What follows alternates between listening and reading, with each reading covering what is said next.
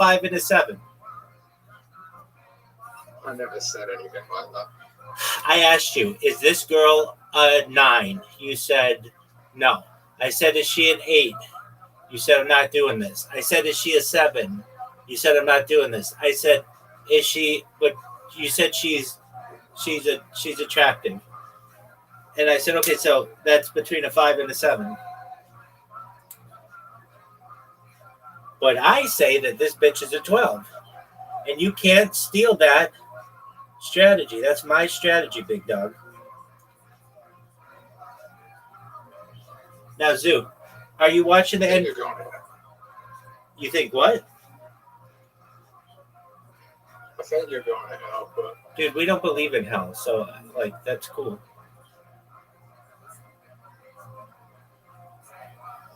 That's a cool story.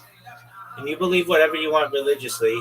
That's kind of an asshole thing to say, just because I want to know scientifically how attractive someone is. That's scientific. That's science. That's about the appeal to people. There's nothing wrong with wanting to know that.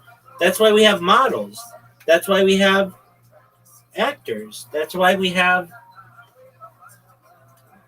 the study of aesthetics, the study of beauty.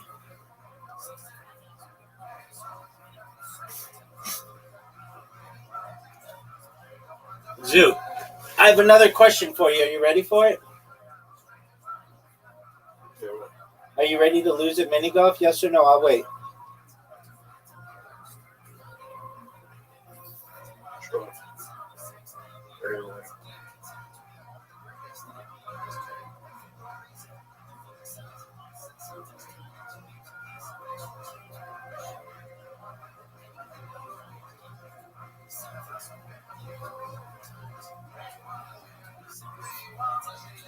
Dude, I just want you to know I'm going to beat you. And so, please, like, don't get upset that you're going to lose right now, okay?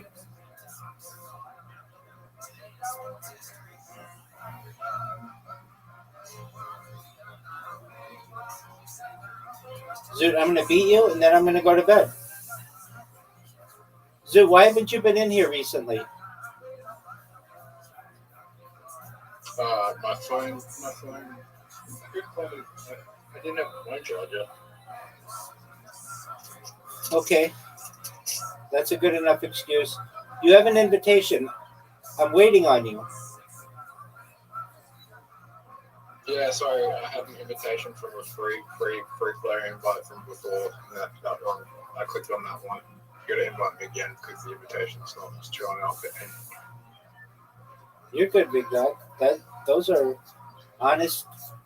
That's all really honest. I appreciate that.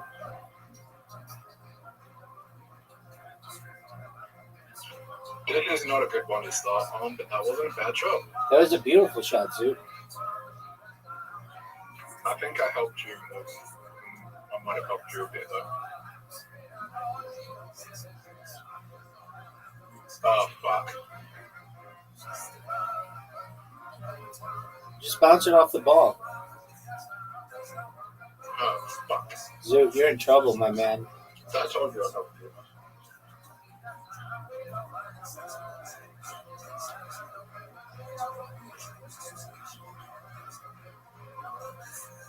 Yeah, so I've got some money coming in for the bottom of the market that I can buy. How do you have money coming in?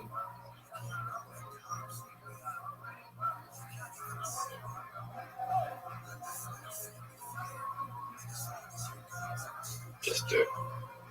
Okay, that's cool. Are you proud of your shot?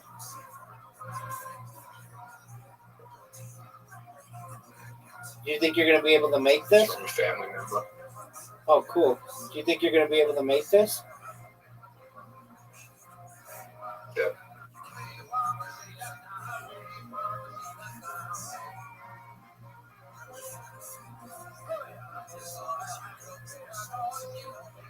Did you get an inheritance?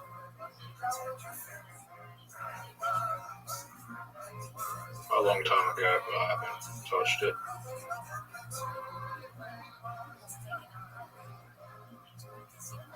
Are you ready for? Are you ready for one of the greatest shots you've ever seen? I got 14,000 reasons why I could get the shot. Are you proud of that shot? That was a 6 out of 10. Do you recognize that I'm beating you and I have a big lead on you? No way. Do you recognize that was the best shot ever? That was a great shot, dog.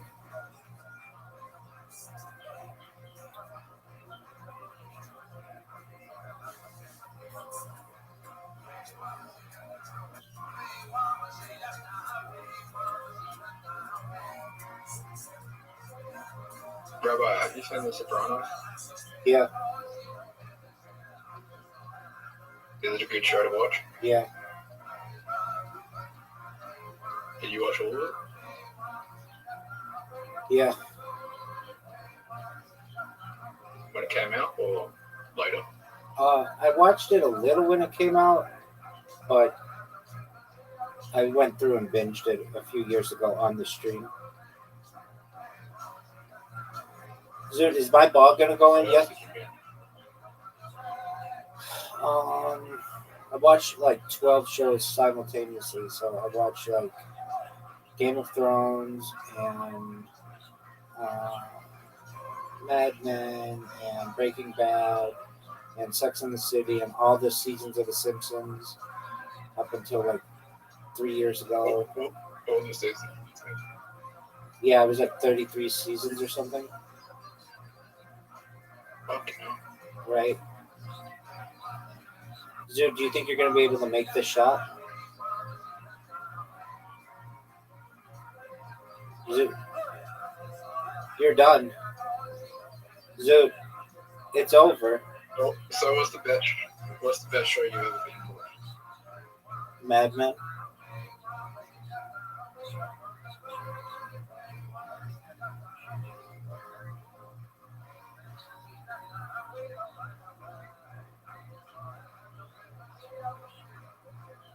What's the best documentary?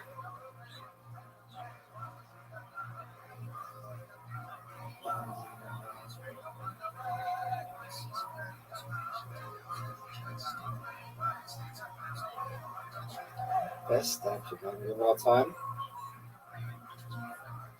Oh, by the way, How did that bitch do on Fistful of Quarters?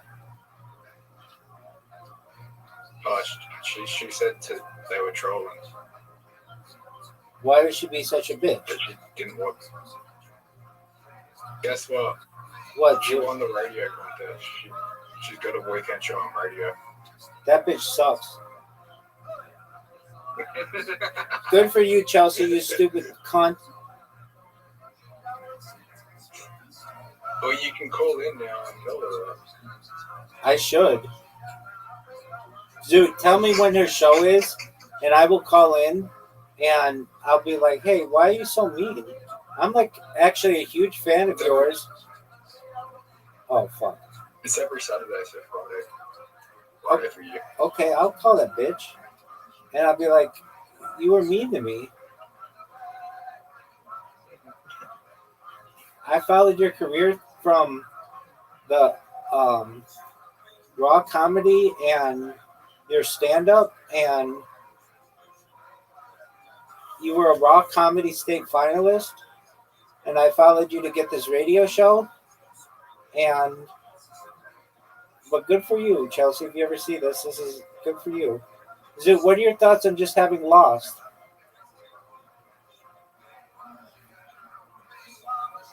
You want to play poker? You want to play bullshit? Yeah, let's play bullshit. That's better than poker. Poker, it's hard to get in the same game. All right, are you ready to do quick play?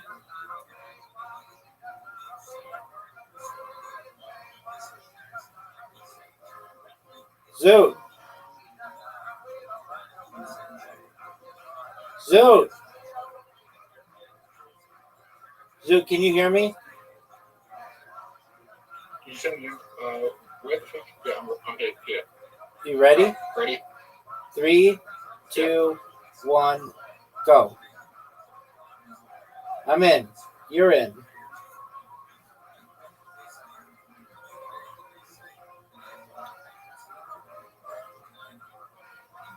I have the best cards in the world. I just won. I'm going to do my impression of you. I just won. I think it's cool. Oh, no, I think it's only treasure.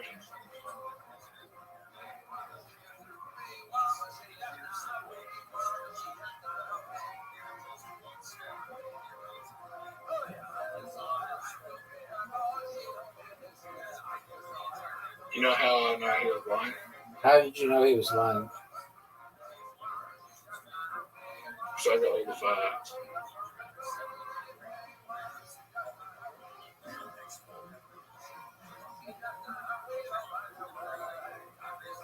I have 2 tens. If you have any 10s, then I'll shoot it. That doesn't necessarily mean that's true.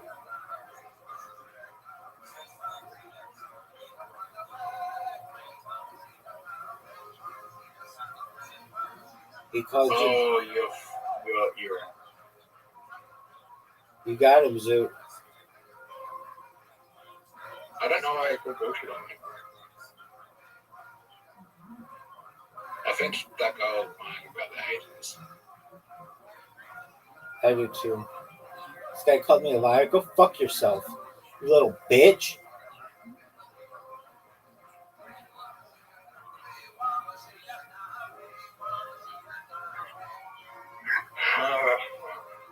He got you, Zoo. Yeah, but a robbery called me out there when I have nothing. I agree. Didn't you have all the He's telling fives? the truth. Yeah, so he's telling the truth.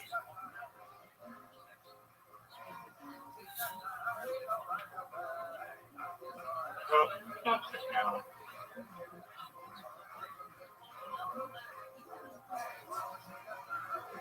Look at all the 7s. Oh, sorry, all the 6s.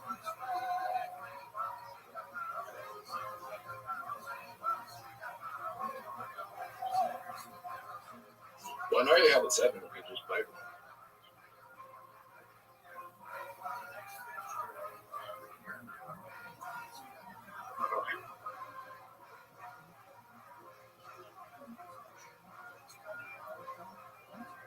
Oh.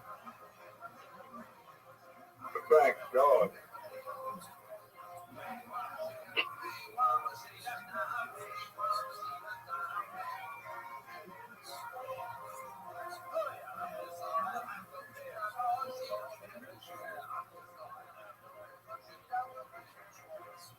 You're bullshit.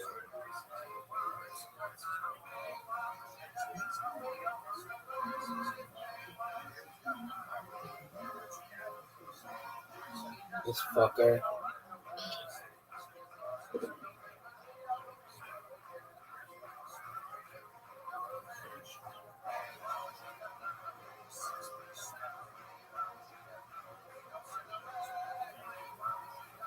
Fucker.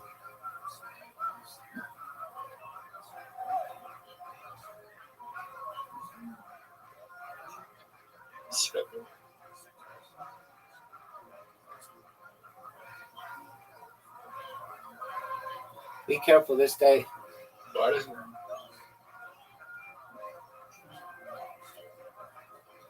Oh yeah. Fuck yeah.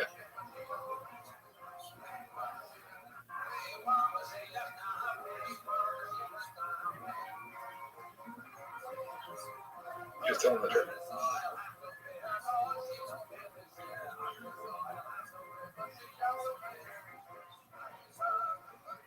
Oh.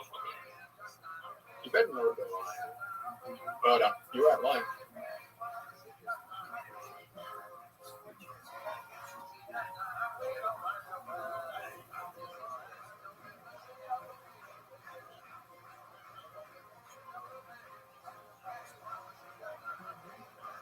Rabbi, is he lying?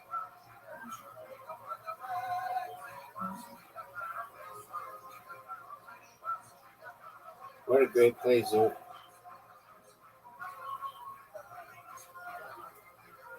course I'm one.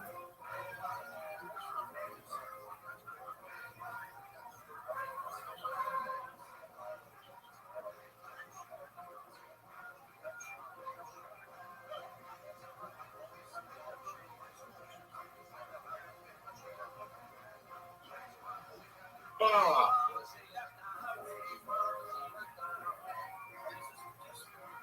Oh, you're telling the truth.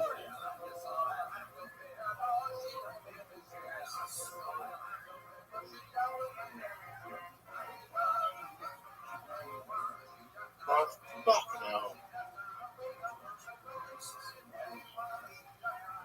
These guys only have one bullet left.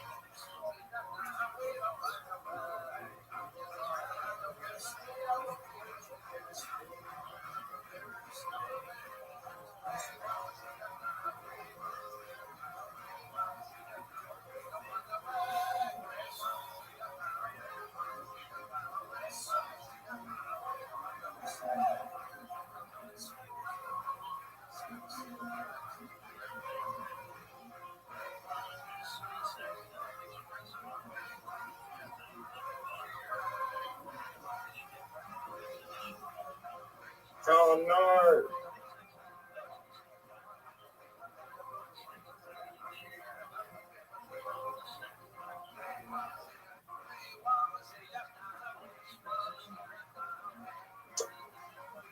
Well, we need to gang up on that crap that they got.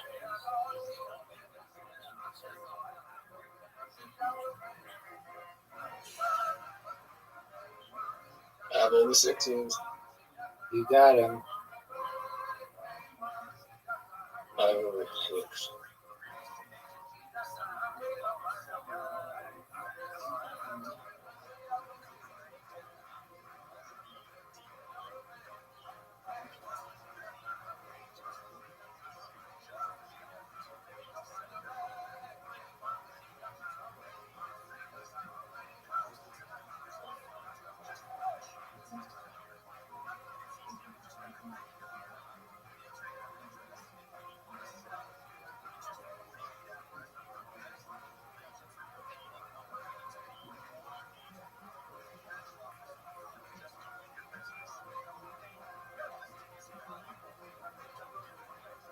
You got him. Yep. Oh, and he's got no bullets left. We're done.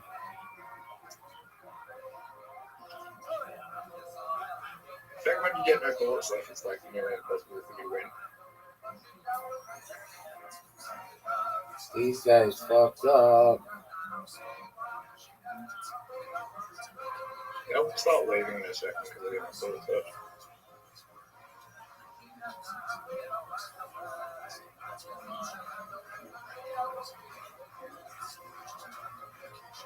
He's telling the truth.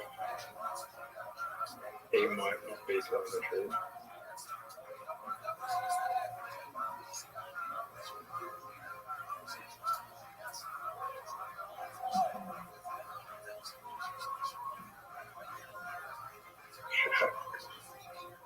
I have 2 jacks.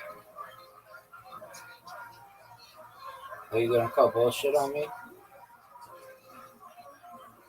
No. Should I trust you?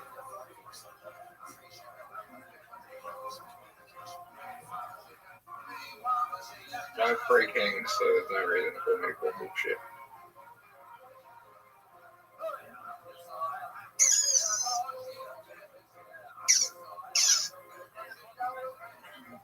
Are you gonna call bullshit on me? I don't want to call bullshit on you. I don't need to.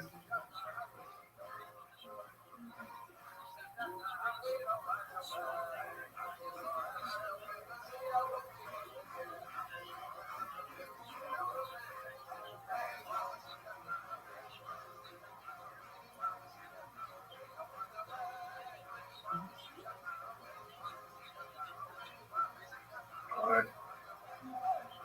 And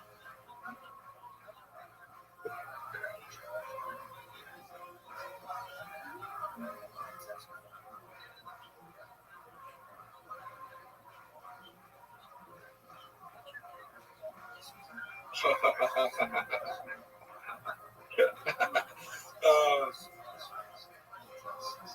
I've never seen that many cards. Same.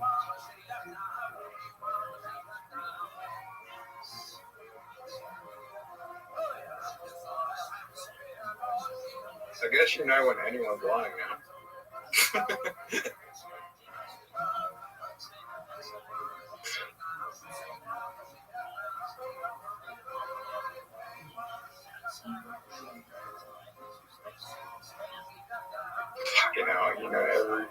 You know every card I have now.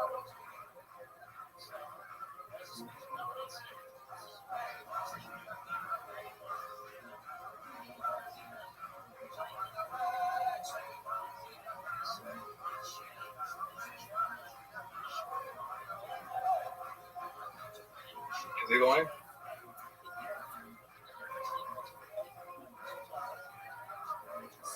Five.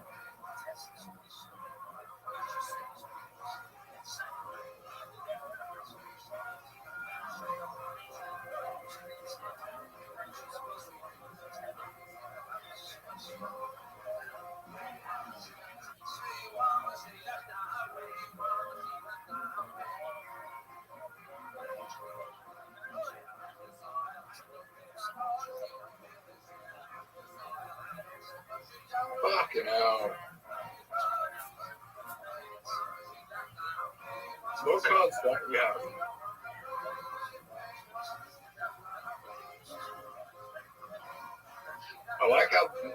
I like how these guys haven't left you yet.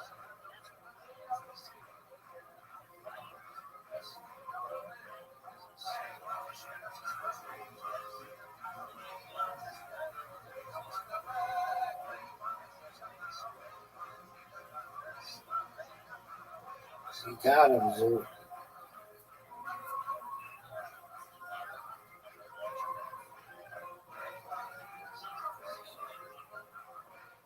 I think he could be lying.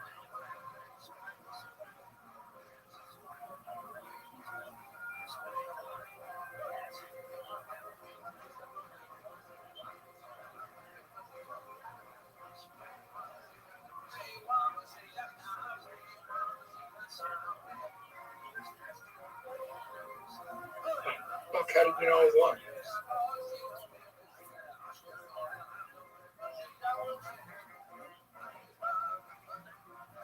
Oh, you had an ace?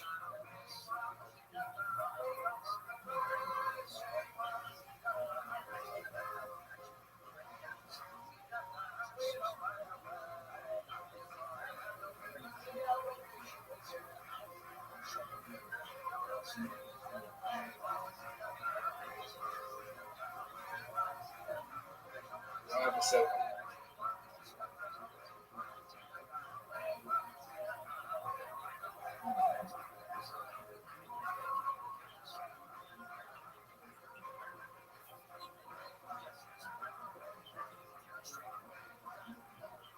Good. King. Alright, I need thumb, not gonna lie.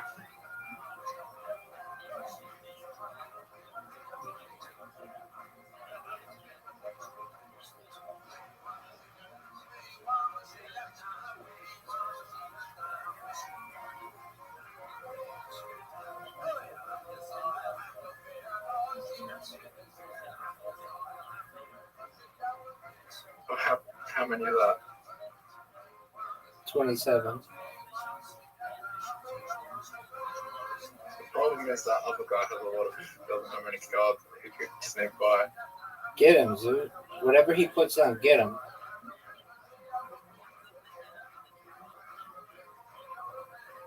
There you go.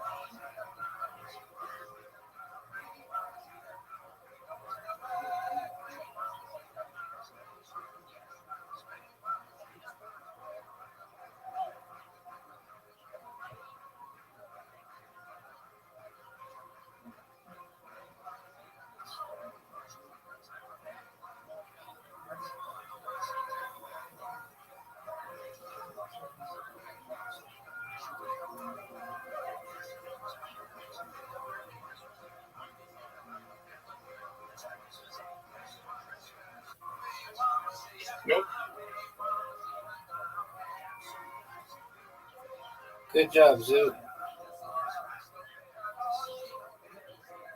The game's kind of boring. Dude, look how many games they've played. 713 and 465. And those games take like 30 minutes a time.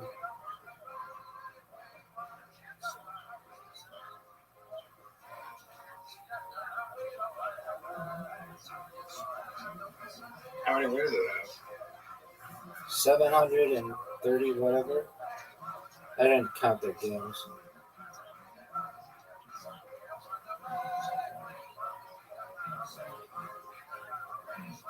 I missed.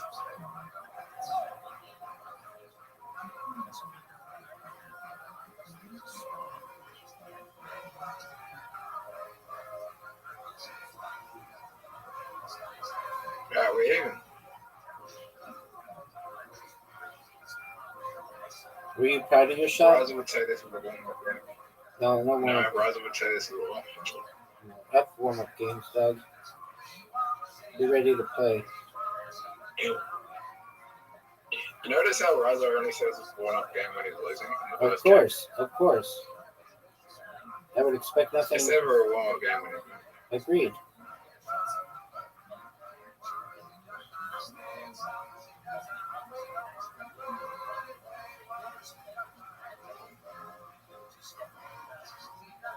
Are you proud of that shot?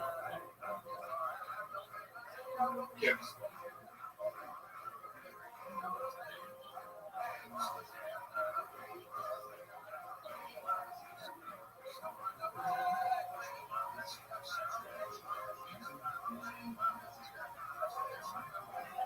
Hey, Rabbi. What up, fam?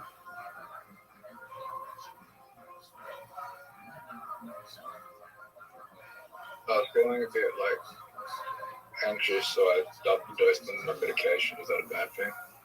You do you. Do whatever your doctor says, baby. I think I'm going to take this one today, but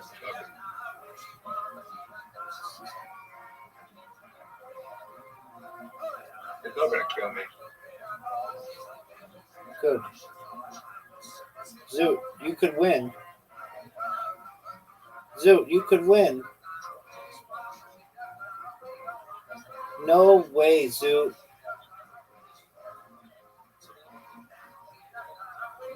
Zoot, this is the most garbage stuff. I have to hit both of these. You still got one. I have to hit one of these. It all comes down to this, Zoot. Hi, bro.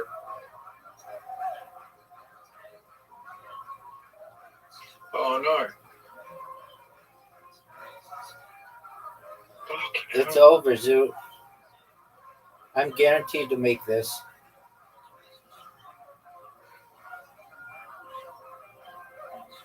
It's over. That was a hot shot. And I won. Champ. All right, Zoot. I'm going to bed, big dog. Thank you for coming in. I've missed you. You are my friend. I care about you. What'd you say, big dog? I'm on Reddit. What are you doing on Reddit? Are you in the Fighter and the Kid subreddit? Are you in the Fighter and the Kid? Why not?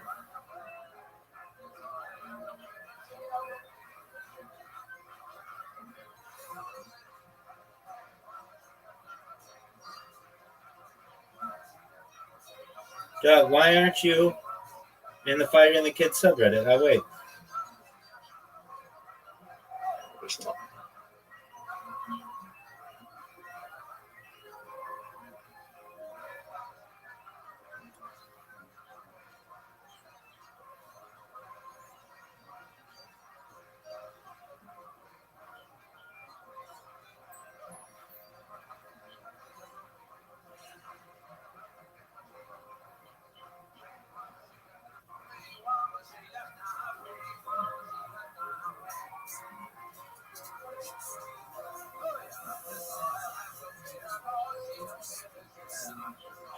Zoot, do you love the Fighter and the Kid podcast?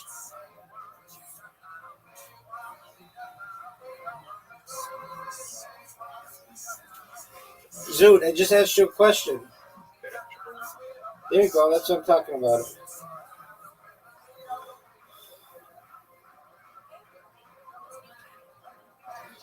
Here's one. I was listening to an Australian rugby.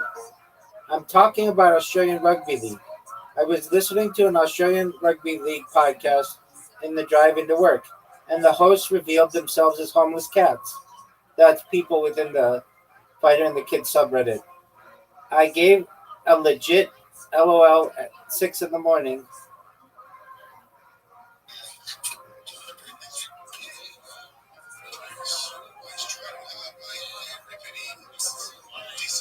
Do you like Australian Rugby League?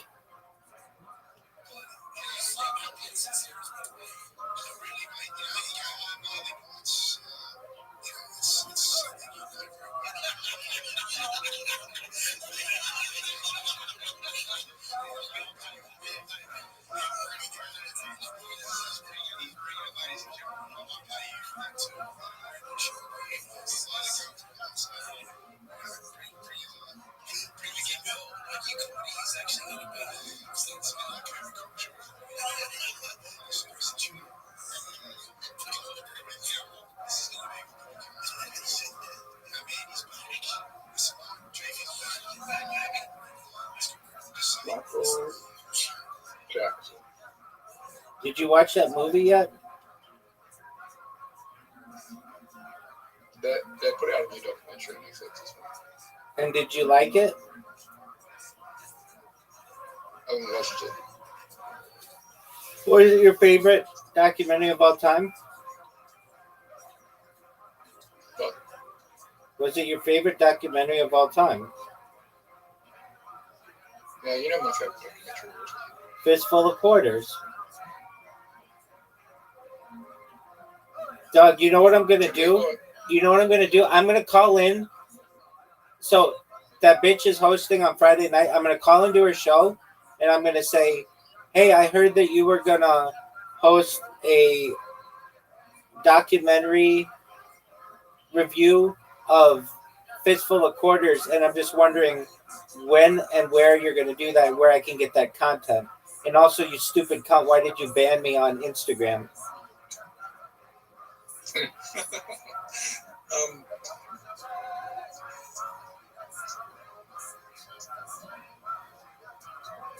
Have you seen my favorite movie? Fistful of Quarters? No, my favorite movie. What's your favorite movie, dog? City of God. No, I need to check that out, big man. It has subtitles. It's a New Zealand film. And it kept your fucking... It kept your attention? It's the best movie of all time. I hear it's good. And it kept your fucking... It kept your... It kept your attention? Yeah. Okay, did you like it more than... They only lost the Oscar because Lord of the Ring and Return of the King was the same year. Right, I remember this. Okay, I'm gonna check it out. Is there any nudity on it? 2003. Yeah, there is. Okay. Does it have any... Does it have anything to do... Well, because if I'm watching, I don't have nudity on my stream. Yeah. Does it have anything to do with the Fighter and the Kid and or Grid and Chop? Nope. Have you ever watched one of their podcasts? Yeah. Did you watch the worst reviewed stand-up special in global history?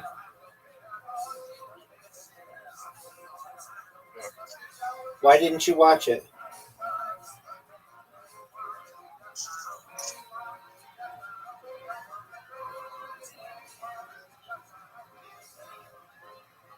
Because I can do worse. Why can you do worse? Well, I can go special as well. What would you do to be worse? Just your best material. Threats of threaten the audience. With more of your comedy. Yeah. Okay. Have you seen the Aaron Chan Netflix special? No, dog. Is it good? Yeah. Is it your favorite thing ever?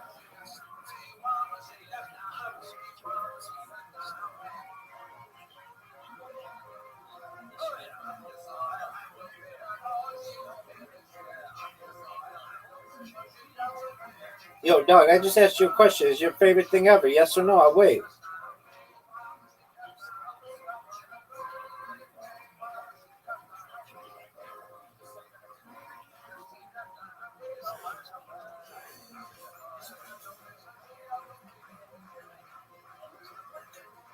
Zoo, is it your favorite thing ever? Yes or no? I'll wait.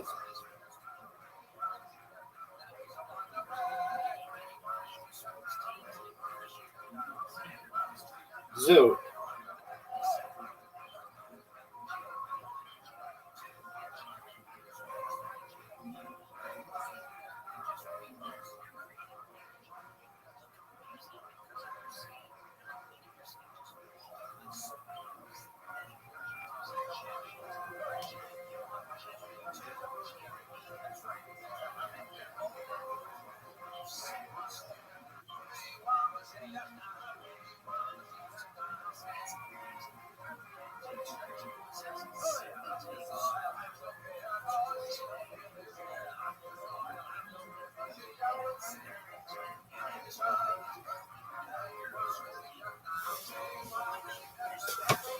Zoo. Fucking abandoning ship. What a bunch of shit.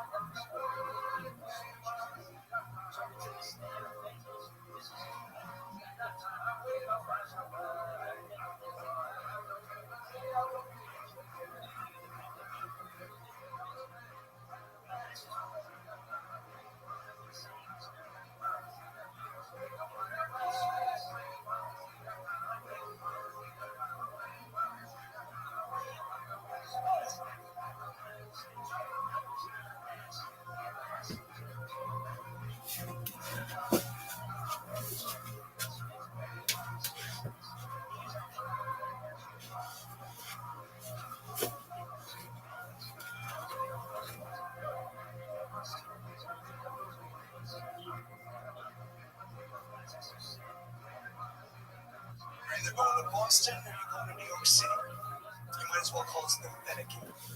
Now, growing up, I was a huge sports fan. Alright, so I was a Boston Red Sox fan growing up.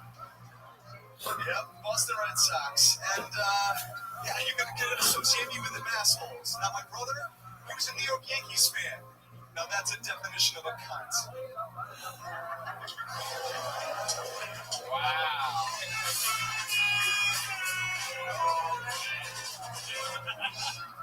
My goodness. Cheers.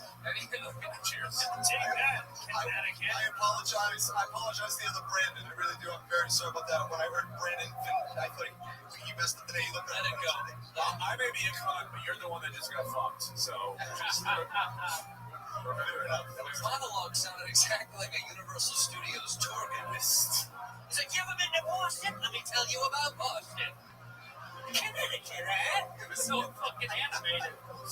Don't rehearse it so much. Yeah. You did, didn't you? Yeah. Yeah, you fucking did. Yeah. No, I like your style, man. I'm excited to have Rob Gronkowski's little brother on this show. I am a Pollock kid. My goodness, how long have you been doing stand-up? Only a little over a year. Only a little over a year. You can barely tell different last names from one another. So a little over a year, originally from Connecticut. Yes. You've been in LA for a while? Yeah, almost 15 years. Yeah, almost 15 years. What have you been doing here? Well, to support myself, I'm a bartender, but acting, voiceover work. Yeah, any acting projects we might know you from? Well, recently I just did a film called The Outpost. It should be coming out at the end of the year. Is that The Outpost? That's about a night with Andy Dick? No, but I did see Andy come in a few times in my bar. Yeah. Yeah? Did he drink when he was at your bar? Yes. Well, it's funny because I have met him when he is sober, and he's a really nice guy. Yeah. Really cool. And then what happened? People will come on and say, oh, he was kind of grabbing me a little weird, or just touching me, give a little hands. Right. But, I mean, listen, nothing ever happened to me. I mean, he was always nice. Feel bad about that. It sounds like like a deposition. I mean, listen, not to me. I just want to make things clear before the judge. Sounds like a guy that's blown a load in Andy Dick's mouth to me. It was always nice to me. I have nothing bad to say about the guy. Why, does he have anything to say about me? There's like a website that tracks all the Andy Dick stories, and there's hundreds of them. I forget the name of it. Yeah, it's called Craigslist. Brandon, you married? Married for how long now? 4.5 years. 4.5 years. When you met her back in, where would you meet her at? Were you at the bar at the time? No, England.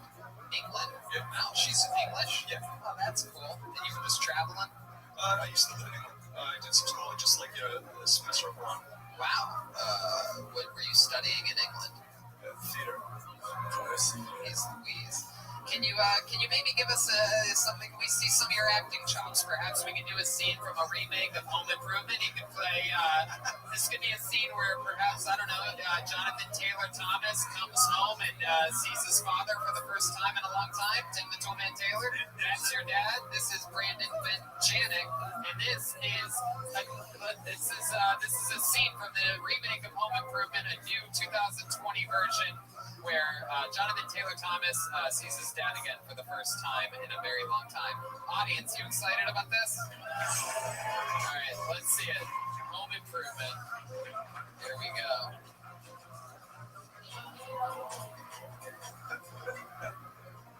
Dad, it's me. I know it's you. You're my son.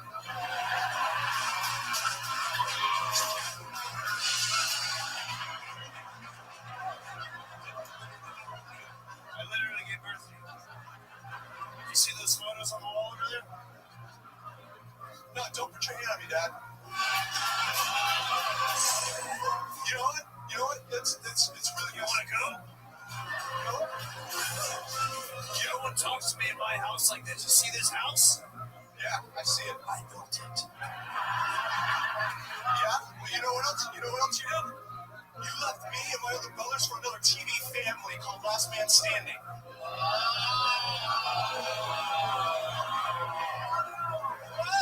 Explain yourself now, Dad.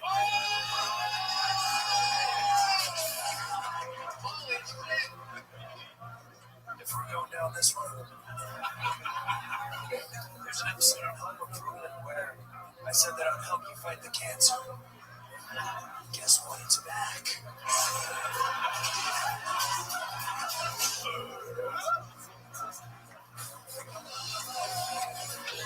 Oh my God.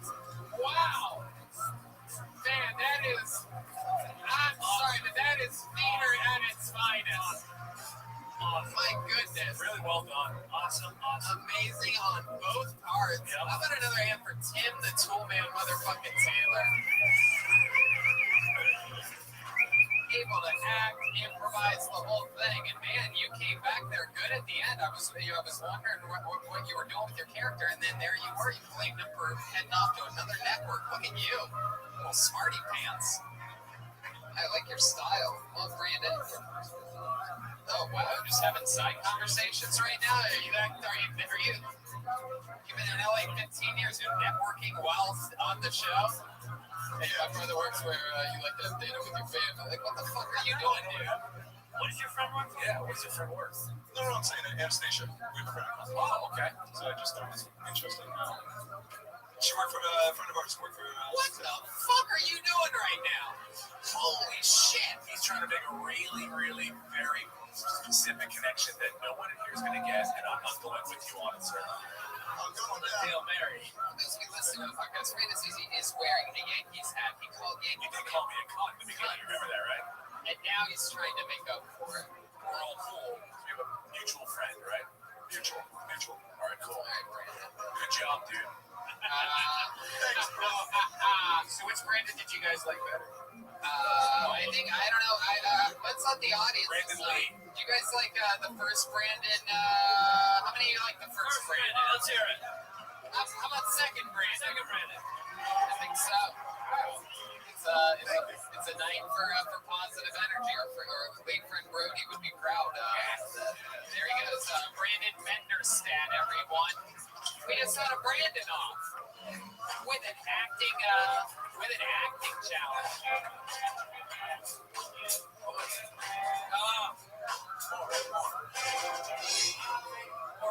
Yeah, there you go.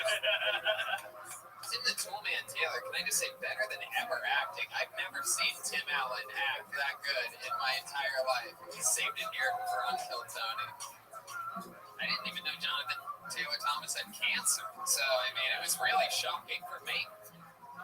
That's just like the research this guy does before the shows. That can see him sitting on his couch watching 800 Home Improvement just to get ready. It's the best. I love it. All right, Joel. Well, I pulled another name out of the bucket, Joel, and you might be excited because this guy's name is Joel Malance. Joel Malance. Joel Malance. Are we having a Joel off right now? From a Brandon off to a Joel off. Hey.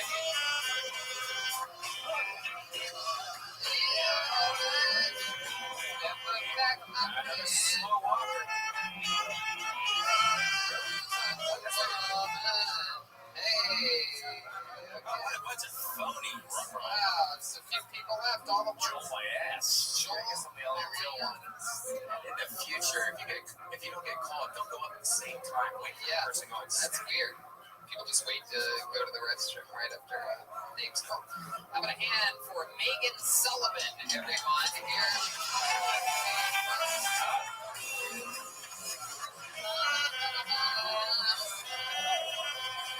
Wow, that was a woman. That was unbelievable. She did a fake. That was unbelievable. People are fucking with us, and I love it. This is hilarious. Is this Megan Sullivan? Who's that? Oh, now we have fake people coming in and out at the same time. She's coming. What the fuck isn't she? Where is she? What? All right, straight from the bat is Megan Sullivan. Here's Waldo. One more time for Megan Sullivan, everybody. Yes, my pants were just down. Look, my grandpa recently passed away. I had to go home for the funeral. It's not fucking funny.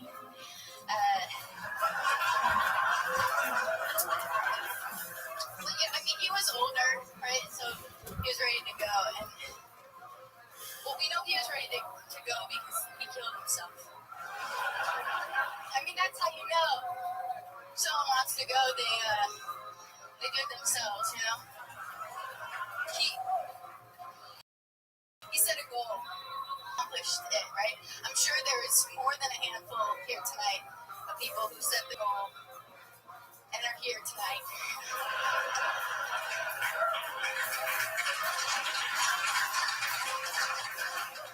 Just clapping away. My grandpa only, he only well, sorry, Grandpa.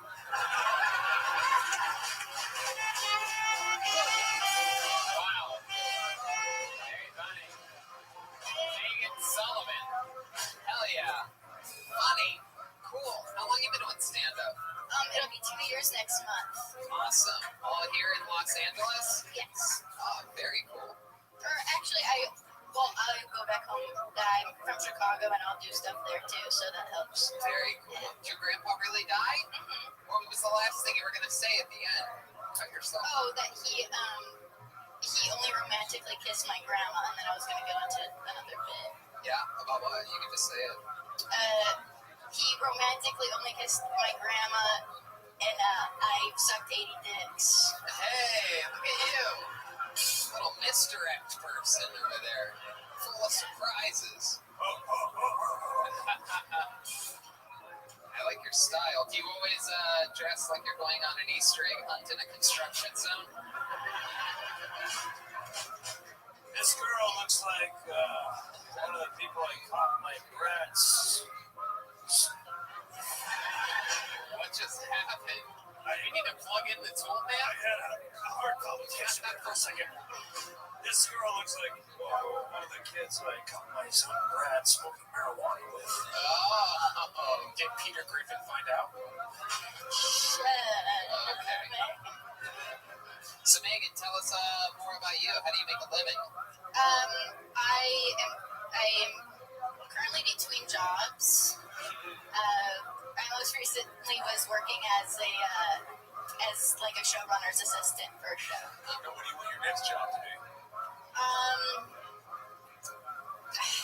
I've been kind of rolling around with that. I didn't know what else, and I got nervous. Would you like to be the new Bedford Tool Girl? Oh shit! Yeah, actually. Heidi just had a baby. Yeah, that would be sick. Yeah. seem so cool. Tell us more about you. Like, what do you do for fun? Like, you seem like a hip girl. This is my grandpa's sweater. Oh, yes. So that's what that smell is. Did he really kill himself? No, well, he had morphine injected, right? So that's assisted suicide. But you can't tell him this. Like, he was told by the You can't tell him this. priest that what he was doing was morally sound. And, but I honestly do think it's assisted suicide. So, but anyway, what do you guys think? So there's some confusion as to whether or not it was. What's your stance on it? What? What do you think? Was he suffering or anything? He had cancer for a long time. He was having a hard time breathing. Yeah. In my years of being married, this is a trap. My goodness. Is Grandma still alive? She is, yeah. Yeah. So they got to be together at the end. Yeah. That's exciting. How's she doing now? How's she holding up? Uh, Yet? She's not. We got to. Wilson. That's one thing Megan will not joke about. Her grandma does not take black dudes. No, I'll tell a joke about a black dude. No, I won't. what was the... Wow, tip the tool, man. What's your history with black people? I mean, what's going on over there? Is they breaking your shit? We'll be right back after this. Wow. Megan, what else? You're in your grandpa's sweater. What do you do for fun? You seem like you know where the skating rink is or something like that, right? I wish. No, I don't really skateboard. I watch documentaries. Yeah. I love comedy. Yeah. I said that in an interview once, and I saw myself lose the job. Yeah. What was that job for? It was to work at Blumhouse, which is like a horror place. Yeah. Yeah, you told an entire different genre. Do you like another genre? And then I tried to connect it back. I was like, horror and comedy are really similar. You try to build tension and get an audible response. I mean, I saw my bed. Here's validation. Thank you very much. Exactly. Yeah. That's that reminds me of recently I had a meeting with Comedy Central, and I was like, I love horror, and they're like, we have Amy Schumer, you're gonna love it over here. No, I'm kidding, guys, that was a joke. So it's not just riffing, guys. The comedy podcast. No, they said that. They said Amy Schumer's a horror. Al, I think your mom's calling into the podcast. Oh. His mom's a pig. Well, Megan, that's so fun. My goodness. How long of a set do you usually do? Like, what's your comfortable time? I feel comfy. I feel very comfy at 8. 8 minutes? Yeah. It's honest. How about you? I got 30 minutes. You go, really? I love That's it. doing at 8. Like, I love what I'm doing at 8. No, 8 is good. I think that's an honest answer. People think they have more material than they do. I thought that was honest. Anything else from Megan, guys? Wilson, what are you doing behind that fence back there? Well, I'm glad. Honestly, I've never been more happy to be hidden by something. Anything else from Megan, gentlemen? Very nice. Great job. Thanks. That's nice. I think you guys are great. You're the best comic we've seen by far in a long, long time. Really? That's fucking great. Oh my God. Here she goes. Look at it, Megan Sullivan, everybody. Go back to the bathroom. Finish your shit. There we go. On to the next one we go. How many of you like it when comedians do good on this show?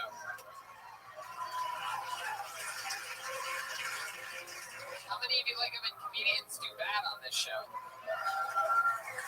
this is a pretty nice crowd tonight. It's an interesting one. A bunch of nice people here. It's a real wholesome group.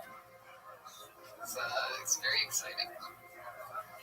Pull another name name out of the bucket. This sounds like a powerful name. Look at this shit. Can you believe this? This real? I'm excited to see this. Make some noise for Octavius Thunder. Oh, here he is.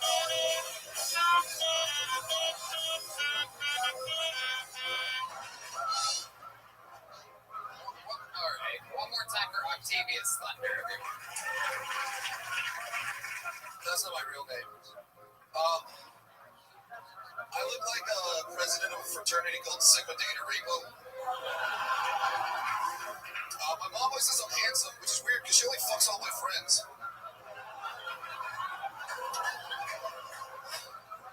My dad used to play catch with me when I was a kid. Catch these hands. Used to beat me. I think I finally found the one. I met her on an abusive relationship dating site called eHarmony. And she's like a hardcore Christian, but she's also into bondage, so every time we have sex, she likes to nail me to a cross. But I think she's the one, so I'm going to try to get her pregnant, because there's nothing more intimate than going through an abortion again. I do think abortion is murder.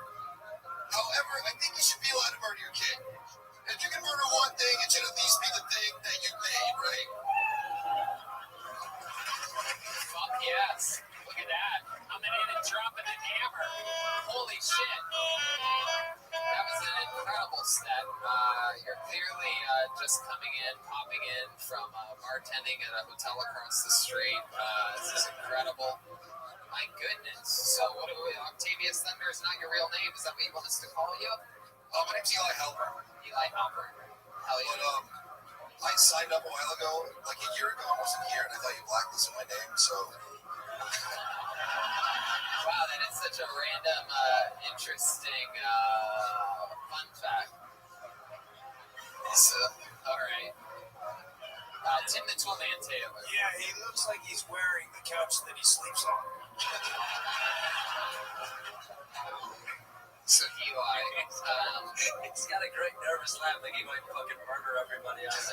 He's like, it's like writhing inside. I've been asked by girls a lot if I'm a serial killer. Like before they go home with me, they're like, "You're not a serial killer, right?"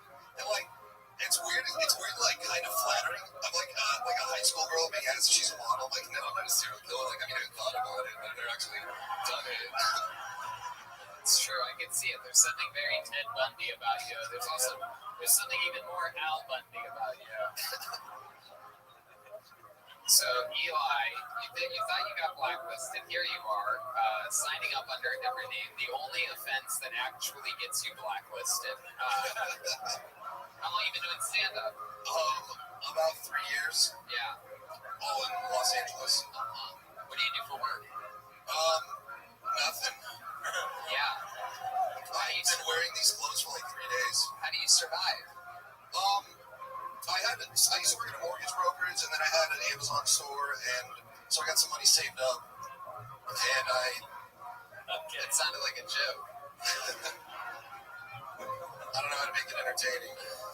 What were you selling at your Amazon store? Action figures? What? What were you selling in your Amazon store? Ayahuascas. And that was it, Tony. That's where he snaps, right there. Yeah. Action figures. What the fuck do you think you're talking about? Right. So what were you selling in your Amazon store? Kitchens. I made a shit ton of money off fidget spinners. Remember when that was a thing? Yeah. And then it stopped being a thing like that. Yeah. 2 weeks. How many fidget spinners do you have in storage facilities around? I just got rid of 1,500. Oh my god. I couldn't sell them for. I was trying to get like $100. Who's even buying them? Would you think the fidget spinner market was never going to burst? You know, This is it forever. Yeah. Everyone's going to want one of these. They're never going to not want to fucking snare Babies, your moms, fingers. dads, dead people. One day they're not even gonna have currency. It's just Well, gonna be that's fidget spinners. Bitcoin, fuck that. You heard of fidget spinners, dog?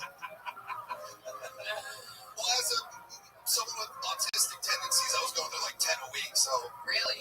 You have autistic? Prove that. When you say autistic tendencies. Can you give us some examples of what else you think your autistic tendencies might be? I don't know. I think it's just an excuse to be an asshole. I used to Oh, say, no, that's weird. Sorry. And do you have like when do you do that? When do you ever need to fake that? Fake diagnosis. I don't know if I'm losing an argument for being an asshole. Right. You go Like, straight I up have Asperger's. sorry. Wow. Instead of losing the argument straight up. I'm retarded. Don't be mad at me. Wow. That's impressive. How old are you? You seem like a stepson and a stepdad at the same time. I don't know. You have like more It steps. seems like you abuse yourself. And you seem like a pedophile and also a victim of a pedophile. Yes, no, you're right. That's actually true. open up that fucking box, you're gonna get fucking day for you, bud. What do you mean? This would be the So do you, though. You like, yes. So very good. I actually am a pedophile victim, so that hurt. yeah, how do you feel about that? Yeah, that's the sound. I got molested by a dog when I was a little boy. You feel good about It that was now? You brought up trauma. I don't want to hear us talking and torture, but I'm like a crying child. Okay, Eli. So tell us more about yourself, Eli. What else about you? I travel a lot. Where do you go? How? Yes, how? Usually by Basketball. Fidget spinner money. Your fidget spinner Amazon store is floating your travel around the world? Yeah, man. Really? Yeah, I went to Thailand for like 3 months and I spent like $3,000. You're the first guy that I think went to Thailand on a bird scooter. I'm just gonna let you know. Incredible. Thailand for how much? 3 months. That's when I decided to start doing comedy. I was on like a 10-day mushroom binge, and then I accidentally fucked this guy for like 5 seconds. There you go. Happens all the time in Thailand. Yeah, no, I went there and I'm like, I'm not gonna be another statistic. No fucking way, not me. You can't with all my fidget spinner money. And You can't fuck someone for 5 seconds. I thrust it, and then I was like, wait a minute, her shorts are still on. She didn't charge me money. her shorts are still on. They were like down to here. Yeah. So what did you see? I didn't see. Okay. Okay, put rodeo right. Let her I was like 5 pumps in. 5 pumps in. Okay, maybe rounding down. On the second. Yeah. And then The condom break. This guy's a bump. I felt like a 360-degree like rectal clamp. Yeah. That's And I was like, and then I just jumped out and I was like, let me see your fucking pussy. Which I think Hold on a second. Hold on. Tim, do you have one of those? Do you have a rectal clamp on your tool belt there? It's got a big block Chevy 454 engine attached to it. Okay, and go ahead. which is a reasonable question to ask someone that you're having sex with. Did you were in condom? Yeah. Oh, you were. Okay, bro. Yeah, 100%. Was it one of those condoms that you only wear when you're on mushrooms and only you see it? It broke on the This bitch was fucking ugly. That's why I knew she was not. That's why I thought she was a girl, because she's so ugly. I'm like the hottest girls in Thailand are guys. Wow. Earning a lot of stripes with the ladies, I see. You're saying she was so ugly that she had to be a man? No, she had to be a girl, because the transgender. All the hottest women in Thailand are the guys. Take it away, Red Man. Wow, yeah. It's actually simple math. We're going to our chief Thailand correspondent, Brian Redman. We're going live with Brian. Always, did you end up hooking him up with any women? Like, Yeah. how much would that cost? 10, 50 bucks? You can get a free fidget spinners. You can get a great massage for like $6. If I massage, I just mean massage. You get a hands-on for an extra Man $5. Taylor. Yeah, I think you just need to own the fact that you're gay and not autistic. My goodness gracious. Have you gotten an STD test since coming back from Thailand? Yeah, several. Really? I've never had an STD. My That's the leaf. I don't either. You look like the OxyClean guy. This guy. You got that Penang. Man, I look like the Oxycontin guy. Yeah, that's funny. All right, cool. Take that. You can have it. Brian's dying of laughter, I guess. Ryan loves this guy. You guys, it's like it's fine. This is a guy that Ryan can relate to. You know, they go to take trips. They'll put their dick in anything, basically. This is the before and after weight loss commercial. Well, there you go. Well, Eli, you did it. You're not blacklisted, and you had a great set. Can I plug my podcast? No, here we go. I've already been plugged, dude. My goodness, you're It's Monkey Podcast. What are you? just can't get enough. It's called Casburgers. Sorry. It's on the internet forever now. But thank you so much. There you go. There he is.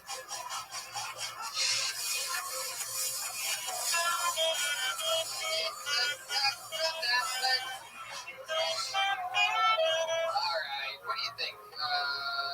Go back to the bucket or get our regular up here? What do you think? You want to go to the regular? Let's do it. You guys like regulars? We have a guy that writes and performs a brand new minute every single week.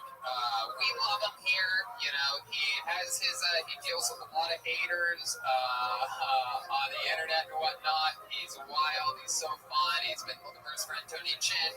Ladies and gentlemen, make some noise for the great and powerful William Montgomery. Everybody, here he comes. He's in the flesh.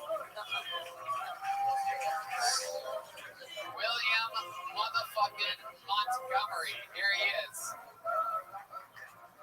Come on, make some noise for William, everybody.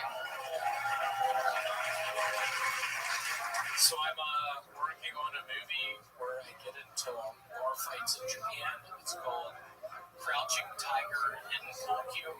I'd like to give y'all just a little taste of that. Hold on, Yoshi, where's my pool cue? Try to fight someone.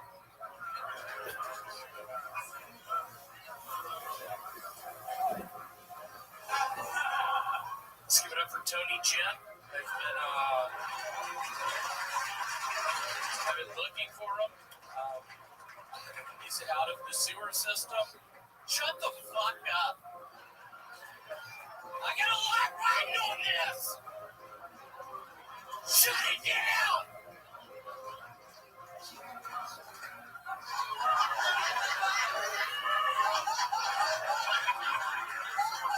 So they have a Rosetta Stone for deaf people now, which is cool because my uncle's deaf. I would like to give y'all a little piece of that movie. Hold on, Yoshi, where's my pool cue? See, it scares me. I thought that was probably going to be the biggest laugh of tonight.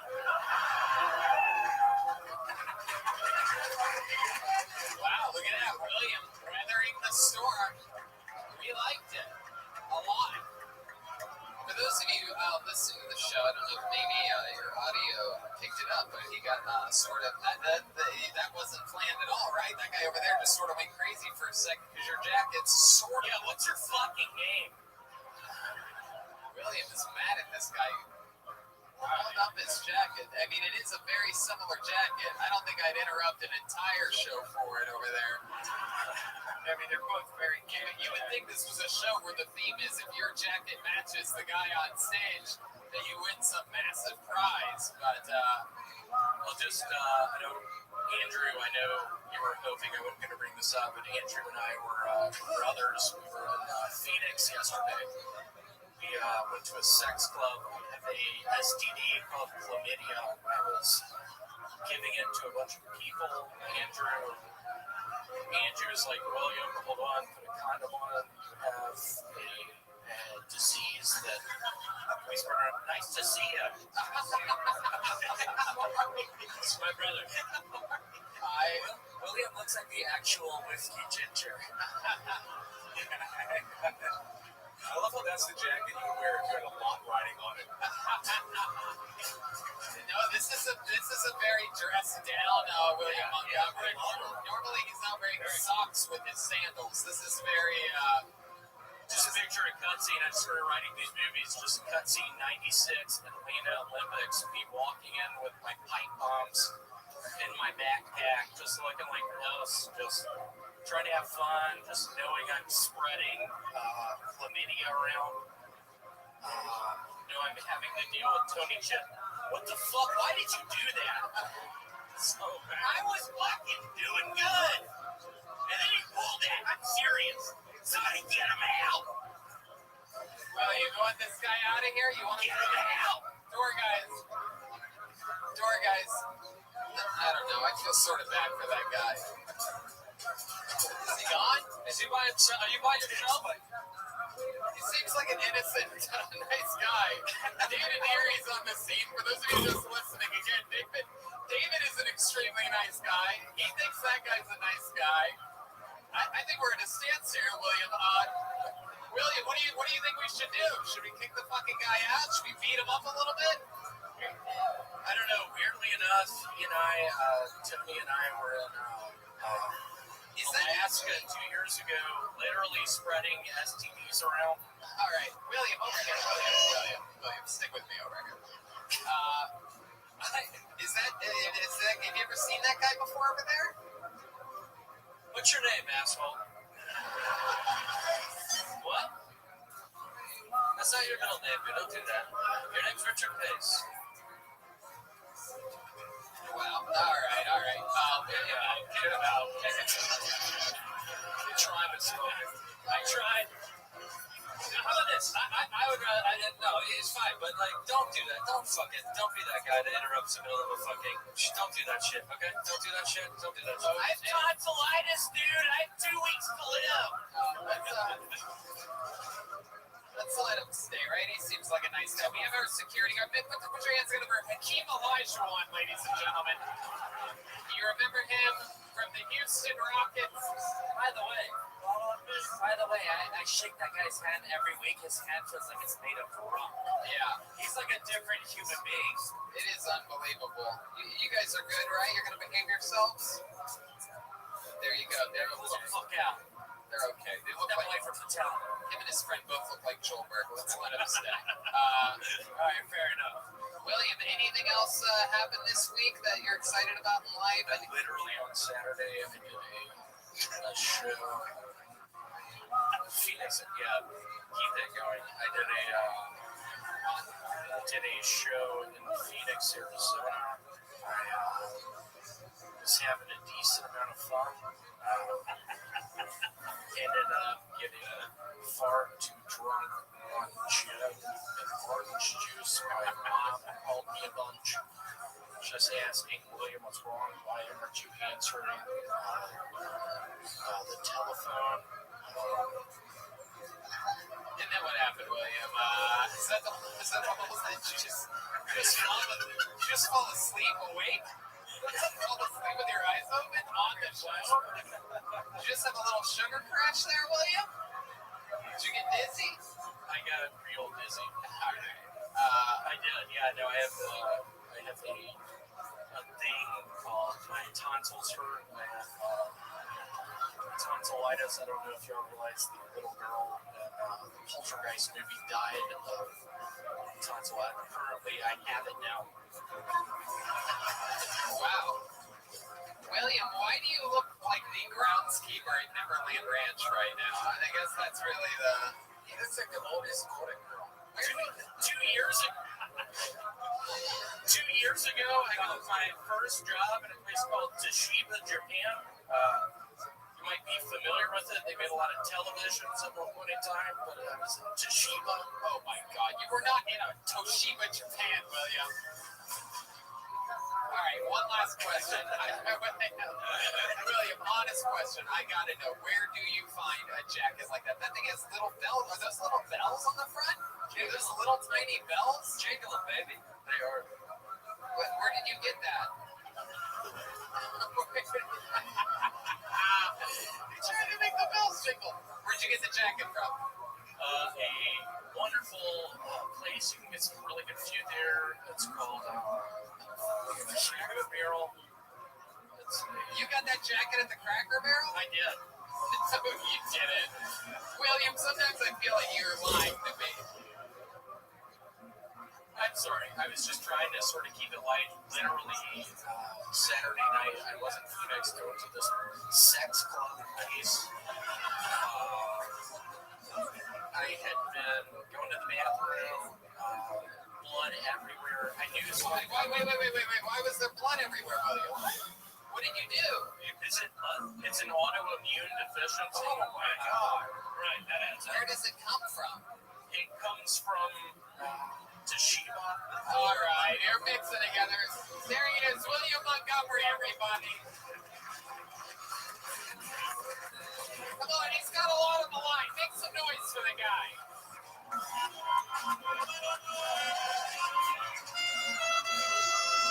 What do you guys think? Should we go back to the bucket again, huh? I love William. Oh, geez, that's sort of secret. We'll do it anyway. I can hear the thousands and thousands on, wow, look at that. Hello, greetings to the, a lot of people watching on YouTube right now.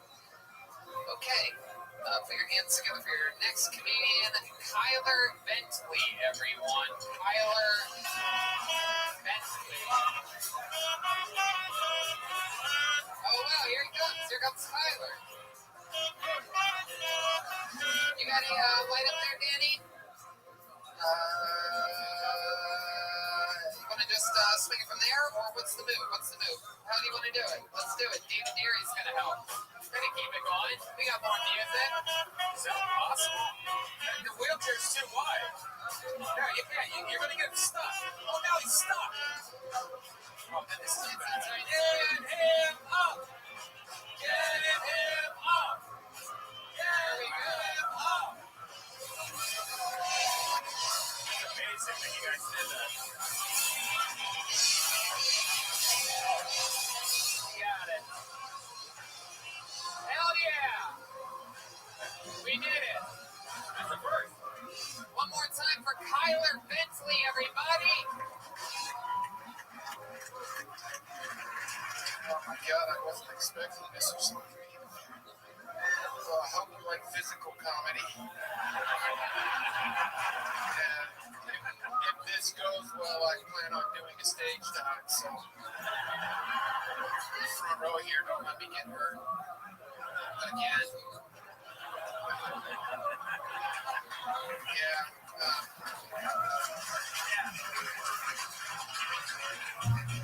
People always ask me all the time, how do you get hurt? If you don't mind me asking. And they always word it that way.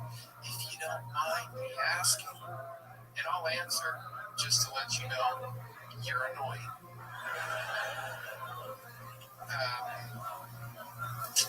I just moved into a senior living facility. And I met a woman. Yeah, I did.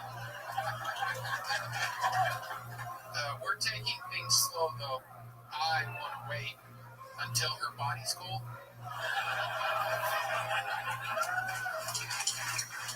Here you go. It's a minute from Kyler Bentley. Kyler, welcome to the show. This is your first time on. I remember you. Yes, sir. I think this is the first probably wheelchair on stage ever. Yes, it's the first ever wheelchair on the stage in this room. We have had wheeling and dealing. But even San Diego, we're on this side of the stage. I was up in the belly room. You were the first to get up here. The bad news is we have no idea how you're going to get down from here. You might be here next week too, because you might just stay here. We'll be like chicken fingers and French fries. That's all they have to eat here at the comedy So store. for the stage dive, the comedians are going to catch me too. What the hell? Physical comedy. I love it. Kyler Bentley. Is that your real name? That is my first and middle name. Oh, okay. Why Bentley? Does he have wheels?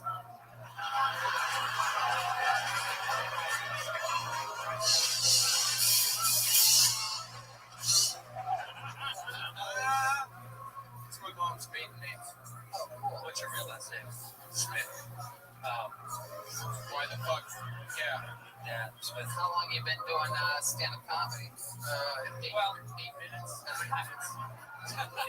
This was your first time ever on? No, I've done maybe 5 times. Open mics. You've only done it 5 times? I've been doing it about a month. Really? Wow, incredible.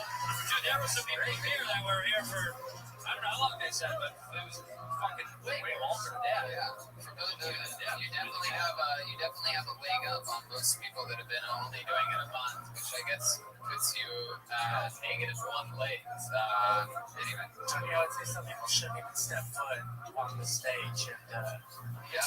you really did that tonight. Anyway, you're not enjoying any of those. Yeah, he doesn't like those, huh? You like those? What? You like those jokes?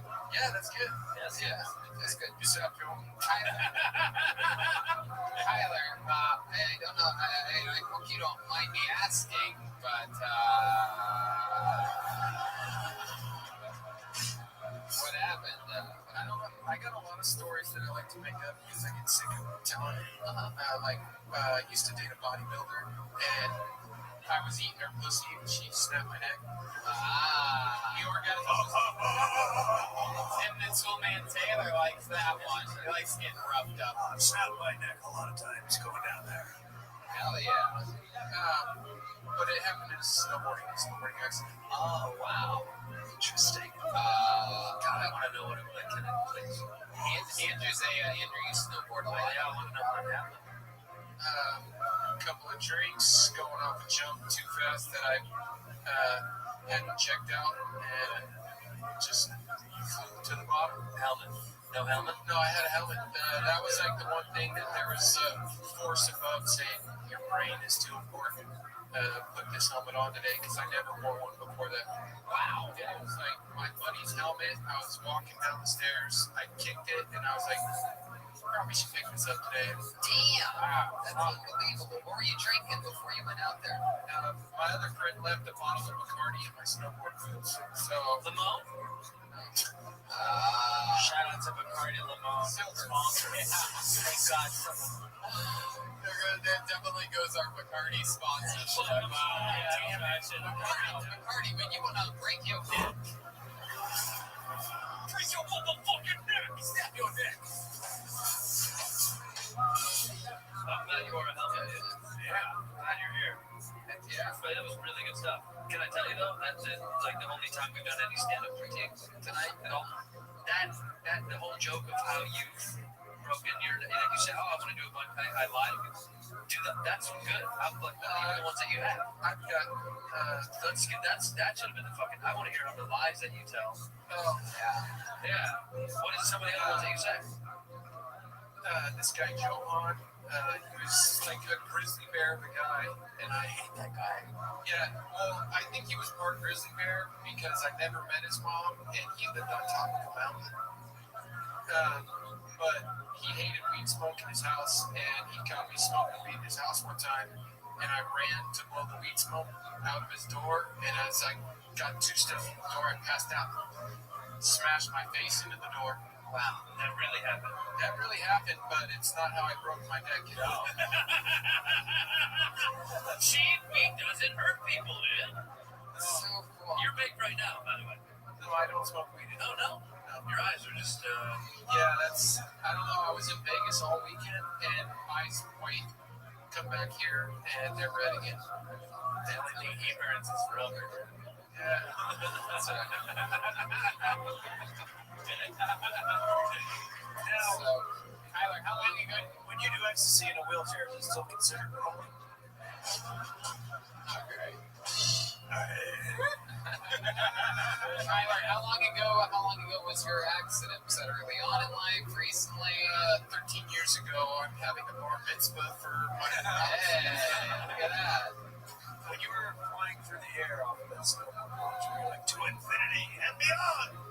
Wait, why would he do that? It's another Tim Allen character. Really?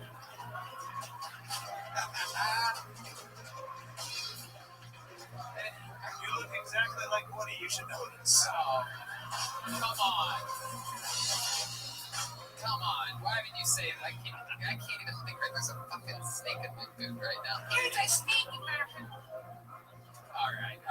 So Kyler, 13 years ago, how does that go for you? Were you very depressed for a while? Like, still? Were you amped about it when it happened? Yeah, I'll psych for you at the end.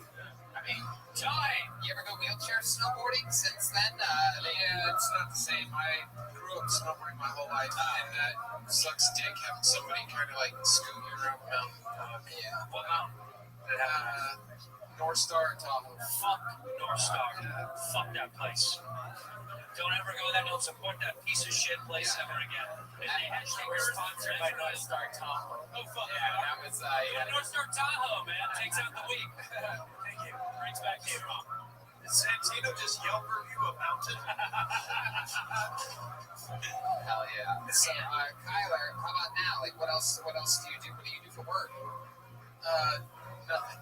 You do nothing, right? You basically get to do nothing after that. Did you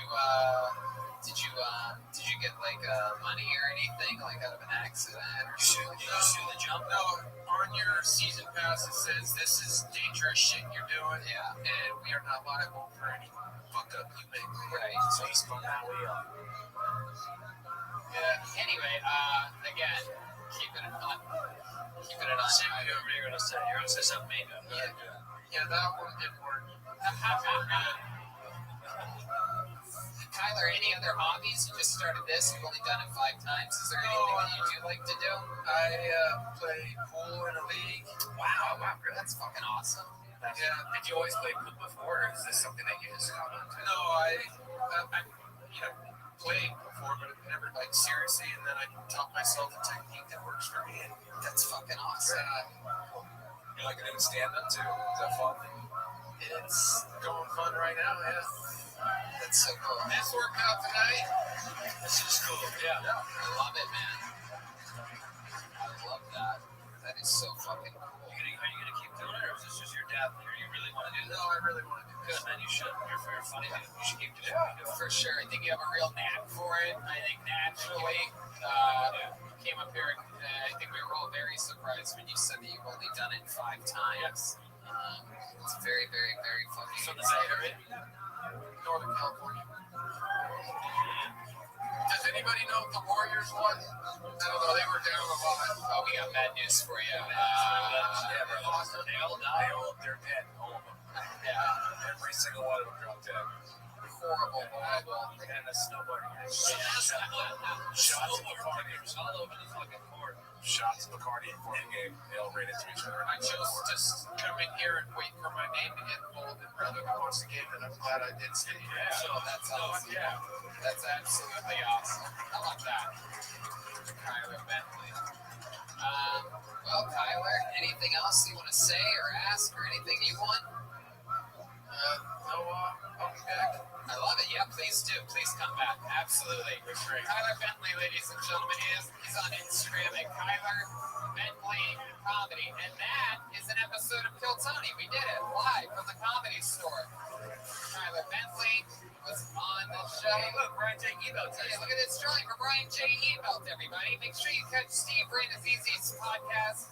What's the odds? Live every Wednesday at 2 p.m. on YouTube, All Things Comedy, and yeah, he's at Cops this weekend, Cleveland Polarities next weekend. How about another hand for Steve Renazizi, everybody? Andrew Santino's got Whiskey Ginger available on all platforms. Vegas this weekend, and Raleigh Good Nights next weekend. How about another hand for Andrew Santino, everybody?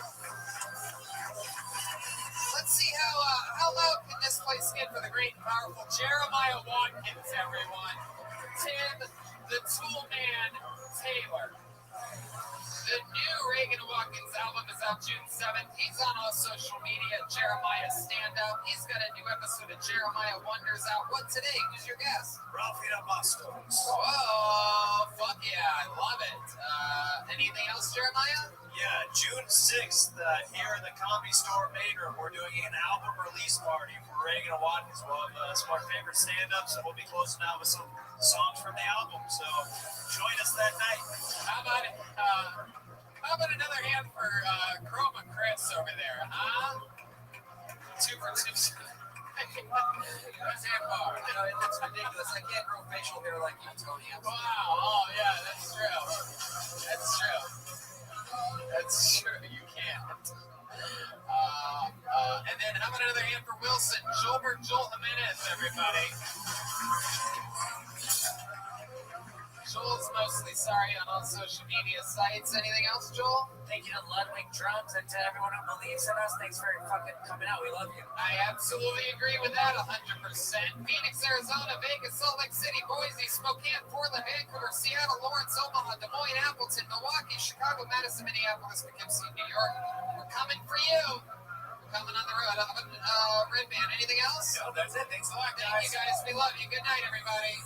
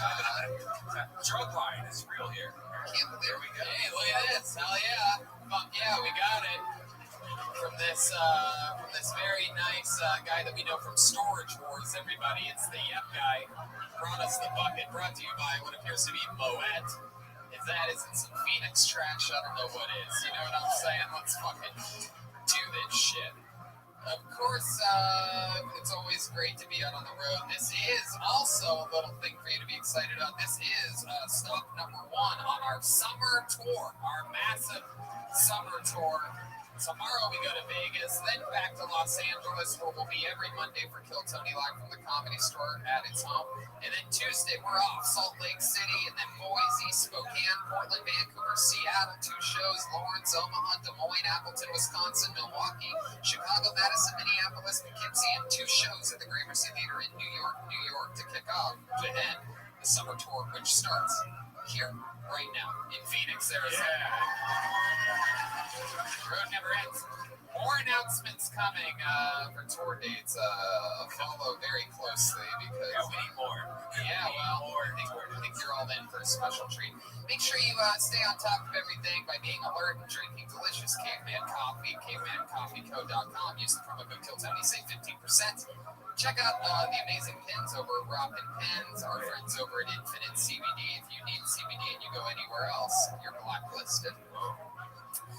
New Reagan and Watkins album comes out June 7th, and we have posters for sale. You're also the first city that has the opportunity to buy the summer tour poster, which was, I believe, up on that screen earlier. Did you guys see that cool poster, huh?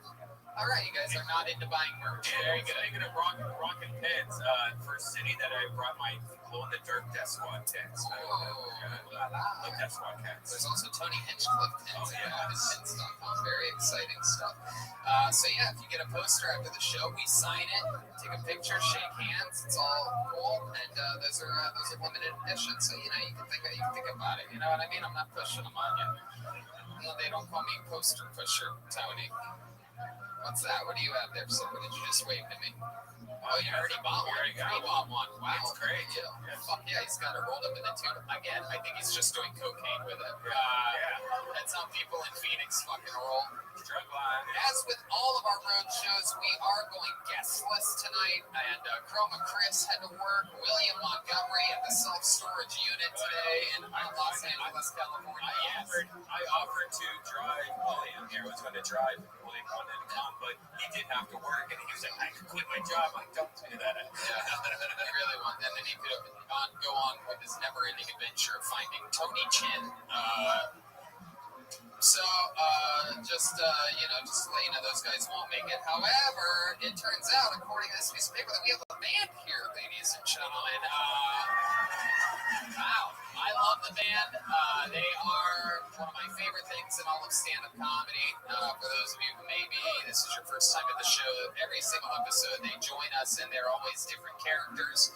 Maybe it's the return of some of our favorite characters. Maybe it's a brand new character that we've never seen before. Like this past Monday at the Comedy Store, they were the cast of Home Improvement, and it was unbelievable. So you never know, but my favorites are sometimes we get to see something we've seen before in the past come back again. But then again, maybe it's a new one. Let's see what happens tonight. It's my favorite thing. It's the best damn band in the land. It is the Kill Tony Band. Jeremiah Watkins and Joel Jimenez. Hey, it's the Milkman and Bill Billingsley. Wow, this is crazy. Am I in a time machine? We are getting real fresh milk delivered by the Milkman. This is incredible. The Milkman Jeremiah Watkins giving people, again, a little goblet of milk. I'm pretty sure that lady could make it with her breasts if she wanted milk. Yeah, I don't think that's milk because it's hot sauce on that one. Fuck yeah, the Milkman is back, and Bill Billingsley is here. For those of you that don't know Bill Billingsley, last time he was on the show, he got too drunk and revealed to all of us that he has a drinking problem, and that he hates his wife, and that he's been sleeping with his secretary, and it's basically a guy from the 40s or 50s in a midlife crisis. What is time anyway, Tony? Wow, you're drunk again. Fuck yeah. It's already begun. What have you been drinking today, Bill? What happened? I've been drinking. Okay, Milkman Jeremiah Watkins is here, everybody. Clearly you haven't been giving your friend Bill any milk. What's going on? Hiya, Tony. How are you? Good. Must be tough out here being a milkman in hot Phoenix, Arizona. Oh, the milk girls fast, Tony. They don't have cows here, do they? That would look like elbows, dry elbows. I saw some of the girls outside. Oh, Bill Billingsley taking shots at the throat. Colonel's fast. We got the band. We have Red Band. We have everything we need here, and I have this amazing Moet bucket of destiny. The Phoenix bucket of destiny. It's been a historical place for this show. Wild things happen. If I pull your name out of the bucket, you get 60 seconds on this stage to do some type of stand-up comedy. For the love of fucking God, you know your time's up when you hear the sound of a kitty. Oh, that means wrap it up then, or else you're going to bring out the angry Phoenix gay bear. There it is. That's what it sounds like. There you go. People always tell me how much they love that part of the show right there with all the buttons. Really? No one's ever said that. No. Everyone hates That bucket looks like Tesla made it. Like, that's a fucking crazy bucket. What is that? The handle is a fake handle that's halfway. Anyway, so here we are, right in, we're already in our usual swing of things. So that's that. And then after the 60 seconds is up, we talk with you about your life, find out a little bit more about you, maybe fix some problems that are going on, or help you maybe figure out something you didn't know about stand-up comedy. Anything can happen. You guys ready to start this motherfucker or what? This is it. We're back. Phoenix, Arizona. Actual fire. For those of you just listening to the podcast, actual pyro is going off inside the venue when you hear those fireworks. It is crazy what they're able to do here in dry Phoenix, Arizona. All right, pull the name out of the bucket. Put your hands together for your first comedian getting an uninterrupted 60 seconds. He goes by the name of Stephen Owens. Jeremy, The stairs are right over there. yeah, the stairs are on that side. So if you're on that side, you have to go all the way to that side. Earth Angel. Earth Angel. We already have our first. You want Middleton over there? He works in the kitchen. Holy shit, I love it. Oh yeah, go get him right now. Make sure he knows where the stairs are. Is that you, Steven? Is that you? Is it this one? Here he comes. No, Oh, he's you're not not here. Steven. Oh, look at this. Well, this is very exciting. All right, well, What? No, come on. He's running food on the other side. Go. he's blacklisted. He has to leave the premises right now. Red Band. All right. There you go. Red Band. That was Red Band joking, everybody. Yeah, me too. All right. Well, so wait. Where'd the manager go? Oh, yeah, go get his ass. If he's really running food, he'll be back any second. Is he doing walking the food? Ladies and gentlemen, I'm excited about this. I don't want to give them time. They recommended maybe do another comedian. I go to Steven, I say, fuck that. Let's get this guy right in the middle of his shift while he's sweating bullets. Yeah. Let's get him to fucking kick off this show. That's exactly what it is.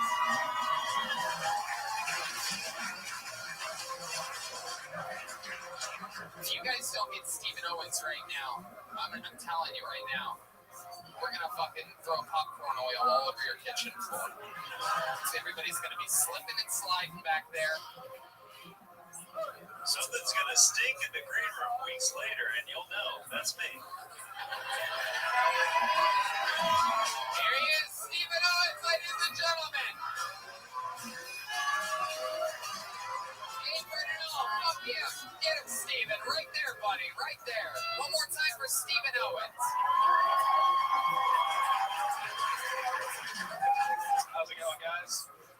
I don't work here. This is actually an internship for ASU. So, all right. So, I get called Jewish a lot, and I'm not. So I got an ancestry test done recently. Wasted a lot of fucking money on that because it turns out I'm Irish, German, and Seth Rogen.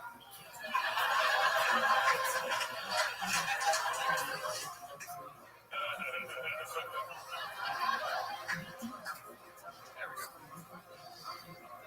I'm also a premium baby.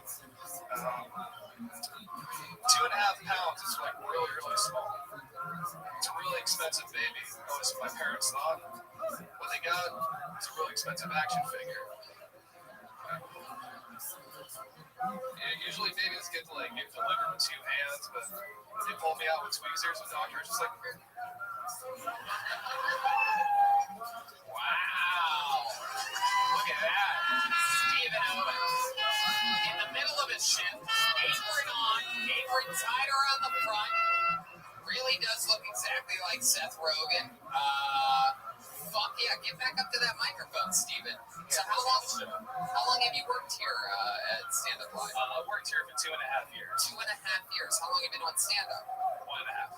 1.5 years. So you were working here and you're running food. You're like, I can fucking do this shit. I know I can do it. Right? Yeah. This is where you fell in love with it. Yeah, it is. Exactly. Love it, man. Yeah, that's awesome. Love it. And is that really true? You were a premature baby? Absolutely. Aren't they usually smaller? What'd you do, like overcompensate later in life? Oh yeah, I didn't know babies could come. Wait, what? You haven't tried hard enough.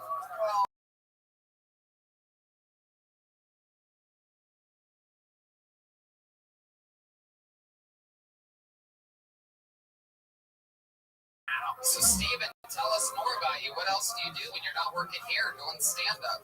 I go to school at ASU, actually. Wow, ASU, you little fucking sun devil, huh? My goodness, look at you. I know. Fucking baby bird, you. What are you studying at ASU? I study sustainability. Sustainability? What the fuck does that mean? What are you talking about? I don't even understand what the fuck you're studying. Sustainability, talking about the environment? Yeah, it's whether or not marriages can last or not. Sustainability? Yeah, so it's kind of like a communications degree where you focus on like alternative energy.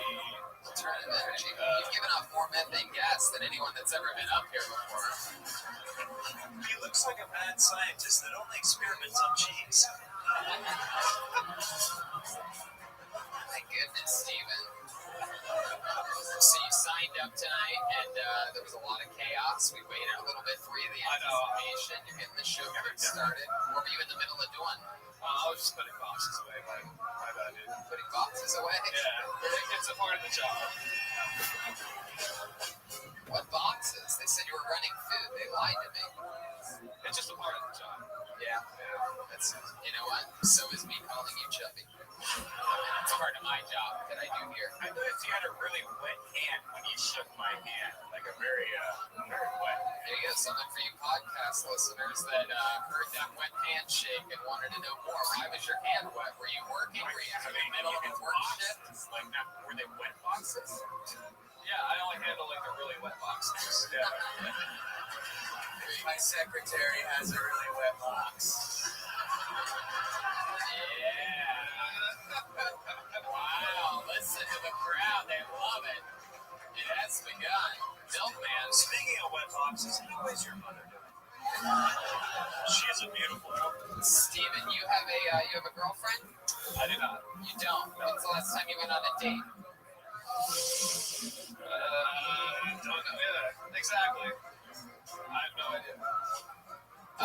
So if you had to guess when the last time you went on a date was, what would that guess be? Probably 3 months ago. 3 months ago? Yeah. Where'd you go? I had no way. My rate was terrible. It was absolutely terrible. Are you masturbating right now? I got it. Oh, God. He likes it for me, huh? Steven. Wow. So what are you planning on doing? How much longer you have in college? So I graduated in December. Yeah. Graduate in December. Then what's the plan after that? Are you ready to start serving our country? He's from a different time, Steven. Don't mind him. Yeah. So give me some Like 30. domestic abuse. Whoa, Steven, stick it over here. I don't like it, but how are they going to learn? Steven, what's your plan in December? You graduate, what are you going to do? Just plan on getting a good job and benefits. You're going to get a different job? Yeah. I'm just going to put this place on the shelf like that? Yeah, actually, I quit today, so. Wow, he just quit his job live on stage, ladies and gentlemen. That's a first. Wow, that's very exciting, Steven. Tell us something we'd be surprised to know about you. You seem like there's a little, any other fun facts about you other than you were born premature? I guess that you have like a record in something or that we don't know about, something like that. My grandfather was a moonshine runner in Kentucky. Wow, so running things. Fuck yeah. Running things runs in your family, literally. You're a food runner, he was a moonshine runner. Yeah. My goodness. Do you ever notice you doing things that maybe he would do? Perhaps like slipping on a wacky banana peel or something like that? You know those banana peels in Arizona? There's everywhere. Good innocent. Well, Steven, I'll tell you, man, you were very funny, and you got the show kick-started. We're going to keep this fun train moving along. We're going to let you get back to, fuck yeah, he's fist bumping this time. Red Band's amped up on fucking Red Bull and vodka already. Yippee dude, fucking day. We got Bill Billingsley over there. Is this CBS milk, by the way? Where'd you get this one? Red Band's still taking shots. Well, I brewed it myself this morning. Wow, that's a real milk, man. It's an interesting. Drink it on every morning. Okay, this looks like a fun name. Put your hands together for Charity Cuba, everyone. Charity Cuba. Stairs are over there. Here we go. Here comes. Nope. Someone running another direction. This could be Charity right here. I think it is. Yeah, here's pictures. Coming from the far side, the audience side of things. This could be one of your own. Coming from the audience. Come on, people. Make some noise for Charity Cuba. Hey everyone. So it's 2019, as we all know, and people are still really surprised at the fact that I didn't take my husband's last name. Shortly after my wedding, one of my bridesmaids came up to me and was like, "Oh my God, seriously, you're not going to take his last name?" I was like, "No, you heard what he said during his vows. I'm protesting." If you don't remember, well, let me remind you. He verbatim said, "I remember the first time I saw Charity in her tight work pants and her high heels. And I thought to myself, why is there a stripper walking through our parking lot?" Yeah, protesting. To all my friends that weren't at the wedding, like, I'm the feminist and we're progressive. But the truth is that he's got an unfortunate last name. Yeah, his last name's Wiener. And when you pair that with a first name like Charity, the literal definition is non-profit penis. So, free dicks, everyone. You get a dick. You get a dick. You get two dicks. Wow.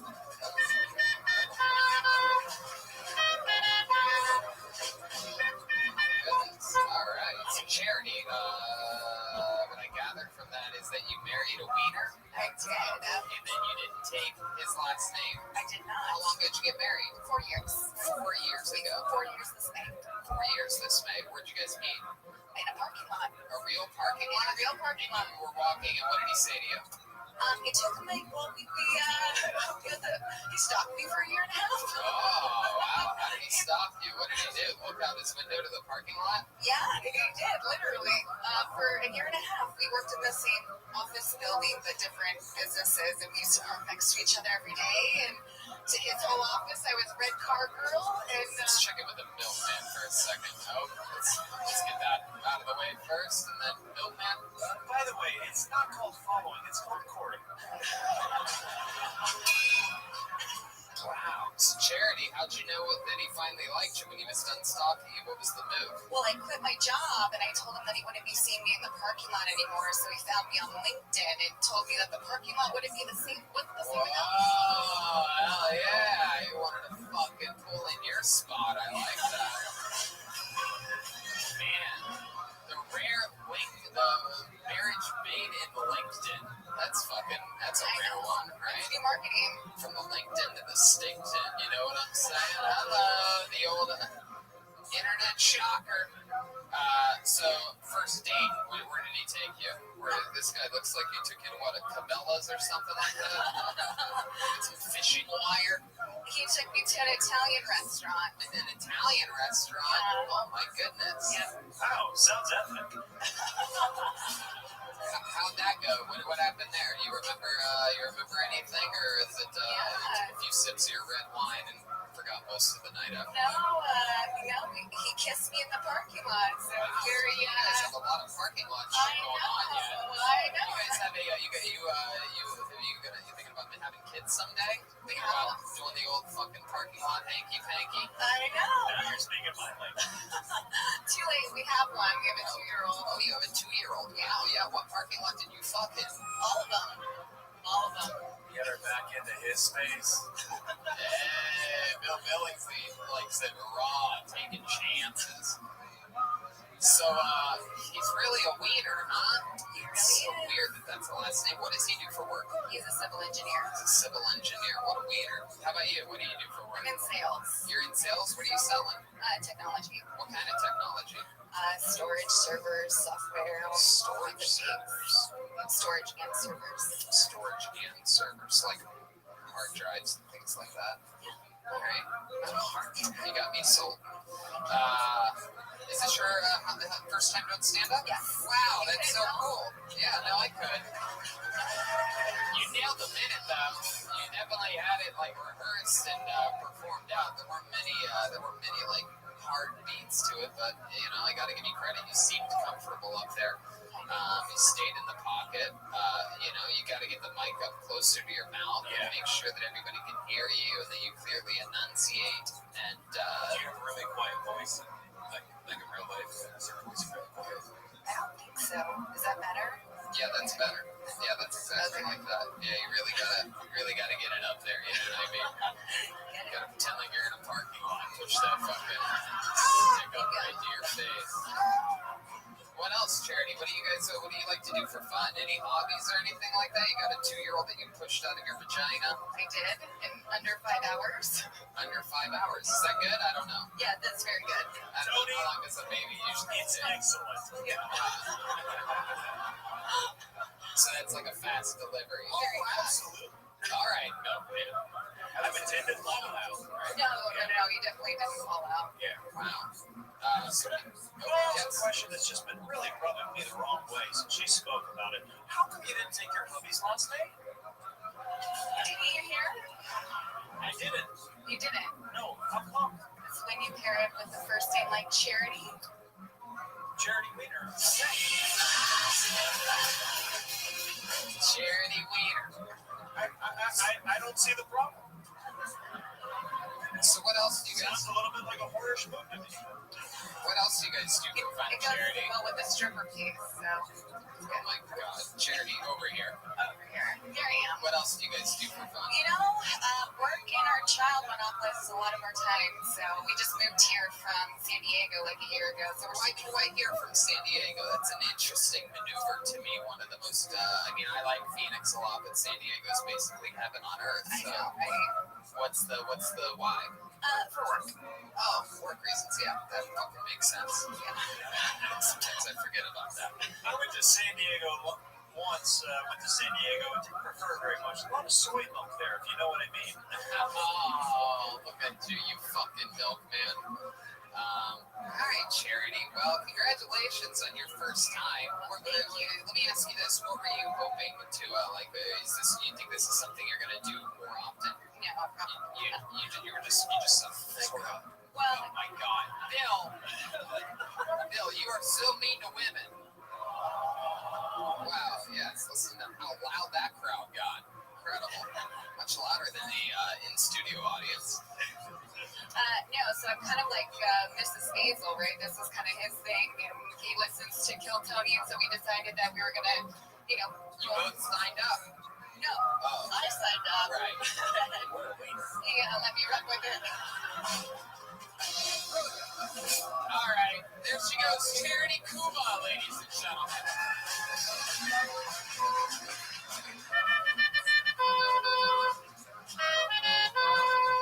Yes.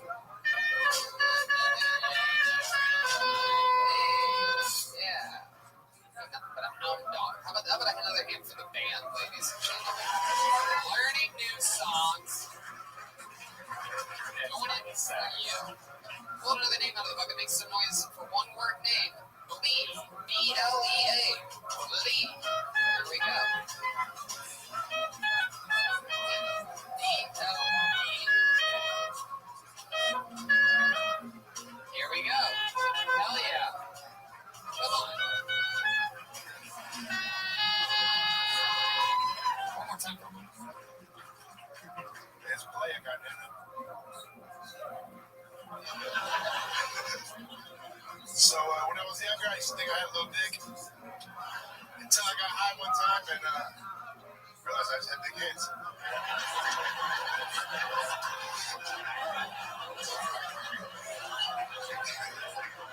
But then when I wasn't high no more, I realized that I just had big hands and a little dick. No, I'm just playing. That's just a joke. I like to tell girls that before things get hot and heavy, because when I jump my pants, they know a lot of them. Nah, I'm just playing, but I recently got on Tinder. Shout out, make some noise if you on Tinder. Some of you motherfuckers is lying out there. Nah, but I'm on Tinder, but I think I pressed the wrong button, man, because all the girls I gotta choose from are bitches that look like me. Fuck yeah. Play. Yeah, I'm excited about this. This is the first time we've ever had Samoa and Amy Schumer on the show before. I'm pretty pumped to have you here. I'm starstruck. I wrote my own shit, alright? Play. That was a funny set. Have you only looked at your dick while it's been next to your hands? It seems like you have big hands. You thought you had a solid, but you like, are you always like, you have to like hold it or something? I mean, I like to size it up against things. It was just your hand for a long time, and then one time you tried a fucking Coke can, and you're like, holy shit. I'm the fucking man, you know? I love that. Clay, how long have you been on stand-up? This is my first time. First time? Wow, look at that. Look at this one. Coming up. Look at this athleticism. I like your style, dude. Very comfortable. Great fucking jokes all the way. I'll give you a good tip and tell you now, since it's your first time correcting the host for your weird spelling of your name. Sort of just makes you seem like an asshole. It works on this show, but in real life, like it might not work. If I didn't do it, everybody would probably believe it. Well, you could also bring it up normally in a conversation. You have to yell at us like, "Hey, motherfucker!" Like, what I did. Wow, Red Man remembers in a whole different way. That's amazing. But Yeah, you heard Brian's feelings, man. He loved doing Moana. whatever. I fucking knew it. You're so good. You're so good at getting the things that I don't fucking Did I ever figure out what the smoke monster was? Oh, there you go. You once were lost, but now you're found. I think we finally found out where the wild things are. East Phoenix, you know what I mean? So, Blade, what you been doing this whole time? How old are you? 28. 28. Yeah, I've been trying to get on the show. You guys were here last time I tried to get on. I was out in LA last week. I tried to get on. You signed up when we were here last week in LA. I didn't sign up because it was like, You didn't even get in. It was too late. Fuck yeah, especially for a guy your size.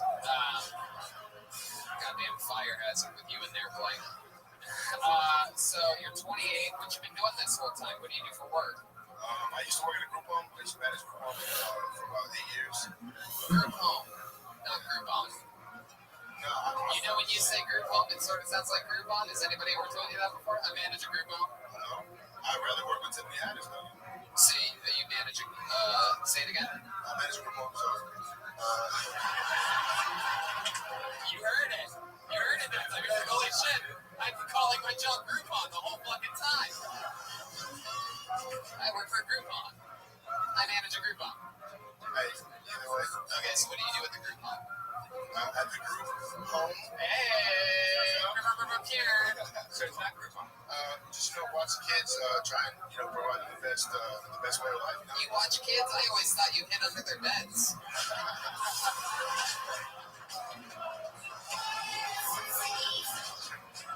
Hell yeah.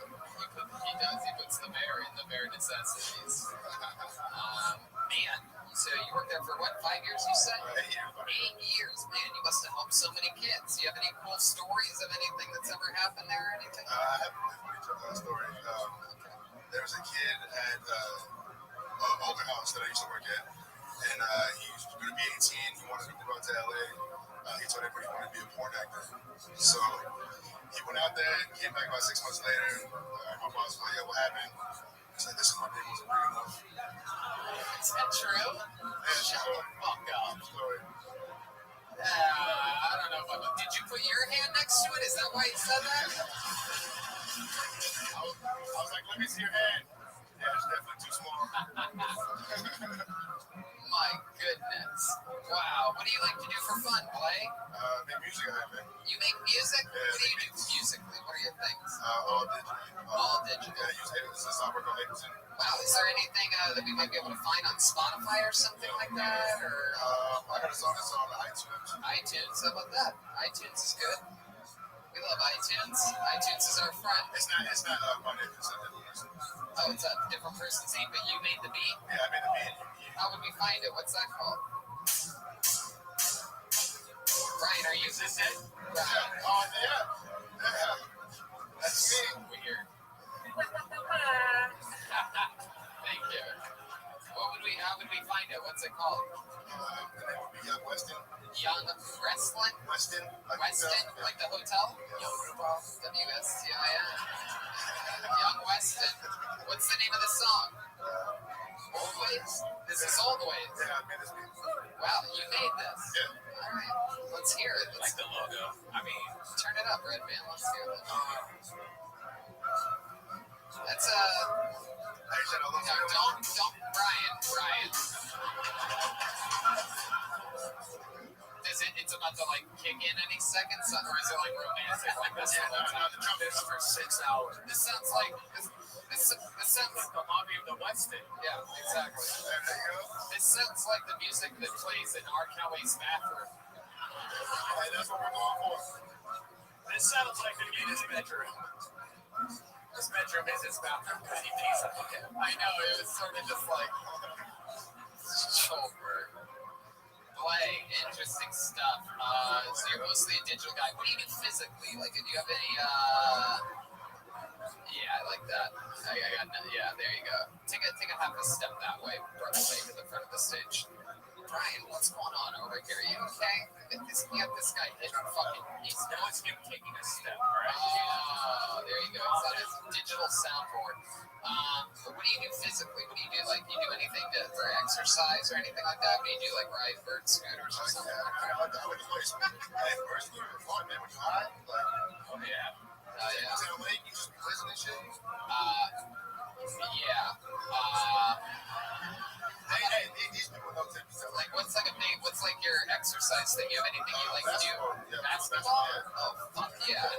You box people out and shit. You use your low center of gravity for position. Yeah, I play like back in the day. Back in the day.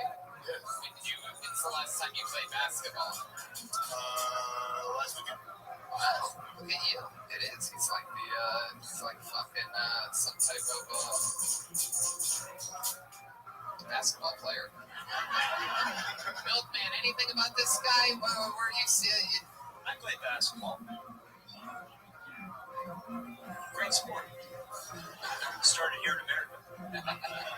Okay.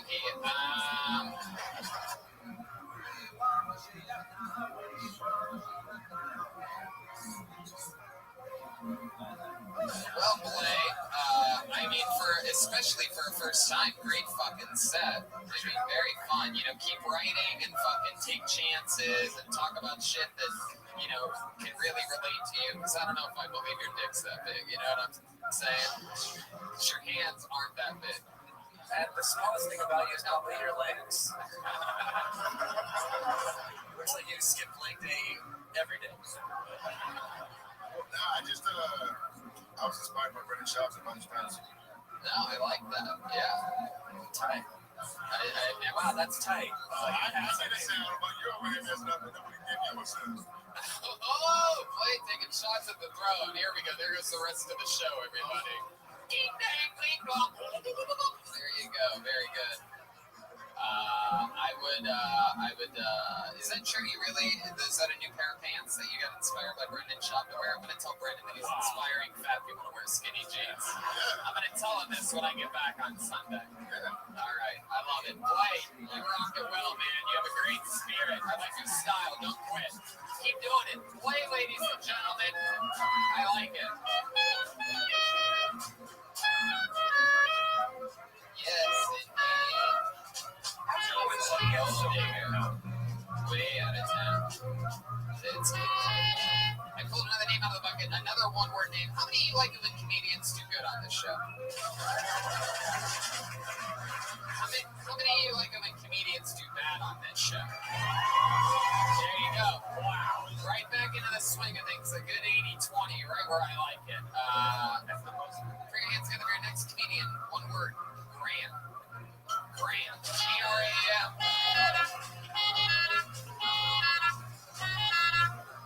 Here he comes, ladies and gentlemen. I know a Graham when I see one. It's definitely a Graham. Here it is one more time for Graham. I'm about to shit my pants. So I went on a bad date the other day. I say it was really a bad day. You guys ever go bowling and she gets the same shoe size as you?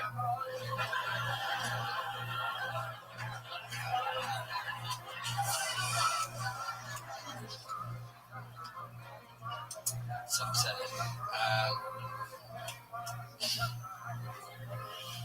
I was watching NASCAR. I was really bored. I was watching NASCAR the other day, and it got me thinking, like, all the NBA players, if they're sponsored by a certain shoe, like, they can't go out and watch, they can't wear Nike and then go play in Adidas. But, going back to NASCAR, what if... You can finish it. Yeah, go ahead. Stop. Pay attention to the show, guys. Yes, you can finish.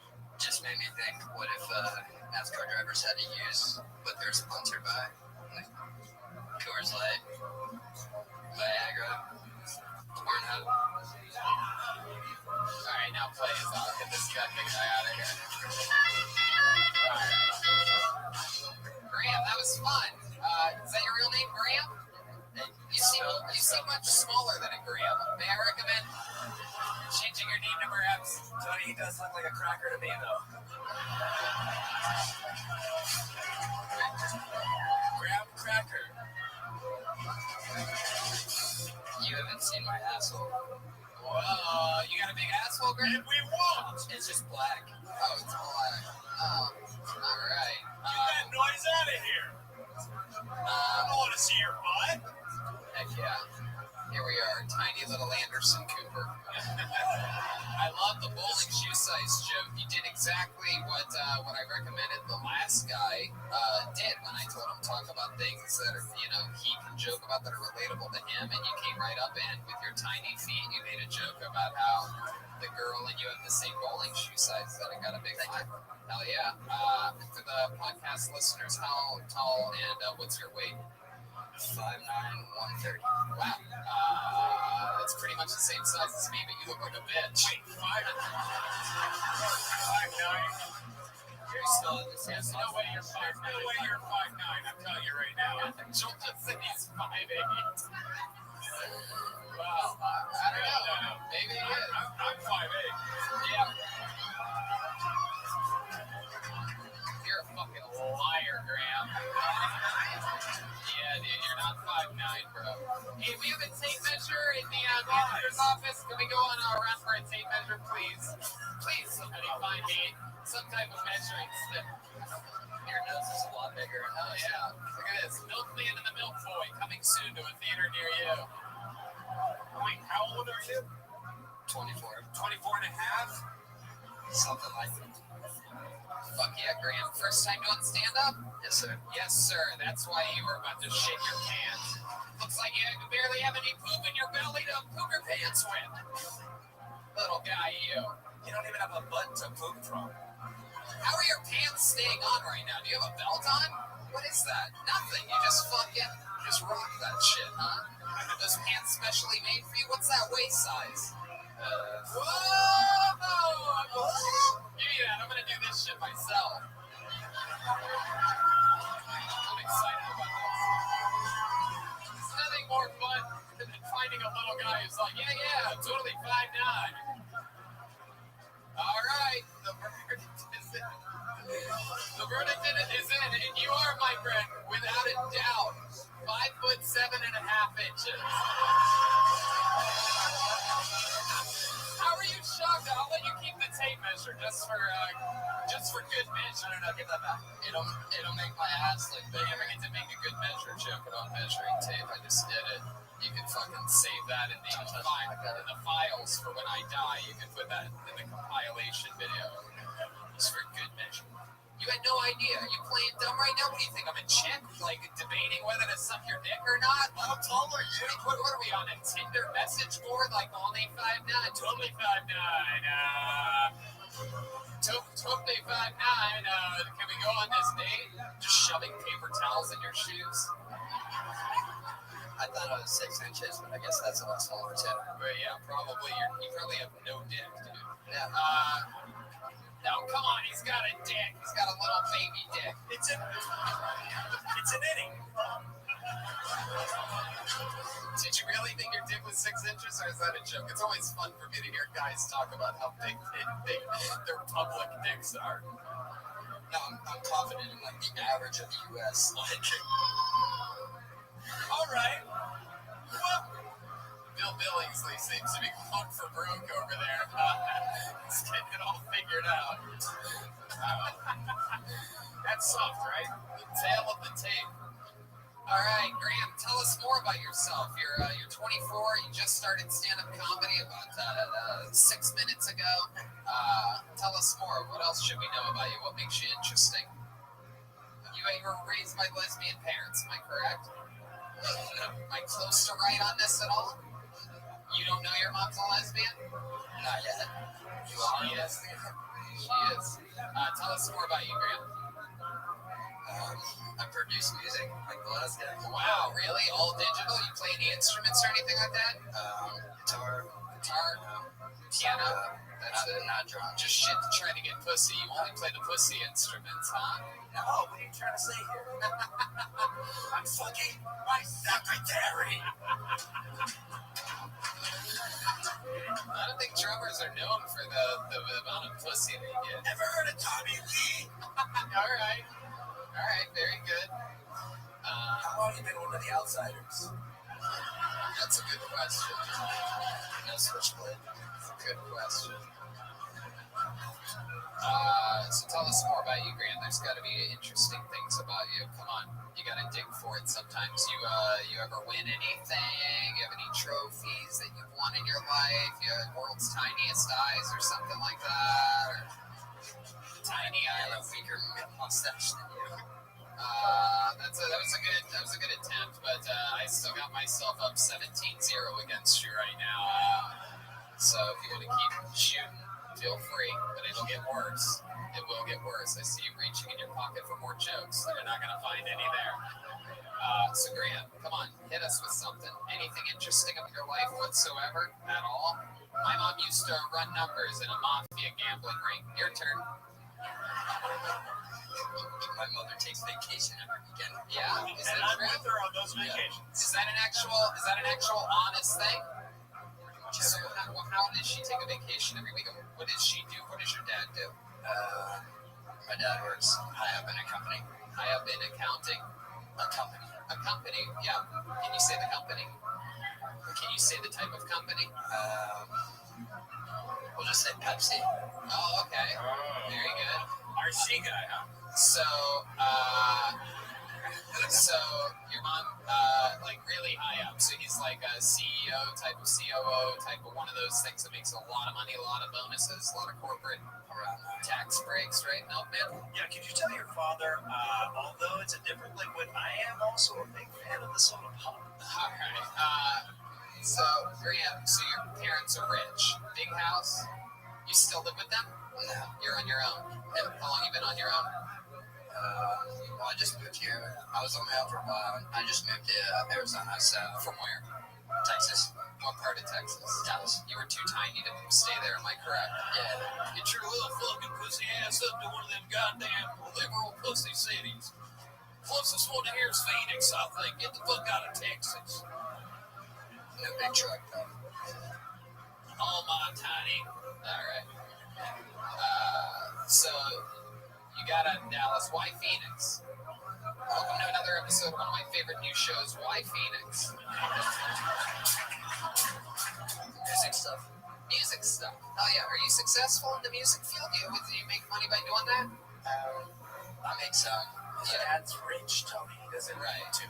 Yeah, exactly. Your parents give you money sometimes, every once in a while? Yes, is the definitely answer. If it's not an immediate no, then the answer is definitely yes. One thing I learned from hosting the show. They pay my If it car sounds like a hell no, then it's a oh yes. They pay They pay college and my car insurance. college and car insurance, so the answer is actually fuck yes. That's pretty normal, though. What are you going to school for? Audio engineering. Audio engineering. Anything coming out soon on analog? On analog. Jesus. Oh, here's this song. You have any hit songs that on the internet or something like that? Anything you're proud of? You sing? I don't sing. No, you don't. But so then you wait, what? SoundCloud? We have SoundCloud. Wait, what would you type in? How would you find it? Brains_tub. Brains underscore Brains_music.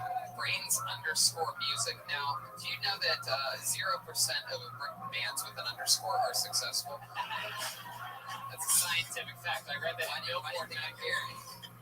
You are an underscore, Graham. Thank you. That got in of all the things. I called him an underscore, like meaning he's like tiny.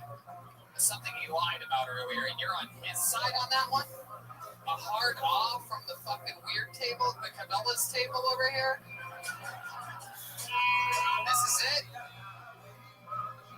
You don't seem very proud of it. Well, I released one yesterday. There was a recent one. Yeah, it's a remix Sean of somebody Mendes? else's song, though. Yeah, but it's all producing. It's just lyrics. Here, play that one. Let's hear that one. What's that one sound like? So we get kicked off YouTube. Here's Sean Mendes remix. Oh, well, don't turn it up that loud, Brian. I mean, it's like you purposefully just self-destruct. It's almost incredible. So then we get kicked off YouTube louder than anything else in the show, and you play that part. I mean, literally, it's just mind-boggling. This is you just taking somebody else's song. I'm just taking lyrics. Okay, well, we understand what you're saying, Brian, but you could have just said that without. I hate it when my parents fight. It's unreal. It's just unbelievable. All right, well, Graham, we had fun. You are, if you're wondering, 5'7.5". It'll probably always be that way. You're 24. I'm pretty sure you're done growing. But you know what? You did jokes. You look small up here. You're wearing a small T-shirt. You're wearing jeans that fit you properly, like a little fucking Levi baby boy. And for what you talked about, that actually works. You know what I mean? Yeah, I'm almost glad you weren't wearing a big baggy hoodie or anything like that, or a jacket, because you did jokes about having small feet. And it fucking did really good, because they're like, yeah, this guy does have fucking small feet. And so, you know, if you're going to keep talking about stuff like that, then I wouldn't change a goddamn thing. Just keep writing and trying it and doing it some more. There he goes, Graham, everybody. There he goes. I don't know. Everyone wants handshakes tonight. Or at least say no handshakes now, then the rest of you can. Oh, no, you don't want to shake my hand. I know you said you don't like shaking hands. All wet. Yeah, but if we complain about handshakes, we seem like LA pussies. Did you know that? Measles, baby. Are you not vaccinated? No, I am, but they say it doesn't work. If you're 44, it's probably not going to work anymore. Wow. So like, oh yeah, that 70s measles juice. Okie dokie. Back to the show again. I pulled another name out of the bucket. Make some noise for Michael Cancino, everyone. Michael Cancino. Michael Cancino. Hey.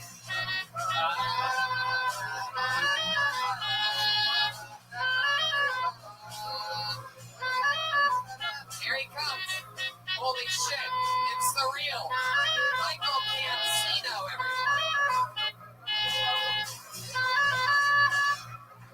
Alright, before I start, I'm a good guy, okay, guys?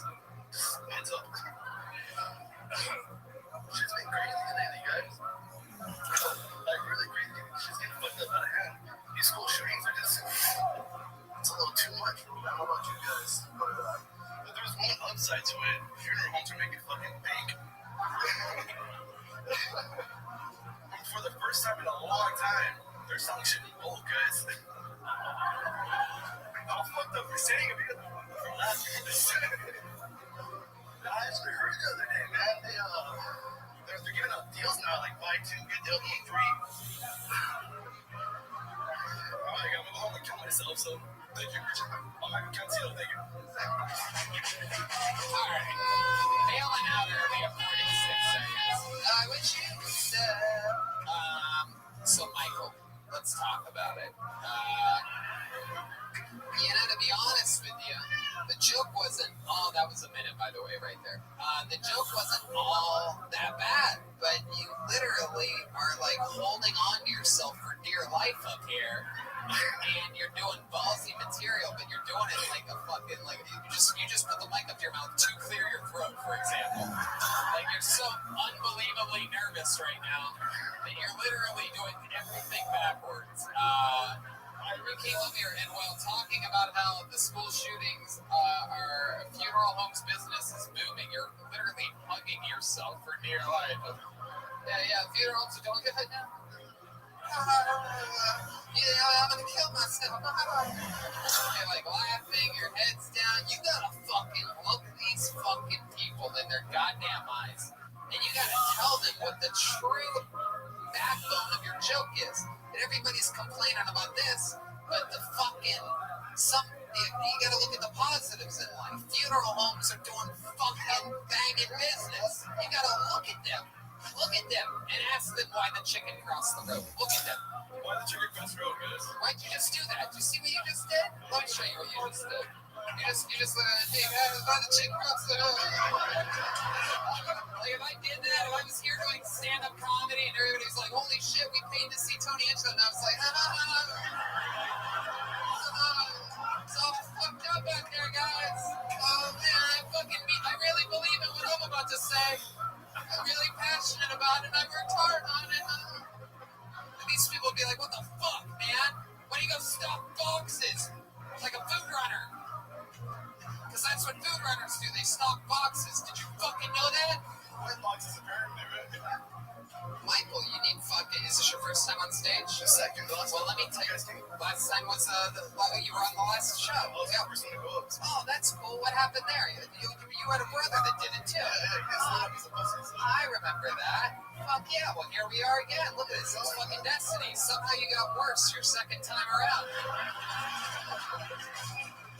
And to be fair, Tony, that's usually how it goes. Usually your first time's always really good. Yeah. And then next like 5 times It's sucks. true, because now you're overthinking it. You're like, I got one under my fucking belt. I'm gonna do this shit. I can't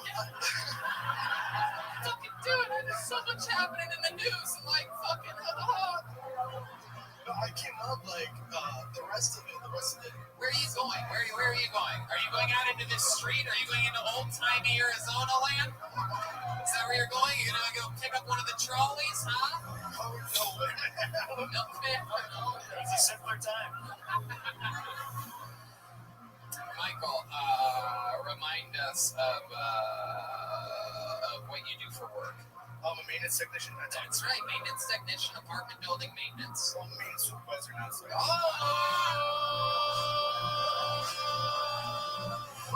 Maintenance supervisor. Maintenance supervisor. Is there any updates? Anything crazy happened since we last saw you in the maintenance role? yeah. Well, You look like the one that would be clogging all the toilets. I gotta plug my own toilets, man. You son of a bitch. You did it again. So I walked into an apartment the other day, and I'm like, when you knock on a door, you gotta yell maintenance, right? I go in, nobody answered at all. So I'm in there, I'm doing an inspection, I'm doing everything. And I open one of the closets, like a 5-foot closet, right? Yeah. And this big, like 6'5" Samoan dude's just sitting in the fucking closet, man. We had him on stage earlier. Crisscross applesauce. What's up, man? And he looked up at you and he's like, "My name's Blake."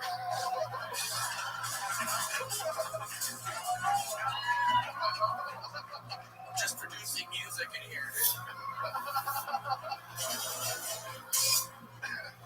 And this guy looked up at me and he had giant hands and a little dick. Yeah, man, like, I fucking jumped. Like, I'm like, oh, shit. And he just looks up at me and closes the fucking door. Yeah, It worked. Yeah, 6'5" Samoans don't have to do anything. However, 5'7.5" guys. What was he need to use on drugs, maybe? I don't know. He had like a bunch of like phones that were taken apart and a bunch of other shit. In the closet. So yes, fit in there, man. So, yeah, it's all good. But you don't have Yeah, it's definitely on drugs. So. Has anybody ever discovered that you were in the closet? Oh yeah, man. No. Maybe one day a 6'5" Samoan man will make you realize that you were in the closet all along. Go ahead, Gilbert. Instead of yelling maintenance when you get there, you end up yelling immigration. Hey, Usually that gets them out. why are you going into people's apartments so much? Like you have to do that a lot? So these people are like Section 8 and stuff. Oh. They inspect and make sure they're not killing people or killing. Is that like a government job then that you have? It's a contract? Yeah, it's contract. It's a good contract, probably, right? Yeah, it's a good contract. Yeah.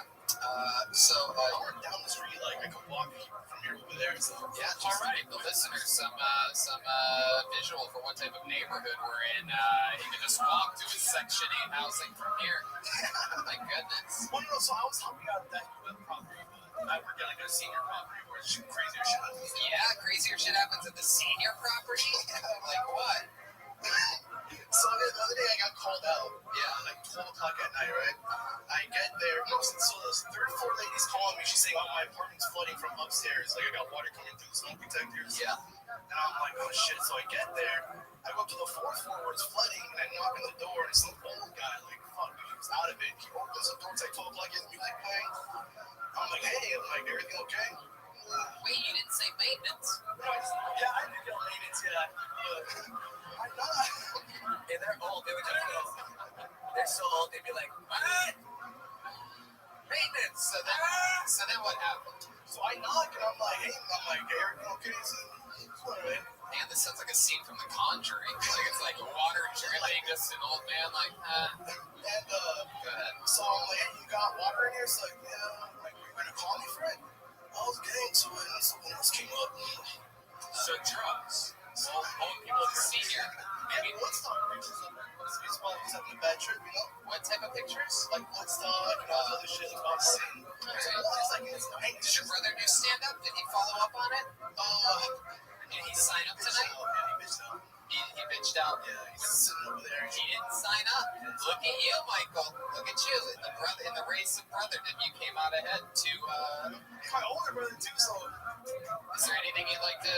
Is there like a word you'd like to call him or a name or something like that from on this stage right now? He's out there in the audience. Your older brother. He's always picked on you. He's always called you a fucking. guys, he has not been laid in a very long time. Your brother? So Your brother hasn't gotten laid in a long time. all my years. You hear him jerking At off? the end, I hear him crying. Wow, your brother's gonna beat the shit out of you after this. I'm just saying, guys, he's single. He might have a kid, but He might have a kid. Look how he's talking now compared to your minute of stand-up. You're all fucking loose. I say talk shit about your brother. He's like, you ready for this? Just Kevin Hart out of the box, just fucking pacing the stage like Dane Cook. So my brother's a faggot. Look at his dimples, too. He has the strongest dimples in the business. What? Yeah. Heck yeah, fat people shit. so that every day's hard for them to come out, man. I love it, dude. You're a good-looking guy, Michael. I enjoy it. Maybe release that top button, let a little blood get to your skull. Oh my God! There he goes, Michael Cancino. Everybody, his second time on the show. We're flying through it. Gonna get some fucking people up here. So many names in this bucket. Phoenix always shows up. You guys always make it worth this fucking trip for us by being so goddamn. You want to tell him I jack off, fool? I don't cry, dog. Wow, switching characters, so weird. What was that? He's acting like the brother right now. Oh. Well, the name out of the bug. Let's keep this fun train moving along. What do you say? Put your hands together for Tristan Bowling.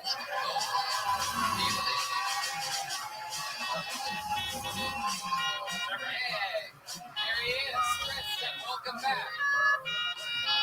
Oh, how we doing, huh? Yeah! Oh, my name is Tristan. A little fact about me, my sister came out of the closet recently, which is awesome. I mean, it was great. It got me thinking, like, what do I identify as sexually? And I think I got it. I think I most sexually identify as a virgin. You know what I mean? You know what I mean? Come on. We all know what the fuck I mean. Does it look like I've ever touched a boob before? Exactly. Like, I'm 20 years old. Like, this isn't the body I wanted at 20 years old. Are you fucking kidding me? I have the sex appeal of a daddy long-legged spider. That is absolutely true. Absolutely true. No daddy in this daddy long leg, Not a drop of daddy. I'm like a Ken doll, just dickless with somewhere to be, Fuck yeah, dude. That's what it's all about right there. Again, that is the second time tonight that I give a note to somebody who's brand new at it. Then you get to see somebody who's done this clearly many times do exactly what the note is that I just gave. You looked out there and you fucking did your goddamn shit. Thank you, man. It's great. Unbelievable. And you did it all while looking like Curious George Lucas. Yeah. Dog, this fit is sick as shit. You can't tell me You got style, bro. I know. You fucking young punks. I don't fuck with you guys. Stop. I literally don't fuck with guys that look like I'm Tristan. tripping Goodwill head to fucking toe. Absolutely. Whatever you say, I agree with. Guys like you always have like 20 screen names on the internet, and I don't need all 20 of them trolling me at once. I love everything about you. I love everything you do, Tristan. You're fucking awesome. You've been on the show before. I have never been on the Really? show before. Why do I feel like I remember you? Because last time you were here, I was at the show and I introduced myself afterwards. Very cool. Yeah. Hell yeah. Well, look at you. You're a fucking little killer. How long have you been doing this for? 4 years. 4 years. All here in Phoenix? Yeah, I started when I was 16. Wow. And you're what? How old now? 20. I turned 21 on Saturday. Wow. That's fucking incredible. Look at this guy. That's how you fucking do it right there. Start young. Wow, Tristan, that is so fucking cool. You go to school or anything? Fuck no. I got my GED, dog. You already got it. Beautiful. I'm from Buckeye. We don't learn out there. Hell yeah. Yeah. 303 in the women's prison represented, Wow. You got the Cabela's table going crazy back here. I think they're from Buckeye. Fuck yeah. My neighbor's Dirt. You know what it is, dog. Holy shit. He's throwing up Phoenix gang signs over here. It looks like you got those pants from a women's prison. Man, Tristan, look at you. That is so fucking cool. What did your parents say to you when you wanted to start stand-up at 16? You close with them? Yeah, I'm really close with them. For the first year and a half of me doing stand-up, my dad had to come with me to the spot. Wow. Yeah, because You're under 18? they wouldn't let me in. Right. Yeah, His mom was all home alone. Oh, the milkman. Making little brothers 24/7. Listen, I wouldn't want anyone else fucking my mom. That's right. Besides Bill Billings. I've been there, done that. I ain't new to this, and I'm true to this. So your dad used to go with you a lot, so he truly supported you, huh? Oh, yeah. They're the fucking best. That's so fucking cool, man. Is your dad also a Gordon's fisherman? Dude, my mom literally, as I left the house, I'm like, if you go up, someone's going to say some Gordon fisherman shit. I know your mom will. Yeah! Bill Billingsley really is fucking your mom. What you didn't see was him under the covers making the jokes to her the first time. Oh, that's funny, Bill. I'm gonna say that. Hey, someone's gonna call you the Gordon Fisherman. Bill Billingsley putting his foot behind his head while still air fucking Tristan's mother. That is one of the weirdest sexual positions. What are you rubbing right now? What is that? Wait, what the hell? He's rubbing his own asshole, ladies and gentlemen. That's a Bill Billingsley is drunk and hilarious. He was fucking for a second. He had his foot behind his head and he was rubbing some clit that was in the midair. That's how she likes it. What would that have been? Was that her at the top of her vagina? I don't ask questions. That's such an interesting outfit, really it is. I can't even imagine wearing those colors and making it work. You made it work. Oh, yeah. Yeah, Well, dude, well, if you did it, you look like a live construction zone. So, Hey, you're just like if Kanye was a Muppet. His mother also said he looks like Harry Potter in a rainstorm. You're right. so Tristan, tell us a little bit more about you. You're a young buck. I don't even know what 20-year-olds are up to nowadays, but you seem like you have fucking style. You seem like you listen to all the hip kids and whatnot. Yeah. I'm hip on the trends, Tony. Yeah. I got Wi-Fi and BuzzFeed going through my veins. I love it. So what is the guy like you do for fun? And you beat Fortnite or whatever? No, Did you collect all the Pokemon? No, I don't really play a lot of video games or nothing, but I do rap in my spare time. You do what? You rap? I rap. Get the fuck out of here. Can you do it right now for us? You can do this little something? Easy. Here we go. Here's Tristan bowling. Okay.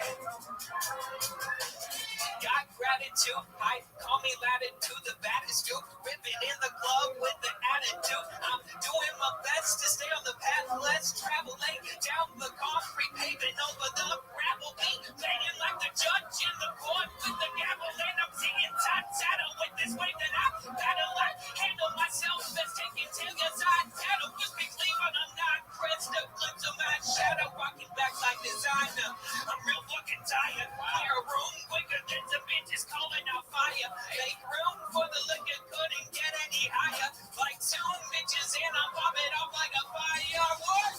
Yeah, look at that. Damn. Tristan. Wow. You win, dude. Look at that. Awesome.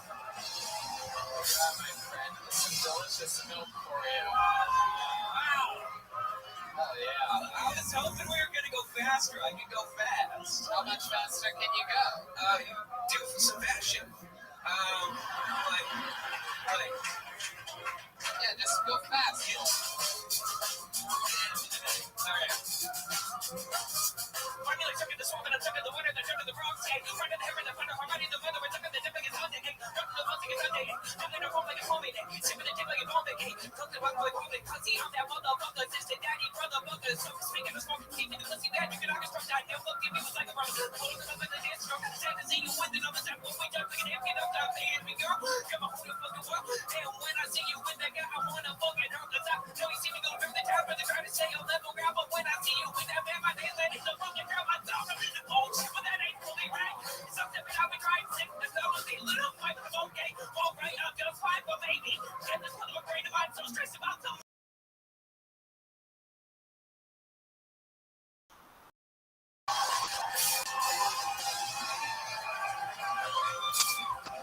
I love that shit. Tristan. Wow, that was very impressive. You want to fuck my wife? Milkman? I saw it got quite the ovation. I must be from a different time period. I didn't understand what he was saying. I like things a little bit slower and enunciated. I've been known to freestyle myself a time or two. Wow, you want to freestyle? Wait, a little fun fact is that the Milkman has freestyle before he was in a rap competition against somebody who couldn't rap. But I guess he's you want to do it? Do you have any kind of swing music or anything? Yeah, Joelberg, he'll play a little swing. No, I don't want that. You want If you got YouTube, I can suggest it. wow. All right, calm down, Tristan. I spend a lot of time. In the meanwhile, I will say this, is that, Tristan, before we let the milkman rap here, I will say that I absolutely love your jokes. I love your stage presence. I love this interview so much, and I want to let you know that I believe that you should be the, third or fourth ever golden ticket recipient to where you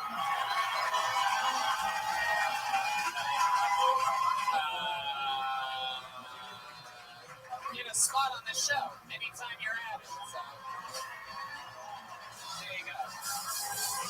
Started at 16. He's 20 years old. On Saturday, you're going to be allowed at the Comedy Store for the first time in your life. I know. I went when I was 17 with my mom, and they didn't let me in. They didn't let me in. Well, there you go. Yeah. Well, you're going to. I love you, dude. You're Thank you. Oh my God, I'm gonna go home and come. This is the best.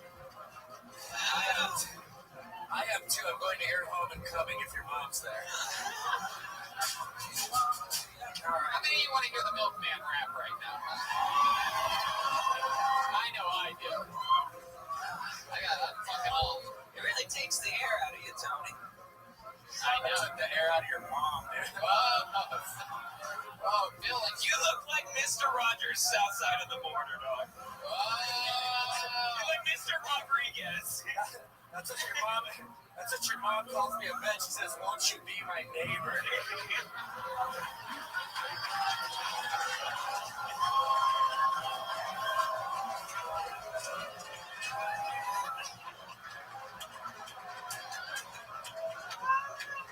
He deep-throated his drumsticks, one of the great maneuvers in all of Kilton. Milkman, you don't want to rap? Milkman. The moment is past. I guess so. I don't really think so, but, I mean, if you don't want to, we'll keep flying through. Why are you going to rap? Oh! Hey,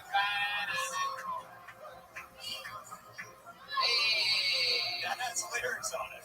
Yeah, sure. We'll go back to it later. Give it up for Tristan. All right, there he goes. Tristan Bowling. Golden ticket at 20 years old. The youngest ever Kiltony super winner. That was beautiful. This really isn't a competition show, but every once in a while, you just gotta, when you find somebody you love, you gotta fucking double down and keep them on your side, you know what I mean? How about another hand for Tristan Bowling, ladies and gentlemen? I know a lot of you like it when people do bad, but I think sometimes you're lying, and I think sometimes you like finding new fucking amazing people. I am hammered. Bill Billingsley is fucked up on pure adrenaline. Nothing gets him wilder than when one of the kids whose moms he's fucking is on the show. Just so proud of my son. For your hands together for your next comedian, Chad Kochamer, Chad K-O-C-H.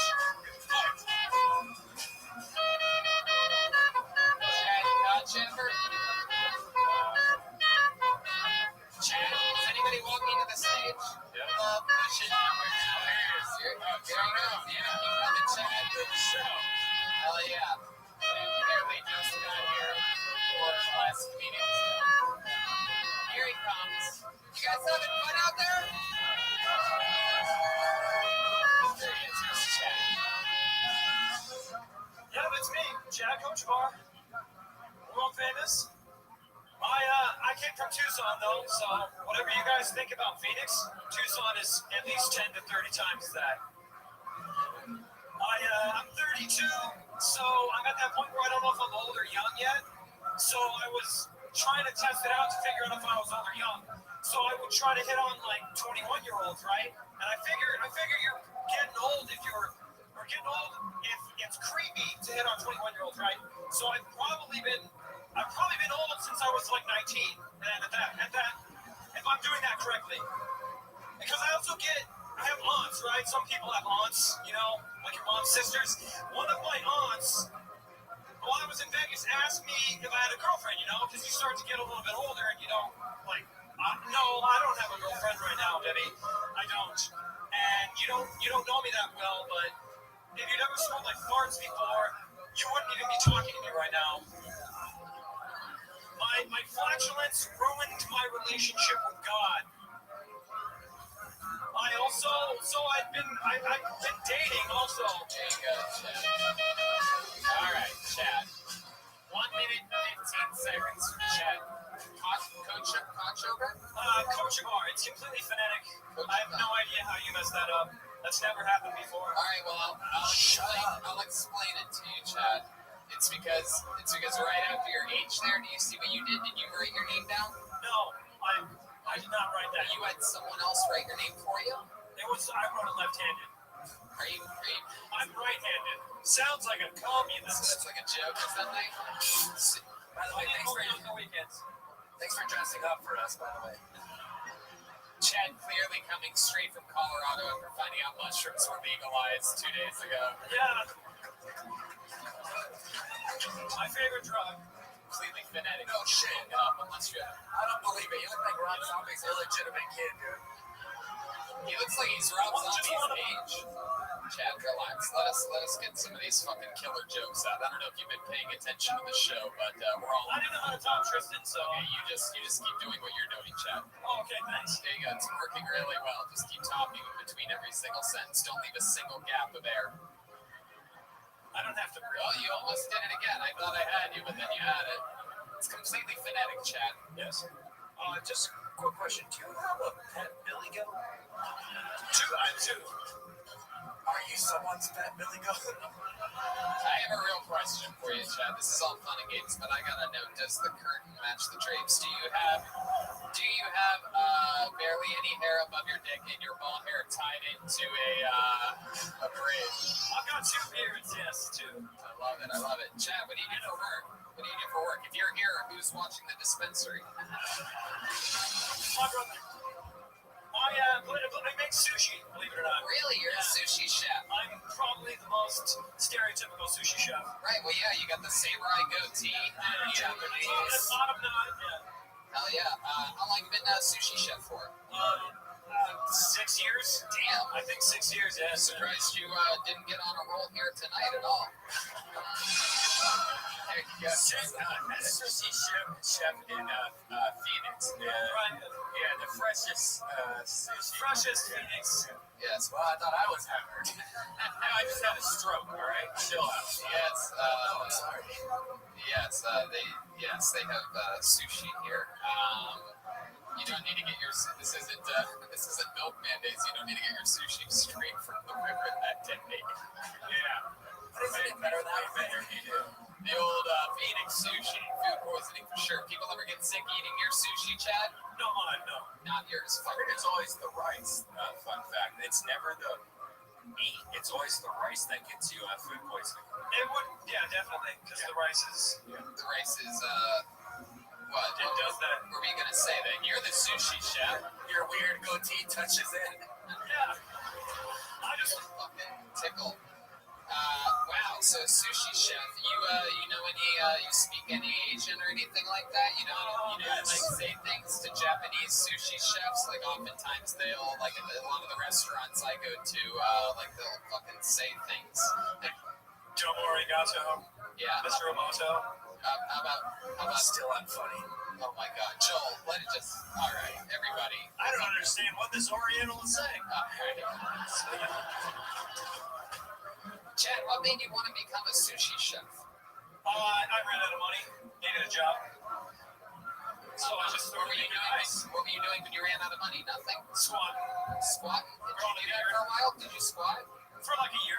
Yeah. Any hot spots here in Phoenix that are squatter? Well, I'm from Tucson, You're from so I don't know much about Phoenix. That's the Reno. It's hotter. Right? The Reno Phoenix, right? Huh? Yeah. Tucson's the Reno of Phoenix. Yeah, exactly. It's the very more Yeah, ghetto. 4 times. Yeah, you were trying to, it didn't come across quite clear when you said 10 to 30 times that. Like, we didn't know if you were saying worse than Yeah, I was going for the negative effect. right. It's much more negative Yeah, indeed. What's your least favorite thing about Tucson? that it's Tucson. You are just It's kind of boring, I guess, so you have to do drugs. you're just a bucket of I'd fun. say my least favorite thing about Phoenix is your shorts. It's possible. Chad, tell us something we'd be surprised to know about you, other than the fact that you're a sushi chef or that your ball sack has a single braid. What else? Any other fun facts? Any other fun facts? I do Tai Chi as well. Tai Chi, can you give us a little example of some of your Tai Chi? A little example. Got a little Asian. It's not really super kung fu. Yes, so there's some good old Tai Chi It's music more for you. meditative art, really.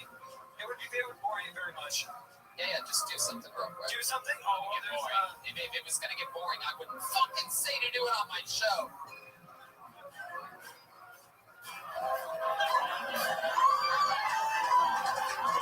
See?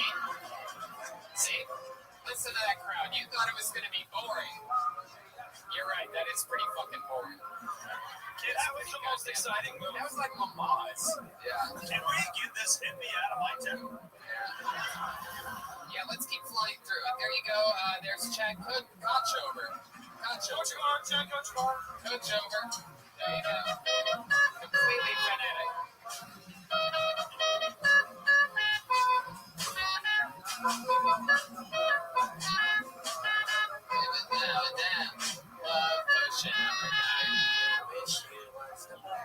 All right, Joel. Jesus Christ. What did he say before the show? You're a crazy bastard. I'm Bill Billingsley. I hate my wife. I'm fucking my secretary. And I'm hammered. This vodka stuff really works. Wow. This is, we're gonna start doing Kill Tony's live from AA meetings all around the country. I'll never go. Okay, Pussies. all right. Pull another name out of the bug. It makes space for Ryan Vanderwold. Ryan Vander.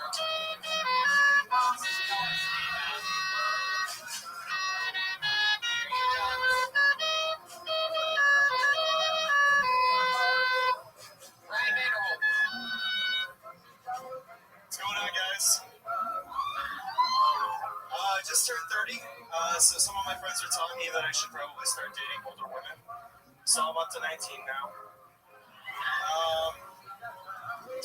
Another thing about me, I have a lot of celebrity crushes. My number one celebrity crush is Princess Diana. You know when she got crushed in that tunnel? Thank you. I'm excited for 2020, the elections. I want to see what's going to happen, like if Bernie Sanders is going to be alive.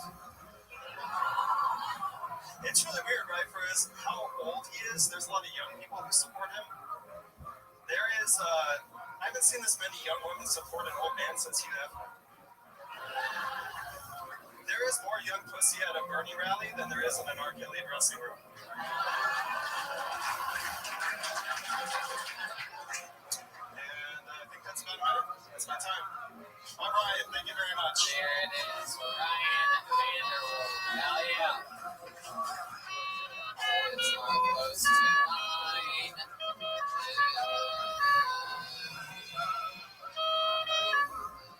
That's this magic moment. Can I just say it's cool to see? No, you can't fucking say. What are you talking about? What is happening here? No, sure, Ed. What were you going to say? Well, it's just interesting to see all the notes on the paper. I thought it was just a set list before, but it's actually everything. Well, how could he have a set list? How could he know who's coming up and what would happen? No, what songs he was going to play? I thought they were all planned out beforehand. He learns all the songs right before he goes on stage, like 5 minutes before he goes on. Oh, you're not fired. No, He teaches himself by ear, so it's literally like, Yeah, that's impressive. Jeremiah loves the Kill Tony fan base, and he did that for you guys. Don't drink it. Don't do it. Don't do it. No, hey, chug. Chug. Chug. Chug. Chug. Chug.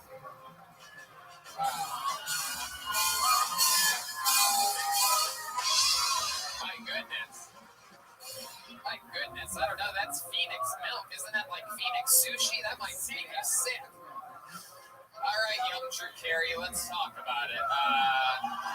Here. All right. He's chugging more milk, everybody. I love that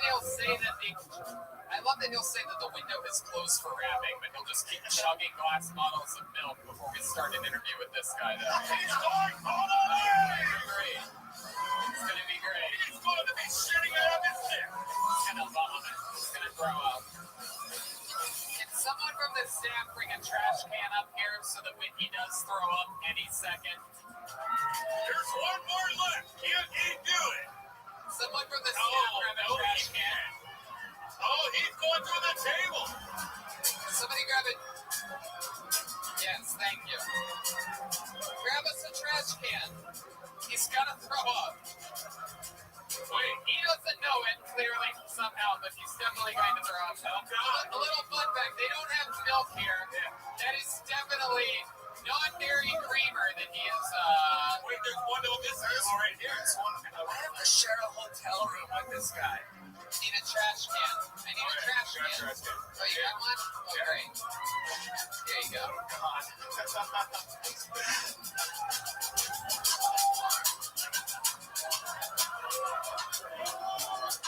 Wow. Look at this. This is what the comedy club thinks of SNL. Look at that, by the way. At the trash can, Jeff. Hey, we got one more left. You want to do it? He's chugging milk, fans of the show. I know what you're thinking. What happened to the show 3 minutes ago? Jeremiah has decided for the first time ever. Chug, chug, chug, chug, chug, chug, chug, chug, chug, chug, chug, chug, chug, Fucking chug, chug, chug.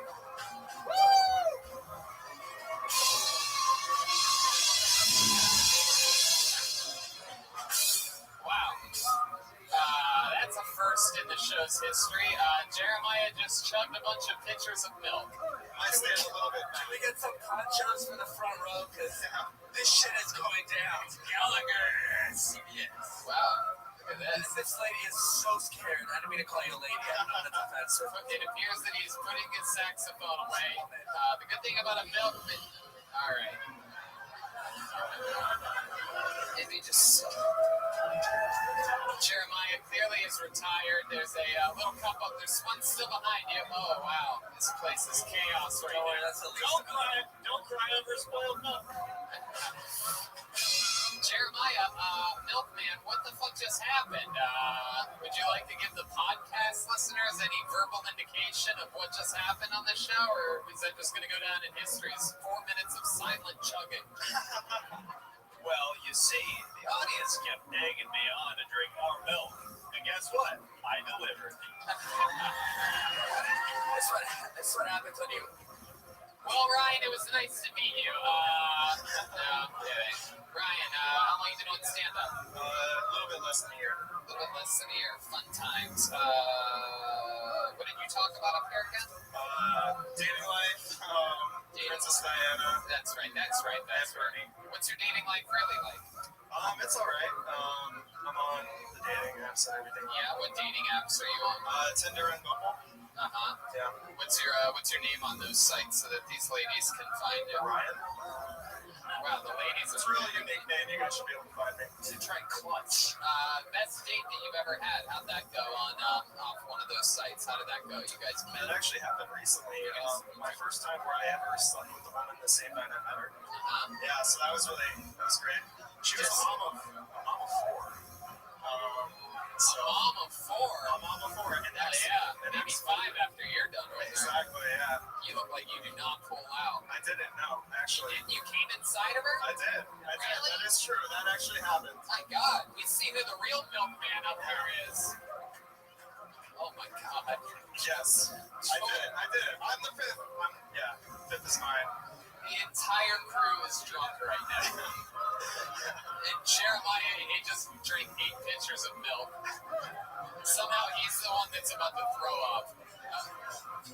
Waterfalls of milk. Okay. All right, Ryan. So that first date where you hooked up with a mother of 4, where'd you take her? Where do you take a mother of 4? Like where? Cornish Pastico. good. We made it. Local reference, I'm guessing you just got her fucking hopped up on a couple margaritas, huh? No, her dad actually killed himself. He was an alcoholic, so she doesn't drink. So she was stone cold sober. Wow, I've never been harder in my life. God damn. Yeah, it's all true. Wow. Yeah, it was heavy stuff to learn about it on the first date and then come inside of her. Yeah, Yeah. for sure. Dump the old fucking, love it. So tell us some. Oh, God. So tell us something else about you, Ryan. Tell us more about you. Let's see. I like Magic the Gathering. That's something we don't know. Right. I don't know. I have diabetes. Do you really? I do, yeah. Wow. Yeah. God damn. All right. Okay. You guys want to see some shit? Yeah, we do. Look at this shit. I don't know, put it away, put it This away. keeps me alive. That's an iPod? I have a ball. Maybe I shouldn't say that here. The other side of that, where does that go? In your penis hole? Around there, it's in my leg. It's normally either in my leg or in my stomach. Oh my god, wow. Surprised that a diabetic guy is so into green pies. It's very good. Alright, well, Ryan, anything else for Ryan, guys? Let's keep flying through this, shall we? We're getting down to it.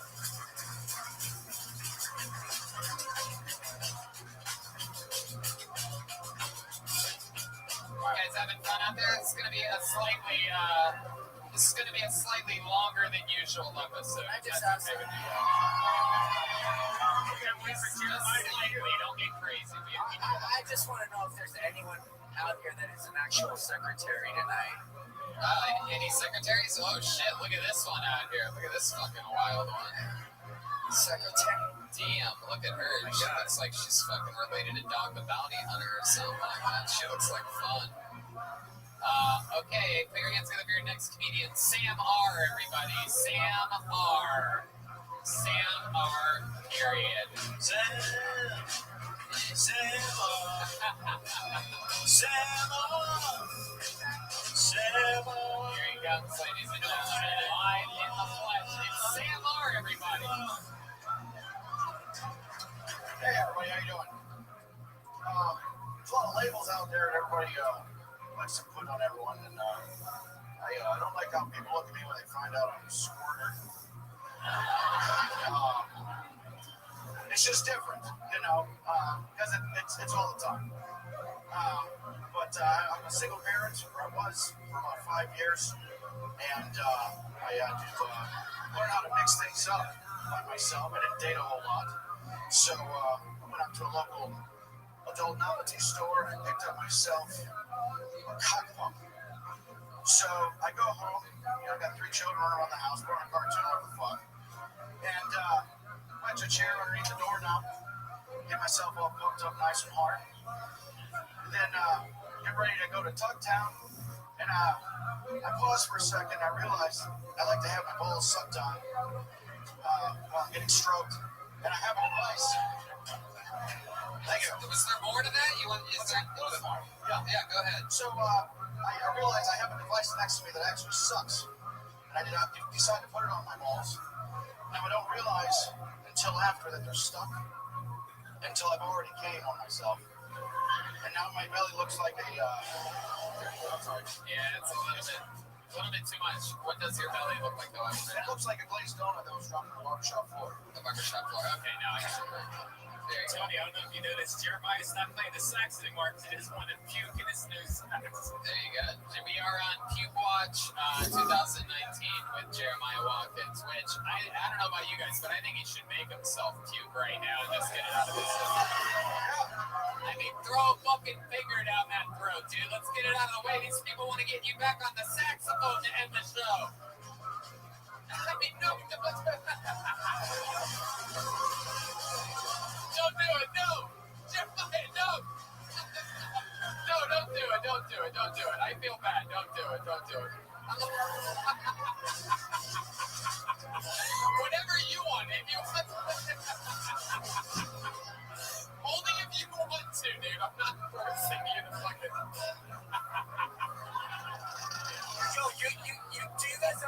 during the show and go, what is my life? Like, what is fucking going on right now? Bill, we're just trying to have some good, clean fun here tonight. I sit here and go, what have I done? Bill, what did you just sober up for a second? Shut the fuck up. No, I want it to happen. All right, it looks like he's actually. It appears as though he has digested the milk already. Let's get to Sam for a second here. Sam, how are you? Fantastic. You said that for a while you were the single parent. You were a single parent for 5 years. How did your 5-year-old die? Well, no, they didn't. No, my 5-year-old didn't die. My ex left. And I had sole custody of all 3 of my children. Oh, So for 5 years, I did that on my own. You see, when you say sole custody, that means that you just had custody of their souls, right? Correct. Yes. Yes. You worship the Dark Lord. Yes. Right. Very good. What company do you drive an 18-wheeler for? I don't actually. Really? In heating and air conditioning. Heating. Would have been the other walking guess. All you guys look the same. It's weird that heating and air conditioning guys have the biggest beards. Like, it doesn't really make sense. You would think they'd be just the perfect temperature. You worked in heating and air conditioning for a while? 2 years. You have a preference between the two? You seem like you like air conditioning a little bit more. Yeah. Actually, yeah. When it works. Yeah. But I'm the one always fixing it when it doesn't. Hell yeah. And surprisingly, you don't have diabetes. Am I correct?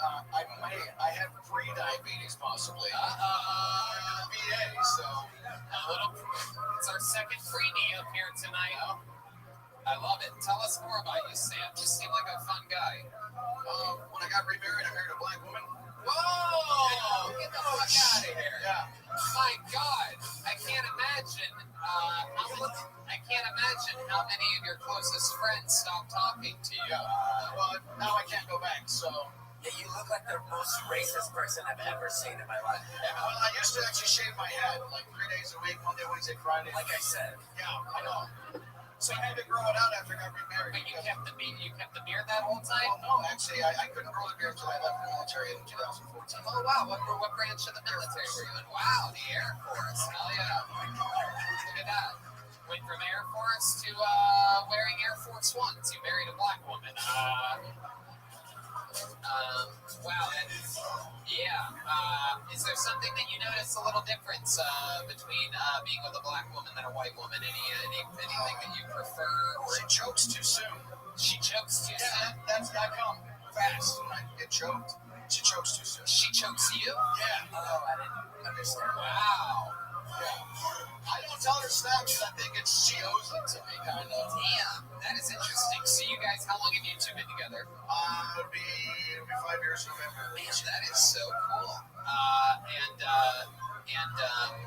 You still have your 3 kids? Yep. How old are they? They are 14, 15, and 12. 14. Those are my 3, and I have a stepdaughter who's 11. Did you live on the Air Force Base with this woman? What's that? Did you guys live on an Air Force Base? I did, yes. So here's something. Here goes Jeremiah. Can I say something? Yeah. So my brother. So my mom was married to a different man than my dad. He was in the Air Force. They lived in Sarpy County, Omaha, Nebraska, where an Air Force base is. Yeah.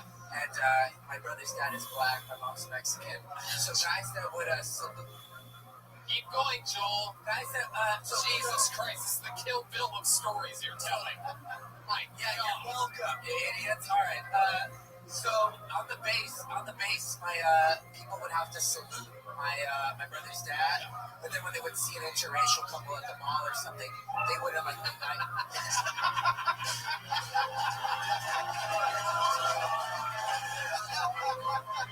Hey, what's he doing? What are you doing, Bill? Bill, where are you going? Bill Billings just walked off the set. Jeremiah's about to throw up. That's not the bar, Brian. That's a green room. Jeremiah, are you going to do this or what? I'm trying my darndest. The whole place is in absolute chaos right now. My goodness. Jeremiah. No. Okay, Jeremiah, I don't think it's happening that naturally. You should probably stop trying. Yeah. My thought was like, wow, all that milk's probably at the top of his stomach. All he's going to need to do is try for a second, it'll probably come out, but now I'm telling you, I'm just let it go. You know, I'm sorry to tell you, Milkman, but I think we're going to need to go a different route with,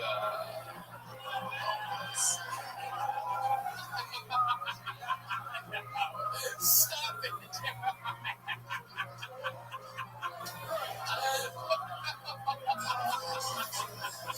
Stop it! Jeremiah, stop! There you go.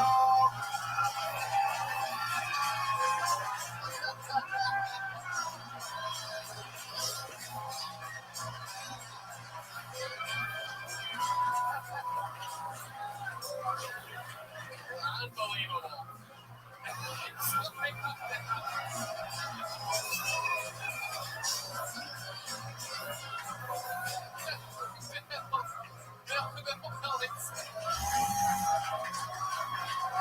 Alright, we need paper towels and real towels or whatever. There you go. Wow, this nice lady, the one with the big tits, just gave him a tissue. She pulled that right out of fucking, those things are warm. Wow, how about another hand for Jeremiah Watkins? Oh my God.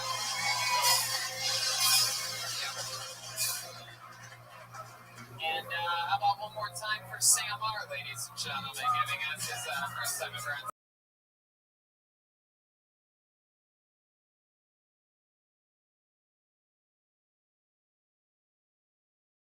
Tony, can something like this happen? Man, the crowd fucking loved it, man. There's more napkins coming, a lot of donations coming from the audience. It's funny because there is a Kill Tony Jackass connection between Rick Cossack, Wee Man. I remember Rick Cossack teaching Jeremiah. Wow, why don't you tell us a story about it, Joel? Oh my God, what is happening? My name is Bill. I hate my wife and I'm fucking my secretary. You guys want to go back to the bucket one more time, huh? One more time. There he is. There you go. They got you. There he is in a bottle of water. How about a hand for the amazing staff here at Stand Up Climbing Phoenix? Move that trash can out of the way. Always been like home to us. Jeremiah, want to go that trash can just on the other side of you there? It's okay. That could even. Okay. Yeah. Sure. That works. Hell yeah. Just in case Bill Billingsley makes himself throw up on one of his long stories. So now I'm the least disgusting person on this stage right now. Oh my God. Wow. All right. I'm pulling another name out of the bucket. You guys want to do this? One last comic, huh? All right, here we go. Closing out the night tonight. If he's here, put your hands together for Eddie B, everyone. Eddie B. Here we go. There he is. Here he comes all the way around. Eddie B.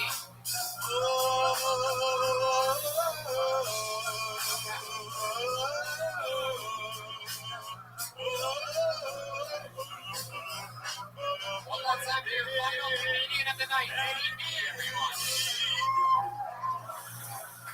Are you good, man? I can't believe One more time for Eddie B, everyone. Let's restart your final set of the night, Eddie B. this is fucking crazy, man. I can't believe I got on stage. So about 4 years ago, I graduated high school, right? And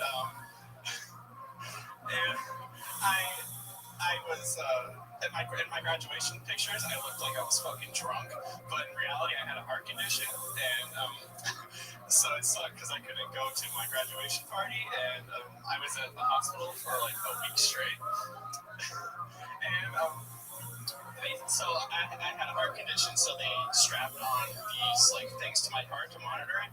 And I was walking home last night, and I realized how fucking stupid I am.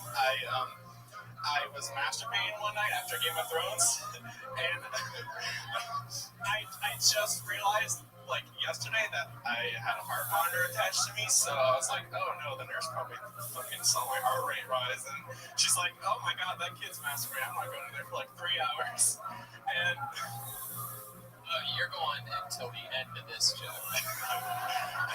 The funny thing is, I was there for a week, and it was like the second day, and they didn't change my sheets for the rest of the week. Yeah, it was really bad. No.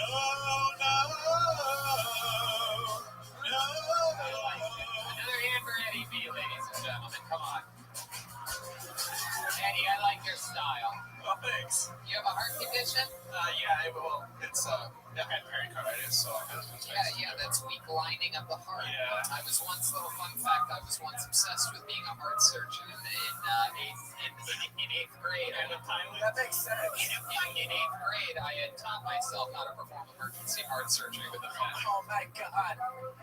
Hey, ask Joy next time she's in town. To be a pilot too. Eddie, yes, shut up. And I'm not trying, you son of a bitch. I am a pilot. Yeah. Fucking Yeah, wait till Golden Pony Airlines fucking debut. All right, Joel, unless you're coming back out in underwear, shut the fuck up. All right. I'll do it.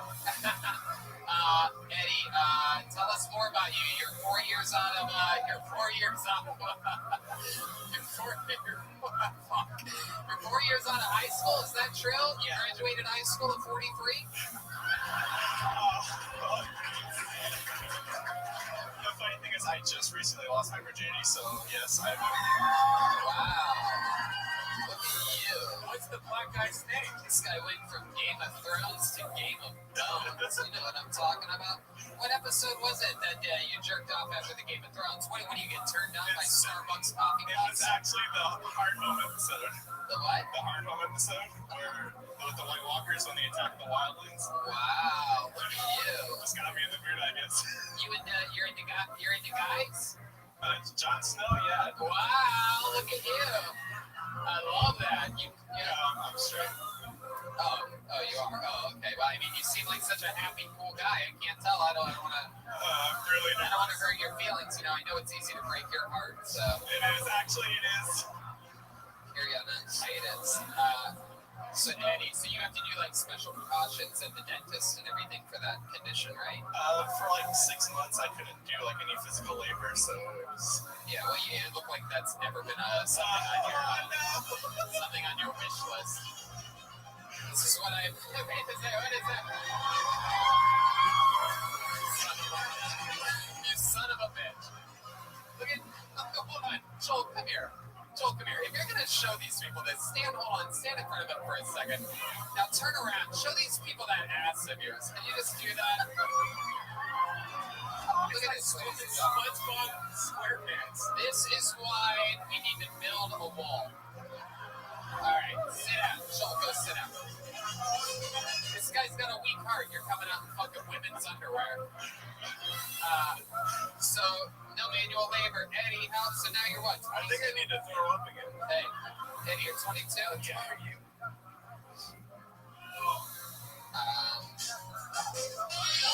Doesn't make any sense. It really doesn't. Okay, there you go, yes. Tony, can I ask a question? Yes. I haven't figured it out yet, but what is it about this show that attracts all these Bobby Hill-looking motherfuckers? It's like every other show. I started involved in before and became cool. Wow. Sure, whatever. So, you're 22 years old? Yes. What do you do for work? I work at a field center, right? A field center? Yeah. What do you mean a field center? A field center? Yeah, what is that? Basically, I just run I just, help old people and just kind of get out gas. What do you help them do? You have a weak heart. What the fuck are you helping old people for? Well, I don't know if Kroger, you guys have Smith's or Ralph? You talking about grocery stores, my friends? We're from Ohio originally. We were there. We are OG Kroger. Second job, yeah. My first job, Giant Eagle, Youngstown, Ohio. See, I work at the Kroger equivalent in Arizona, which is Fry's. Yeah, no, we know Fry's. Yeah. I work at a field center. What the fuck is a field center? Fuel? Wait, you say it. Fuel. Yeah, but how are you saying it? Fuel. Yeah. The fuck is this Phoenix accent that's happened since we were... I got it, dude. Jesus Christ, Leonard Skinner. Fucking relax. I know what he's saying, but he wasn't saying it right. Just because you guys speak fucking Phoenician or whatever this is. He's saying fucking fuel. But he's saying field. Goddamn motherfucking crazy fucks. Like touch. Yeah. Fuel. Yeah. Fuel. Yeah. You know, you're the second guy up here that can't pronounce his job correctly. Fuel center, so you're pumping gas. No, customers just give me money, and I just kind of put it in. You're a cashier. Yeah, I mean, customers always give you money, you idiot.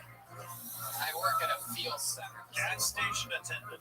Yes, absolutely. The customers pay me. So you said you just lost your virginity. Let's talk about it before we get out of here. How did this magic happen? So you pump someone filled with fucking unleaded? What are we talking about here? Is this live right now? No, it's not live. It'll be up on the internet Sleeping right now, dude. You're sleeping. Well, it was actually like more of a friends with benefits type thing.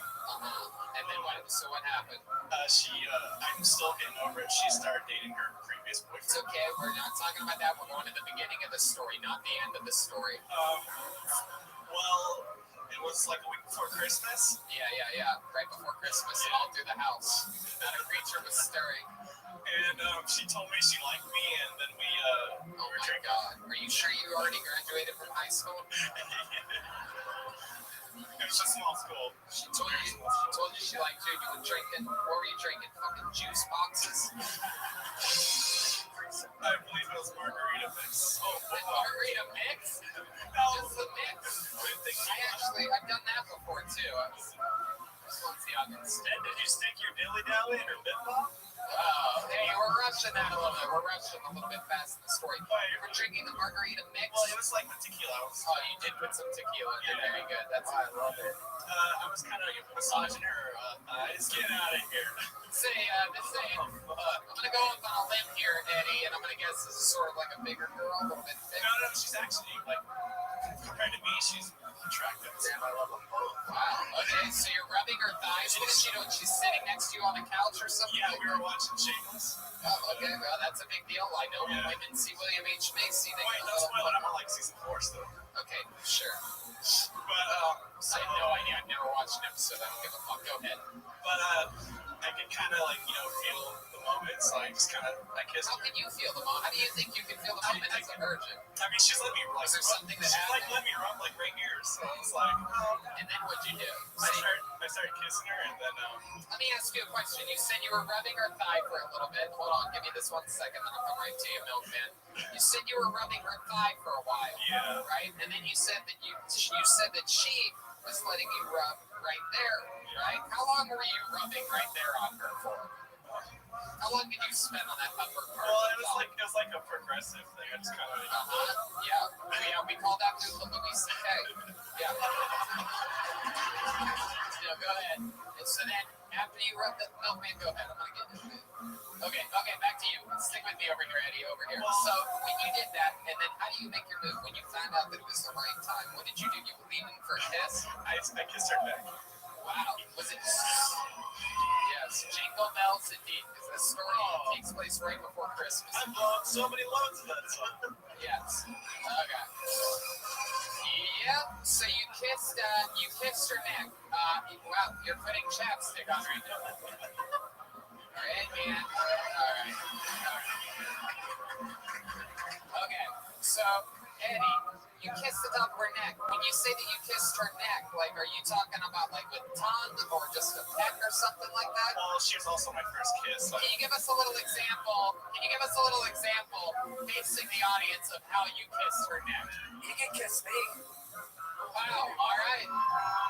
Beautiful.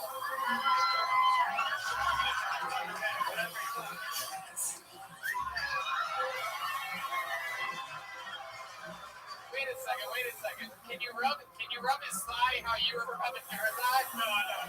No? The fuck are you talking about? You're a goddamn cashier at a gas station. You can rub his thigh. Are we gonna have to censor this on YouTube? Am I a joke? No. After you kissed her on the neck, did you leave? Wait, here we go.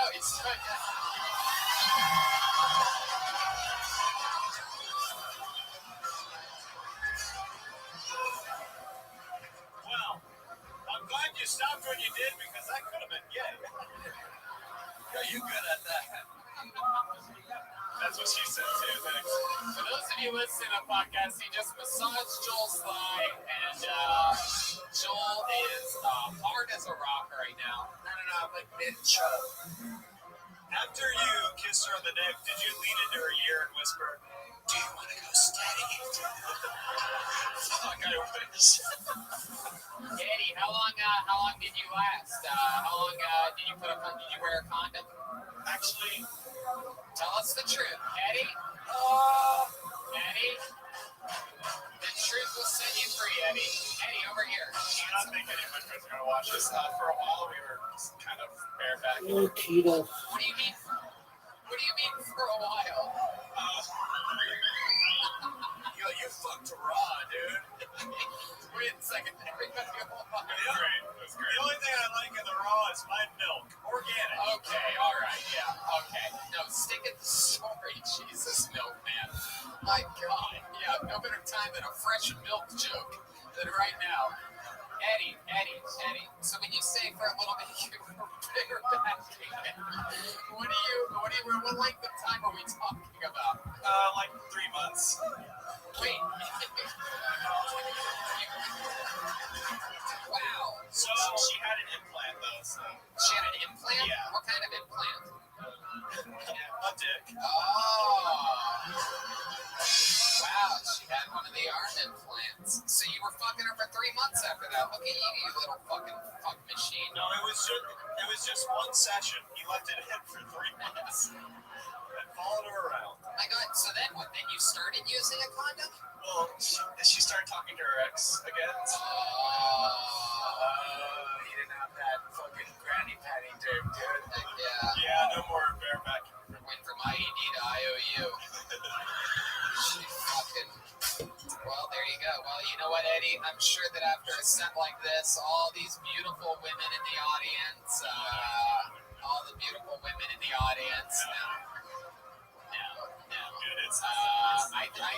I think you could probably, Eddie over here, I think you could probably get laid tonight from one of these beautiful women in the crowd. Just have a man out there clapping their hands. Maybe they'll let you bareback. Yeah, by some girl who really loves a picnic. I love it. Ladies and gentlemen, one more time for your final comedian of the night, Eddie B. Wow. Epic times. There he goes. So much fun. We're going to be taking pictures, shaking hands, selling posters. Jeremiah, some feminist Stacy t-shirts. There's this, there's that. We're going to be right outside that door in just a matter of seconds. There to say hi to you. Thing I am right now. If you want to say hi, if you've whatever you want to do, swing by and say hello to us on your way out. Anything else from, how about another hand for the great and powerful Jeremiah Watkins?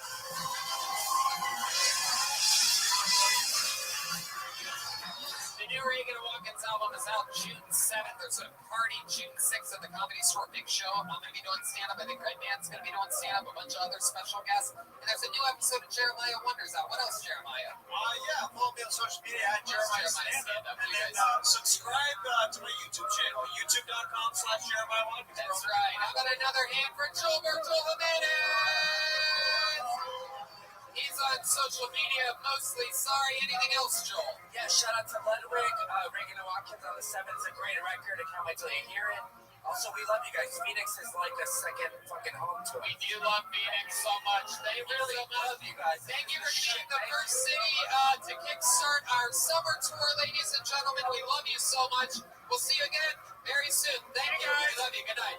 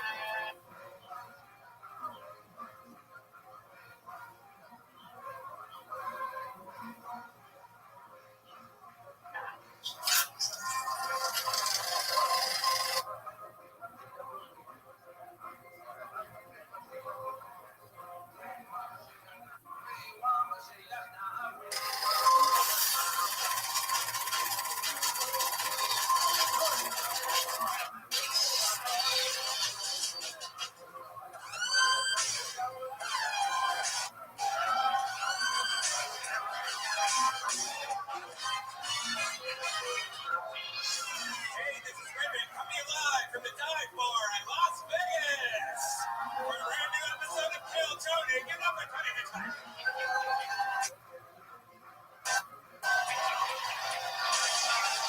Vegas, we're here. We're back. Make some fucking noise. Wow, Red Band's here, everybody! And we are back at the motherfucking dive bar from Las Vegas.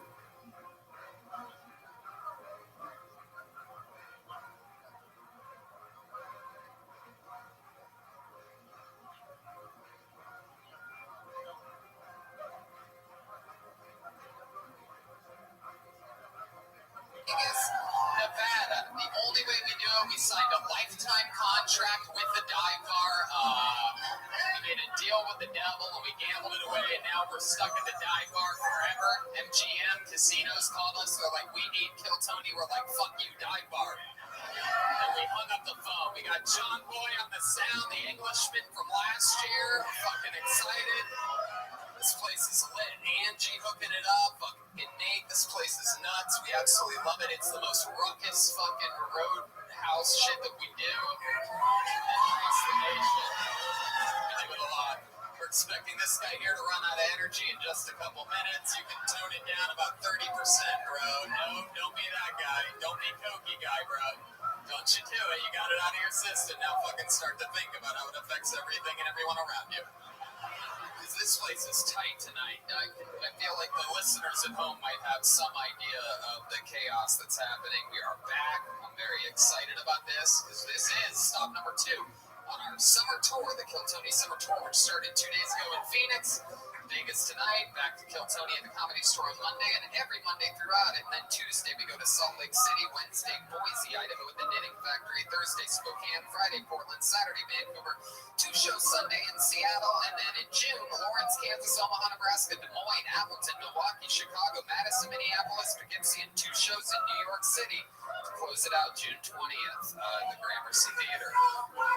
Drink your caveman coffee. You can use the promo code KILLTONY, save 50%, cavemancoffeecode.com. Rockin' Pins and Infinite CBD. The new Reagan and Watkins album comes out June 7th, but you can pre-order it today on iTunes. Pre-order that shit. Yep. Get it before it comes out. And also, we have Kill Tony official posters for sale, drawn by the Real House artist Ryan J. Ebel, that specifically says Las Vegas, Nevada on them. They are our road posters for this length of the tour. And we're going to be selling those right after the show immediately. So what do you guys think? You guys excited to be here or what? I'm excited, as with all of our road shows. We're going guestless tonight, and we weren't able to get William Montgomery off of the self-storage unit. He's looking for Tony Chin right now. We had Malcolm here last time, but William Montgomery could not make it tonight.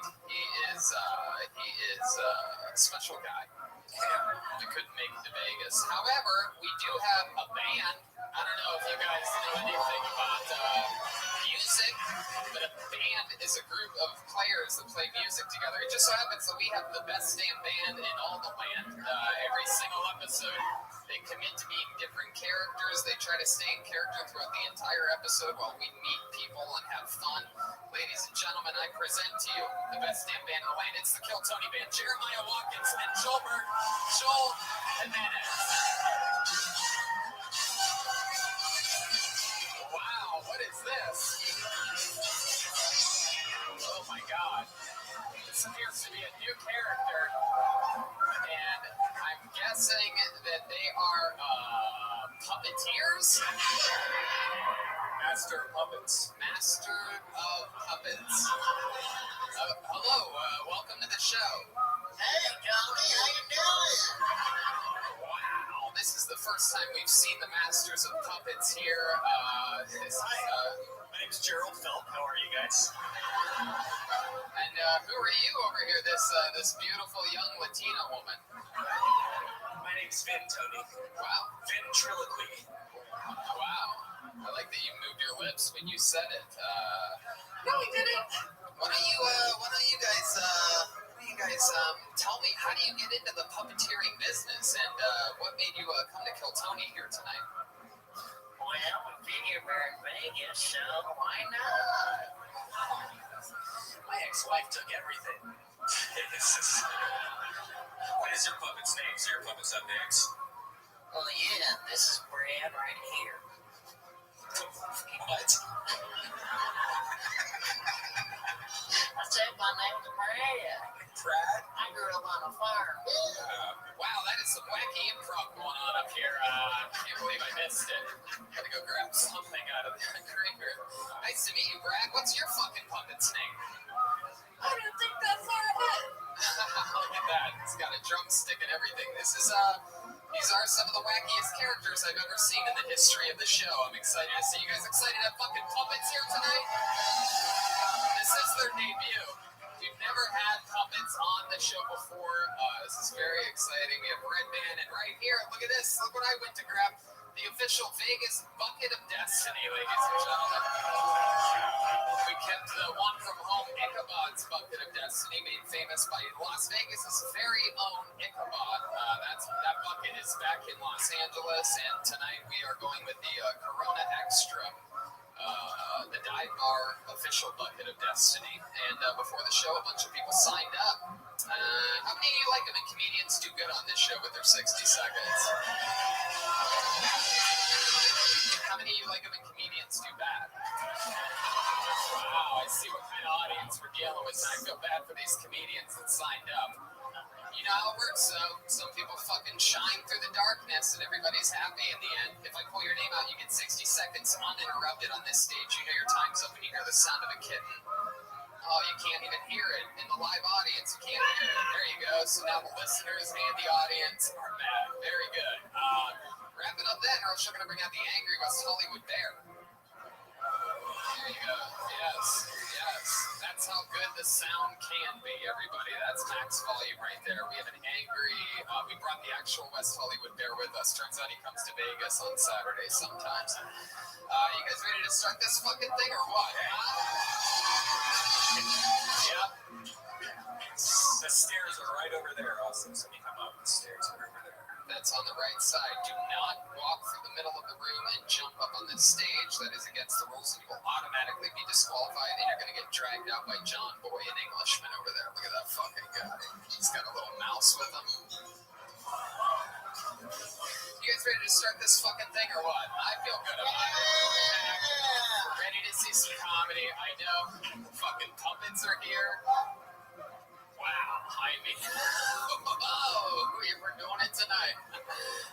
Fucking unbelievable. Hey, we actually know this guy. I'm sure he's been on this show before, I do believe.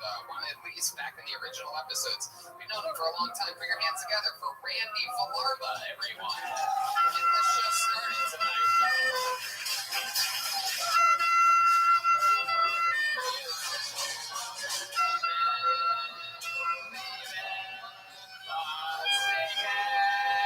Randy Valarba, everybody.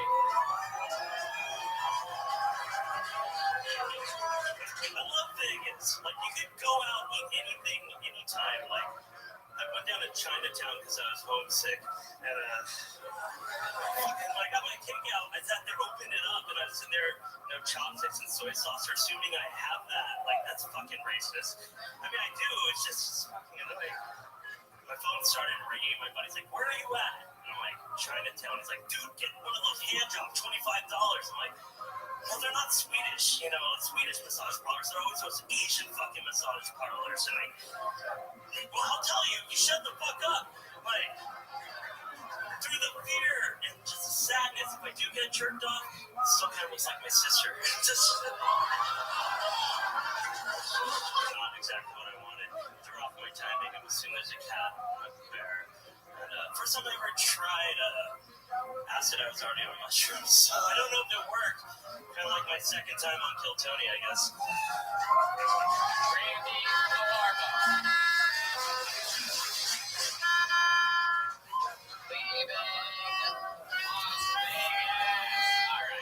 Randy, how are you, buddy? Doing good. You feel good? You got heckled there by this coked up fucking idiot pile I of know, shit. we'll hang out later, but not like when you've been Just a human human garbage pile. Sativa, you really need to shut up, man. And we're all okay. Didn't TJ Dillashaw knock this guy out already? Dude, I'm telling you right now, you're literally already out of chances. And so stop doing what you're doing. Standing right there, I don't know if you know this, there's a lot of people behind you, and you're 4 feet away from the stage, and you're screaming like a fucking idiot.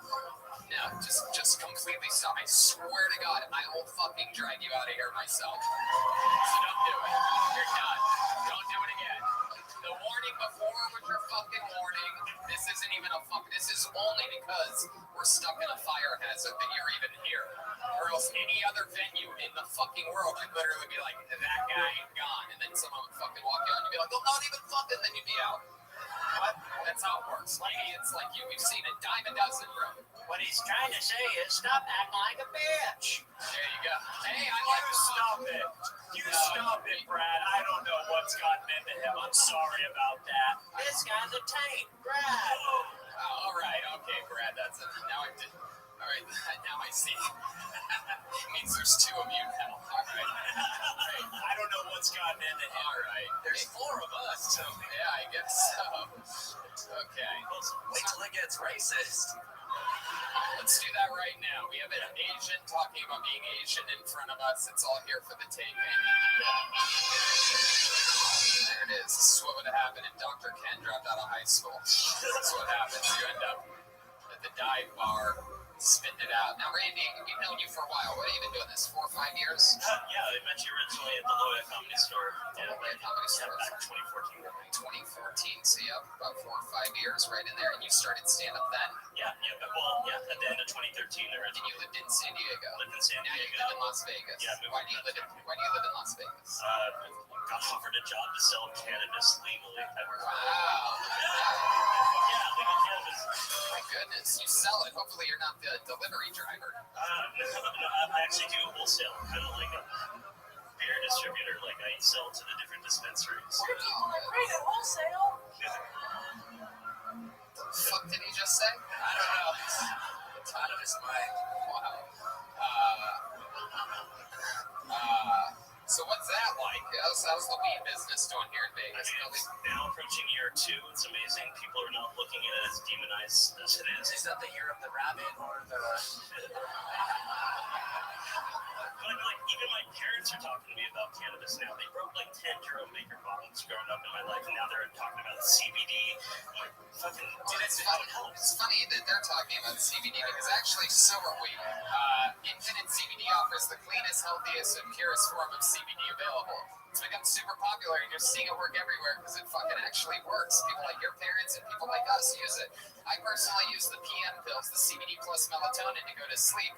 And the freezing point topical cream, it reduces inflammation and is great on sore muscles or anything that hurts. And this is the highest quality CBD you can buy. You know, there's a lot of CBD out in the market right now, but this company actually hired a third-party company to test the purity of the CBD, so you know you're getting the best CBD. Totally fine by that. And as you know, you sell it, but I mean, this is the actual place. I don't care what you're selling. I've been using Infinite CBD, and you can use it too. So check out InfiniteCBD.com. They got a lot of great products that will improve your life. And if you use the promo code Tony15, you're going to get 15% off. Oh, yeah. Your parents ever talk with you about that? They talked to me about how the entourage effect with CBD in conjunction with THC actually unlocks it all. The terpene profile that you find in the different strains that exist in the hundreds of different strains that exist on this planet. That's the conversations we have. All right, that's enough. Wow, he found a way to make weed not cool. They just got approved to do a lounge here, though, in Las Vegas. Still for that, I would love to tell jokes having a bong hit instead of pounding beer. Right, but then you can rationalize why the audience was silent during your set. Oh, they're so stoned. So is it easy to sell weed? Or you still even though you sell wholesale to dispensaries, do you ever find that it's still sort of like an old school drug deal situation where for example, you have to have the people come over and sit on a couch for half an hour so that people don't catch on? Actually, since you mentioned that, since there are no lounges, yeah, I mean, you're only allowed to smoke weed in residences. What's your pitch? You have it. What's your pitch to sell pot? Like, what's like a good line that you use? What's your Wolf of Wall Street shit? The company I work for is, organic, hand trimmed. Everything's hand trimmed, no machines. Yeah, that's very Asian. That's how they make my Nikes too. Yeah, really good. Really good with the chopsticks. No, not my family, but I mean, to be honest, it's all in the terpene profile. The terpene profile in cannabis is truly what.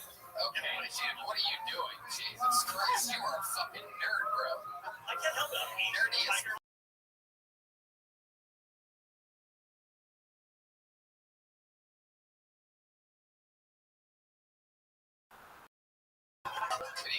Oh, sorry. Oh, all right. I thought a sales pitch was hurry up and buy. There we go. Okie dokie. Yeah, we're having a full communication breakdown up here right now, but this is what the people love. You know what I mean? It's a completely raw, organic show, much like the weed that you sell. Tell us something fun that's happened to you about your life, Randy. I got fun. I actually got a punch in the neck at fucking the Golden Tiki Lounge. It's a local bar here, and pretty much this girl just started digging into me, and I was wasted and knew I wasn't gonna, get laid, so I started kind of making fun of her, kind of treating her like a stripper. Is this a stripper? Just some chick that was out there that was just yelling at me. I started ripping on her. Oh, you were doing stand-up at the time? No, we're both outside smoking cigarettes. She's drunk and I'm drunk. She's talking shit. She punches me in the neck. She's like, "You like that, huh?" And I was just like, kind of hiding my boner. I'm like, "No." She was like 110 pounds, so she's like hitting me, and then when she hit me in the neck, I was like, "Okay, done."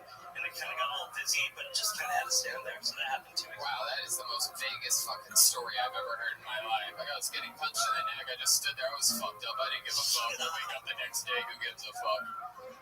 Yeah, because you have weed and CBD. All right, okay. Jesus Christ, Randy. Well, we've known you for a long time. It's cool that you got the show started. Absolutely. There you go. A young Mr. Miyagi, ladies and gentlemen. Randy Balardo. Here he goes. One more time for Randy, everyone. Get your fucking glass out of here. Jesus Christ. So we're off and running here. We got the puppets are quite the dynamic here.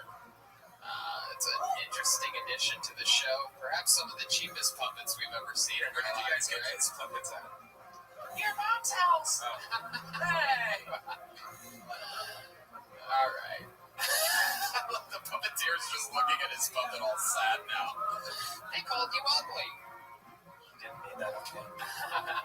All right, let's keep this fun train moving along. Put your hands together for Logan Quiros, everyone. Logan Quiros. All right, Logan Quiros.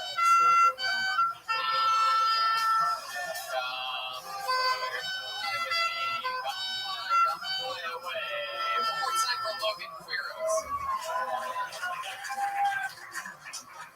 So I started dating recently, which is cool, but my mom's Catholic, so she wants me to date a Catholic girl, so I gotta go to 8 a.m. Mass, because 11 o'clock Mass is for the whores, am I right? 11 is for the whores. 8 a.m. is for worship, 11 is ask for forgiveness. We all know how that goes, guys. When I was younger, I liked to go to movies. This girl asked me once, she's like, "Hey, Logan, want to come see a movie with me?" I'm like, no, I don't watch girly dance movies. I don't want to step up with you. And then Step Up to the Streets came out. Fuck that joke up. Whatever, we keep rolling, guys. We keep rolling, baby. So, one more, guys. The other day, this girl sent me a picture of Snapchat of her and her vibrator. I'm fucking up, guys. Picture of her and her vibrator, guys. And I was like, wow. Send me, fuck, dude. Hey, dude.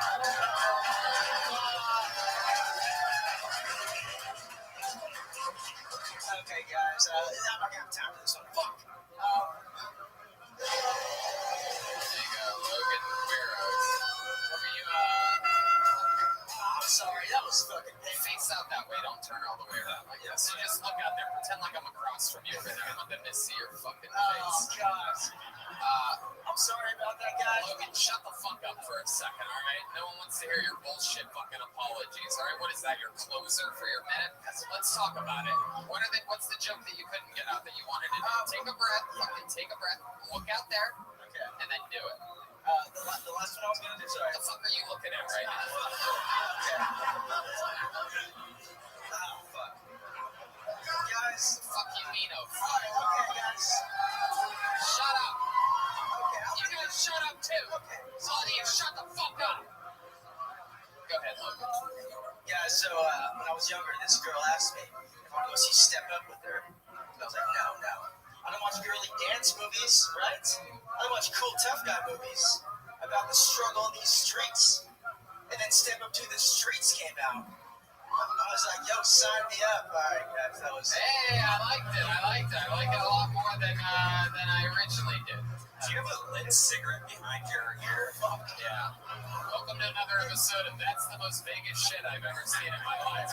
It's gotta get worse. That is I literally took note of it. I actually wrote it down so that I didn't forget. Half smoked cig, it says on my piece of paper here.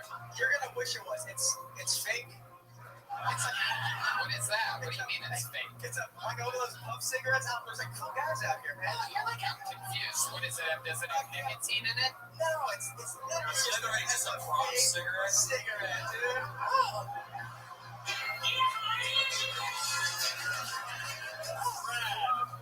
Brad, you are 9 years old. You're not allowed to be smoking.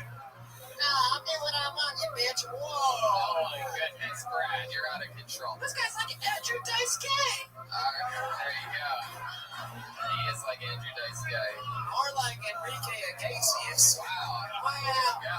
Actually, it's like Ricky Martin. There you go. Wow, for someone with such big muscles, your set was weak as fuck. Jesus, these puppets are pure evil.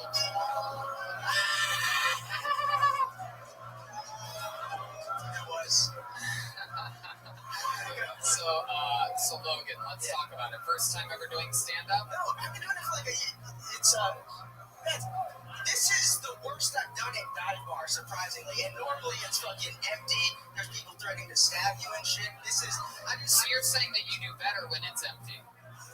Yeah. I was gonna say the same thing. I was gonna say you seem like you would do really good in empty rooms. Yeah. I got my...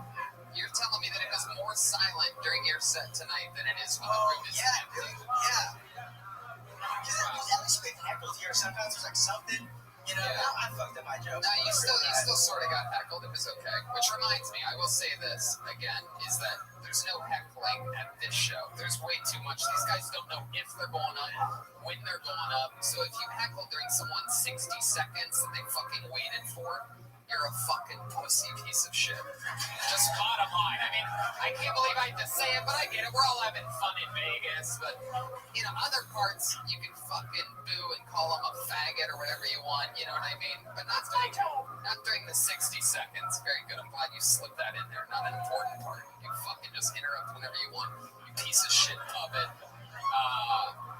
So back to you, Logan. You seem like a douchebag. Convince us you're not. Look that way. I get that. No, Look that way and convince us that you're not a douchebag. I'm not gonna...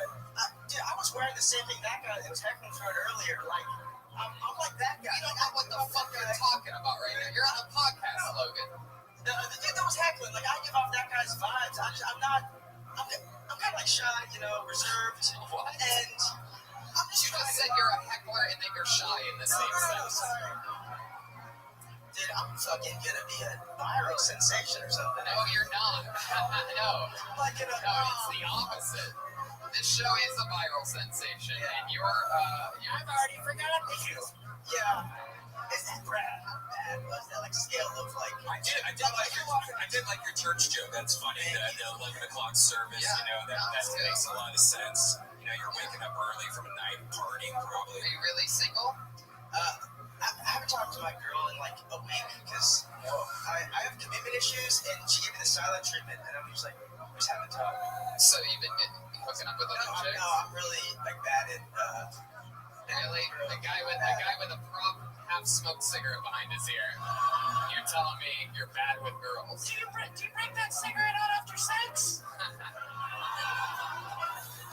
Where do you buy one of those, by the way? I've never even seen one of those before. Amazon, I gotta get 24 pack in my car. Oh my god. Oh, why do you put them out? Do you like step on them or something? Why do you need more than one? They pop smoke. He puts them out on little kids as he walks by them.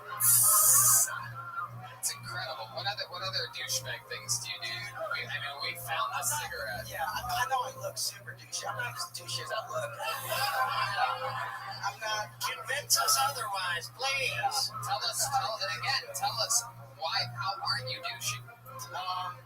Tell us things about you that aren't douchey. I wasn't in a frat. I feel like you guys think I was in a frat. I look like I was in a frat. We don't think you went to fucking college, dude. We know you weren't in a frat. I went to college. They don't have frats at fucking Surf City Community double fucking GED college. I was in college. I should have been working on my set when I was in college because that was fucking atrocious, guys. Okay, stop criticizing your set. That is our job here, all right? So, Logan, let's talk about your real life. You're from here in Vegas, born and raised? I'm from LA, making you guys not proud. I'm from LA. I moved there a year ago for work. Yeah, what work? Commercial real estate. I'm sticking with that, guys. That was... What do you mean you're sticking with that? Like you said, a comedy. That was... Logan, I'm not actually... You're not a very good listener. Work, yeah, I got you. Commercial real estate? Yes. So what do? You sell houses? I like to lease out properties and kind of work in the financial side. You're a fucking slumlord, are you? Are you a slumlord? Is it bad properties? Yeah, I'm in the cubicle. I'm out there with just showing properties. I'm that guy. All right. What kind of car do you drive? Subaru. Really? Oh, you're a lesbian. I knew I was going to get that. Man, all right, last chance. Anything that you can say to make us like you? You ever do anything good for yourself? I asked you what the least douchey thing about you was, and you said that you work in commercial real estate. Guys, just forget. No, Logan. You fuck. I just asked you a question. Oh, sorry. And you're doing it for the 5th time. You're criticizing your fucking set. I'm in my head. I'm sorry. Listen to me. Tell us something that's not douchey about you that will make us like you. Fucking think hard with your fucking brain. Ooh, that didn't get the laugh I was expecting. Do you have a family? Anything redeeming about you? I have a family. I'm the oldest. Brad, help this guy out a little bit. What was something kind you did for your mother recently? Brad, that's actually good. I'm the oldest of 6 kids, so I help them, I coach them. Okay, we're getting them somewhere. That's something. Like I help coach them. How do you coach these What do you coach kids? Sports. Yeah, what kind of sports do you? They play a bunch like football, basketball, baseball. You coach them? Yeah, well, I don't live with my near my family anymore, so not anymore, but I used to. And I turn that camera off. Dude. Okay, he has no redeeming qualities now.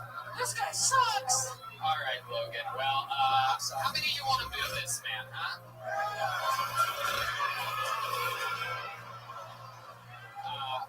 Okay, there he goes, Logan Quiros, everybody. There he goes, Logan. Logan, over here. Look.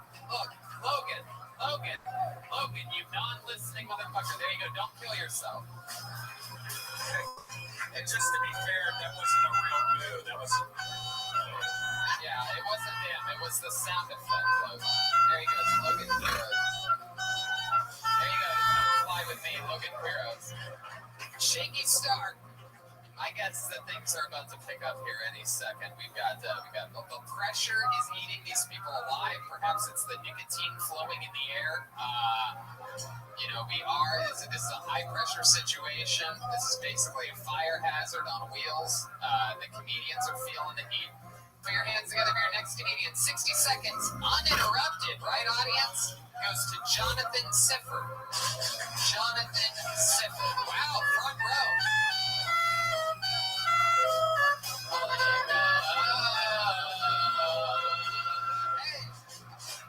One more time for Jonathan. What's up, Night Bar? Vegas week. We got Vegas' next mass shooter over here, so. Oh, come on. Let's talk about October 1st, 2017. That was fucked up. Okay, I understand it. I don't condone it. I don't like church music either. Fuck, man, that was rough. Everyone that's booing didn't sign up, so fuck you. A lot of people think I'm part Asian. I'm not. I'm actually half white, part Eskimo, part Mexican. Probably the most Mexican thing about me is my parents were 15 and 16 when I was born. All right. That's all I got. Fuck yeah, Jonathan Sifford cutting out early at 56 seconds. And Jonathan, you come out guns a-blazing. You're the only guy to not get heckled so far in the show. And the first thing you do is you come out and you make fun of someone in the fucking audience. You call them, who's that fucking... Yeah, I already handled him. He ain't fucking talking anymore. Then you come in, you try to wake the fucking beast. This guy's gonna do another line and be up all our asses for another hour. He's behaving himself. How about a hand for this guy? He's showing self-control. You see that? We're helping people, not just comedians. We're making better audience members on this show, too. Jonathan, why do you look like both of tonight's comedians mushed together at the same time? I can't tell what you are. Are you half Asian, half Freddy Krueger? What the fuck is this? What's going on over here? I watch this guy sitting, I was like, hell nah. Wait, what? In the whoa! Wow, that is our first ever black band member. Holy shit! Leon, control yourself. I'll say whatever the damn hell I want. Wow. We figured out a way to do blackface on the show. That's incredible. Hell yeah. Wow. Wow. Leon, this is very exciting. I'm going to write down your name, Leon. I don't want to fuck that up. Leon, what do you think of... Quit jerking off, Leon. Why would that guy jerk off a lot? Man, I like sex. Oh, okay. My goodness. Jonathan, let's... Wait, what the fuck is that over there? Tony. Oh, my God. What? Yo, that's my girl right there. That's right, boo-boo. Tell him, boo-boo. What is that, Tiffany Handish?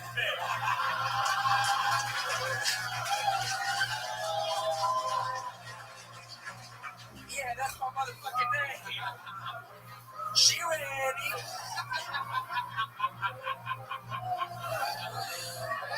This is incredible. Wow, she's backing that ass up on the cymbal. Oh my goodness. Wow, look at that. Oh my God. These guys are raised on the streets, the Sesame Streets. Okay, Jonathan, what are you, Asian or something? What are we talking about here? Face them and tell them. My mom's half white, half Eskimo. My dad's half white, half Mexican. Wow, okay. You full disappointment.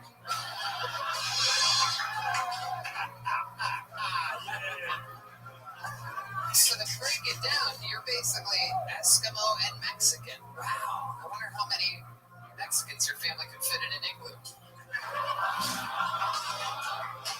That's one frozen burrito, man.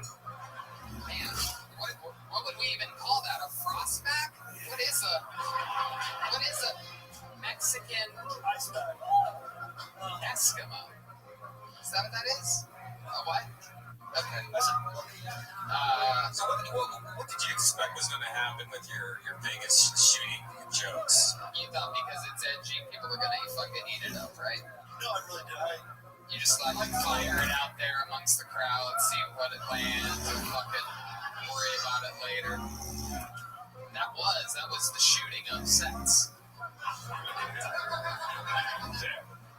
Except you weren't prepared for it. There you go, Jonathan. How long have you been doing stand-up?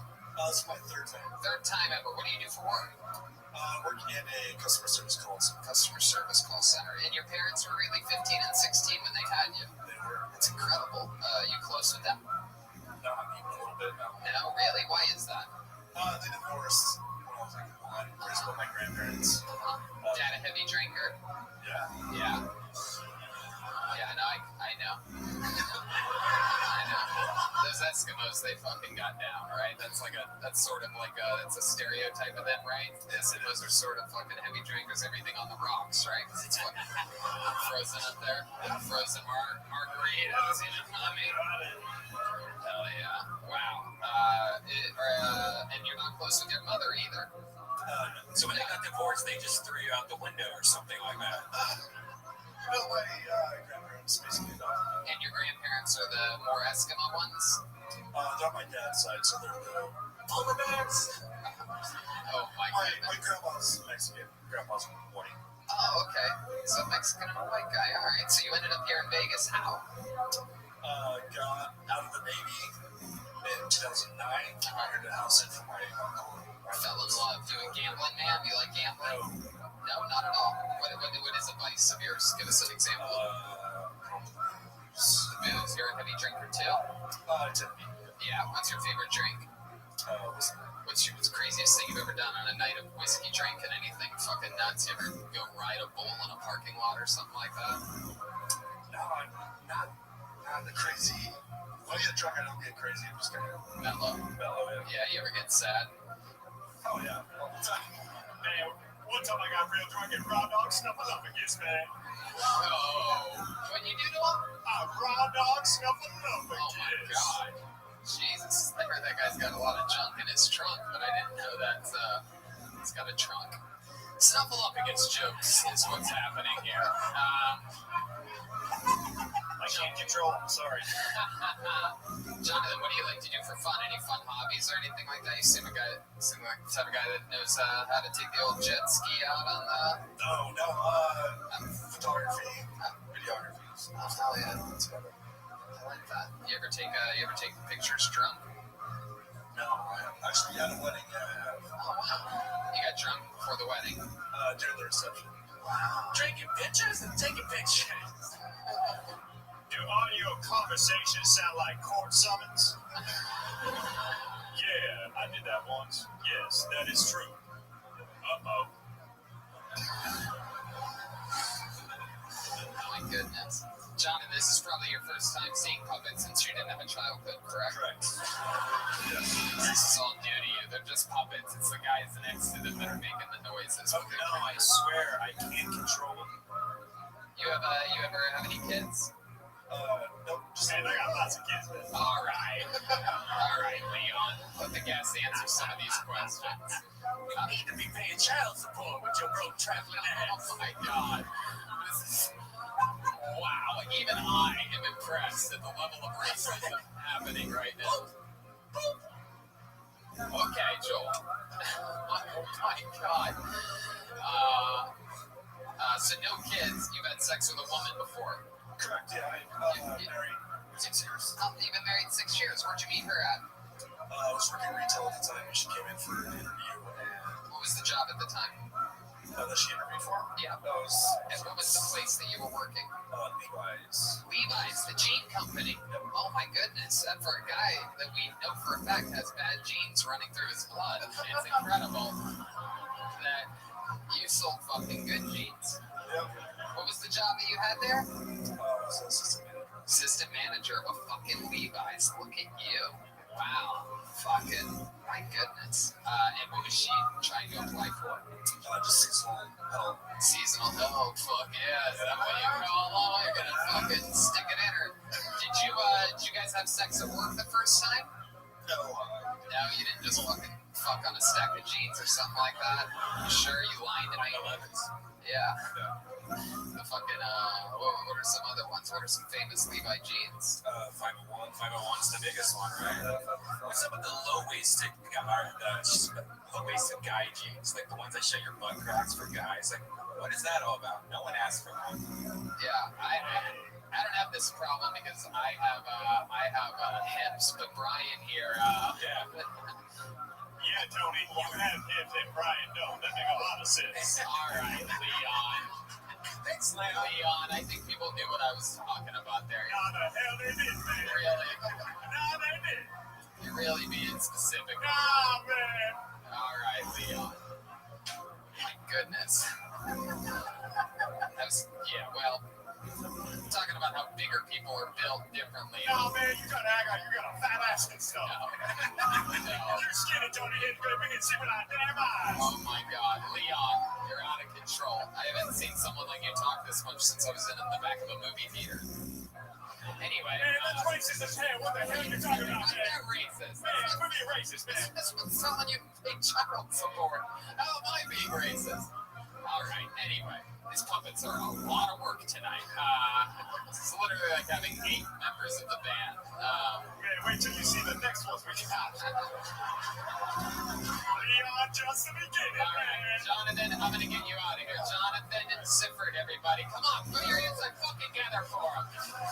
Jonathan. We barely got to talk about his set, but it's a lot of edge. If you're going to talk about something that's serious, Jonathan, something good would be to like mix in something a little fucking silly or something that surprises us. I just wouldn't even touch that, especially in Vegas. That just...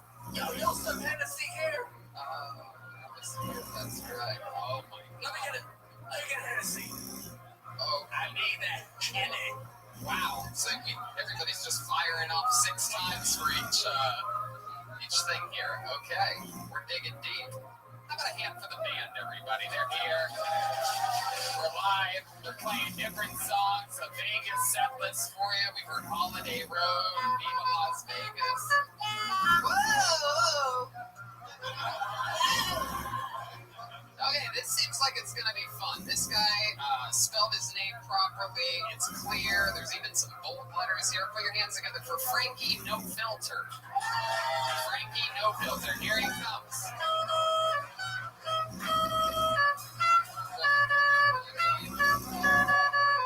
One more time for Frankie No Filter. I moved to Albuquerque, New Mexico last year in July, and I haven't had a solid bowel movement since I moved there. It's because of their world famous green chili. I love it, but it fucks up your stomach. And the thing about eating green chili, it's a lot like fucking dirty horse. It's all good when you're doing it, but later on down the road, it's gonna burn. Your asshole. Anyways, I'm 30 years old. I'm 30 years old, and I can barely grow hair on my face. And when I do, it looks like a couple of cubes. I know what you're thinking. This is what it looks like when you take care of yourself at 30 years old. I'm worried about my health because I'm getting older, but I know I'm healthy because I wake up with a heart on still. When I wake up in the morning and I look down at my cock, it's 3 in the morning paper drinking a cup of coffee saying, "Yo, Frankie, get the fuck in the shower and get ready for work." I'm like, don't talk to me like that or I'll beat you off.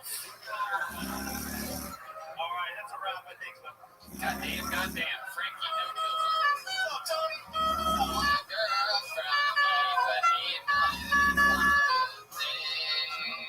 Frankie No Filter, how are you, man? Doing good, man. Look at you, you crazy little fucker. You wear shirts like that all the time, or just when you're doing stand-up? Just when I'm, actually, I don't really wear something Is too that loud. you little fucking Mexican John Lovitz? Is that what's happening here? I'm Mexican John Lovitz, yo. Oh, okay. Kimberly Iglesias lost a lot of weight. Wow. Who's that? Some guy. Oh, I'm in Las Vegas, man. Come on. Is Las Vegas enough for you guys? Come on. Yeah, you look hot. Oh, who's that? It's Cindy. Okay, we have a chick up here. Fuck yeah. I'm about to stick that in my dick where the hand is. Oh, you should have some kind of filter. Yeah, my goodness. Wow. My goodness. So Frankie. Did you say you're gonna put your dick where my owner's hand is? Yeah, he did send me. That's inappropriate. Yeah. I'm inappropriate. You got your hand up her ass. What the fuck? Okie dokie. All right. Yeah, but it doesn't give you my consent. Okay. I don't hang out at kids' parties. I hang out at the dad bar. Okie dokie. So Frankie, you're on a live show right now. How's it going? Oh, good, man. You feel good about it? I'm a big fan of yours. I bet you are. How long have you been doing stand-up comedy? A year and a half. Year and a half. All here in Las Vegas? No, I started in Phoenix and then I moved to Albuquerque. Why'd you move from Phoenix to Albuquerque? It's hot as fuck in Phoenix, man. So you moved to Albuquerque for the temperature. Yeah, it's cheaper. And, Have you ever heard of the rest of the United States of America? yeah, you know what's fucked up? You guys don't even go over there, man. We're going to the Southwest. Over where? Albuquerque, New Mexico. Yeah, why the fuck would we? Yeah. That's the shit, homie. We were just in Phoenix 2 days ago, you idiot. We were there 3 months Better than before Phoenix. that. Hey, Albuquerque's way better than Even Bugs Bunny doesn't want to go to Albuquerque. Tell too honest. You know that Detroit's even cheaper than Albuquerque. Yeah, That's not really a positive. Yeah, but it's cold as fuck over there. You ever hear you get what you pay for? Yeah, that's true. Yeah. Well, everybody from Chicago lives in Phoenix. Yeah. Everybody from the Midwest. Yeah. But you're from New Mexico, but your accent sounds like you're from just regular ass Mexico. It's cold over there, man. It's fucking cold, eh? The weather is cheaper. You look more biker than me. Hey, you ever bought weather? Weather's cheaper there, fool. You're like the second Mexican Dracula we've ever had on the show. And you're like my fucking uncles who think they're funny at the barbecue and they're not. Damn, Frankie. Wow. Joel No Filter over here. My goodness, little Frankie, you're doing a good job. I never look out to the audience. You have your back turned to the audience. I'm sorry, you got it. Frankie, look at them the entire time. Don't fucking look at me. I won't look at you, Tony. Frankie, shut the fuck up, Frankie. Is anybody listening here to this episode while they get? Is there like a bad wire on the stage where like nobody's listening? I love it. Frankie, let's talk about it. You are the first ever 30-year-old, 14-year-old we've had on the show. It's very exciting. I know. You're the first one ever. I'll be 31 tomorrow. Shut the fuck up, Frankie. No one gives a shit. You dress like it's your birthday every day. No one cares. Frankie, remind us, what do you do for work? I'm on labor. Labor? Hell no. I don't believe that for a fucking second. Are you serious? Yeah. You do. What type of labor do you do? Just demolition, construction site cleanup. Oh yeah.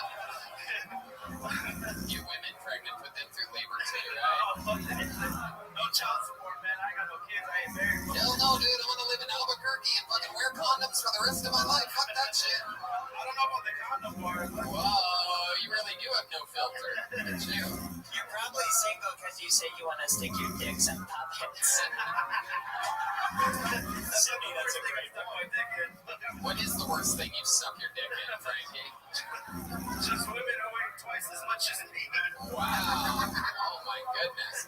Biggest chick you ever hooked up with, and you had to guess her weight. What would you guess that is? Like 250, maybe. Wow, look at that. That's good. Hey, man, It's cheaper. It is cheaper. Sober. There you fucking go. What's wrong with being cheap? Hey, what's wrong with it? I know. Mexican Jew, fuck it. Wow. Digging yourself a deep hole like a good laborer over there. Frankie, what do you like to do for fun, huh? Other than 250-pound chicks. What else? Just get on the bar, pick the bars, fuck it. Wow, you have no respect for women whatsoever. What happened to you, Frankie? You close with your mom? Yes, I am. Really? Did you wish her a happy Mother's Day? Yes, I wish her a happy Mother's Day. Really? Because it's not even Mother's Day yet. You wasn't shit. You just fell for the I trap. got it before you said it. All right, Frankie. I get tired of looking at the audience. What? Weird. Nothing. He said he's tired of looking at the audience. We don't give a fuck. Yeah, it doesn't matter. You can't face us. You have to look out at them, Frankie. Oh, no. Don't be afraid. You're on a Weird talking to having somebody talk. You scared him. I know. Frankie, this is show business, so we have a small stage, so you look out at them. Do you understand what stand-up comedy is? Like, that's like the whole point. You have to look at the audience. Yeah, look at them right in their eyes. When was the last time you had a meaningful relationship with a woman? Good question. Cindy. Oh, man. I got one right now. It's kind of open, basically. It's open. What do you mean it's open? Open buffet? What are we talking about?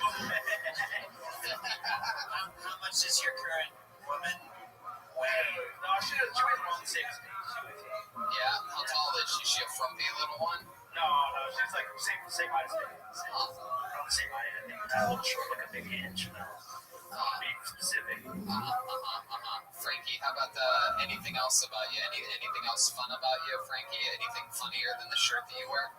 I know. I just travel. Yeah, where do you travel to? Travel to Phoenix, so back to see your show, and then it's a cheap vacation, fool. Cheap vacation.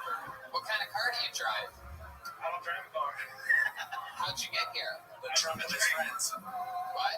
In the trunk of a friend's car. How'd you get here? How do you travel, Frankie? You're so cheap. I'm excited to find out. I took a train and the bus here. You took a train and the bus? Yeah. My goodness. I had a hitchhiker here part of the way, too.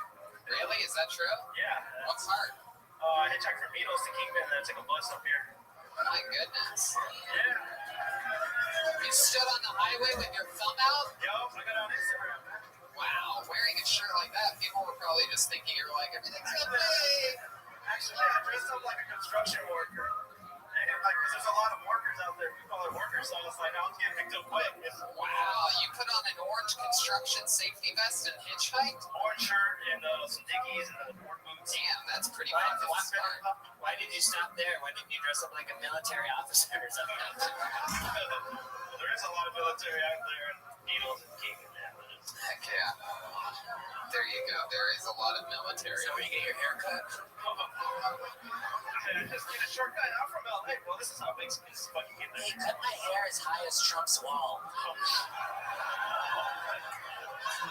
don't have to worry about my parents getting deported. They're Americans, not yours. All right, Frankie. All right. We got to get you to get that shirt back to your father. All right, Frankie. Well, it was nice meeting you, buddy. You're going to be 30 years old. Are you sure you're 30? I'm 30. I'll be 31 tomorrow. I'll be 12 this my birthday. There you go. Happy birthday. Frankie, no filter, everyone. Let's keep it moving along. The girl from Ipanema is calling. This is like interesting episode so far. This is what it's all about. You never know what's going to happen on this show, and it's raw, organic qualities that make the great moments that much greater. You guys are having fun out there, right? They're enjoying themselves. All right, this looks like a fun name. I get a good vibe from just seeing this name. Let's see if my instinct is correct. Put your hands together for Jesse Hart. Jesse Hart.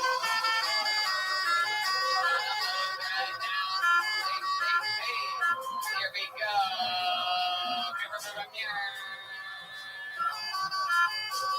Hey, here he is. Jesse Hart, everyone. Now, before you continue onward with your judgment, no, I'm not an expert in the Sons of Anarchy porn parody. Vaginas. Yeah, those are pretty cool. Those things are resilient and non-destructive. I kind of forgot what those things. Fuck me. I got it. Those things are indestructible. I see those things taking a beating online from time to time.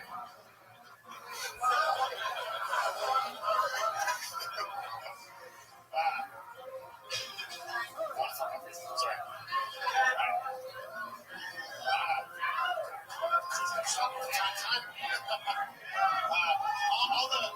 All the gadgets and toys those things have, it's impressive and a little unfair. My dick doesn't have an RPM rating, nor does it wag like a golden retriever's tail waiting for a ball to be thrown. But those seem to be beaten down and drawing it numb like Charlie Sheen on a cup winner. Fuck yeah.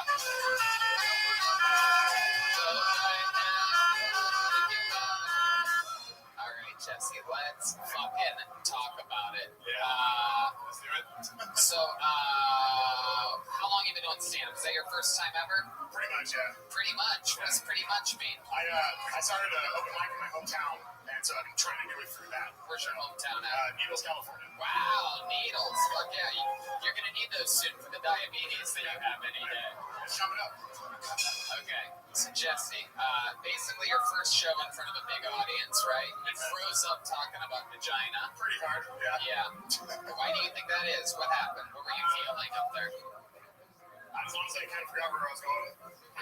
Yeah. I don't know about the gay porn thing that I was trying to go for, and then You're drinking a PBR right now. How many of those have you had tonight?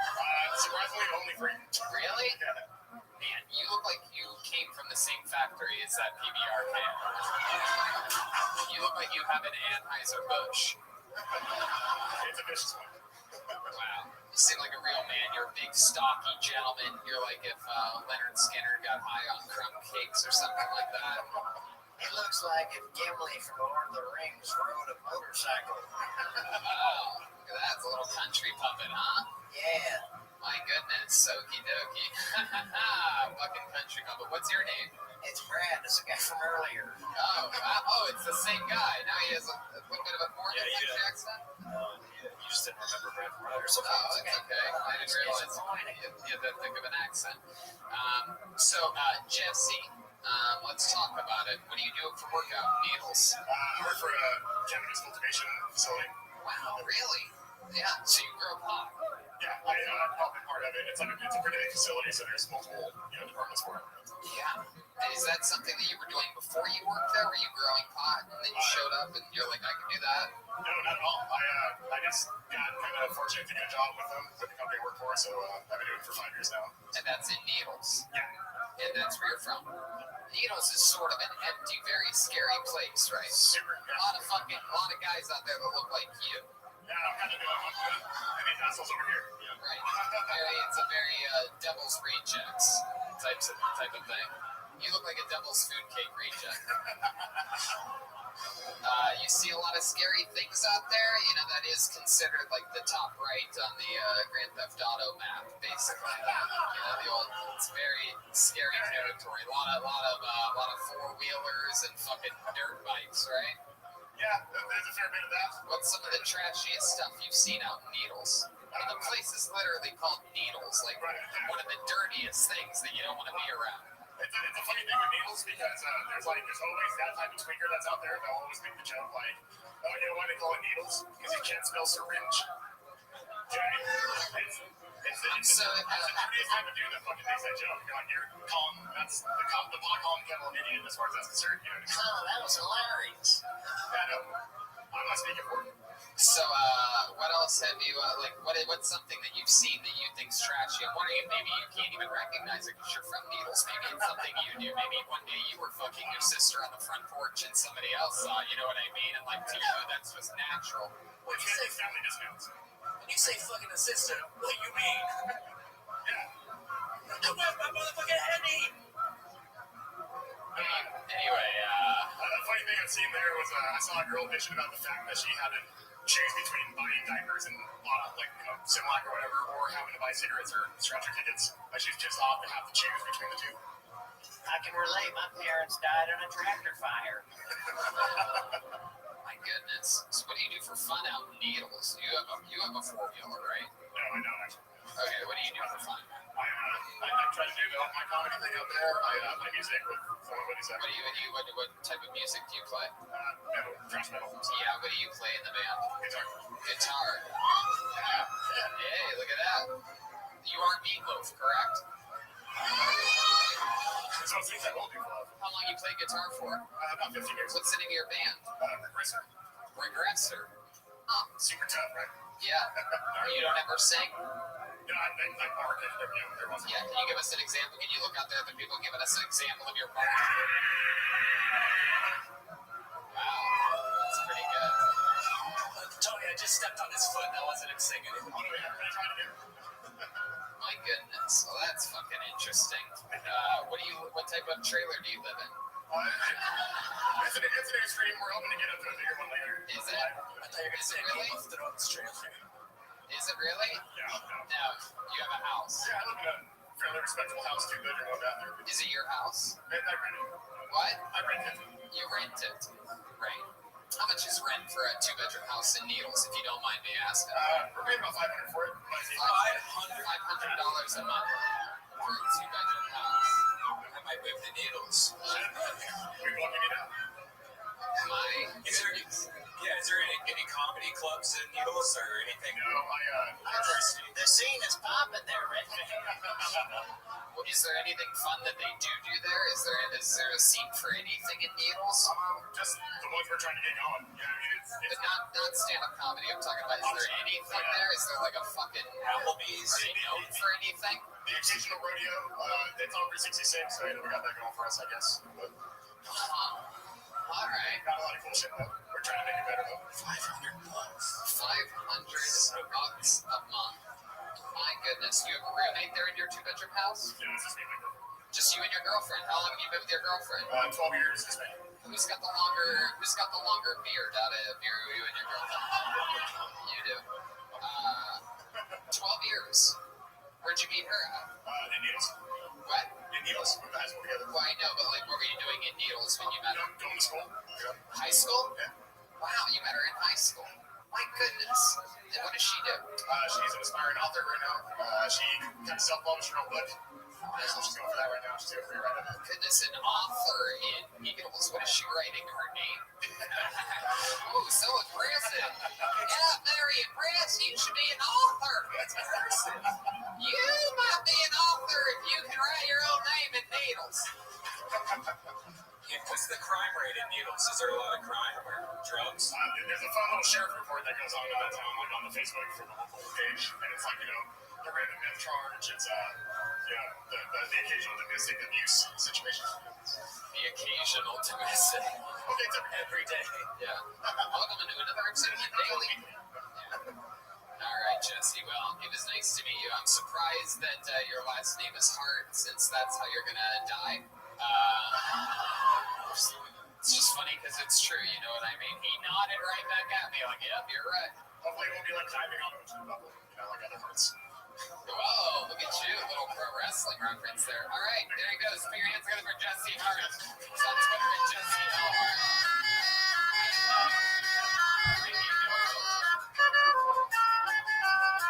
So cheap.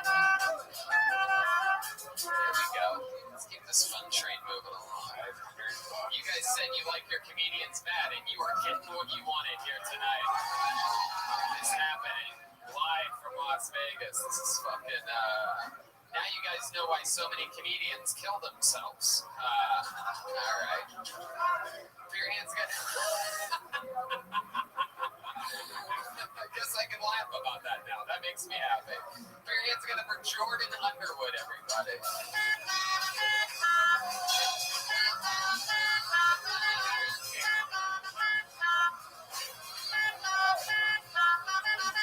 Jordan Underwood. Should be interesting. He's got good handwriting all over his letters. Here he is, ladies and gentlemen. Jordan motherfucking Underwood.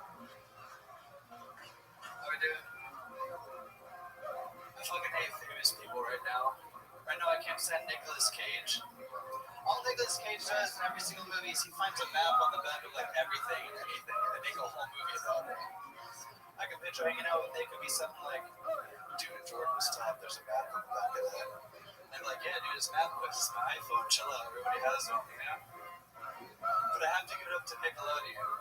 Because what Nickelodeon did is they took every National Treasure movie and they casted a Mexican bitch to play Nicolas Cage.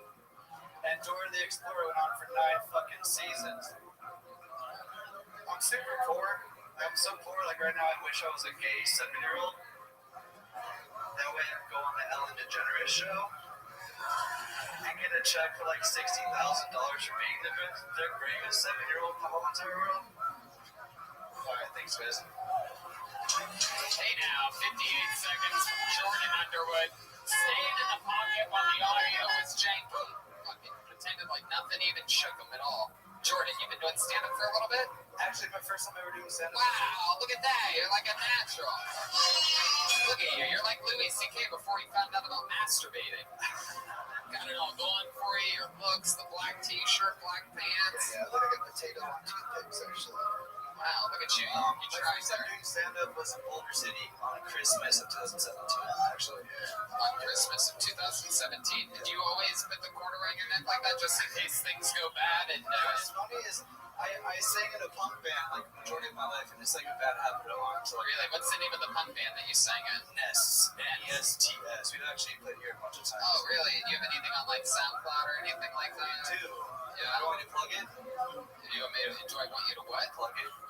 No. Okay, cool. You just said the name of the band. Yeah, it's on SoundCloud. So. Yeah. So it's called Nest. It's like Ages. for Nests. Why did you call it that? We were influenced by another band that wrote a 7-inch called Nests. Punk is weird, dude. So the name of the band that inspired you was called The Nest? name of the band that inspired us was called Sex Vid, actually. So why Nest? Because they wrote a 7-inch called Nests. Because They what? They had an album called Nest. Oh, God. Joel, he likes Very good. good. I guess so. He also understands whatever fucking language you're speaking. He's used to having to defend his parents' lack of green card while ICE comes to his door. So yeah. Anyway, what's the name of your biggest hit song? The Nest. Hardcore is gay, I could care less. Hardcore is gay, and I could care less. What's that song about? Dude, it's about how anal sex is dope. Yes, it's actually. Jordan, what is that song about? About the stigmas in hardcore punk and how there's too many racist people sometimes. What the fuck is that? Is that it?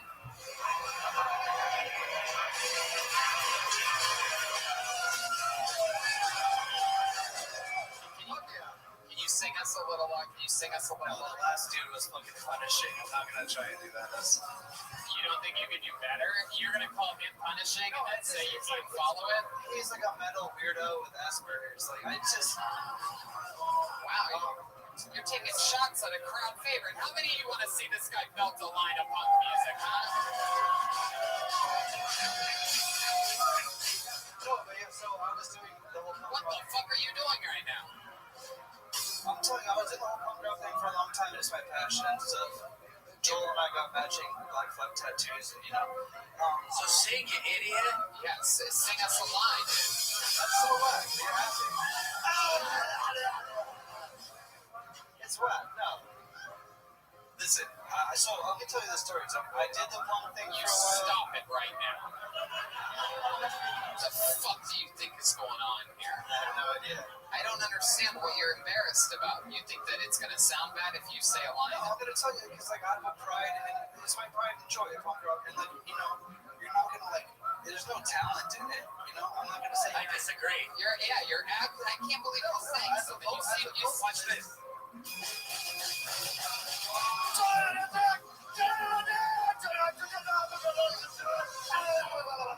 Sure, I'm not buying it. I don't think you're the singer in the band, dude. Jordan Underwood, you seem like a Joel. Do you know? Whoa, Jordan, over here, you fuck. Dude, quit bringing Joel into this, dude. What is happening? I'm a huge fan of Joel Jimenez, guys. I'm so sorry. Alright, his name is Joel Jimenez. First of all, so you're not that big of a fan. You call him Jimenez. Man, just another white man not knowing how to pronounce names, man. Oh, okay. There we go. We have all the puppets. Jordan, so let's talk about it. You seem like you have good parents. They're still together. They're happy. No, I do have good parents. They're not happy or together. My dad was a comedian. Really? He was. And now he does punk music. Now he does cocaine. Really? Is that true? He was a comedian and he got addicted to cocaine? I mean, he's a great guy. I mean, he's just a comic, and it came with the lifestyle. My parents are no longer together. But I do have great parents, and they're the reason why. Jordan, what do you think is happening right now? What the fuck am I doing? That? Yes, Jordan, you're treating these interview questions like you're running for congressional office. I just asked you if your dad was a fucking comedian that got addicted to cocaine, and you're like, "This is a great people, great family, great times, and I will make changes that good." It's like, what the fuck are you talking about? That's good though. Yeah, you're bad now. You're out of it again. You just did it again. You're just out of it, out of a whole other thing. So Jordan, let's talk about you. Your dad was a comedian for how long? From 91 to 2004. All right, I'll do the math. 13 years for sure. Yeah. Let's do it. Was he famous? Did he have a name? Probably locally. He had residency at an old venue here called The Beach. He's done here with Stanhope back in the day. Oh, okay. Now we're talking. There you go. That's a good fucking thing. You see. And what happened exactly? Tell us about it. He hung out with Stanhope. He started doing cocaine. To be honest, him and Stanhope have similar issues with the drugs and stuff. So. But you're not willing to talk about that because what? It's interesting and compelling. You don't like to go in that type of territory at all. He was a comic at a younger age, and he actually killed really hard. He was kind of like half prop, half like. Okay. Yeah. And I love that guy. And he just ended up. He he just ended up doing drugs and getting out of the comedy. And What does he do now? dude, my brother's here actually, and if Dad hears this, he's gonna be so fucking bummed. Well, if he's as big of a coke addict as you like to think, he's probably never going to listen to this podcast. I got news for you. He listens every Monday. Really? Is that true? Yeah, for sure. Then he's So definitely if he hears this, he's gonna fucking hear it. Yeah. Cat's out of the bag, dude. Spill it. All right, Jordan, what can you tell us about you? What about you? What does a day in the life of Jordan Underwood look like? Right now, I work 50 hours a week. Doing what? I do restoration for flood and fire damage to homes. I just design the homes on a computer and then send Mexicans out to do it for me. It's cheaper. And then I do comedy. Actually, I had a show in Vegas for a year at the Center of Science and Wonder. That was fun. So I do comedy. I work. What else do you do, Jordan? I have a girlfriend who I love so much. Yeah, really? I'm so in love, dude. It's ridiculous. Yeah, she's cheating on you right now. How long have you been with your girl? A year and 4 months. That's cool. What does she do? She waits tables. Really good though. Wow. Yeah, I like that. Look at that. Dude, she knows how to work it when she's waiting those tables. Yeah. Where did she wait tables at? She waits tables at the Sugar Factory. Ooh, the Sugar Factory. Yeah, she comes home every day with complaints. I like how you won't talk about your dad's former cocaine problems, but you'll give the direct location where your girlfriend currently works. That's good. Sugar Factory, go see her live. Alright, she always comes home complaining because I guess a lot of people order the fancy drinks that make the effects and stuff, and then once they Snapchat it, they send it back to the kitchen, which is hilarious. Jordan, tell me something fun and silly about you, something that we might find fucking interesting or something like that. Anything at all, I'm convinced that I have Asperger's and autism, but no one else believes me. We believe you. We promise you. We truly believe you. If you ever need to convince a doctor, just show him the 9-minute clip of you on this show here tonight. Thank you. You look like a thespian on the spectrum. Well, Jordan, I'll tell you this, is that, I think that if you get honest and talk about, compelling things, give the people what they want, you know what I mean? For sure. It's really interesting that you didn't sing a line for the punk thing. It would have taken 10 seconds and then we would have been into the interview, and it's really weird that you're on a stand-up comedy show. Second generation comedians, but it's a stand-up comedy show about comedy, and your dad is a comedian, and we're at the cokiest place that we ever knew this show. And you wouldn't talk about your dad being on coke at the dive bar on a stand-up show. You gotta sort of figure out. I feel you. Yeah, the real compelling stuff about you. The funniest thing that happened up here is when you said that your girlfriend's a waiter, but she's a really good waiter, because you really believe that. You know what I mean? You accidentally were funny. That's a thing on this show that's come up a lot, accidentally funny, where you don't know why the fuck it even worked, probably. That's good. There you go. So you just gotta listen, give the people what they want, talk about the most compelling things about you. Because as of now, we're way off base. Really? Yeah. I don't know. I'm a cool guy. I had the most sold out comedy show of last year for sure. Now, that makes you a good promoter. I'm great on the skateboard. I could blow fire and ride a unicycle at the same exact time. Wow. There he goes, Jordan Underwood, everybody.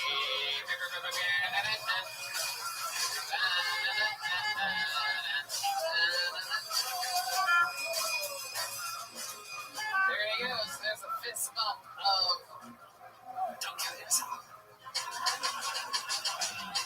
Fuck yeah, it's a fucking legendary show. Almost reminds me of Detroit, Michigan, Danny Brown. I think it's more of a Tiffany Haddish episode. Yeah, I'd say something like that. Wow, okay. This is interesting. Your last comedian was Jordan Underwood. Ladies and gentlemen, this is sort of crazy. Put your hands together for Corey Underwood. Oh, man, this could be the turning point. The likable brother, Corey Underwood. Any of you guys watch the show Intervention? Yeah. Awesome, me too. It's my favorite show. It's my favorite show to get high to. But I don't know if you've noticed the same thing as I have. Each episode kind of starts out the same way. It's with the parent not being able to comprehend how their loved one got to the point at which they're at. Specifically because they can always recall them being such a happy baby. Such a happy baby. Such a happy baby. But not Jimmy does heroin. I can't get it. But wouldn't it be great to shake things up a bit and just keep it out the perspective of an addicted baby? As soon as something was wrong, little Jimmy couldn't kick the bottle. Then he had to move on to more pure, hard brand name formulas. And to start funding his habit, he had to take up sucking binkies in the nipples of mothers who wanted to relive that time of their life again. Just feel the rush. Remember how it was? The family's finally able to get him to an intervention. He comes in kicking and screaming, though, just being a general fucking baby about it. But he agrees to a 12-step program. But just like everybody else in the show, the parents make a big deal about him completing the first steps, and everyone gets on with their lives. Wow. That was impressive, actually. I mean, you had jokes that you wrote, and you did, all into the microphone, sort of. That was the part. But yeah, so far, I mean, goddamn, so this show, you're basically the fucking Dave Chappelle of tonight so far. Thank you. And I got a bucket filled with names, and I'm going to go off on a limb here and guess that you are the last comedian's brother. Yes, sir. Wow, that is I'm younger brother. incredible. Are you guys any relation to Carrie Underwood?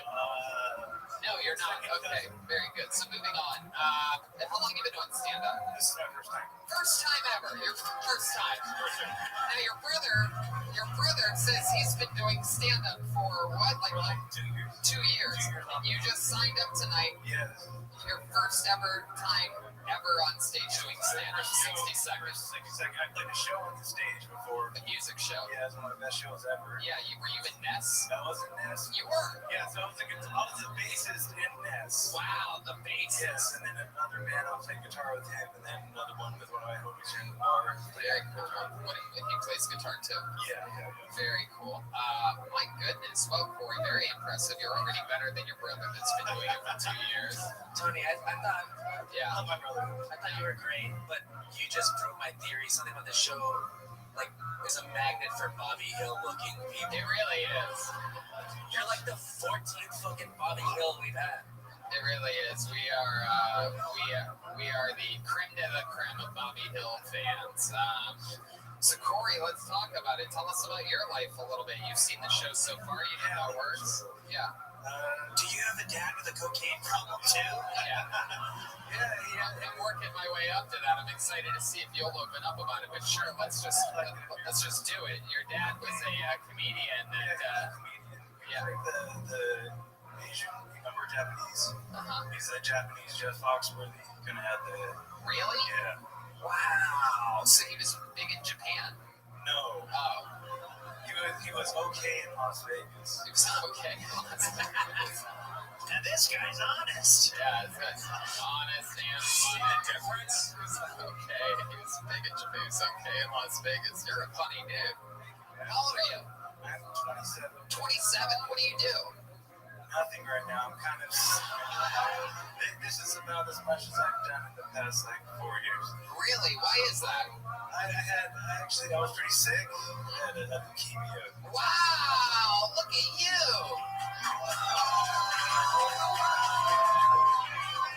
Give it up for leukemia. It's incredible.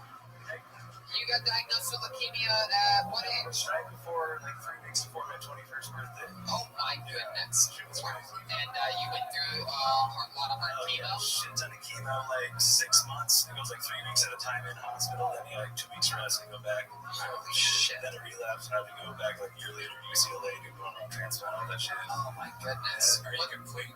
Yeah, I'm now under mission. LA. Wow. That is unbelievable.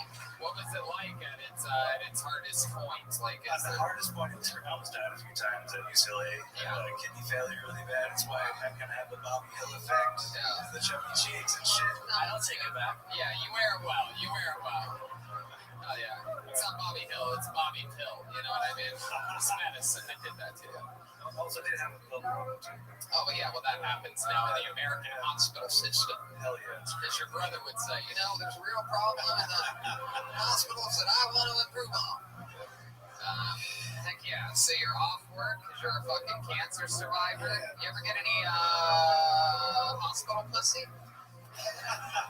You ever get one of those naughty nurses or anything like that? I always see it in porn, but I never see it in real life. Yeah, you ever get that little kid your dick sucked while you in the hospital ward?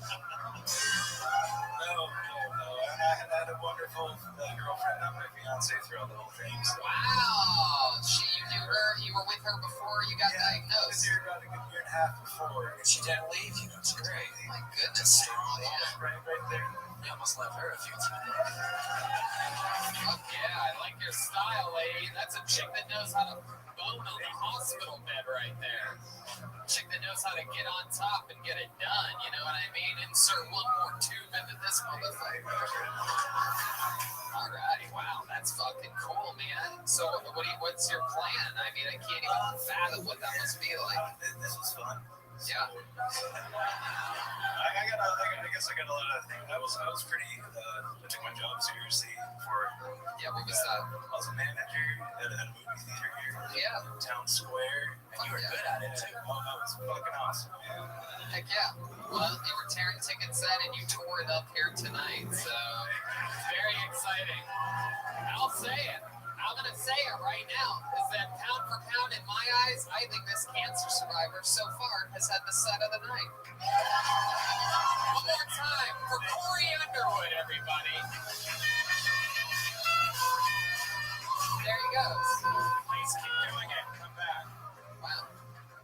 Very exciting. His brother's probably going to kill himself tonight, but he survived cancer and had a great set, so that's very exciting. How about one more time for Corey Underwood? Okay, one word name. I believe this guy might be some relation to some of the puppets that we've had up here perhaps tonight. Put your hands together for Chauncey, everyone. Chauncey. Oh, here he comes. Here comes Chauncey. Nope, okay. Some guy just said shit. Is it you, dude? Wow, yeah, just fucking do it, dude. Yeah, you're right there, bro. One more time for Chauncey, everyone.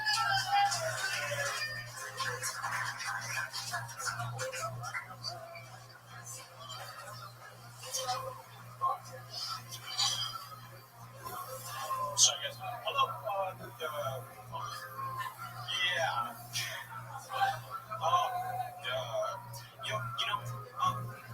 When I was in the hospital, guys, give me a second. Thank you. Hey, all of you, we're going to do a reset here. All of you, when you see somebody struggling and thinking, don't fucking say, "Well, you could do it."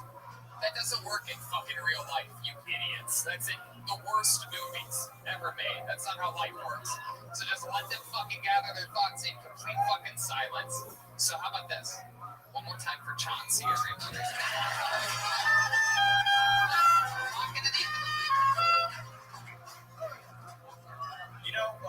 Porn, I think porn has really fucked up a lot of people. At least me.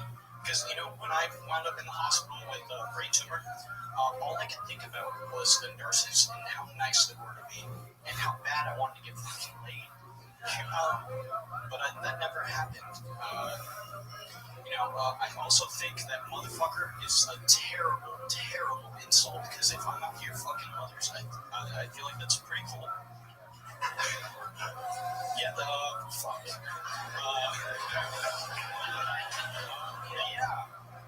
That was my set. There it is, Chauncey.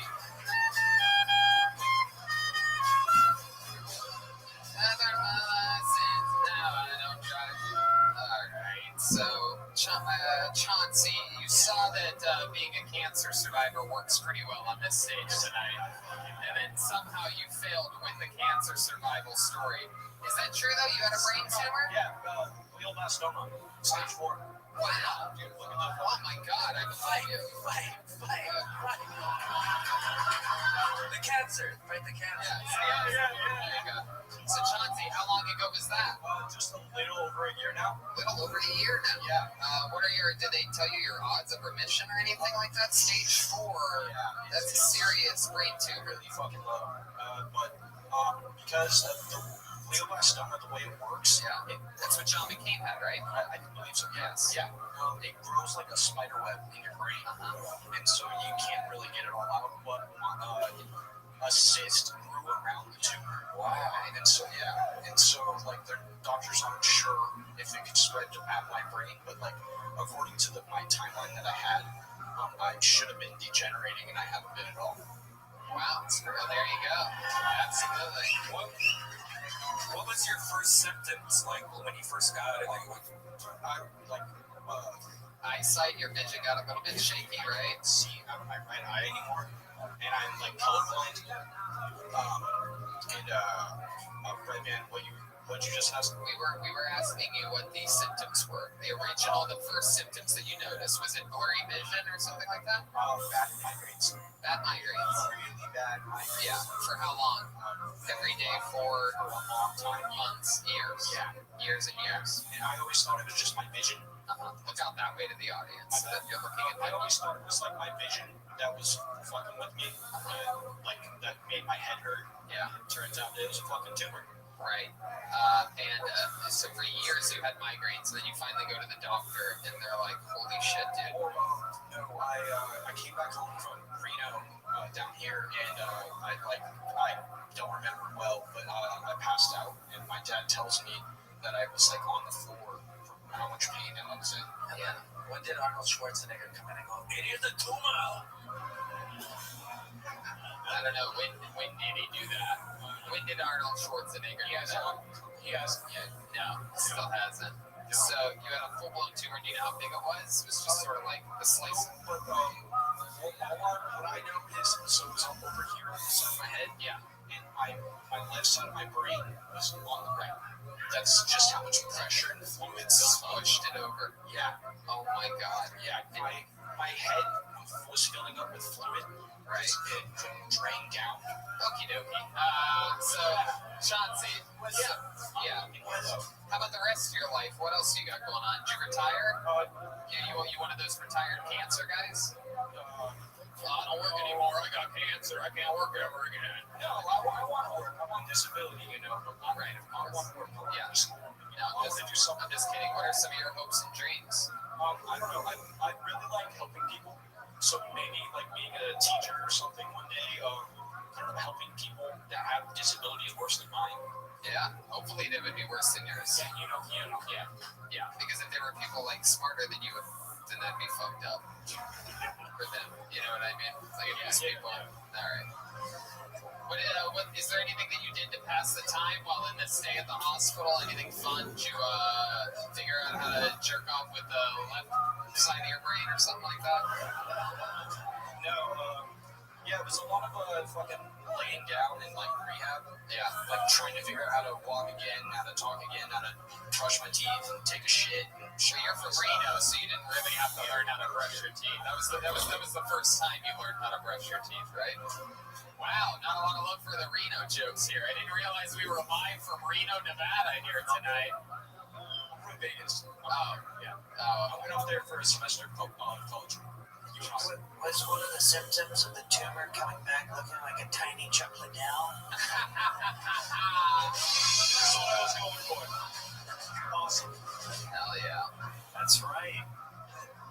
Well, Chauncey, you fucking got through it, dude. It was a rough set at the start, and then you fucking reloaded, and you did it right down the barrel. You fucking did it, Chauncey. How about another hand for Chauncey, everybody? Come on, 2 cancer survivors back to back.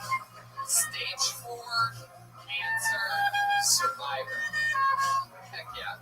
This guy survived what killed John McCain. Think about that. John McCain was a fucking prison hero, and this guy beat the same exact cancer that he could beat. Oh, he had stage 4, and I thought Brian was going to ask him to do stage 2 at the ice house. Oh, wow. We just say everything you think is iceberg. Then, what happened to your shirt? Wait, what?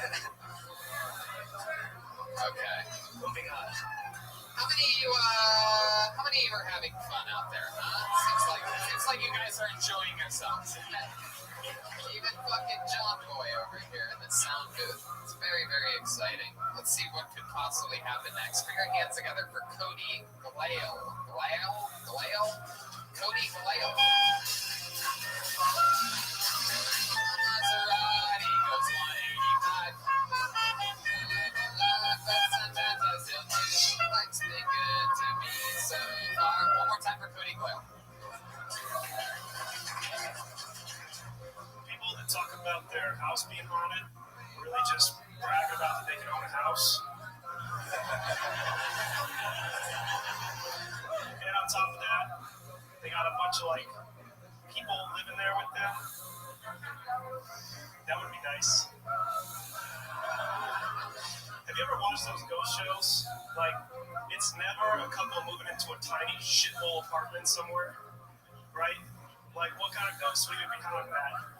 You're sitting in your bedroom / kitchen / bathroom, and a dead college kid appears in front of you, and he's like, bro, it's your turn to buy the toilet paper. Or like you leave to go to work in the morning, and there's just a dead meth head passed out in the bushes. And he's got his dick in one hand, and the 7-Eleven hot dog that killed him in his other hand. Booyah! Comedy! Holy shit! Jokes! Wow! My mind is blown at the fact that we just got jokes into the 60-second set. One after the other, tight edited, a really good comedy set on the show. Yeah, Gerald Feld here. I think we all collectively, after watching his set, went, thank God. That was amazing. You did it. You prepared. You executed. Very fucking good. How long have you been doing stand-up comedy? 60 seconds. Really? That was your first time? It's insane. Holy shit.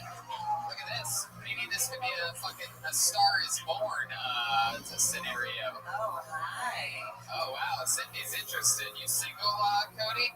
No, I'm married. Married? How long have you been married for? 2 years. Wow, Sydney. But can your wife do this? Yeah. Oh, Sydney, you are a dirty girl. Yeah. Goes forever. She could suck all the way down the side of your leg. My goodness. Cody, that is incredible. How old are you? 26. 26. This is something you've always wanted to do, try out stand-up comedy, or what brought you here? Yeah, I like to watch a shitload of comedy, and I listen to all the podcasts. I just thought I'd give it a shot. Fuck yeah, look at you. He's a natural. He's looking out to you while answering the question from me. I don't even have to tell him. Look at him. He's fucking built for this. Hey, you don't live here, do you? I do. You born and raised in Las Vegas? You know, I grew up in Massachusetts. I came out here for college. Oh yeah, you went to what, LBU? Is that a thing? UNLV. Oh yeah, that's right. What'd you study there? Engineering. Engineering, hell yeah. You do anything with that degree? Yeah, I'm a design engineer. Wow, look at you. You're so different than the fucking other 10 people I pulled out of this bucket. You're answering the questions. You're fucking playing to the crowd. I don't even know what to do with people doing what the fuck they're supposed to be doing on the fucking show. I'm out of my comfort element. Used to being yelled at from 8 different fucking puppets at a time, saying a bunch of fucking half shit, and then just sometimes the puppeteers talk. Anyway, Cody. Cody, I'm about to break this motherfucker off, man. Don't talk like that. All right. Cody, where'd you meet your wife? High school. High school? My goodness, what does she do? She's a social worker. Social worker. Look at you two. She wears glasses too. She wears glasses. glasses too, doesn't she? Yeah, I can tell you're into that nerd puss. You guys fuck and then like fucking clean glasses. Yeah, you fucking wreck me. You guys always laugh every morning like, oh, put on your glasses, babe. They had their baby shower at Lens Crafters. Yeah, man. So she's a social worker, so she helps people, right? And you're just out there making the fucking engineering money. She actually makes more than me. Really? Wow. My goodness, social work. What kind of cancer did you beat? The last you've been a hopeless motherfucker didn't be cancer. Tiffany.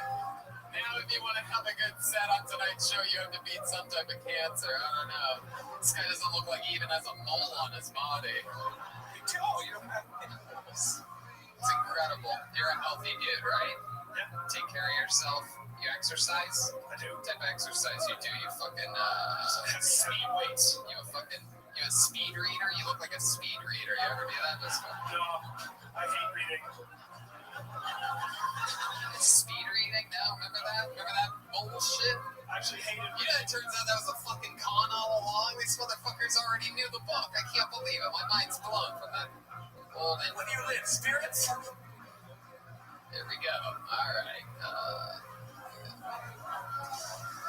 So Cody, what the fuck else, man? You're 26. What do you like to do? You seem like a canoeing type of guy, right? Kayak? I do some music producing. Yeah. What type of music? Like electronic and hip hop and stuff. Ooh, really? And you ever rap or anything like that? I have, but Can you give us a little example? I mean, just you know what I mean. We don't need much. You got Joel will play. Yeah, he's got you. Is that good? You want a different beat? Oh my god. I'm gonna read this.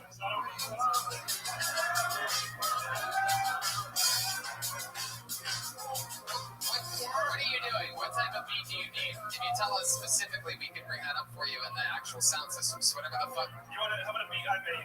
Yeah, okay. Search Kid You Not on SoundCloud. Kid You Not. You know, the letter U or spelled out? K? No spaces. I don't know about you guys, but nerds rapping is one of my favorite things on the planet Earth. I'm excited as fuck right now. And I don't like it one damn bit. Come on, there must be some white rappers that you like, right? Leon, what is it, Eminem or something like that? Yeah, right. Kid You Not? Yeah. What song? You gotta go. One more. Yeah. One word, Kid You Not. My goodness, how long have you been in the music field for? For a while, high school. A while, high school. I also play drums. Whoa. It's gonna be honestly.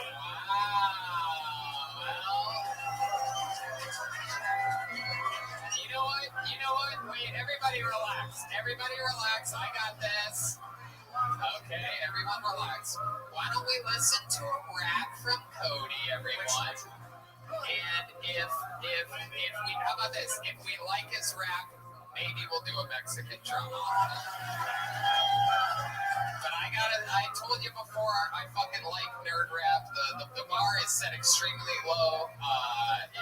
No pun intended. But if you rap at all, I'm going to be very impressed. Here he is rapping Cody Quayle. Now, you podcast listeners, picture a fucking nerd.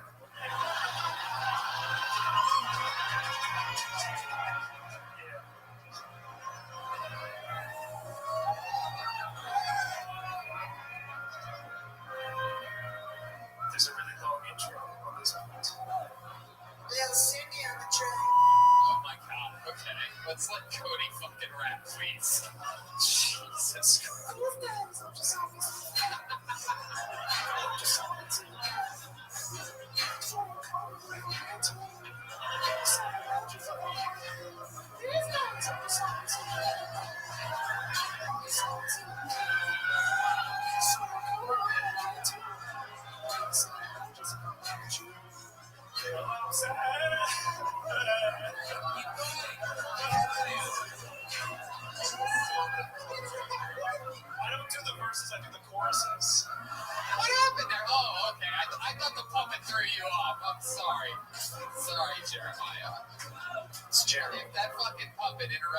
crap. I was gonna fucking break her neck.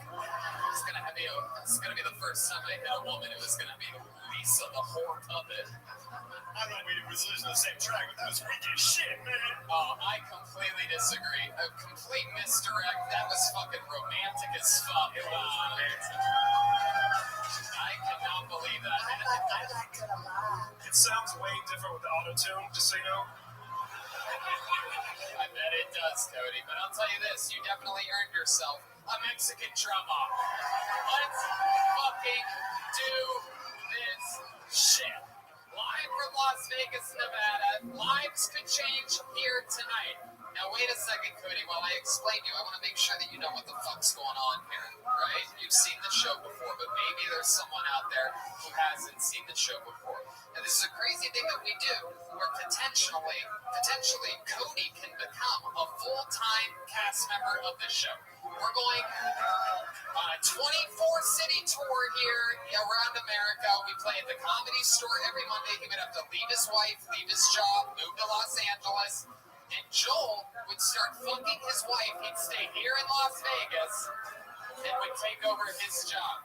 So potentially Cody can win this thing. Now let me remind you, a Mexican drum off is a drum solo competition in which performance, beat, drumming, overall being funny, being silly perhaps at some point, taking a chance. All these things play into the vote that you, the audience, will eventually give, giving Cody the chance to become the new full-time drummer. But I will warn you, Cody, Joelberg is undefeated at this. And Joel is an audience favorite. He's a favorite of everyone up here. We love Joel.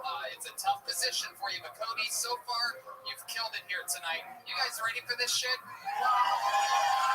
This is a Mexican drum off. And wow!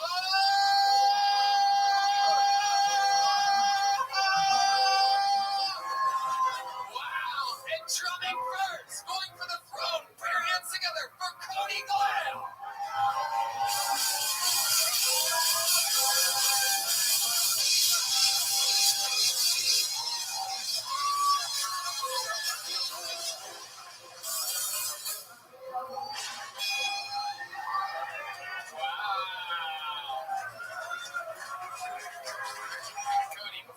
Joel out, since he's had the advantage of being up here this whole time on stage before you. Is there anything that you would like to say on behalf from the black female puppet that's on your cymbal drum? If you were going to guess what she would say right now, what would it be? You can feel free to put your hand up her ass if you want. Treat people good. Wow, that's the whitest thing I've ever heard a black puppet say. Yes, sorry, I threw my voice from over here.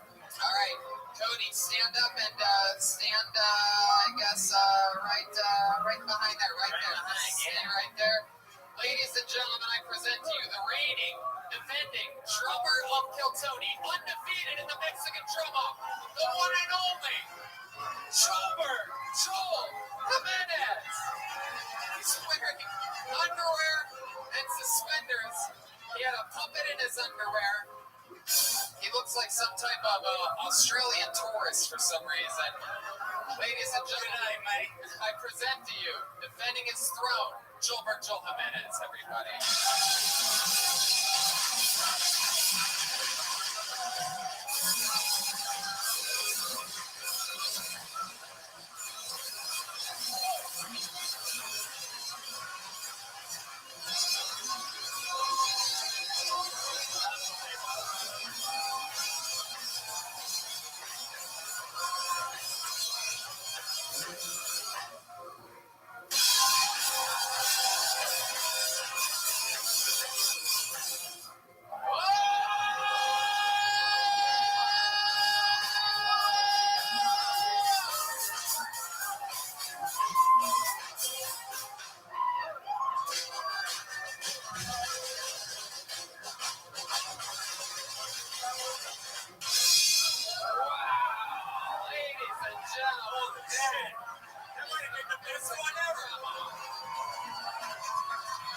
Unbelievable. Get the fuck out of here, nerd! Wow, one of the greatest Mexican drum offs ever. For those of you listening that didn't watch it, Cody took his shirt off before his drum solo, and Gilbert made out with the little black puppet in the middle of it, throwing the drumsticks in the air, catching them, and getting jumbo puppet fever halfway through it all. How many of you got, just those lights? How many of you got Cody Glale winning that thing, huh? How many of you have Gilbert Joel Jimenez retaining?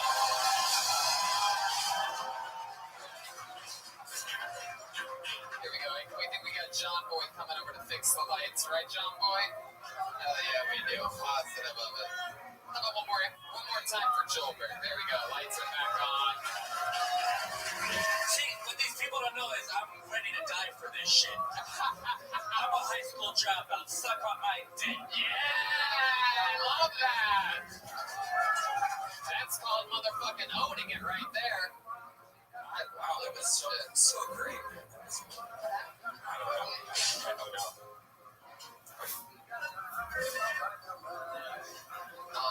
Okay. All right. Why don't we, what do you say we go to the bucket one more time, huh? Someone buy me a beer. You think so? You think we should do that? All right, that's a good idea. Then let's do that. And one. Ladies and gentlemen, even though our regular William Montgomery could not make it here tonight, we do have a little something up our sleeve for you. I think you're going to be very excited to know that a man who a lot of the reason why we are at this venue is actually because one of the great anomalies in the history of Kiltonia, a gentleman that goes by the name of Ichabod. He actually, I guess he DJs here sometimes for free soda pop or something like that is the story, and he hooked us up with the venue a while back, and we just fell in love with it, and we've always loved Ichabod. He is the creator of the Bucket of Destiny, but he lives like an hour away from here now or something like that, and we weren't able to get him here. However, he was able to get himself here, and it is pretty crazy. I don't know if you guys know this, but there's a famous thing way back on the show called Tweets from Ichabod. And I started getting direct messages from Ichabod in anticipation of this Vegas show about a week ago. A message which I almost never respond to any of these, but I get a message from Ichabod once every 2 weeks or so usually.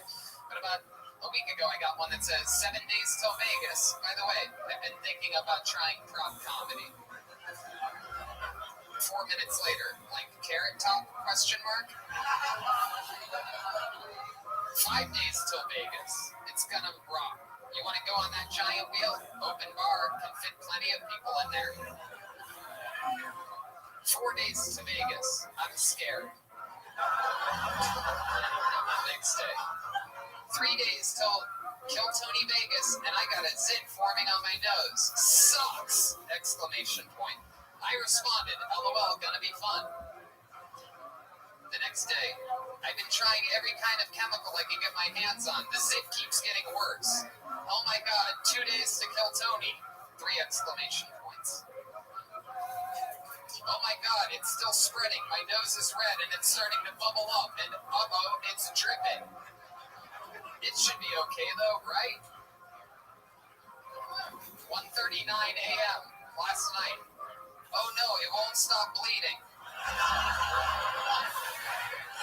3:28 today. Okay, I woke up and my nose came off, but my entire face is melting. But don't worry, I'm on my way. In about an hour, I'll be on the bus. And then at 6:47 p.m. tonight, I got a message that said, this bouncer won't let me in. Help. Ladies and gentlemen, I present to you Las Vegas' own, the reason why we are here, a legend on the show, the one and only with a brand new minute, Ichabod.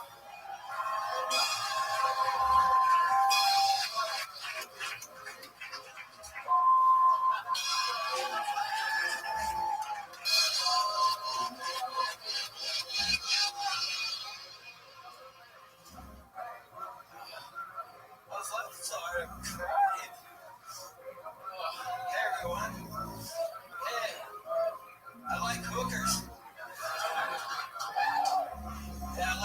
so much, I invited one to my hotel room, and 6 of them showed up.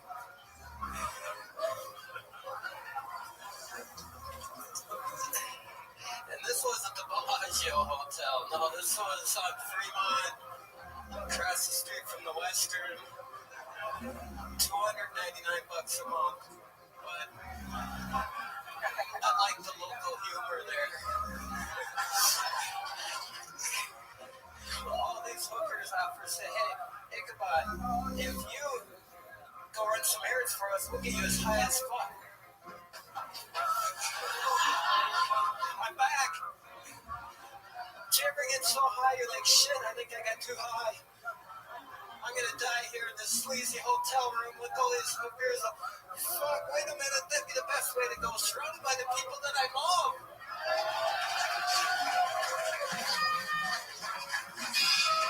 Well, there you go. A new minute from Ichabod. Loves hookers. This is surprising to me, Ichabod. This is something we did not know about you, Ichabod. Ichabod, look, what are you doing? Ichabod. Yeah, there you go. That's what was on my dick, man. Ichabod. So, Ichabod, you over here. Hello. There you go. Just stand still, Ichabod. You're literally spinning around in circles right now. Oh, you got to take the jacket off? Hell yeah. All right, let's just do that. Leon? Can I just say that we all know that you're not staying at the damn Bellagio? We all know that, man. Yeah, you're definitely not near any fountain, especially the fountain of youth. You look great, Ichabod. This is probably the best I've ever seen you. Is this true? You really get hookers? Well, I love hanging out with these gals. What do you do? What do you get from them? You have sex with hookers? It's okay. Up here. See, you're a little bit different. Everybody else I want to look around. I feel like any time you're not looking at me, you just go into a daydream about nothing. Flashbacks, Tony. Flashbacks. What does that mean? That's some like a Vegas lingo. Well, what I remember is being this one gal, and a bunch of guys took off their clothes after she took her clothes off, and I ended up being the foot guy. You were the foot guy? What does that mean? Means I get the foot. What does that mean? Oh, hell no! Describe it with your words. I wanted to be nice about the whole thing, so I said, well, I'll massage your foot, right? And I go, I might as well lick it, right? So wait a second. A hooker's foot. Yeah. Wait, and you said there were other guys in the room? Yeah, she wanted me to watch. She wanted you to watch, but you ended up licking her foot. Yeah. Did she see you licking her foot at any point? Yeah. And what did she say? She sent me off to go get vibrators and stuff. I bet she did. So you're Postmates. I've heard of a cock blocker, but a foot locker. My goodness. She sent you to go get vibrators and stuff. Yeah, I feel hookers and stuff, but mainly it's just a camaraderie. You like cheap hookers or expensive hookers? It's an easy question. Basically. By the way, that's the first time anybody ever said that they hang out with hookers for camaraderie. It's like comparing apples. I think he said camaraderie. And your comrades and your innards of your underwear. Like apples and oranges, they're almost two different breeds. Two fruits that you probably know nothing about, Ichabod. Apples and oranges. When's the last time you think you had an apple or an orange? Oh my God. More than a year. More than a year. Absolutely. Maybe 2 or 3. Get your life together, man. So I'm curious to know, because my guess is that you've been with some pretty cheap hookers, Ichabod. Have you ever paid them for sex? Not that I remember. Nah, I just like camaraderie. You really just hang out with them? Yeah. What's like the most hangout thing you've ever done with a street hooker before? Anything like you ever take one to Denny's or anything like that? Pick a year. 1993. Yeah. Oh, this was right before we started fooling around. and they would like pee out in public, but that was just the beginning of it. It was a good year. Another year? So they pee out, like, yeah. Somewhere between 95 and 2012. 2013. Just pick any year, maybe we can, I can. Sure, how about any of the fucking years, Ichabod? How about your favorite story from any of those years? Anything ever stand out to you, Ichabod, at all? Oh, Tony, it all blurs together. Hey, how's our friend? All right, forget it. This is clearly. I didn't realize I was asking Elon Musk how he built the fucking Mars rover or whatever. I'm asking you. You just said you love hookers. I'm asking you about one fucking hooker story, but it's okay. We got the toast thing. Let's move on. How's our old friend Uncle Ron? Oh, he's here tonight. Is he really? I haven't talked to him in a long Is he really time. here? I saw him on Uncle Ron, why don't you come up here real quick? Where's Uncle Ron at? Let's get Uncle Ron up here with Ichabod. Yeah.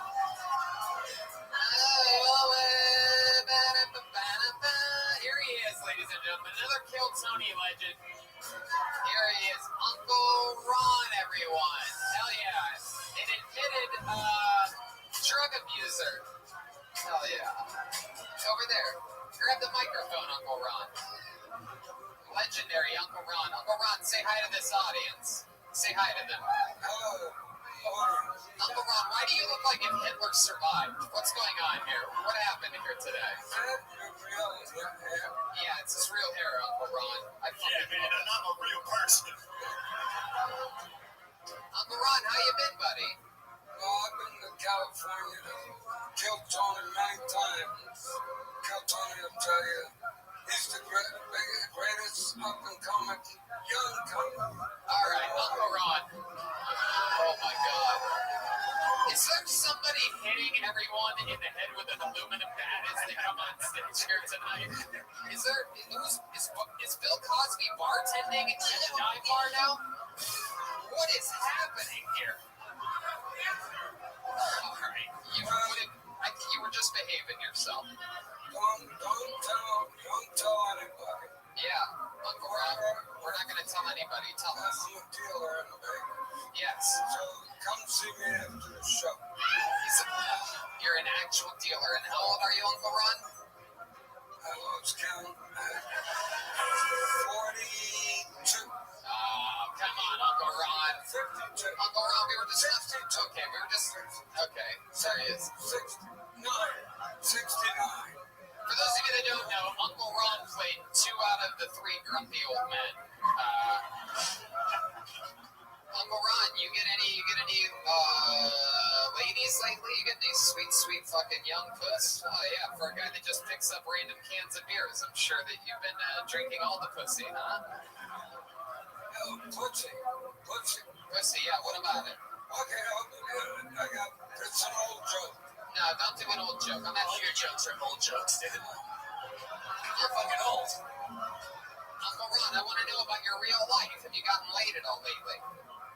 Doesn't need to be a joke. No, the old joke's the best. The hooker, I got just like he got a hooker, I got one last year. It was so hot in Vegas. She gave me $20. It was so hot out that day. She gave me $20 just to suck my dick. She just wanted to get in the shade. Wow, I gotta tell you. Hey, man, this is my favorite comic tonight, man. There he is. Some guy just bought Uncle Ron what appears to be a bottle of Pedialyte.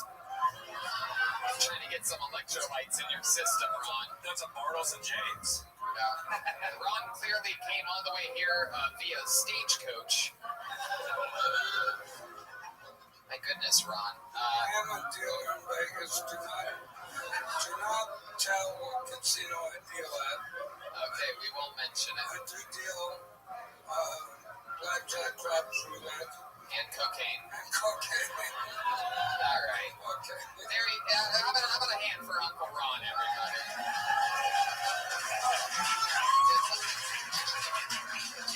I'm curious why Ichabod and Uncle Ron haven't spoken in so long. Yeah, that's a good question. Ichabod and Uncle Ron used to be besties, and we heard that they haven't spoken in a while. Ichabod or Uncle Ron, would either one of you like to answer that question, Ichabod? Well, Ichabod smokes a lot of cigarettes. and Is that right? He gave me lung cancer. I'm a survivor.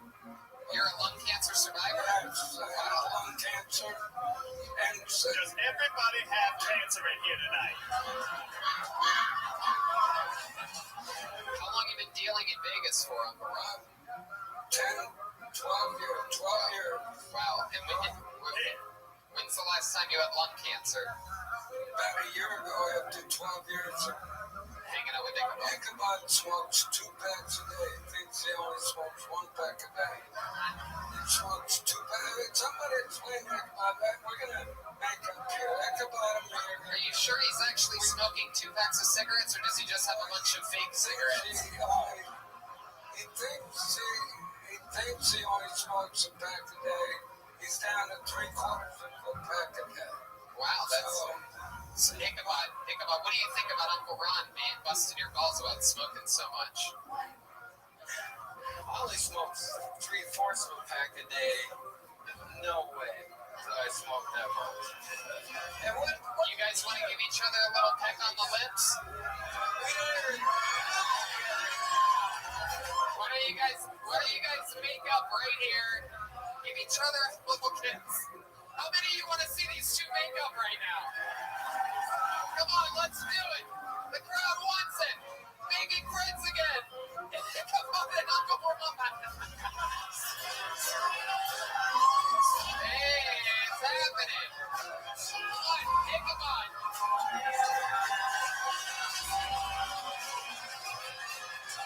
This show is chaos.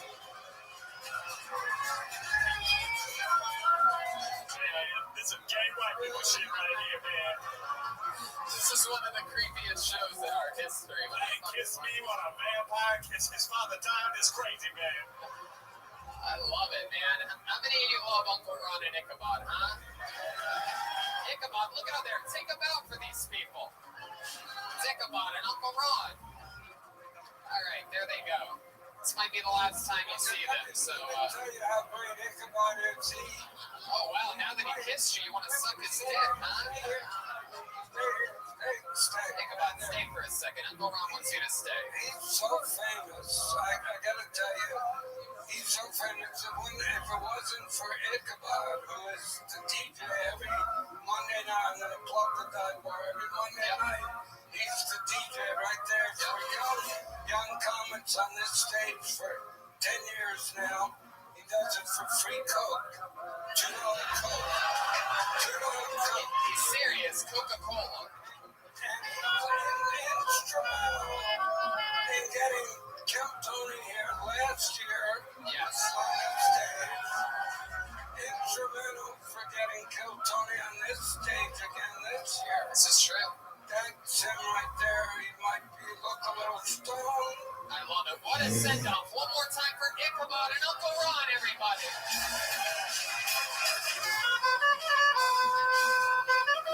Here we go. Uncle Ron. Oh, my God. This is me, the people. Ichabod, it's okay. It's okay. Okay, go ahead, Ichabod. Fucking bring us to a big close here, He introduces people as his retarded nephew. I don't appreciate that. Oh, wow. Looks like we're going to have more next time you guys are both on the show to talk about. There they go, Ichabod and Uncle Ron, everybody.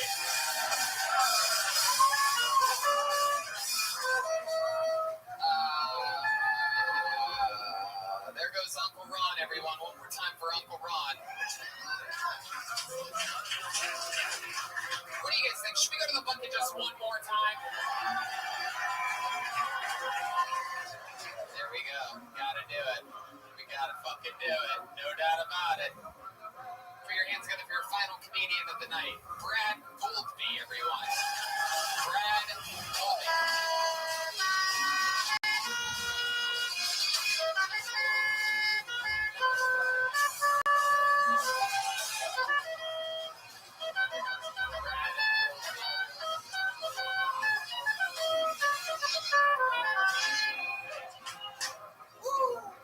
What's up, everybody? I'm Brad Goldby. I'm the inspiration for the first puppet. The first one, not the racist caricature. 24 years old. I figured at this point in time in my life, I'd have like at least like a deeper voice or something. Like my voice is so light, white rappers are hitting me up to do hooks. And no, before anybody asks, I can't sing or play any instruments. I know I look like Avril Lavigne transitioning, but no, just a comic, which means I just deal with mental issues, drink and fucking, talk shit. Making you proud, Mom. She's not dead. She's in Reno. I'm just really bad at directions. That's north, right? Fuck, man. That's my time, right? Yeah. Fuck yeah, it is. That's a minute. Brad Goldie. Brad, great set, man. How long you been doing stand-up? This is actually my 11 months today. Wow, that is so cool. By far one of the funniest top-down rising female comedians in the world. I mean, you are a beautiful, beautiful woman. Just keep facing the audience. I'm checking out your bod. Normally, I don't like to compliment women during this whole Me Too movement, but your ass is hot. You know, that Snapchat filter that makes you a woman. Brad, yeah, Joel, you and Ichabod look like a before and after. I'm only in a half a night.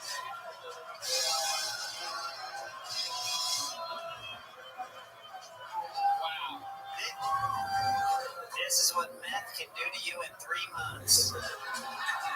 My goodness. Brad, you got a little bit of country. You from Reno? No, Mesquite, Nevada, man. Mesquite, Nevada. Wow. How weird is it that we sound the exact same and my name is Brad as well? That is crazy. We're cousins, man. You need to stop hitting on me, alright? Wow. If you guys are really cousins, you're probably about to make out any second. You ever kiss a puppet before? Sometimes I don't like to talk about it, though. My goodness. I like your style, Brad. You remind me of Larry the Cable Boy. Yeah. Brad, what do you do for work? I work in the Las Vegas Arts District at a private gambling supply company. Wow, my goodness. It's pretty cool. They hired me off Craigslist so I can, move out here and try comedy. They hired me off Craigslist. Yeah. I'm from Mesquite, Nevada, Tony. You talk with just like your teeth, just like, hi, I'm right on the level here, right in my mouth. I do all my talking here. My voice box is in right in front of my 2 front teeth. Yeah, people say I sound like a banjo, yeah. Yeah, for sure. Brad, you're from Mesquite, Nevada. What the fuck's out there? That's some Area 54 shit? Where's that at? Nothing. There's a retirement town. That's it, man. It's a retirement town, Tony. So what are you doing there? You retired? No, I was just, raised there. Yeah? Sadly, yeah, my parents, raised there. What do your parents do? What Walmart did they work at? Tony, you nailed it again. They work at the one on Tuscaloosa Avenue. No, my mother does property management. My father's an engineer or something. Wow, why'd you do them air quotes for Pappy? Because I don't even know what an engineer is, to be honest with you. I think he must be working on a train or something like that. Are they your real parents? Because you look like a Jodie Foster kid. Wow, he didn't say anything. Silence of the lambs. Hello. All right. Brad, tell us something funny you do for fun. You seem like the kind of guy that throws a frisbee in the air and catches it yourself. Hey, man. I think you've gotten really good at that. I turned a frisbee into my own special boomerang, Tommy. You're actually right again. You nailed me tooth and dagger. No, when I'm playing with myself, it's usually other activities and shit. Well, once I learned that I can masturbate, I got busy real quick. What's your favorite thing to masturbate to? I feel like you still read magazines. Got a Hawaiian Tropic or something like that? This accent, bro, you think I can read? I think the straightest part about you is your hair.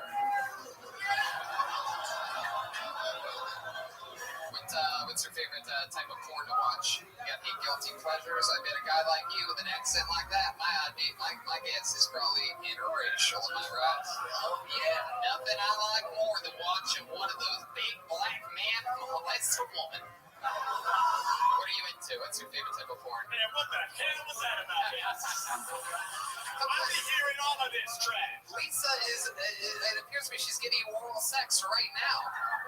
No, this is Brad over here. I just knelt in for a second. I got a little bit of girl hair, but it's okay. I'm like my other friend Brad over here. That is incredible. All right. I thought that was Lisa for sure. It was Cindy down there anyway. Very good. Favorite kind of porn? Oh shit! Whatever pops up, lesbian porn, man. Yeah, because then fight the demons. No dudes on the screen. Do you believe in like religion and stuff? Are you a Christian guy? You go to church ever? No, the only religion around my town is like hardcore Mormonism, so it's pretty easy to resist that. So right. No Pepsi, I don't know. Right. What else? What else are you into? You seem like you fell out of one of Leonard Skinner's carry-ons or something like that as a child. I'm actually here to promote my Def Leppard cover band. Yeah. Is that true? No. You have too many musical talent. How about in life? Is there anything that you do for a hobby? Anything like that? Other than dumping all my time into comedy and a day job, no. There must be something that you do to relax, something that you do out in Mesquite. You have your own spittoon or something like that you try to make spin into from the back patio? Ride around on my dirt bike and shit, yeah, man. Avoid the cops. What's your living situation? Single wide, double wide? A couch, usually whatever couch works. Is that true? Yeah, my sister's couch, and if I do good enough, I get taken home and sleep somebody else's couch. Wow. Comedy.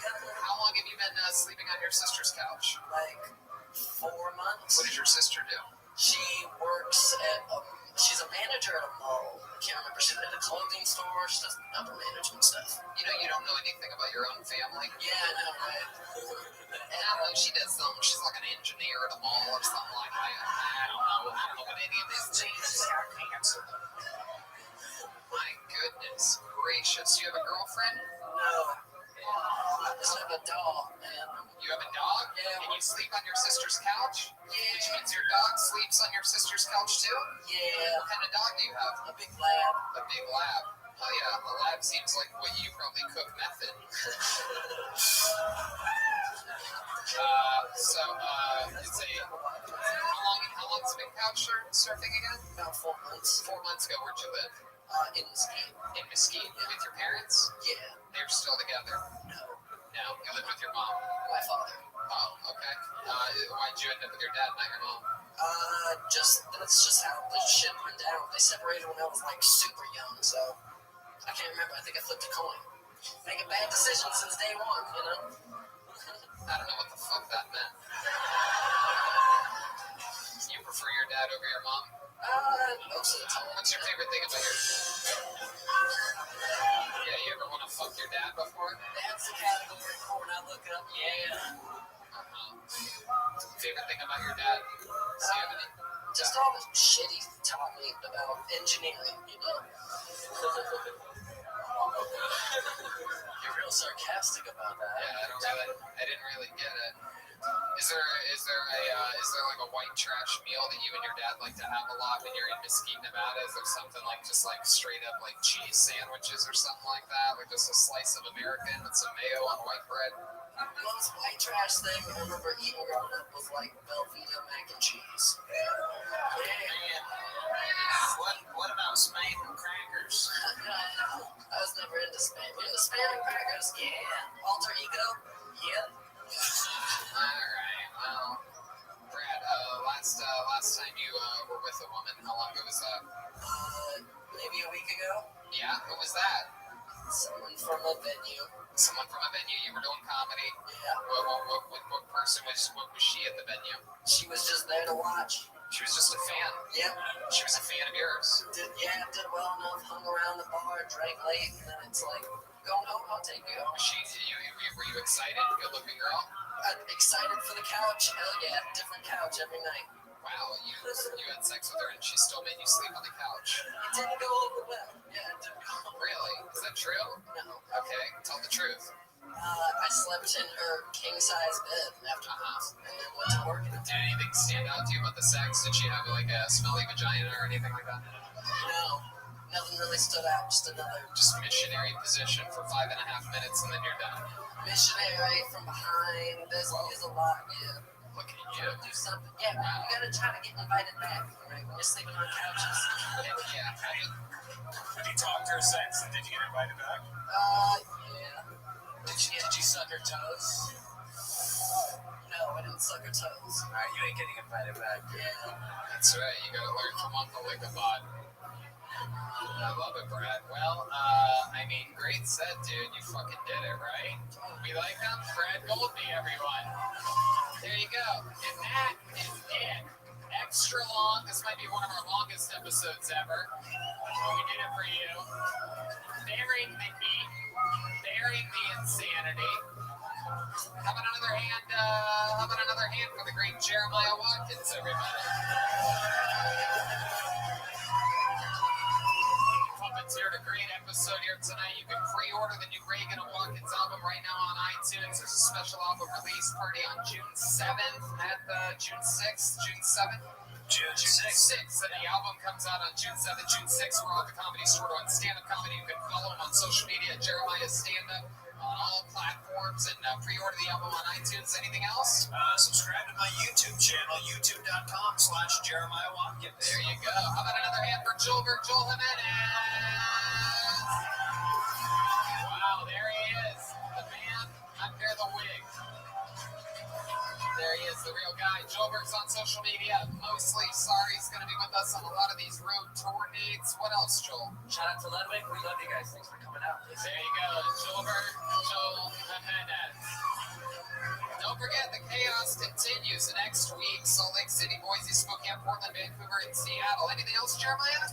Yeah, we have original posters from Ryan J. Eno. That's right. We're going to sell that pool table right over there. We're going to be selling them very fast, but I will say this, is that even though they're only $20 and we'll sign them and we'll take a picture with you, when you get in front of us, just sort of make it quick because we're gonna hit the road tonight and drive back to Los Angeles tonight instead of staying the night. And I got Feminist Stacy t-shirts if you want those as well. So there you go. Las Vegas, this is one of the craziest venues. You're always a fucking hot crowd. Thank you guys so much for coming out tonight. We absolutely love you. Ryan Redband, everybody. Bye.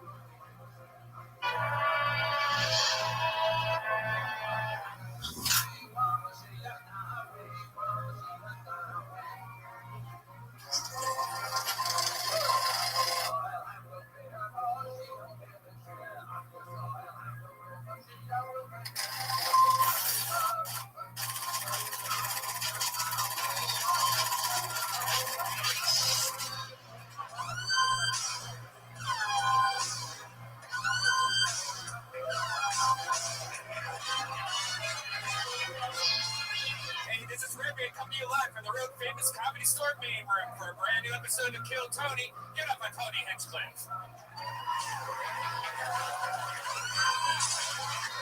Listen to that warm reception. You guys excited or what? We're here. We're at the #1 live podcast in the world.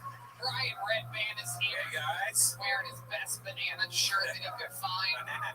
How do you wear a banana? The great Ryan J. Abelt is here drawing tonight's episode. Very exciting stuff going on. Nobody has more fun than us on a Monday. We just got back from beautiful, fun shows in Phoenix, Arizona, and Las Vegas, Nevada. Oh, yeah. We had an absolute blast. Got back early yesterday morning. Wait to see what Jeremiah playing the milkman has done. If you haven't seen it yet, it's on YouTube right now. He drank a lot of milk. Something bad happened. Wow, there you go. There's literally a spoiler alert. Yeah. Very exciting. The road just keeps on coming. Tomorrow we do Kill Tony's continuously, starting in Salt Lake City, next day in Boise, next day in Spokane, then Portland, Vancouver, and 2 shows in Seattle on Sunday. Then we're back here again on Monday. 8 continuous Kill Tony's in a row in 7 days. Then we go back out on the road again in the beginning of June. Lawrence, Kansas, Omaha, Nebraska, Des Moines, Iowa, Appleton, Wisconsin, Milwaukee, Chicago, Madison, Minneapolis, Poughkeepsie, and 2 shows in New York. And that's going to round out the summer leg of our tour. And of course, we have the road to Kill Tony Mania in Sacramento and Kill Tony Mania in San Francisco. Very exciting stuff. I am drinking delicious caveman coffee. It's amazing. Gives me so much energy. You can go to cavemancoffee.com and type in the code KillTony and save 15%. How cool is that? Don't forget the new Reagan and Watkins album comes out June 7th. Yeah, release party here on June 6th. You can pre-order it right now. People love Reagan and Watkins. You can pre-order it now on everything. And, this is a crazy tour we're on, and a lot of stuff's happening. And, when you're on a tour like this, that's exhausting, you don't want to blow your load too easily. You know what I mean? And there is a problem that exists in this world, and it is premature ejaculation. But the deeper issue isn't timing. Premature ejaculation can make men feel down on themselves, creating a vicious cycle of sexual anxiety. Most guys aren't thrilled at the thought of opening up to a doctor about a performance problem. Having a positive mental state is good in and of itself. It can also be the key to better lovemaking and help guys gain control when crunch time hits. That's what we call a win-win-win. The solution is for hims.com, the wellness brand for men. Yeah, it's great. Usually when you have to get certain things for ED, or if you want prescription medicine, you have to go to a doctor. Sometimes it's embarrassing if you're going there for penis problems. But here you go online, answer a few questions with a real doctor. You get prescribed over the website. Next thing you know, you get ED medicine for cheap. It's true, they offer access to precision consultation and prescription treatments online for the common issues men deal with. And our listeners have a special offer. You can get started for just $10. Just go to forhims.com/KT to get started. That's FORHIMS.com/KT. See website for full details and safety information. There you go. That's what our episode is brought to you by 4Hims. And this is a special one tonight. Our friends over at Speedweed, the great Gino at speedweed.com, is giving away $1,000 worth of marijuana to a lucky audience. Isn't that crazy? Only in California, baby. $1,000 worth. If you were lucky enough to sign up on that iPad in the lobby, then you have a chance. If you passed it right by, then you're an idiot. Yeah. At the end of tonight's episode, a text will go out to the winner, and you just won $1,000 worth of pot from our friends at Speedweed. The great Gino, he's right over there. Yeah. A hand for Gino. Yeah. Speedweed's amazing. Great company. We love them. Big love. But not as much as we love our guest, everyone. He is, I believe, the top-ranking guest of all time. He has been on this show more than any other guest. We love him. He's a stone-cold assassin. He pays attention to the show. He gives good advice. He's absolutely hilarious. He's one of the greatest comedians of all time, and he's our very good friend. How about a hand for the great Dom Irera, everybody? Here we go. Some people call him the GOAT. Some people call him the legend killer. He's the man, the myth, the greatest. There he is. Come on, put your hands together for Dom Irera.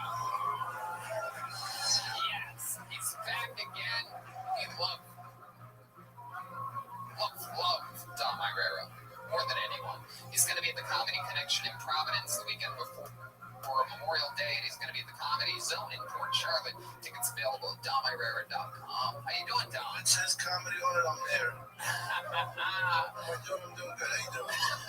Yeah, you're doing good. Everything's good. How are you? Sorry, I had to come back. Oh, that was you back there. I still couldn't do it here. Wow, I hear the groans of one of our favorite people, the great Aphrodite, is over here tonight, ladies and gentlemen. Look at that, in the flesh. I'm excited about tonight's episode. You know, Dom, a lot of fun things in this wild world, and you know from being on this show more than pretty much any guest ever that we have a band on this show. You know this, right? Well, I think of it as an orchestra of faggots, but... They are here. I like that. They might. I'll ask them if they want to change the band name to that. Orchestra of Faggots. They're a bundle of fun. It's Italian, by the way. Faggots means angelic in Italian. An orchestra of Faggots. They are the best damn band in the land. Every single episode of this show, they commit to being different characters. Sometimes they'll bring back a famous character from the past. Sometimes it's a brand new character. Like, for example, in Phoenix, Arizona, they brought back some of their more famous characters. It was the Milkman and Bill Billingsley, the angry 1950s business owner that cheats on his wife with his secretary and has a heavy drinking problem. And then in Vegas, for example, they debuted brand new characters, the Puppeteers with Puppets, which was one of the most aggressive maneuvers in the band's history. There was basically 8 of them on an episode. So anything can happen. Maybe it's a new character. Maybe it's a blast from the past. Put your hands together for them. They're the best damn band in the land. The Kill Tony Band, Jeremiah Watkins, Joel Jimenez, and Chroma Chris. Let's see who they are tonight. Whoa!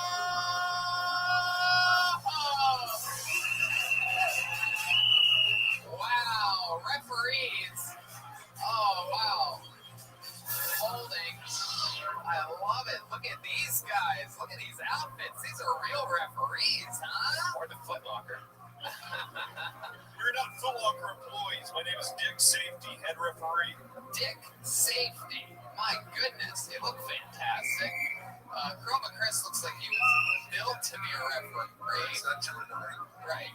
I love it. You guys really, I mean, it only took 7 seconds for a lack of common sense from everyone. We had too short on the...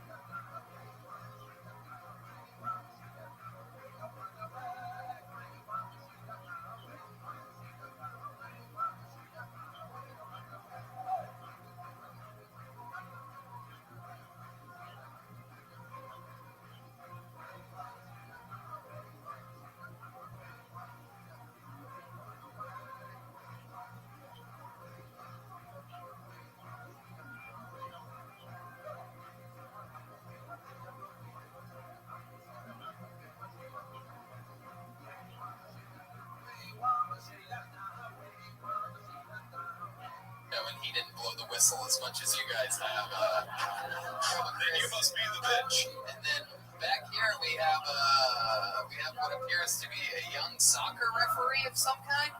The name's Johnny Faggots. Oh, Johnny Faggots. It means angelic in Italian. I love it. Well, I'm pumped that you guys are here. We have everything in position. There's the saxophone. Look, there's David Deary, everyone. He runs around, keeping everything on its tracks. We have Dom. We have Red Band. Ryan J's already started drawing. That means that we just have to acknowledge this, the good old bucket of destiny, everyone, where I believe over 100 comedians signed up for the chance earlier to get pulled out of this bucket. If they do, they get 60 seconds to perform stand-up comedy on this stage. Maybe it's your first time at the show and you signed up and you don't know that at the end of the 60 seconds, you hear the sound of a kitten.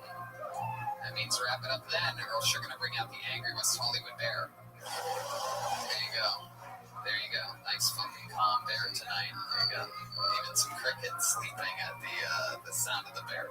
guys ready to start this thing or what? It's Kill Tony, live from the Comedy Store. This is what people dream of.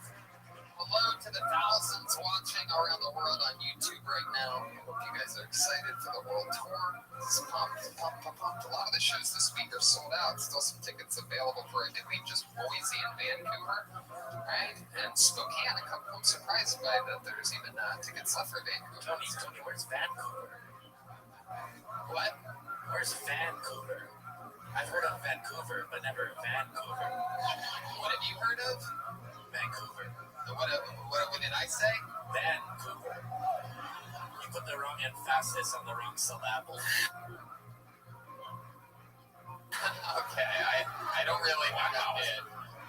I don't think I did, and I don't think I need a. So much fun at dinner. Do I have game? I guess on the referee. And the show has started, everyone. So I pulled the name out of the bucket. You guys excited about this? Anything can happen. Sometimes it's a crazy person we've never seen before. Sometimes they come up, they're not even wearing clothes. Anything can happen. Put your hands together for your first comedian tonight. He goes by the name of Kyle Lake. Here we go. Bam. Hey.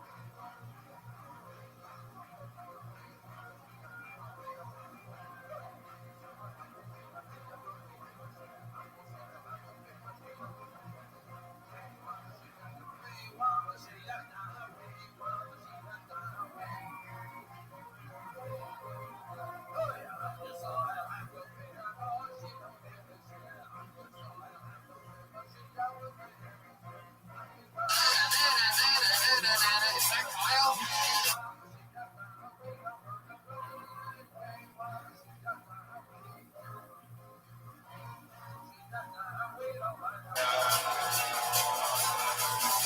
No. I don't see anyone coming to the stage. That's interesting. Already got it blacklisted. There you go. They must have gotten lost. All right, how about Anthony Pacheco? Anthony.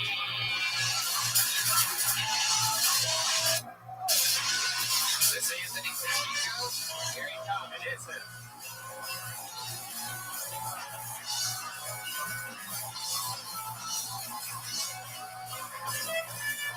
One more time for Anthony Pacheco. Oh, fuck. And I'm already bombing. Great. A bunch of my friends tell me I should go to a strip club with them a lot. They say like for $100, I can do whatever I want with a chick, anything I want. Why do that though when a roofie only costs $10, guys? Shit.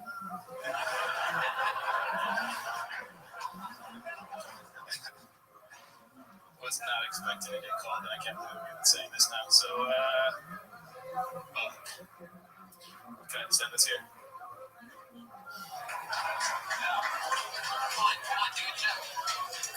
Fuck. I'm totally blanking out right now. Yeah, was not expecting to get called right now. I'm just calling it. All right, there you go. Anthony Pacheco calling it at 57 seconds. Anthony, what happened? Nobody in the history of the show has ever expected to get called up. Yeah. Bucket of names, and yeah, you were shocked. I've been coming to the show for like 6 years, and I've never been called up. Oh, well, there you go. Yeah, so looks like you had a chance to prepare. Yes, Jeremiah. Yeah, Dick Safety here. I've never seen somebody predict their future and then fulfill their destiny after the first joke. Yeah. It really was incredible. He said, the first thing he said is, I'm bombing. And I was like, no, you're not. And then he said his joke. And I was like, yeah, you are. It was, Yeah, you said it before you even said a word. You just grabbed the microphone and said you're bombing. Why did you think you were bombing at that point? In my head, I was completely bombing. By grabbing a microphone. You don't even have, you don't have enough material to bomb. I guess, maybe that could be your trademark. Maybe you're the always bombing guy. You know, Larry, the cable guy is get her done. You didn't even get her started here tonight. Yeah. So, Anthony, how long have you been on stand-up? This is my 13th time. 13th time ever on stage. Yes, sir. But you've been signing up for how long? I've been signing up for. I've been coming to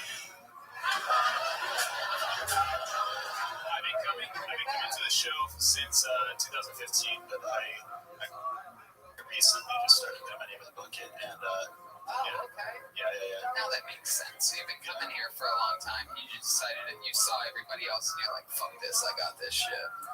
Exactly, yeah, that's exactly what I thought. Yes, sir. Keep up the good work, man.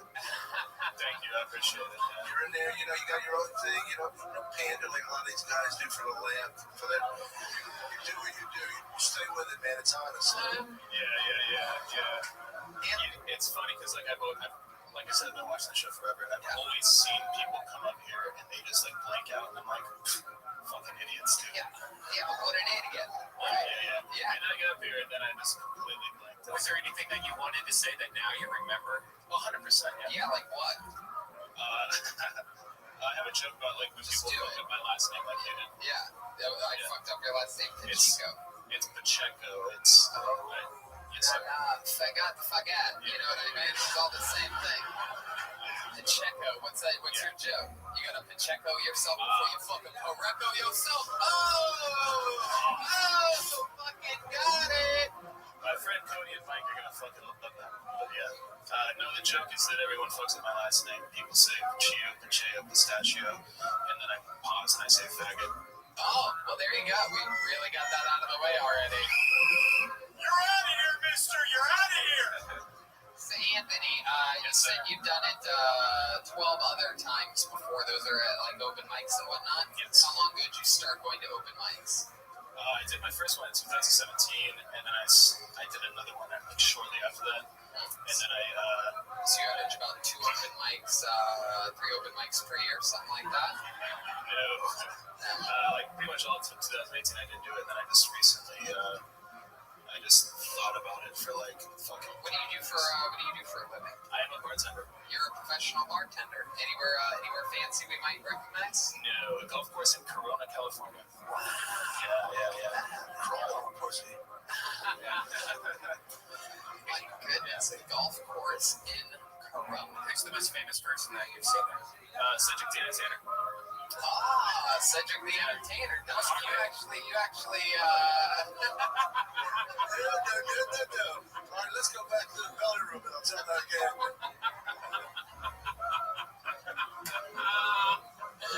Oh my god, that's so funny. All the diehard fans of the show, I'm sure, are laughing right now knowing what we're setting me up for one of my zingers.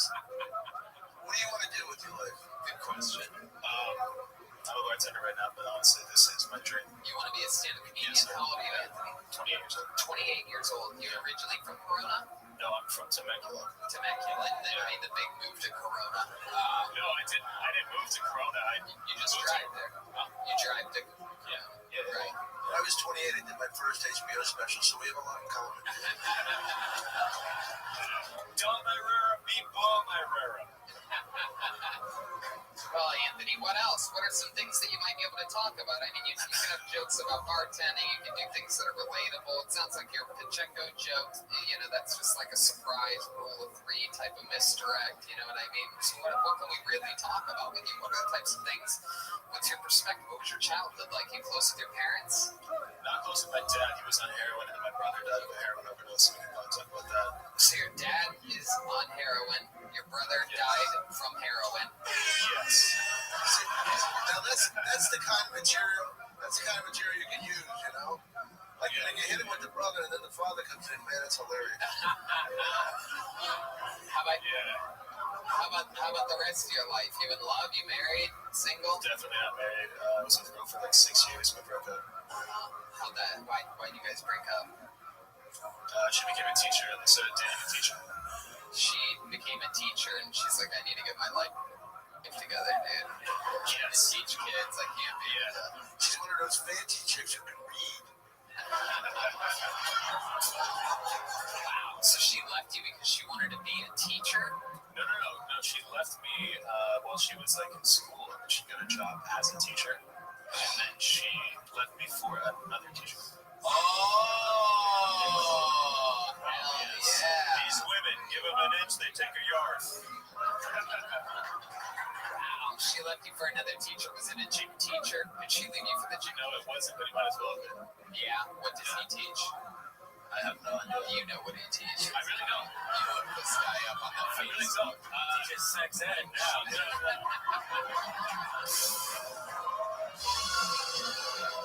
Hey now. Wow. How long's it been since you guys broke up?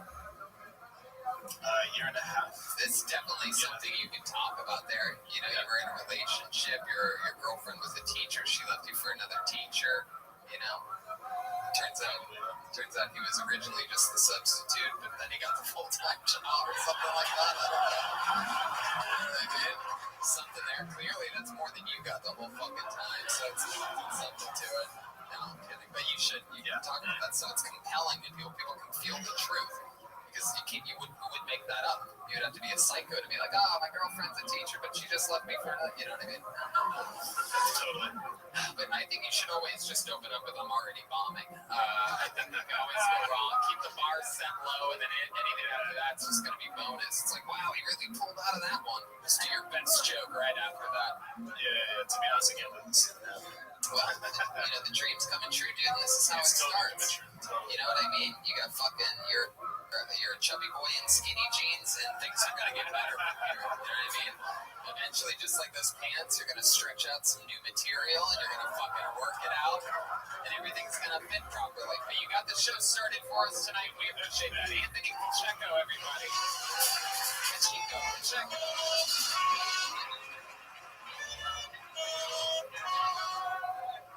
Hell yeah. So we're off and running. There you go. That's what I'm talking about. Anything can happen on this show. That's a guy's truly what appears to be his first time. Well, he has some funny stuff, huh?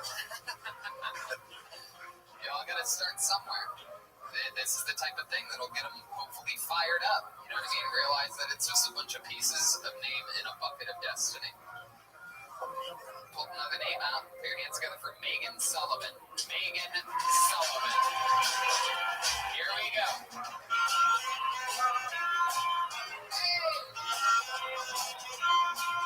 Hey. One more time for Megan Sullivan. What's up? How's it going? Hey. I am currently single. Who's with me? Okay, people are in agreement. I am single. Good. Very good. I like to be single because I love to hear people woo and clap and have people say, hey, are you single? And you go, yeah, I'm single. You know, no one says, are you married? Who's married? See, bad response. But you're married? Great. I think that you're probably more single than I am right now because while not in a relationship, I am, kind of talking to 4 or 5 people, and it's pretty exhausting. And are you having sex? Sorry to ask. Yeah, okay, I'm done. Thank you. Yeah, Megan Sullivan. Doing a little bit of crowd work there. You're single. You were on the show a couple weeks ago, yeah. Right? You had a great set, and now you're working on stuff about single. Is it true? You really single? Yeah. You really talking with 4 or 5? I'm talking to 2 people, but I got a little nervous. Too many players players on the field. Dick. Safety. Let's look out of the two people that you're talking to. How many of them are comedians? Oh no. No? Both. Yes, I had a feeling. Because you look like a real comedian. You feel like a comedian. You have a pen hanging out of your Dave Attell hat. Yeah. You know what I mean? You're wearing all black. You got the comedian shoes. I get it. So they're both comedians. Are you funnier than both of them? I'm funnier than one. Whoa, I like that. It sucks for the other guy. Yeah. He knows, I think. Yeah. No, he does. Does he know about the other guy, though? I just told him, yeah. On stage right now? No. Does the other guy know about the other guy? No. Right. And that's the guy you probably like more, right? That is true, The yeah. funnier guy you like more. Yeah. There's more leverage there. He's got more power. You look up to him more because we all want to be great at this. So the funnier guy is naturally more attractive to you, or is he attractive for other reasons? He's a little taller. Damn, taller and funnier. You can't beat that 1-2 punch right there. What about little dick? What's he like? It's not little, it's just thin. Yeah. What's thin? So the funnier guy also taller and girthier in the man regions. Oh, God. Do you like the word moist? Exactly. Like that's how I feel from girth. Like girth. Girth. Yeah. Thick. All right, does he have a more bulbous penis? Bulbous. Is it more bulbous? Word of beauty. Is it more throbby? What's his vein situation? Okay, all right, forget it. How plump is this Peter? Here we go. All right. So, how fat is that Oh Bill? my God. So what are their names? How crunchy is that Teuton? I could have done any material. You can come up here and say whatever you want, and I did that, and now I'm here, and everything's okay. We're just talking about life. Everything's fine. yeah. What's going on? Up here.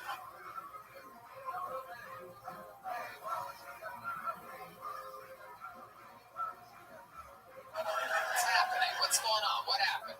What happened? He has you right where he wants you. Watch out. Oh my God. Wow.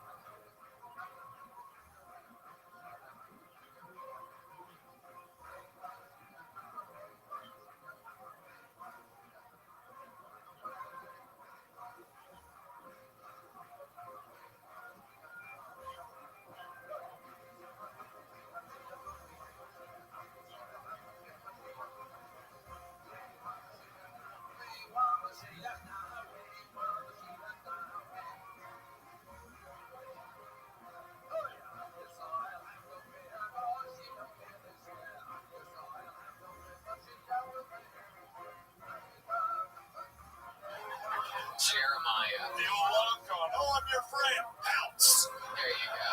That's good. Good foreshadowing. That's the Kill Tony cast equivalent to saying I'm already bombing at the beginning of a 60-second set. Let's talk about it, Megan. What's your move? What are you gonna do? Keep playing both of them? I think so. Yeah. Double dribble. Double dribble.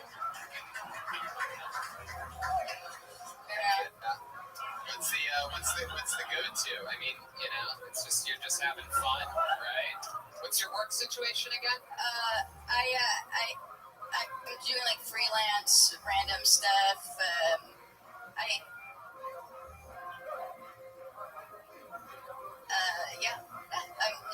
I did a model thing this weekend. Oh wow, what'd you do? I walked on a runway for some clothes, and they gave me socks and a check. Oh, that's cool. Yeah. Goodness. Are you modeling for Homeless Hiker magazine?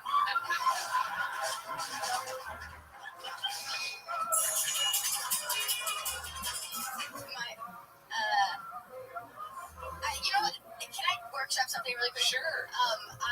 When I was in first grade, my basketball coach told my mom that I was a natural ball handler. And then my mom relayed that information to me. Yeah. And years later, as a teen, I remembered this, and I thought, wow, like, he was right, but how did he know? And he was also the dentist. And So that's kind of, there's something funny there. He's looking in kids' mouths, and it's kind of weird and pervy, right? Yeah. So yeah, there's a lot there. Your coach, your basketball coach, was the dentist. He was the neighborhood dentist. The neighborhood dentist and a children's basketball coach. He must have ran a lot of drills. Chroma Chris. The crowd has their hands up in the air. Chroma Chris, silent but deadly. That's my time. That's my time. Wow, the underdog out of nowhere. I'm excited about that. Yeah, there's definitely something there. That seems like a lot. You know what I mean? Maybe you could say, maybe there's just a lot there. That was he your dentist personally? Was a dentist? No, he was a dentist. I ended up going to church with him later. Whoa. Yeah. We know what that means. That's where he did most of his filmings. It's just all kind of a lot of information. Why'd you go to church with him? He took you to church? I asked. What is he, Hosier? What's... That's a comp reference. I am shocked you know that reference, Tony Hinchcliffe. There's a cover of that song that I like. It's on my playlist. Anyway. All right. Well, Megan, how long have you been on stand-up again? 2 years next month. Yeah. Well, don't stop. You're going to be just fine. Clearly some things didn't go your way during your set tonight, but you stayed in the pocket, you handled it well, and you just kept going. And that's a big thing. The fact that you're already doing that 2 years in shows your expertise. Not only do you look like a comedian, but you also act like one on stage. It's a good thing. So, okay. It's a good thing. Megan Sullivan, everybody. Okay, thanks. Hey!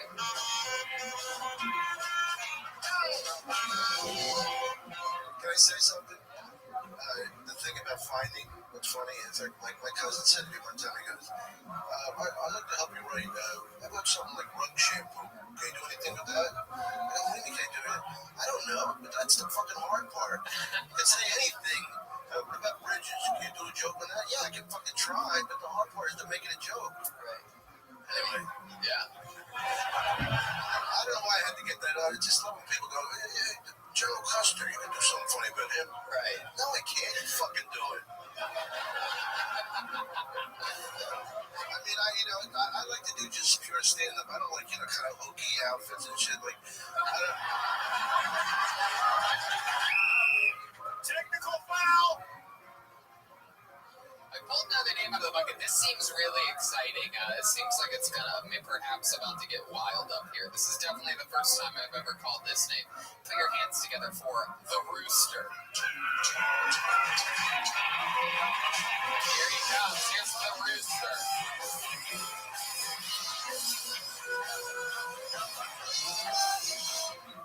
Anybody remember the band Crazy Town? They had that one song back in '99, Butterfly. Come, my lady, come, my lady. You're my butterfly, sugar. All right, we're on the same page, cool. I saw Crazy Town play a bar show in the Valley in 2018. Yeah. Let me ask you something. You ever go out with your friends to see a band ironically, and it turns out to be the best night of your life? Oh. I woke up the next morning and thought to myself, I like rap rock now. Cool. Guess this is the new normal. I'm going to celebrate with some sugar-free Red Bulls.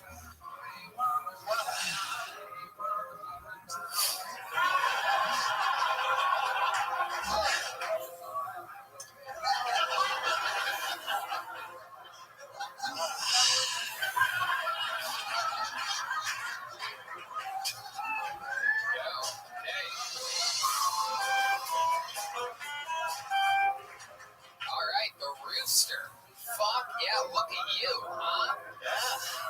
You Way did better than last time. You did, yes. You had a good set. The Rooster. Has anyone ever told you you look like you coach children's sports and are also the neighborhood dentist?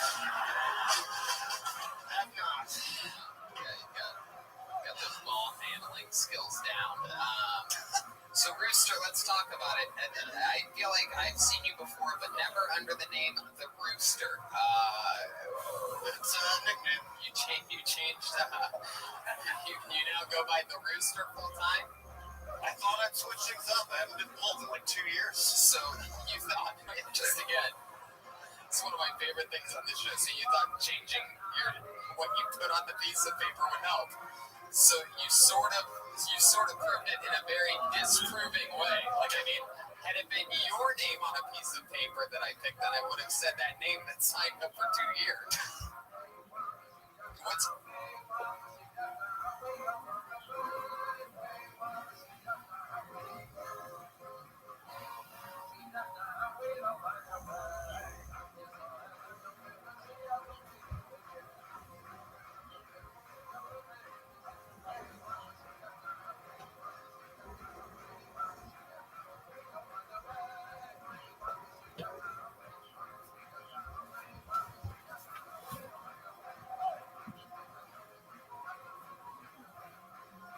your actual name? Ian Russo. Ian Russo. Oh, yeah. Yep.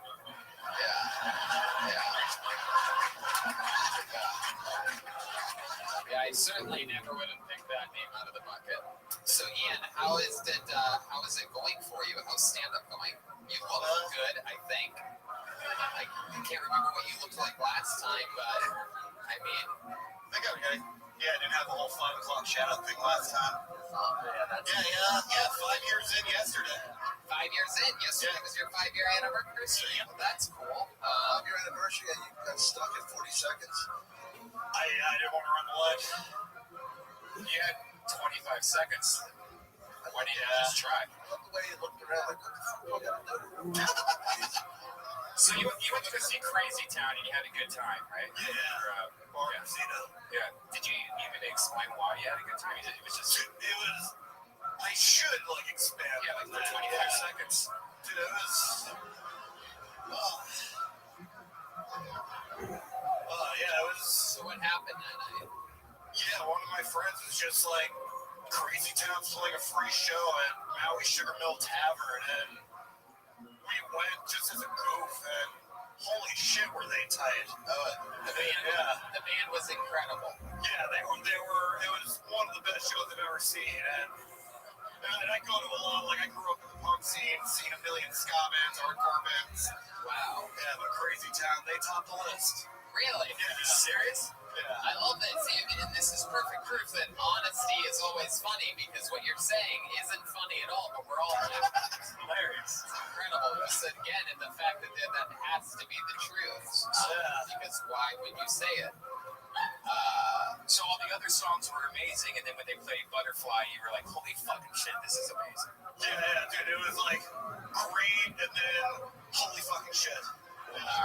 My goodness. I mean, you definitely look like you love Sugar Baby. You know what I mean? It's a Butterfly song, Sugar, right? Isn't that in that song? Right now I'm thinking of like this. Yeah, you're my butterfly, sugar baby. Come with me, lady, you make my legs shake, you go. Come, my lady, you're my butterfly, sugar baby. Yeah, that's my lady, you're my pretty baby, you make your legs shake, you make me go crazy. Come on, sugar mama, take it next to me. Okay, the smartest thing you ever did was take a chance with me. All right, very good. I know you're just gonna keep going. So sexy, almost evil. Talk about butterflies in your head. I'm sure. Things really in the books I read make you feel alive when I was almost dead. How many people were at the show? There was about 75 people. It wasn't even okay, enough about fucking Crazy Town. That's enough by far. I mean, I can't believe I'm the only one thinking that might be something that we don't need to talk about anymore. And tell me something more about you. What else do you do other than stand-up comedy? What's your life like? What's an average day looking like for you? You seem like you just wake up, throw some water in your hair, comb it back, and then go about the next day. Yeah, a lot of moose. Right now, I didn't ask what you ate for breakfast. I said, I was background acting for a long time. How far in the back? Behind the curtain? Oh, not far enough. Excuse me, can you move a little farther back, please? Yeah, in the midst, looking for office PA work during the day. Yeah. Do people people's windows at night. So Ian, Tom? You see how you are now? Be that character instead of doing some hokey character, doing stand-up. That's not the change, you know? But now you're loose, you're funny. What? You weren't in any of this in your set. Yeah. You know, I was definitely tense. You never expect it. Never expect to get pulled. What about hobbies, Ian? You seem like a guy that has hobbies, right? Professional solitaire player? I grew up playing guitar. I grew up in several punk bands growing up, and I still... You were in 7 punk bands? Several punk bands. Several. Oh, okay. What were the names of some of your punk bands? Speeches in Frantic Zero. I was the chief songwriter.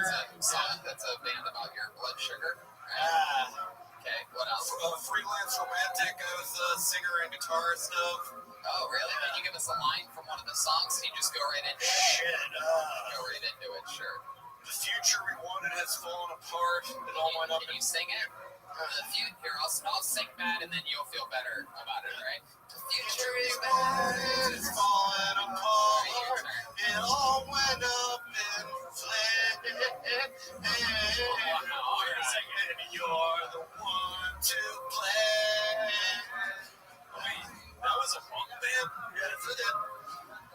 Very short. Do you know what genres are? A punk emo. Yeah, I know. Yeah, my first band, I was in a ska band back in the early 2000s. You seem like the kind of guy that would love reggae. Tony. Yeah. Tony, I didn't say it right. I dabble with reggae. Right, I bet you did. Okay. They're gonna play a little ska for you here, it seems. Okay. So Rooster, how about other hobbies? It doesn't seem like you even call him that. No, I'm gonna call him that. That's what these numbers. You want to sign up with a wacky nickname? That's what you fucking get. Cock-a-doodle-doo, motherfuckers. You're a silly guy. Can we do an experiment real quick? Can he tell one of his jokes and then say cock-a-doodle-doo real quick? I like that. Do a quick just a little experiment. I think it'll go over really well this round. There you go. All right, a quick joke, a little bit about me. My mom is a former child actress. She was in a Broadway musical with future Law and Order star Jerry Orbach. Did a lot of auditioning. She almost got the role of Scout in To Kill a Mockingbird. You sort of see the resemblance. Cock-a-doodle-doo, motherfucker. Wow, there you go. It worked. Incredible. Could you do one more joke and put a little bit of stank on the cock-a-doodle-doo? I think we all want it. You kind of phoned it in. You kind of half-assed it. It was on the 10 yards from the goal line, okay? We need you to get that touchdown, son. Cock-a-doodle-doo. Sure. Okay, yes, what the overexcited referee just said. Dig safety, let's do this. There you go. Yeah. Moving to LA with a rough transition, so I often thought about this alternate timeline where my mom books To Kill a Mockingbird, becomes a star, and I get to move to LA with the luxury of nepotism. Cock-a-doodle-doo, motherfuckers. There you go. All right.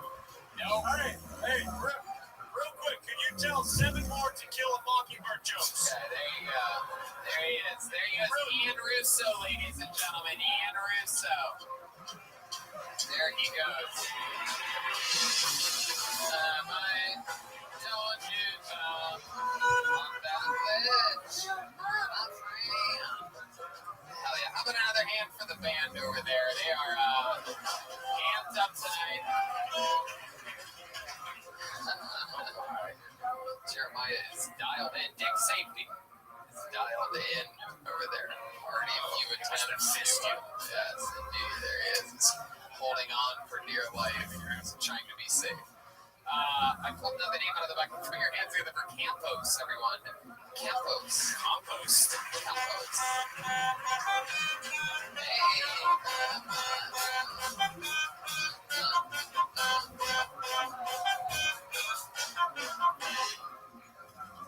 Thank you, everybody. Thanks for clapping. It's not mandatory. My grandmother recently turned 95 last month. At this point, I feel like she's showing off. She was born in 1924. I googled what came out in 1924 because it's almost 100 years ago. Frozen food came out in 1924. My grandma's the same age as Tombstone Pizza. I think it's only appropriate when she passes on a gravestone and says, "What do you want on your tombstone?" I work in a bar. Working in a bar is pretty cool. I see a lot of PDA though. I think it's unnecessary. I think it's gross. Came up with a way to get people to stop making out. Instead of a bunker saying, "Excuse me, room for one more." You don't have to do the detective accent. I like it. Hey, what you look at that, guys? The joke didn't work this time. I like dogs. Dogs are cool.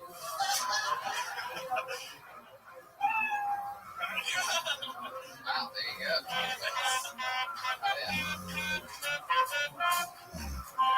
One of the few comedians that's ever performed on the show with his outfit painted on him. It's actually full body paint. Very incredible. My goodness, those are some tight jeans. That's an iPhone 7 and that's a big number 4, huh? I can see everything in your pockets. Sir. Yeah, you can. Yeah. It's impressive. You're a hip dude. How old are you, Jesse? 24. 24. 24. And it's weird how the phone is outlined. It's the exact same place every time. Was this? Which is, yeah, that's it. No, he likes it like that. 24 years old, and your grandma was born in 1924. Right, and you have a whole Tombstone Pizza joke about it. Yeah.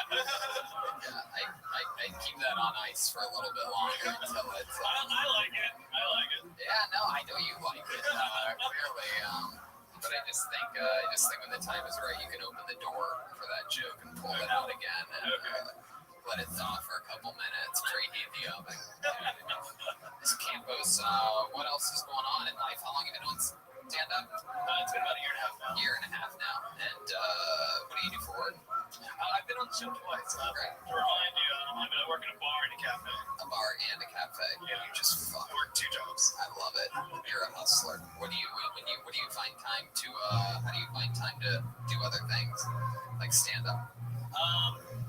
I don't know, just whenever I have, when I don't work, I just work weekends mostly, I'll do double shifts, and then when I'm not doing that, I just drive out here. Yeah, okay. He's working overtime. I like it. Tell us more about you. What else? Tell us more. How long have you been a Mexican house elf?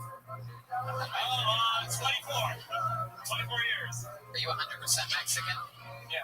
Yeah. What do your parents do? I didn't grow up with dad. He's in prison, and then my mom's a receptionist at a hearing place. What's your dad in prison for? Murder. Really? Yeah. Wow, this is exciting. So the opposite of what you did tonight.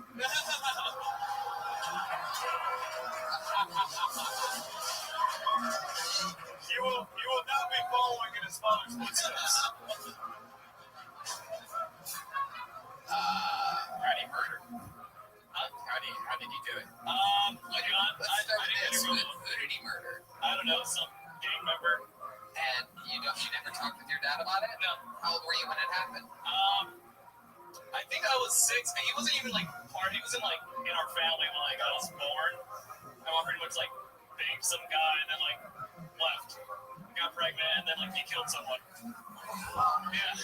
Goodness, that's incredible. So you've never talked to him before? Nope. Do you know what prison he's at? No. You don't know? Your mom knows how to choose a guy. I know, right? Are you positive you don't know what prison he's at? Not off the top of my mind. I googled it a while ago. I don't know where exactly. I think we should find out, and I think we should call this fucking guy. What? How did we find out? I don't know. Where did the crime happen? It's probably in the It's probably in Oxnard, South Oxnard. Yeah. That's where I'm from. Oxnard probably seems like it has a few prisons. Well, it's a Ventura County jail. I knew he was there for a while, and then he got sent to prison. I don't know where exactly in prison. Well, look, kid, he's doing his best, all right? Yeah, okay. He's still your father. You gotta love him. Okay. I don't, but I'm all right. Your mom's cool. You and your mom are close? Yeah. You have other siblings? I have a brother. You have a brother? Yes. From the same dad? No. Different dads? Yes. His dad's out and about. His dad might be one of the security guards at the prison. Anyway, you close to your brother? Yeah, he's a youngin'. Yeah, how old is he? Oh, you guys wear the same size clothes. That's cool. What else is going on in life, Campos? You have a girlfriend? I do not. Yeah. How long have you been single for? 4 years. 4 years. You've been on a date lately? You have tattoos? Not lately. Like a cool guy. I think it was like last November. Last November. Yeah, that's been a while. How'd you get on that date? Who'd you go out with? Just something like that at work. Yeah. Which work? The bar or the cafe? The bar. Yeah. And where'd you guys go on your date? Chuck E. Cheese. No, we went to go see the movie Bohemian Rhapsody, and the kids I hung out for a while. It wasn't really like a date, but I just wanted to see Bohemian Rhapsody. My goodness. Jeez, what a queen. Yep. So you had a chance to actually, impress a chick, and you're like, let's go see this movie that only I want to see that's way too long and ends with a guy with AIDS. Yeah, that'll get her pussy wet, you know what I'm saying? I mean, who doesn't like Queen? Fuck yeah. Especially the ending of that movie. Yeah. Alright, so what'd you guys do after the movie? We just hung out. Yeah, where'd you hang out at? Went to a bar. You went to a bar? Yeah. You had a few drinks? I don't drink a lot. I don't really drink, so it's like hard for me to just go get drinks. You just went to get drinks? And wine coolers. I mean, I'll drink mixed drinks, but I don't drinking's my drink. I don't drink. What do you do? What do you do for fun? What do you do to get loose? You get inside, you put on your VR headset and get nasty. I wish I had a VR headset. I bet. I don't really do a lot now because I'm just working and doing stand-up. I've been playing a lot of Mortal Kombat. And that's my free time right now. My goodness, well, no booker's ever going to be like, get over here. Stand up, right? You know who's good at Mortal Kombat? Father.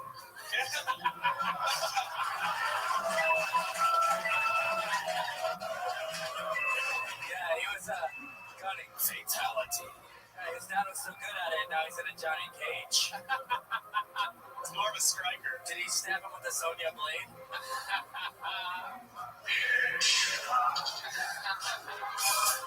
Wow, that's so fun. Which Mortal Kombat you been playing?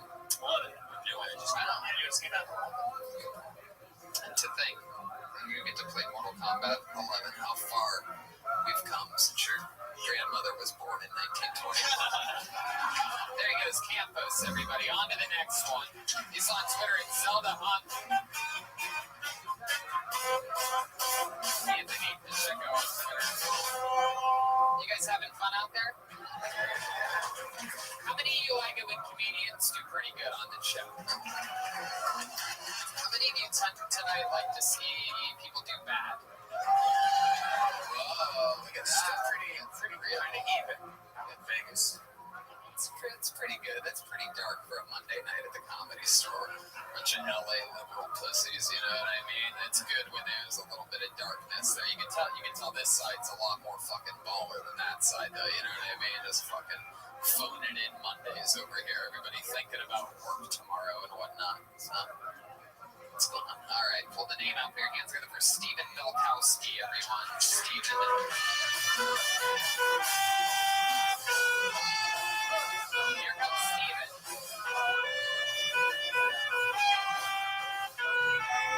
Here he is, Stephen Milkowski. Yeah, so the weirdest thing happened to me earlier today. I was walking down the street, coming here actually, and I hadn't smoked all day, and I was like, I just felt good, you know? I felt like I was high, and I was like, this is weird as fuck, and I was like, holy shit, is this what it feels like to not be depressed? And I was like, this is what happy people feel like every day. That's crazy. And then I walked 2 more blocks and I remembered, I was like, oh yeah, right before I left work, I took 3 bull rips. And I fucking hate it when that happens, dude.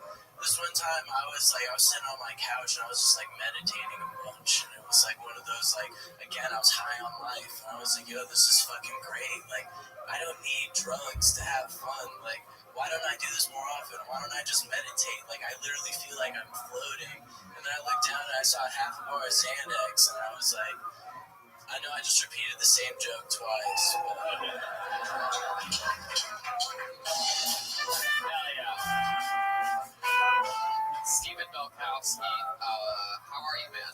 I'm doing great. Wow, you look like you already won the $1,000 worth of marijuana that Gino from Speedweed gave away.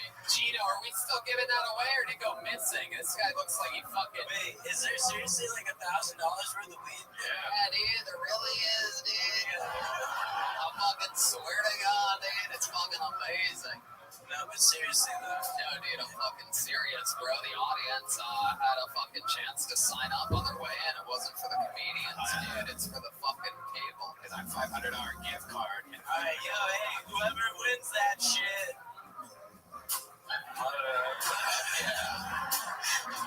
Hit me up. Yeah. I'll be out front asking people for a bowl. I forgot mine tonight. Claire has a concussion. It sucks. You forgot your bowl. Yeah. Seems like you would bring that everywhere with you. Dude, it's I just got too high. It sucks. I try not to get too high, especially before I'm coming here, like, in case I get called up. And then if I don't get called up, it's like an hour and a half that I gotta be fucking sober. Right. No one wants to do that. Exactly. So you don't normally smoke pot and go on stage? No, I normally do. I just always tell myself I shouldn't. Right. No, that's true. People are always like, you do better when you don't smoke. Right. You know, but I'm also a dick. So. No, it's true. That makes sense. I get it 100%. It is true. Everybody does better usually when they're not on substances, but you feel like you do better because you feel better. I have more fun. I feel like that's what it's all about. Of course, yeah. That's sort of what it's all about. It's about you having fun and them having fun. There's a perfect dance to be done. Eventually, they'll start having fun because I'm having fun. You know, that's the goal long term. Heck yeah. Steven, how long have you been doing stand-up? A little over 5 years. A little over 5 years. What do you do for work? Like a workaholic? Yeah, dude, so actually...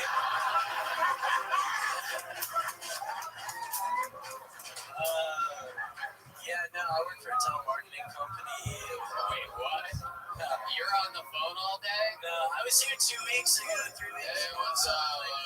If you got any weed or anything, you can smoke with me after the show. Oh, I mean, my name's Steven. This is a random call from... It's more like, yo, you reached Steve. I mean, telecom. Whatever. So good. So you got it down. No, yeah, but like last time that I was on here, earlier that day, I'd gotten a call about a job interview at a dispensary. And wouldn't you know, I landed the job. And so I've been working there the past 2 weeks, getting crazy discounts too. Like, and literally every single day, I walk out there with like $60 worth of weed after the 50% discount. Like, it's not a discount if you're spending all your money there. I know. Hey, Jeremy, man, congratulations. Yeah, thank you, dude. I appreciate it. Keep up the good work, man. Yeah, it was one of those things. I was like, when I came out here, I was like, all right, I know it's going to take a while for this comedy thing, but like, if I could just get into a dispensary, that would make things so much easier until it happens. And so now I feel like, the rest is just a waiting game, I guess. Yeah. First down. Yeah, first down. Whistle blows. So, Steven, what else? What are some of your hobbies? What do you like to smoke pot and do? What else are you into? I like to chill. Yeah, dude. I like to smoke pot and hang out. I like to smoke pot and do comedy. Is this an online pot dating site profile? Dude, they have apps where it's like, get people to smoke with me. You gotta be fucked up. I'm gonna go on an app and be like, who wants to do drugs with me? That's like, sounds like the best way to get robbed. I don't know. Heck yeah. You could probably find a cool chick that looks exactly like you on it. Dude, I dated this chick for a while that looked exactly like me, and at first it was cool, and then I found out I was just looking in the mirror, dude. That was the day I started at the dispensary, dude. Fuck yeah, man. Wow, Steven, dumbest high thing you've ever done. You seem like you were fucking born out of a bud.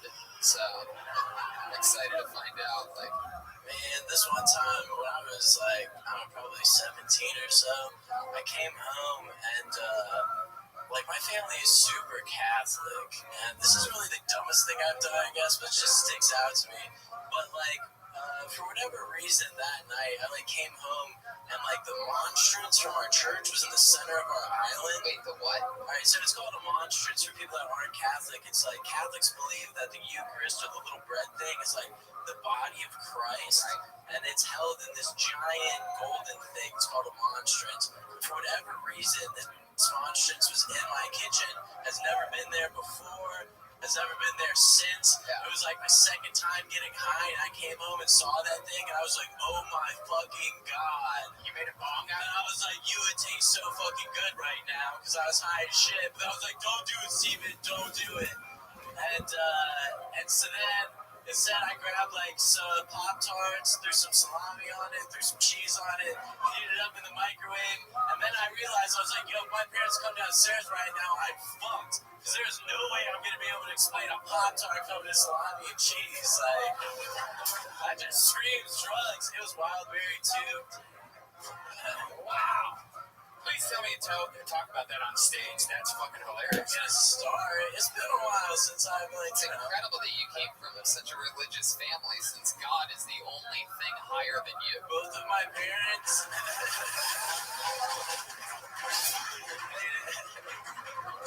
God's not higher than me.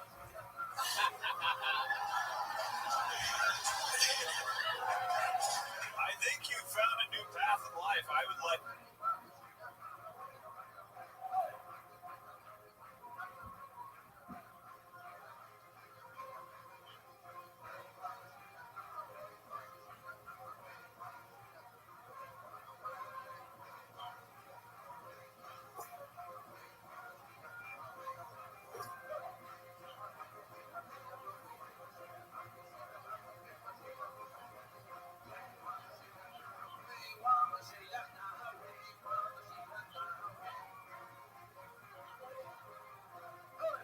Just start teaching religion to people, because it was fascinating hearing you talk about the Eucharist and stuff. If you were a preacher, I would listen to you for a long time. Yeah, so check it out. I used to live with this dude named Joey. He's a really fucking chill dude. Didn't talk a lot, right? But everybody liked him. He was great vibes. We had this plan. I was gonna make the Church of Joe. He wasn't ever gonna do anything but be good vibes, and I was gonna just be like, yo guys, check out Joey. Look how great he is. He's just good vibes all the time. And then we were gonna start to cult, and then it was gonna slowly, progress. And then he murdered somebody and abandoned his son. God. Then I got into electronic music, and we kind of no way. My goodness. Fucking bass nectar ripping apart families, man. You talk to your parents still? Yeah, of course. They're cool. They know how much pot you smoke? Yeah, my mom actually didn't pick up the phone at all on Mother's Day, and so I that must be really hard for a guy that works in the telecommunications. Yeah, and I have her location, and I didn't realize what a crazy son I was until she wasn't texting me back, and then I'm refreshing her location, and it's not loading, and I'm like, where the fuck are you, woman? You call me back. But it's because you call your mom woman. I don't call a woman to her face. And mom, if you watch this, I'm just kidding. If your mom's watching this, did you ever find out why the body of Christ holder thing, what do you call it? Monstrance. Why was that in the kitchen? Did you ever figure it out? No. Did they find out about you eating Jesus? Well, because at that point, I was so early into smoking weed that it's the next day you wake up and you're still kind of high, and it's all all right, let's go downstairs. Do they know I was high? Can they smell anything? Do I still smell like weed? And you just try to get out as soon as possible. Steven, I like your style. I like your spirit. You're a funny guy. I'm excited to see you again. There he goes, Steven Wachowski, everybody. Wow. I feel like I got a second-hand buzz off of having him on the show. He's very likable. Yeah, it's like panic attack inducingly stoned. It's exciting. You guys having fun out there? It's an interesting name, one-word name. Put your hands together for Cedric, everyone. How about Cedric? One word. Cedric. I don't see anybody moving. Oh, here he comes. Here comes Cedric, ladies and gentlemen. Here he is. Hey.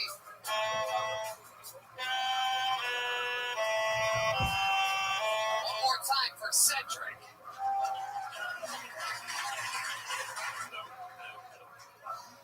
Okay, so I'm Cedric from Canada. You're gonna be very disappointed today. Anyways, so I'm a French teacher. I'm the famous guy. And my friend just picked me up from the airport 3 hours ago. He told me, "Hey, Cedric, you're such a funny guy. You know what? Let's get this going." All right. And he signed me up, and I'm here. So I guess I'm supposed to share a funny story.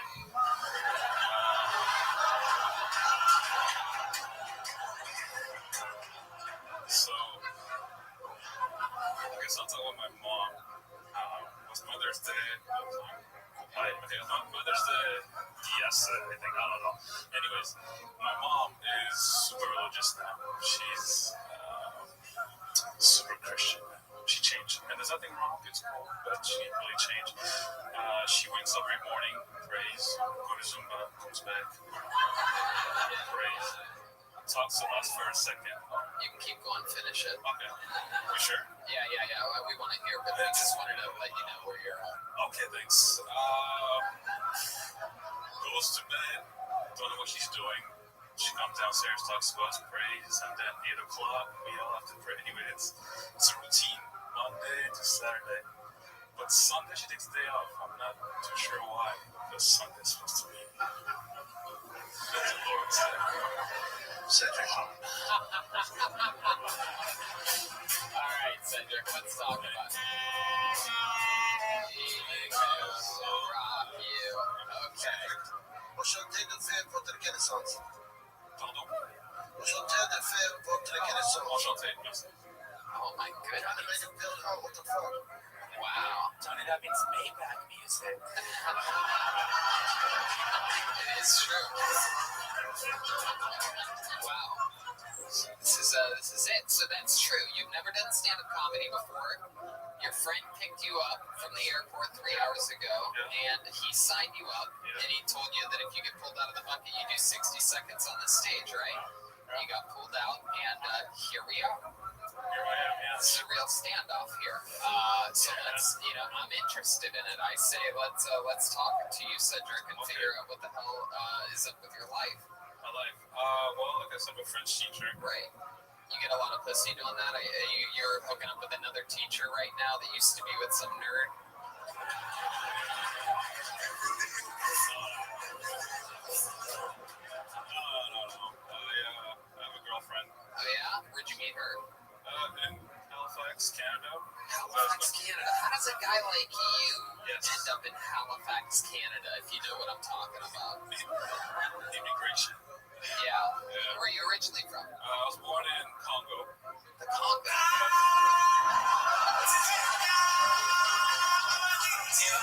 Fred, man. The Congo. How long did you live in the Congo for? I was only born there. So, yeah. So you went straight to Canada? Well, moved around. Went to Belgium first. What was that like? Fun? It was okay. Yeah. It was okay. How old were you when you moved to Canada? I was 12. 12 years old. Yes. And, Canadians don't look like you. What, they do now. I guess so. Now that you got there, you know what I mean? Spreading that fucking seed all around. Yeah, you're right. Dom? I was gonna say, I like the way we fucked around with everybody and we treated with such respect.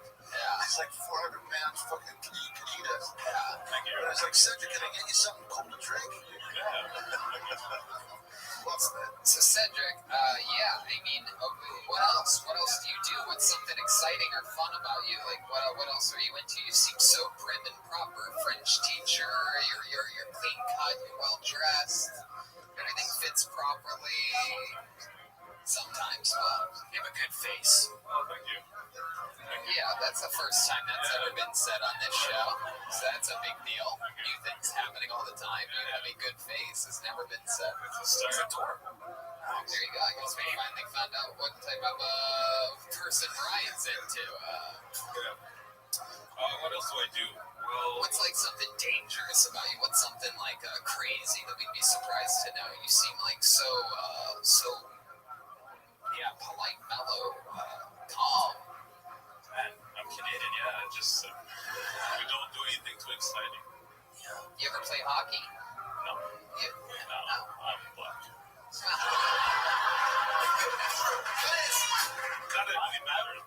love to see this guy holler at chicks. Yeah, what does that look like if you were to if you saw a group of hot chicks walking by? What would you say as both a Canadian born in the Congo? How would that come out?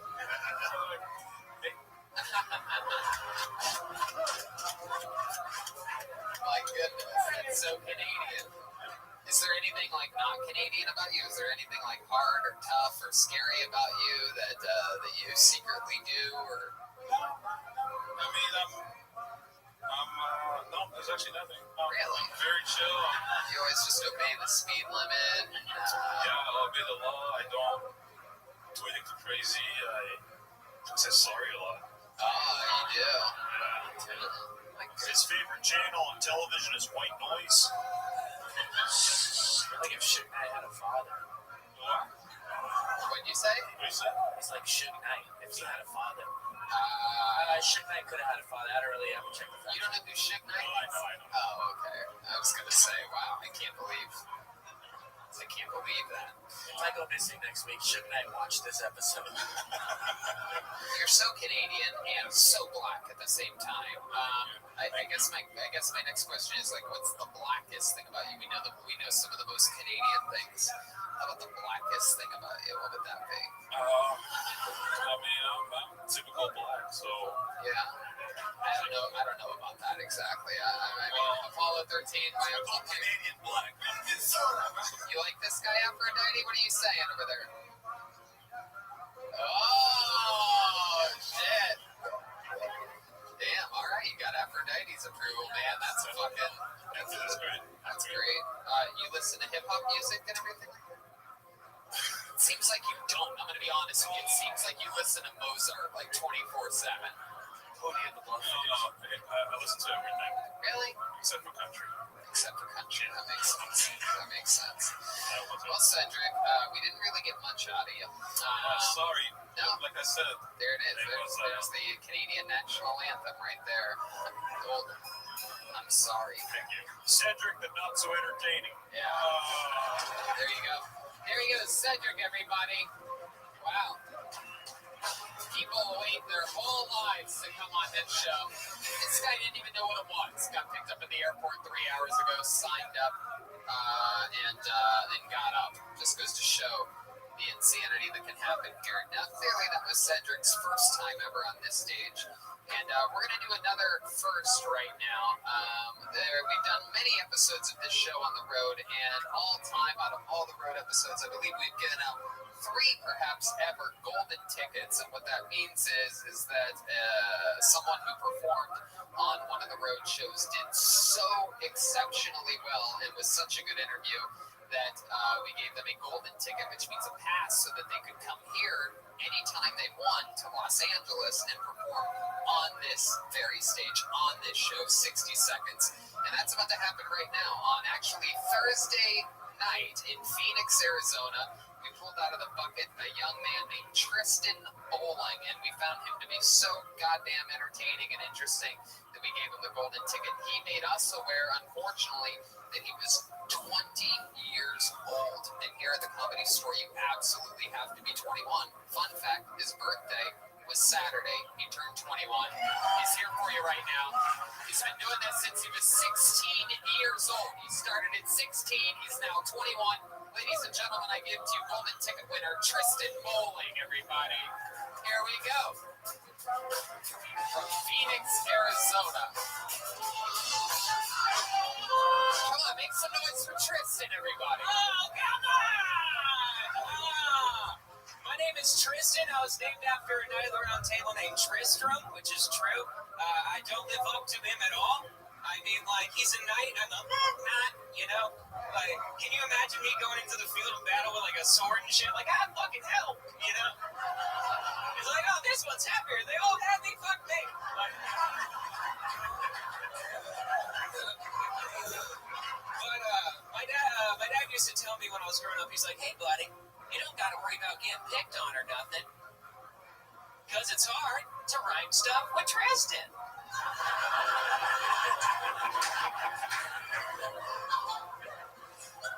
Turns out, anything rhymes with faggot. it just fucking snaps into place. You know what I mean? They're practically synonyms. It's fucked up. I'm a youngin'. I'm a young boy. A young boy. Blood going through my veins. Shit. Finish it. Finish it? All right. No, I grew up in the participation trophy era. Anyone else fuck with participation trophies? Yeah. Doing your 60 and getting 100% back. I fucking love it. Nothing's better than like having passed K through 8, walking in like someone walking to your room like it's Serena Williams' foyer. You know, they just see fucking trophies wall to wall. You're just like, what the fuck do you do? And you're sitting there, you're just like, my best. Tristan Bowling. Fuck yeah. Awesome.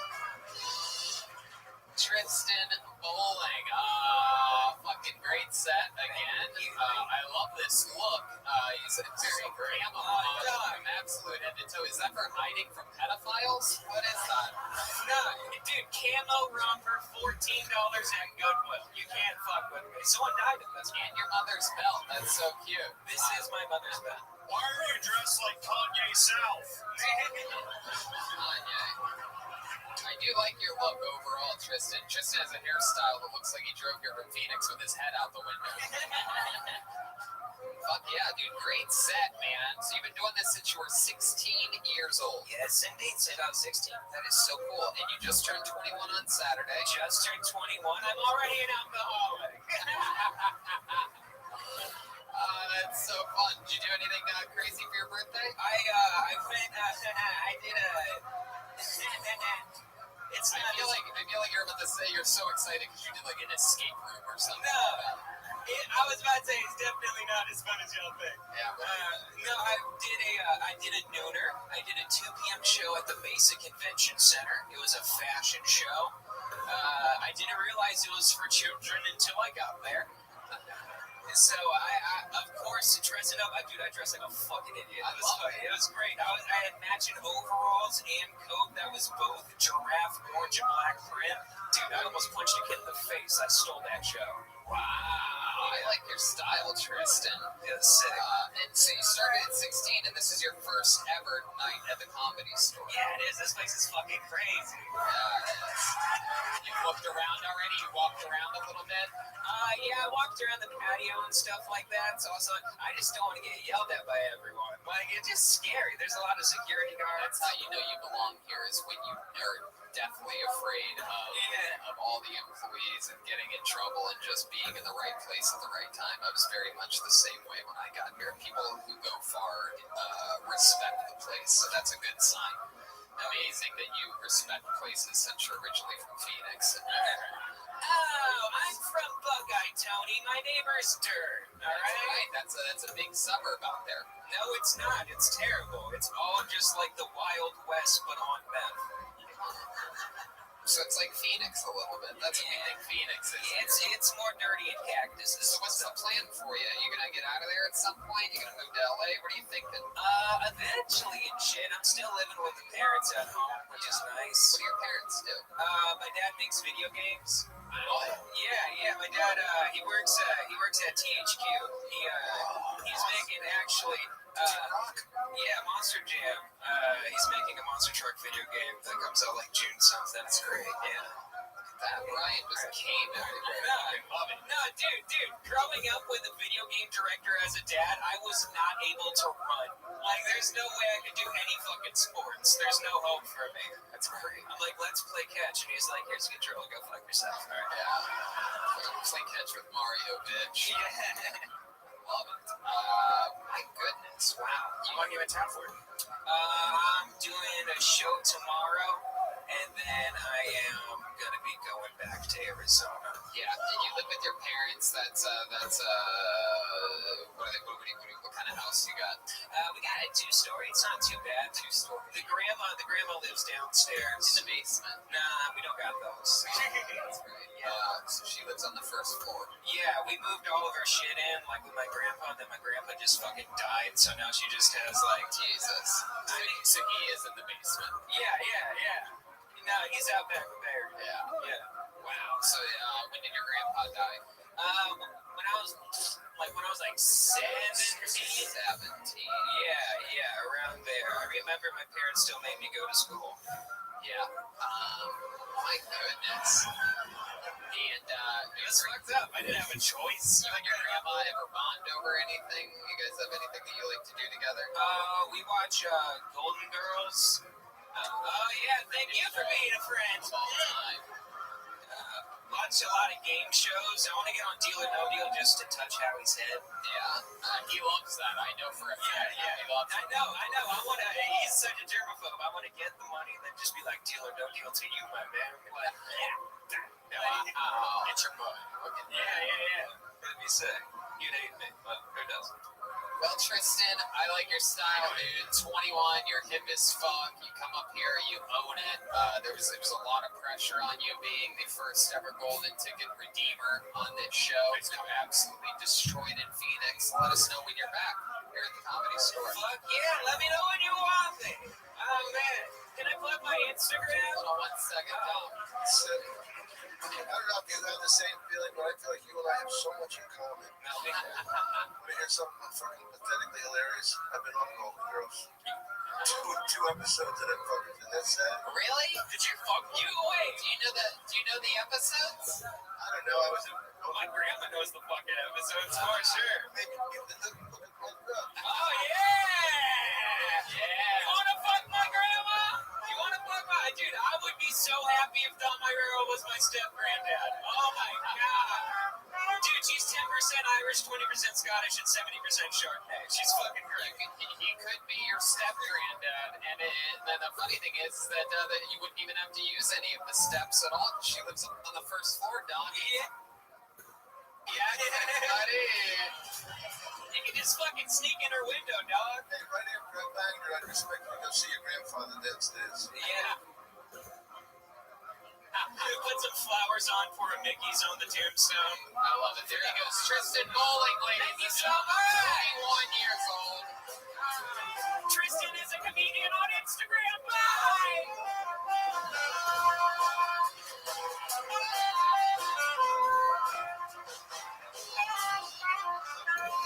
I love that too. Right, yeah. Tristan Bowling is fun, and we also have a regular on this show, a regular that performs every single Monday. He writes and performs a brand new minute on this show. You know him, you love him, we love him. Ladies and gentlemen, I give you the comedic stylings of the one and the only William Montgomery.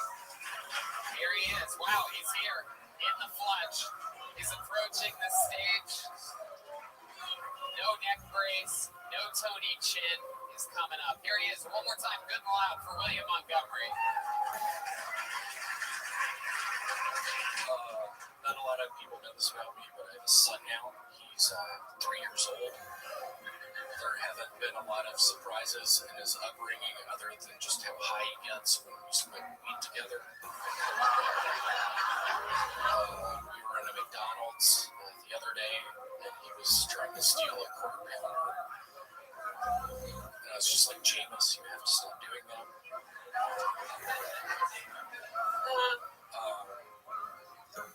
I apologize if I seem off. I'm on a bunch of embalming fluid right now. It's a huge nightmare. I'm having a real bad time. You're in for a treat. This is probably one of my best jokes I read it this past week. Hold on, so is that a Hewlett Packard or an Adele?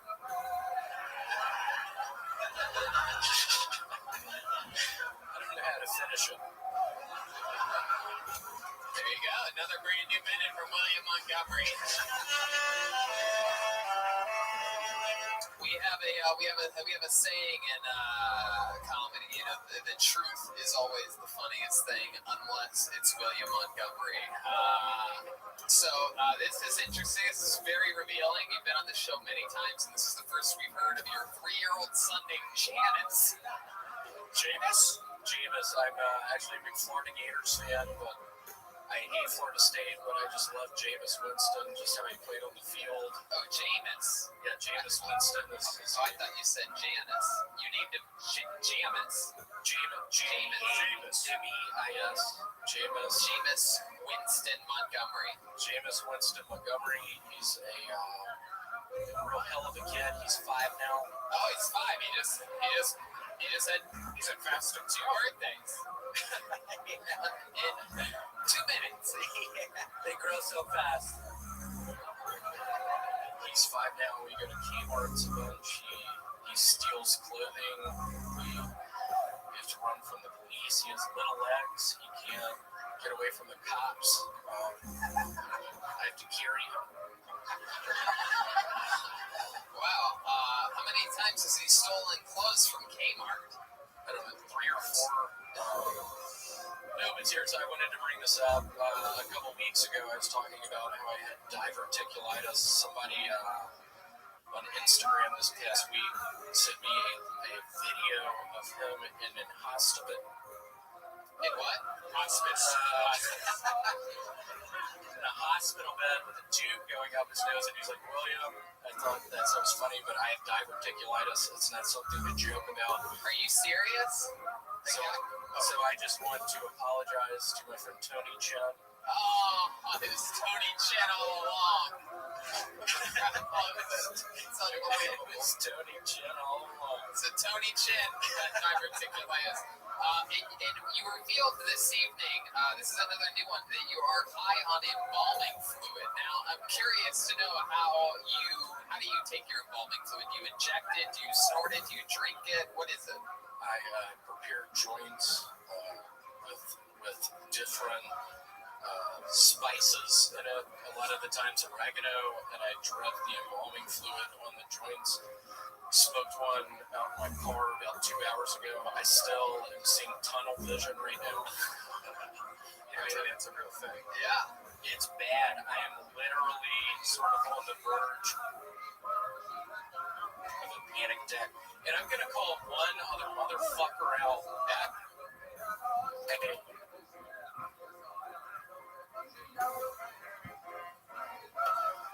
On the YouTube channel my buddy made, some other...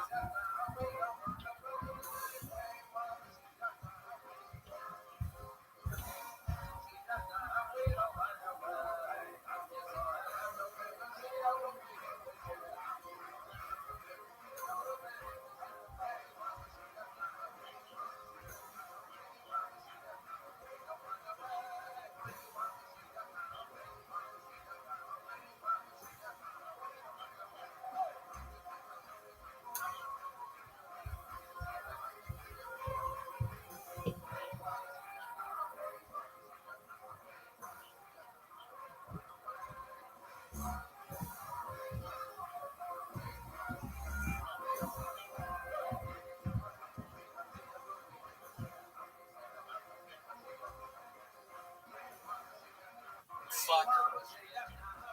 Just proposed this my last 12 sets. Some motherfucker said, oh, I'm glad you posted this. I can skip through all of it like I do during all of the sets.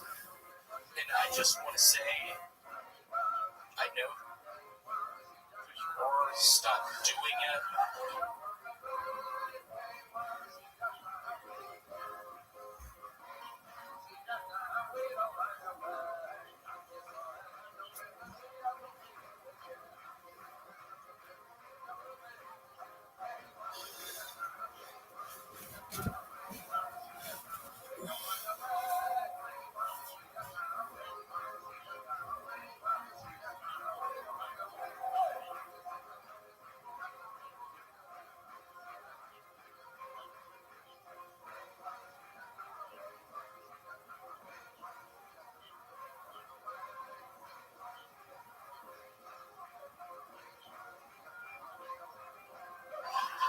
Find you.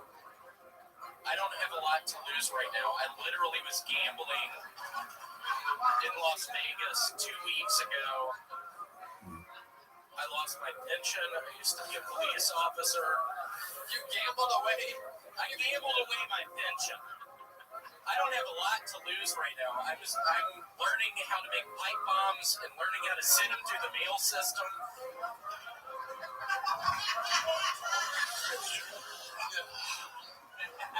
No, I don't think it's true. How long were you a police officer for? I had 5 years. 25 years. I had no idea. You always just talked about the self-storage unit that you worked at. So you were a cop at 12. I was. That is the correct math. I got shot at 13. Now we know where your 5-year-old son got his running legs from. He was a kindergarten cop. And y'all don't repeat this, but there would be a lot at the time where I would just see a suspect. I knew he wouldn't have a gun, but I would just start shooting his ass. I murdered probably 20 people. Wow. My goodness, William, this is very revealing information. I'm really surprised that you're putting all this out there. It was such a nightmarish experience at the time. I was living on the big island of Hawaii, just killing people. Wow. What would you do with the bodies afterwards? Dump them in the ocean. Right. Wow. And then what? And then just go back to my home, maybe put in a VHS version of Kindergarten Cop. Weirdly enough, that was.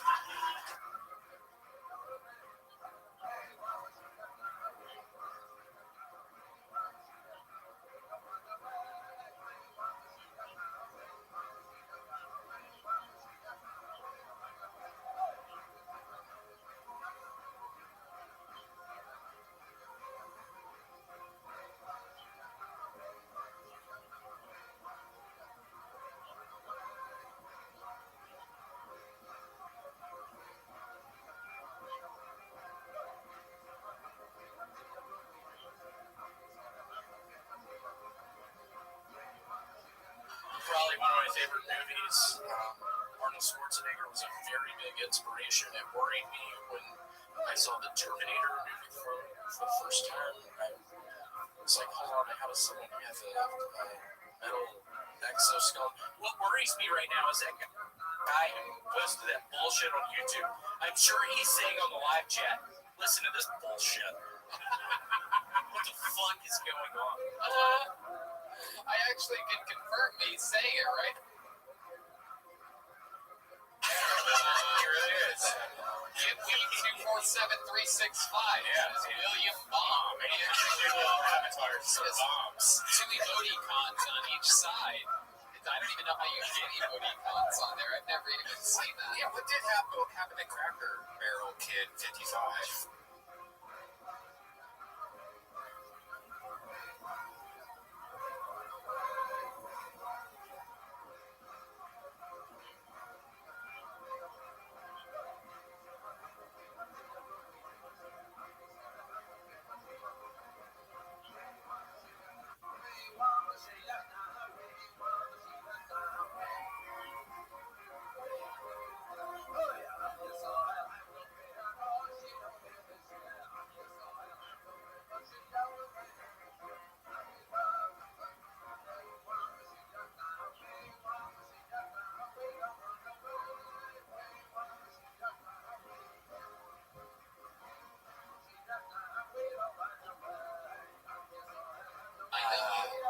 Yeah, you could say I found him. I found out his wife and family had a house in Paducah, Kentucky. I sent him some, let's just say, packages that his wife opened them up. She wasn't excited. There were pipe bombs inside.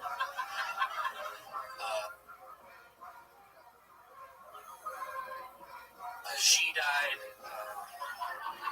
His twin boys died, and I swear to God, when I heard that news, I was.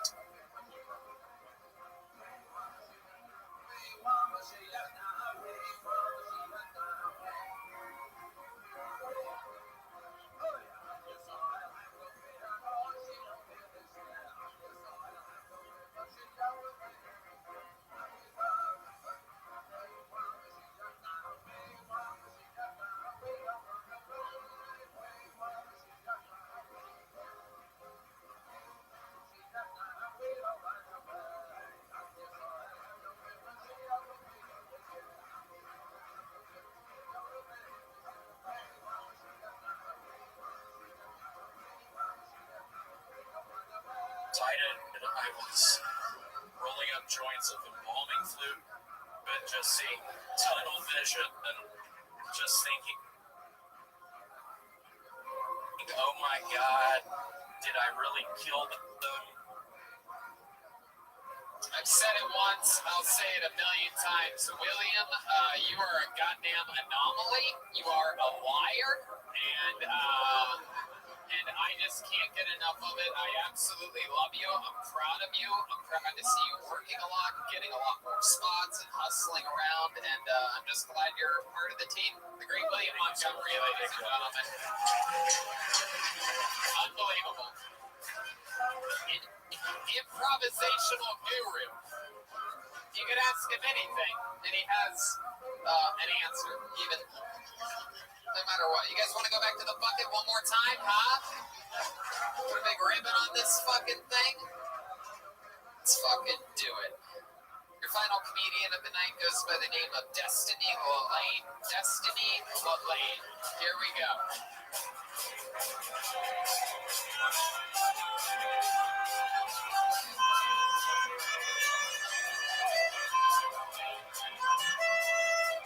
Here she comes. Destiny Lane. One more time for Destiny Lane, ladies and gentlemen. Hello, everyone. I'm one of those millennial women who actually likes Tinder, but, you know, here's the thing. I'm not sure if I'm doing it right because my bio says that I'm 4'11" in heels, 120 pounds soaking wet, and 115 pounds when I squirt. And I'm still single? You know, my mother won't stop bitching at me. She says I'm never going to find a husband. And I promise her I'm going on these dates. I'm on Tinder. I'm on Bumble. I'm on OkCupid. I'm going to do this. And I'm not one of these kinds of women with super high standards. Like, it's not why I'm single. I'm just looking for a man with strong enough semen to impregnate me. But I like a man with a little balance. So I'm looking for a man with the financial stability to afford an abortion when the seed germinates. Not too much. My sister's pissed at me because I'm not going to make it back to New York for her fucking baby shower, which I found pretty ungrateful of her, as if I didn't Venmo her enough money to get an abortion the second I found out she was pregnant. Thank you, guys. Destiny Lane. Abortion. I love it. So much sex talk during that set that you literally made your own dildo appear out of thin air. The mic stand. Incredible. So Destiny, I just want to say, because you said incredible, I loved you in the movie The Incredibles. One of the characters in The Incredibles. So Destiny, welcome to the show. It's your first time on, right? Yes, thank you. You seem a little bit different than everyone else that's been on this show tonight. We haven't had many horny nerds on this show. So welcome. How long have you been doing stand-up? Since 2015. 2015, hell yeah. And all of it in Los Angeles? In Los Angeles for the most part, and a little bit in Austin. Is that where you're from? No, I'm from New York. Originally from New York, you moved to Austin, started stand-up there? So actually in 2015, I moved from New York City to Los Angeles, and that's when I started getting involved in comedy. Very cool. How'd you start? You say you got involved. I actually went on a date at Westside Comedy Theater, and I ended up interning there, so that's how I got started in comedy. Well, there you go. That's awesome. And what do you do for work? I'm a recruiter. A recruiter for what? No, right? For Pornhub, actually for a startup. Oh, okay. How long have you been doing that for? For about a year. A startup. And what are we talking about? Fire Festival or like? No. It's a health technology startup. It just helps doctors' offices be more productive. Wow. All right. Gotta hustle and bustle those people in and out. How many abortions have you had? Wow. Okay. Ryan went for it. That's actually the thing, you know. I'm so shocked that I've been using Tinder for this long, and I'm still single and have had zero abortions. Zero abortions. But you haven't. But you're active. Zero losses. There you go. There's a lot of few pro-life people in the audience that clapped at that. Oh, we have your future baby on line one. So Destiny, so you're very sexually active. I try to be. Yeah, like when's it, for example, when's like the last time you had sex? Yesterday. Wow, oh la la. With who? Just some random person I met out here. Really? Touchdown. Some random person. Have you been hooking up with him for a while?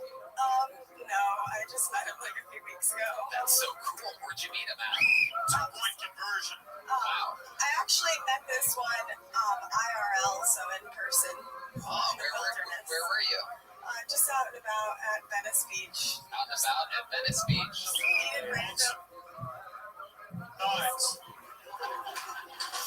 You're just walking around the boardwalk and Just out and hey, what's up? Let him go under the boardwalk.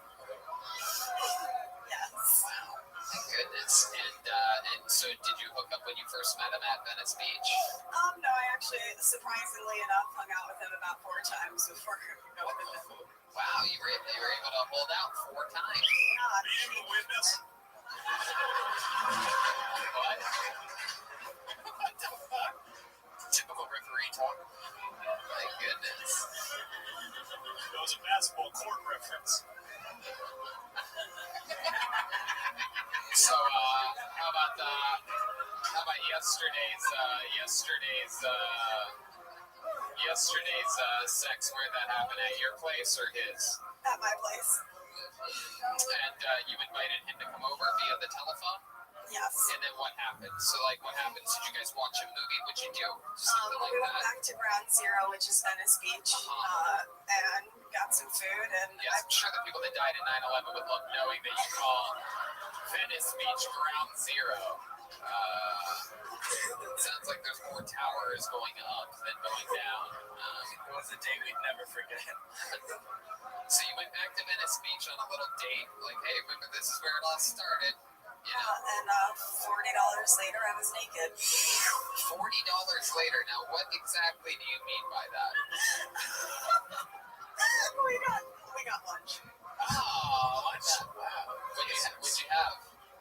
I don't know. I ate something stupid like nachos or something. Oh, that's great pre-sex food. Yeah, a lot of farts. Yeah. Did you squirt that night? Oh my god. Unfortunately not. Wow. There you go. You reference that in your set, and Are you guys squirted though most of the time? Wow, Brian. For the record, Rain Man. For the record, it's only happened 4 times. People out there, so 4 times. What about that's how many times it's happened? Yes. My goodness, you would think by the beach there you'd be a little bit splashier. You know what I mean? I just need to work on staying hydrated out here. So. Yeah. Exactly, those torches. Rain delay. My goodness. Well, Destiny, that's a lot of fun. So, you live here in Los Angeles now? Yes. Full time? Yes. I just moved back 2 weeks ago. Traveling. Oh my god. You saved it all for the end. You have all these things that were at the end of the episode. Do you have any more? Should I just keep talking with you? Gotta get them out. Should I keep going? So 2-minute warning. That was Chroma Chris with the assist. Wow. My goodness. So, Destiny, what do you want to do when you grow up? Do you want to be a full-time stand-up comedian? That's the plan? Is there anything else that you're into? You write or anything like that? Yeah, I really enjoy writing, and maybe one day I will be a tech investor. A tech investor? Interference. What? Doesn't even make sense. Yeah, that one was She wants to be a tech investor, but she also wants to be a stand-up comic. Therefore, there's going to be interference in the play. She's not going to reach her career goal of being a stand-up comedian if she's invested in tech. I stand by my call. There she goes. Jeremiah Watkins. How about one more time for Destiny Lane, everybody?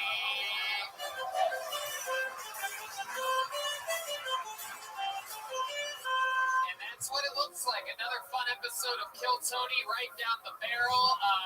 I believe Gino from Speedweed is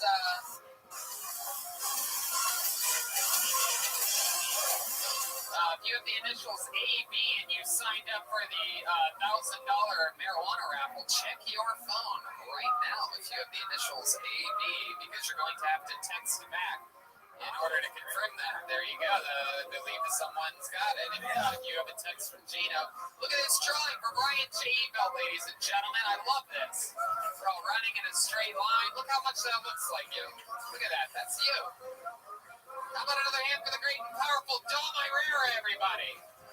Check him out at the Comedy Connection the weekend before Memorial Day and get tickets for Port Charlotte Comedy Zone at domirera.com. And we're also ramping up here in a couple weeks. I'm going to do your podcast again. What's that called again?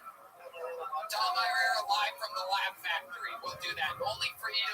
Will I cross the streets and go down there for you, Dom Irera? Both places, you know that. Yeah, of Thanks course. for everything. You're the man. How about one more time for Dom Irera?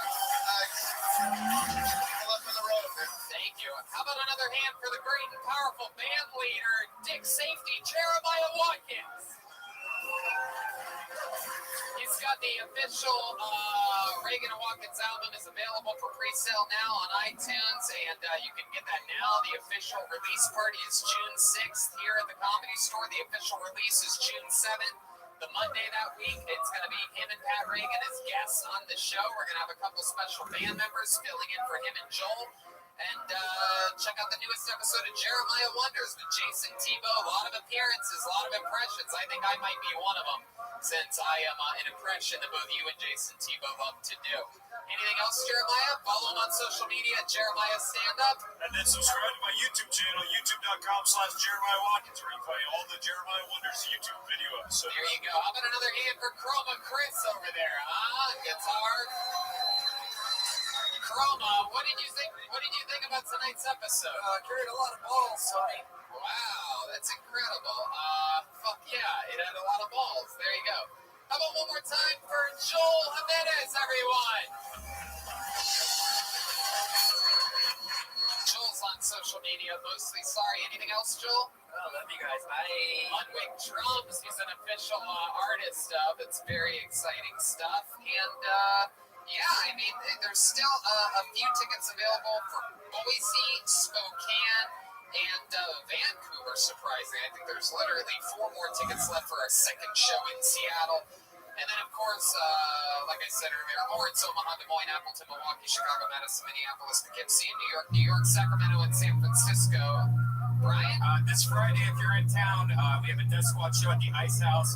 We got Sarah Mosajabi, remember her from Keltoni, Brett Erickson, Brent Weinbach, King Quigley, Kurt Metzger, William Montgomery, and a bunch of people. That's Friday at the Ice House. Thank you, guys. Also, just remember that we have these amazing Ryan J. Ebel prints that he made specifically for the road. So for those of you that are coming to these road shows, if you're probably going to want to bring an extra $20, get your poster, get it signed, get a picture with us, because we do that after all the shows for free for you, for the fans, because we love you. How about a hand for the great and powerful Carrie Mitchell is here, lady. Yeah. Legend here at the Comedy Store. We love you, live audience. We'll see you next week. Thank you. Good night. Bye.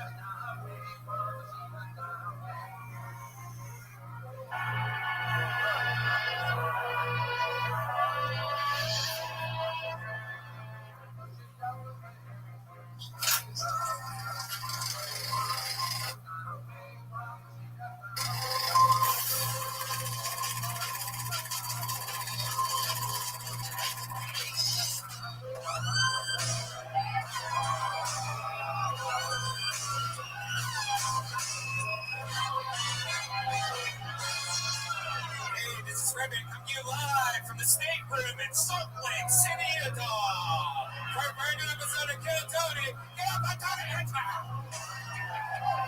Salt Lake City, we have arrived.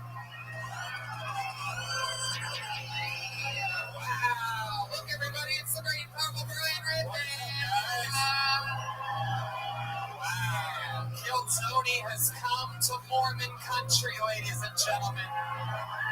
All these good religious people have put their problems aside for a little while to come hang out with us. How exciting is this, Red Man? So fucking great. Beautiful fucking Salt Lake City. We've been wanting to bring this show here for a long time, and we fucking made it. You guys pumped about this or what? Holy shit. Wow, hello. We like that. Stop number 3 on our big fat fucking summer tour. The fun continues. We go to Boise, Spokane, Portland, Vancouver, 2 shows in Seattle all this week. Back at the Comedy Store every single Monday. And then in June it kicks off again. Lawrence, Kansas, Omaha, Nebraska, Des Moines, Appleton, Wisconsin, Milwaukee, Chicago, Madison, Minneapolis, Poughkeepsie, and a second show has been added to the already sold out New York Gramercy Theater. Incredible. The tour goes on and on. Slipping and falling everywhere we go. Caveman Coffee's delicious. Go to cavemancoffee.com. Use the promo code KillTony. Save 15%.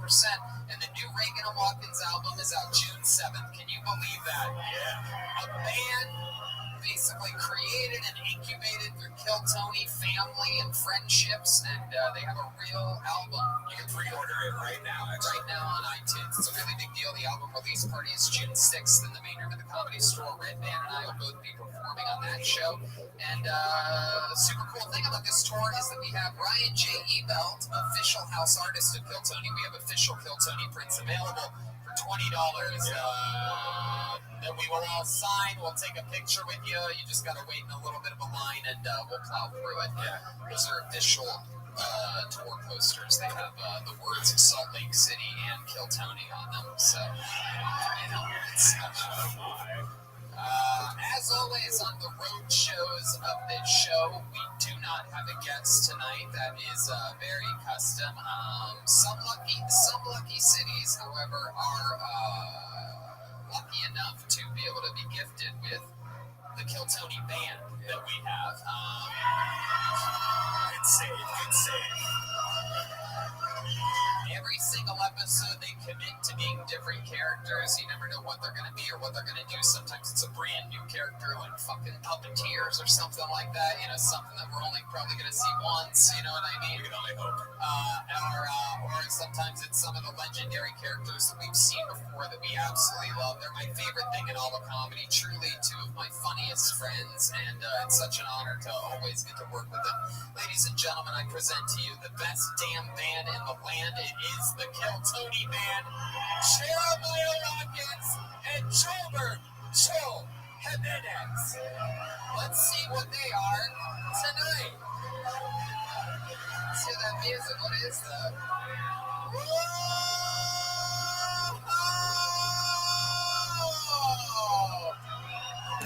Wow! Oh my God! Vampires! For the first time ever. Know that you guys have been on before? Wow! My goodness, I didn't even know that. Am I correct? You are vampires. Hey, it's Vampire Elvis. How you all doing? Now I remember you, Vampire Elvis. Hey, this is very exciting, Vampire Elvis, and clearly over here we have Danny Trejo from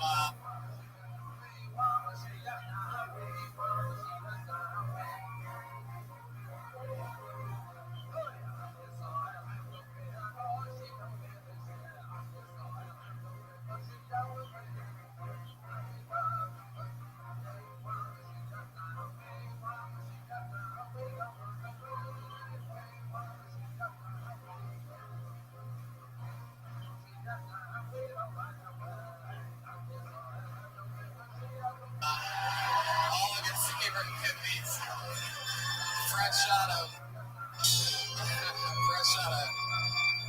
How are you, buddy? What do you got this salsa dripping from your mouth? You better watch your mouth, Tony. am Vladimir Bushcock. Vladimir Bushcock? Wow.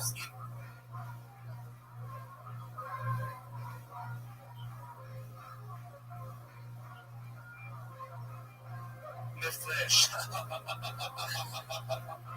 All right, we have Vampire Elvis and Vladimir Bushcock. I'm excited about this. Vampire Elvis, anybody ever tell you you look a lot like Mitt Romney?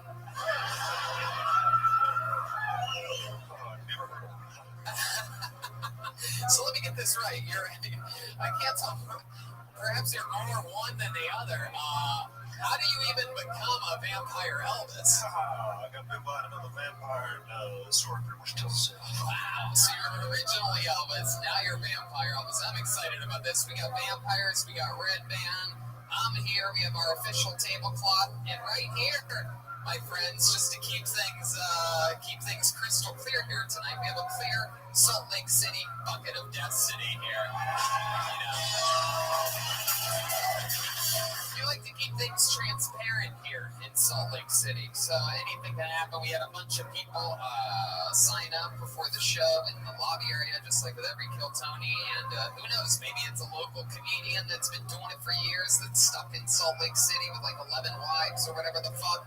And or maybe it's somebody, often on these road shows, it's somebody who it's their first time, they listen to the show a lot, they're excited, it's a lot of pressure, anything can happen. You guys ready to start this fucking thing or what? It's the first ever Kill Tony live Salt Lake City. That's right. How could I forget? If I pull your name out of the jar, you get 60 seconds. You know your time is up and you hear the sound of a kitten. Oh, that's so quiet. There it is. That means wrap it up then, or else you're going to bring out the big gay Mormon bear. Wow. Anything can happen. You guys ready for this shit or what? My hand goes in the jar. I'm fucking excited about this. There's some interesting charisma in the audience. I can just feel it, lots of energy. Just to let you guys know, the stairs, no matter where you're sitting, oh my god, that flashlight's already annoying the shit out of me if you're wondering. Yes, that makes it.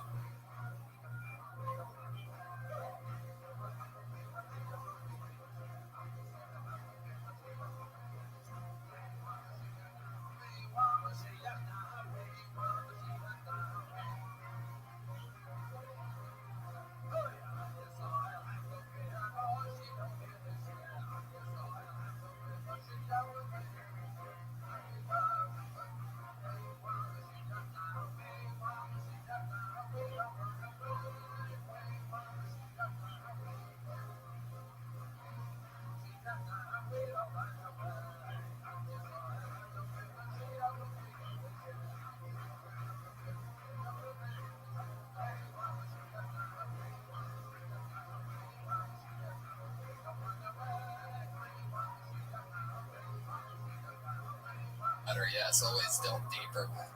It's on that side of the room. I can easily point to them with my hand, Brian. It's on that side of the room. So even if you're on this side of the room, do not jump up on this stage. You have to go to that side and then come up the stairway. Perhaps even maybe the lighting guy. Is there a way to turn on a light over there? Huh? No, we should have thought about that beforehand, huh? As long as you don't turn on sunlight, we're okay. Hey, so just be careful coming up the stairs. Do your best, and let's get this fucking thing started. I pulled a name out of the jar. Your first comedian getting an uninterrupted 60 seconds tonight goes by the name of Steve Utley. Here we go. Steve Utley. Wow, right from the front row. I mean, here he comes all the way around. This is a well-mannered guy. He got up from that spot, very tempting to jump on stage with everybody. Listen to the instructions. He walked all the way around, and now he's going to trip on Jeremiah's good boys. Hell yeah, here he is, your first comedian. Make some noise for Steve Utley. What's up, everybody? Went ice fishing the other day. Didn't catch a single cue.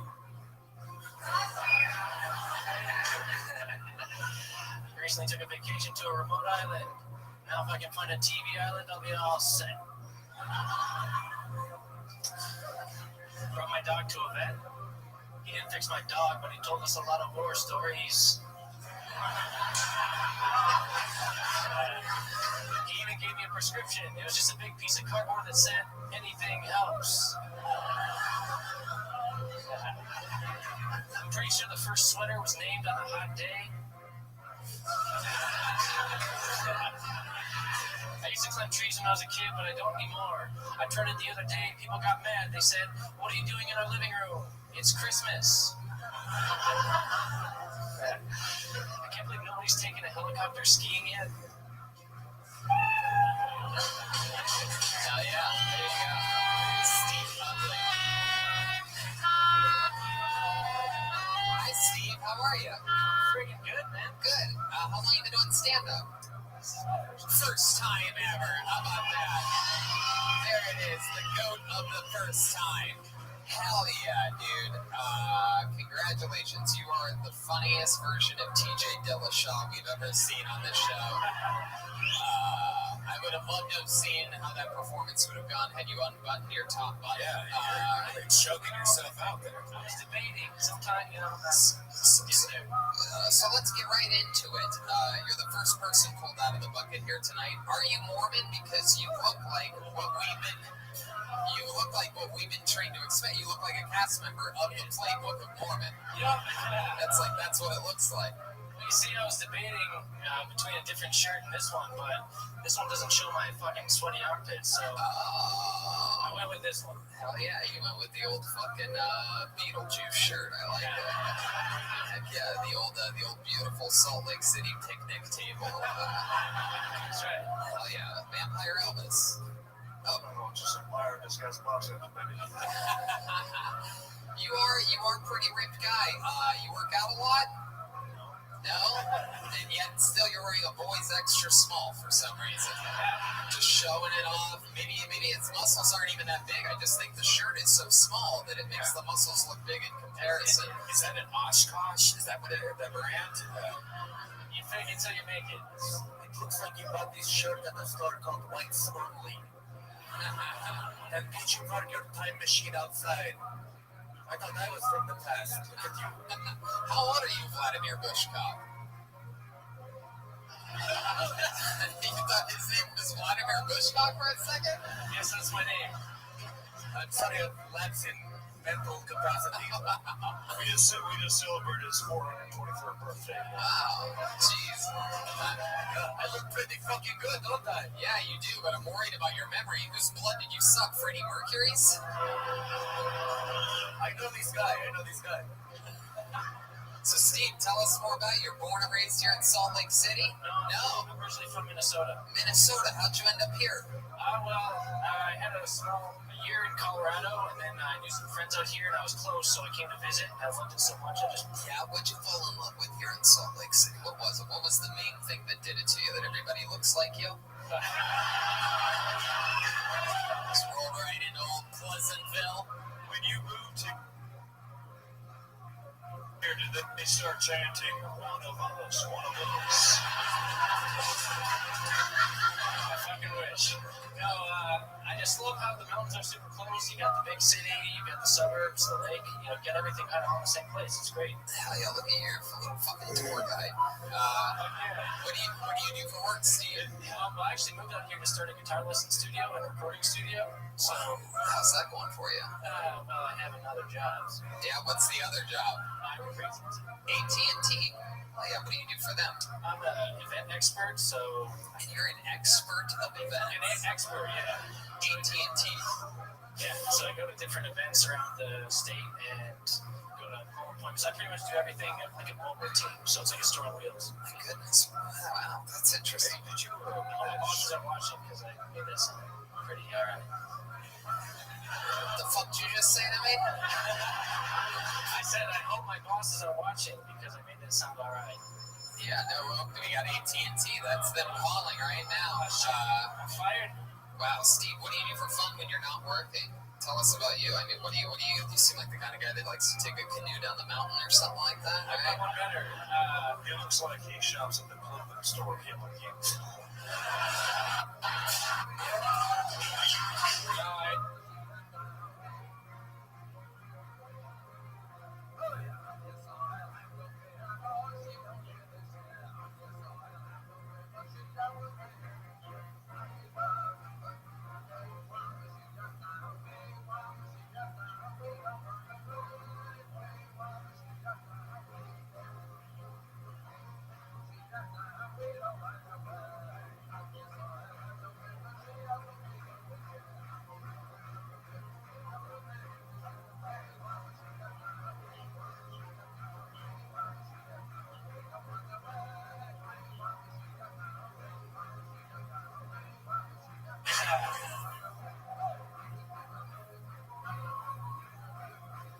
I was hoping I could get to this joke, but I didn't. But I actually, I recently started ant keeping. You started what? Ant keeping. Ant keeping, is that true? It is true. I mean, I got uncles and stuff. What do you mean? Is that why your hand's in your pocket? You got some ants? I do. Ants in my pants. That's funny. I had the list of jokes. Ants in the pants, uncles in the head. You know this. Yeah. I think he's talking about the bug, the ants. Tony, I recently started crypt keeping. Really? Yes. How long ago did you start that? 200 years. There you go.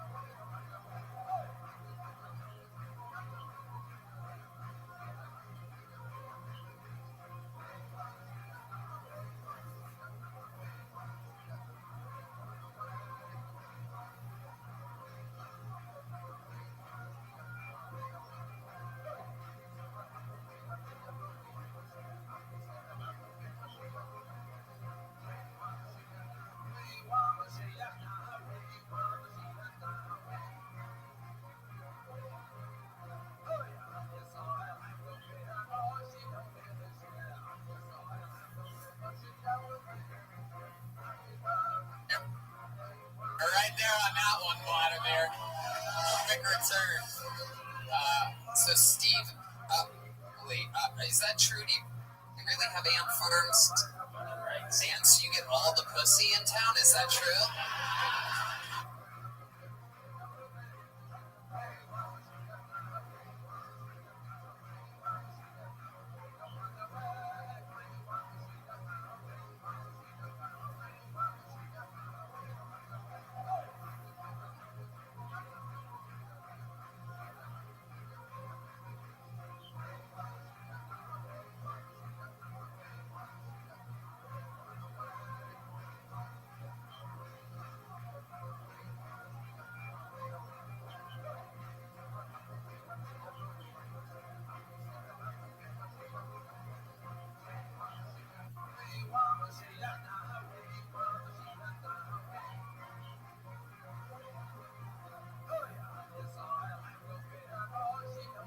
Yes, it just shows technology out here, isn't it?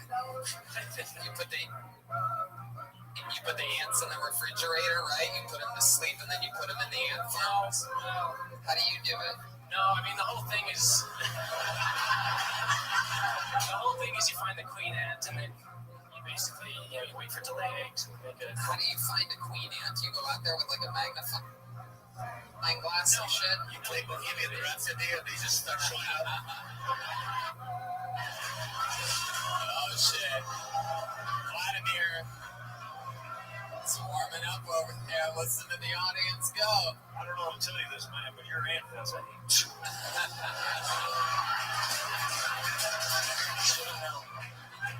My goodness. And how many times have you found a queen ant? Oh, well, I actually sell them too. You sell them? You're an ant dealer? Fucking right.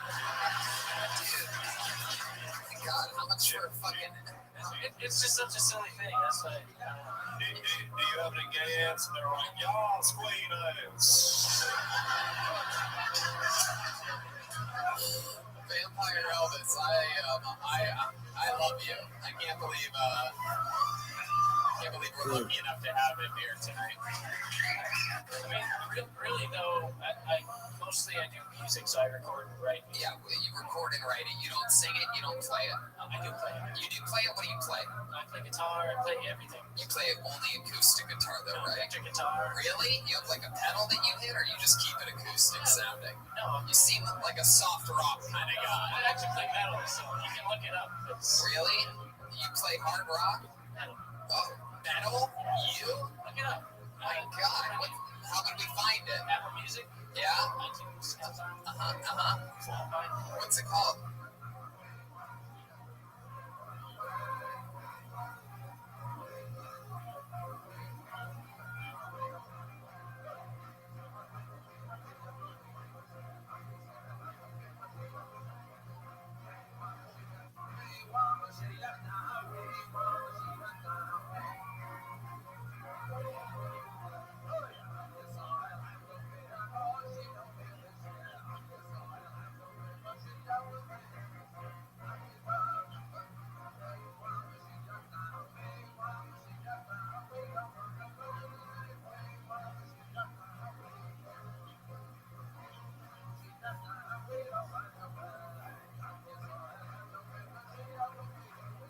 just look for Steve Utley, my name.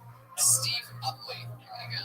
Yeah, that should be interesting. That's a metal band if I've ever heard. Yeah, that's definitely a metal band. There's definitely not 45 country stars named Steve Utley. Well, metal. What's like the darkest? So here's a song they did called Backslider. Is that yours?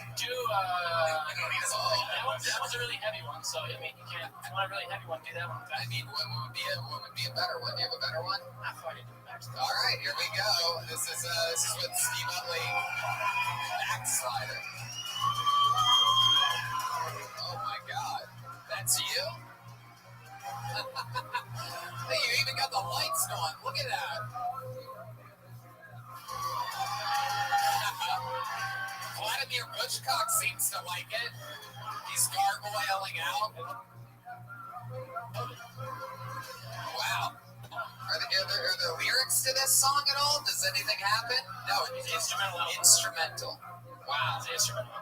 I've never heard anything like that unless you count everything I've ever heard before. There you go. Yeah, that sounded like a...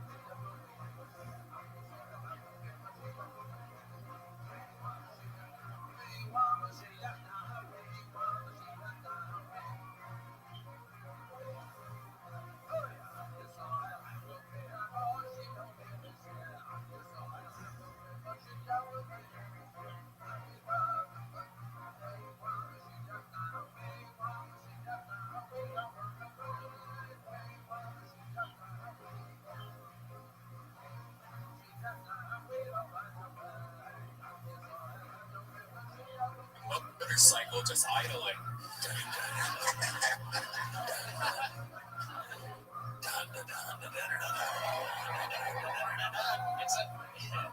You don't sing in any of your songs? I'm making a new album right now. Yeah. Can you give us a line of one of your... Come on, yeah, you can. How many of you want to hear Steve sing a line right now? Look at them. Look at them.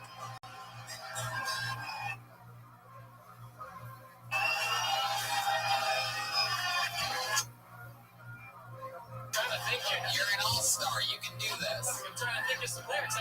They're not like... I thought you were the writer. I am the writer, but I'm still working on it, man.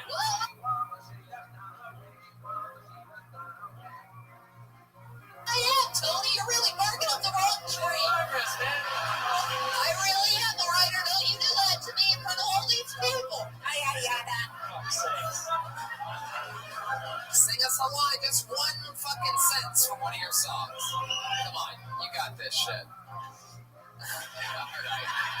Ryan, let him sing. Here you go. Here he is, singing one fucking line from one of his songs. One line is hard, man. Steve Utley.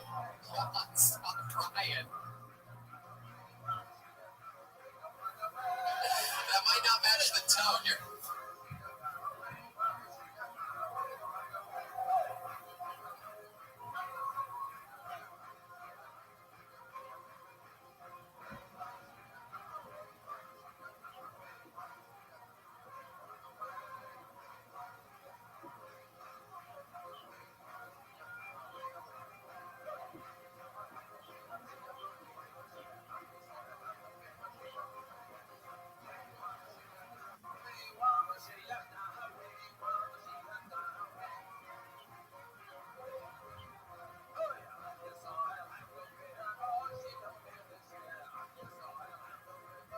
giving him an excuse to stall here, this fucking guy. Yeah. No, don't.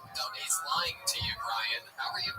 Alright, this is like the new form of the show. It's called Ignore the Host. Very good.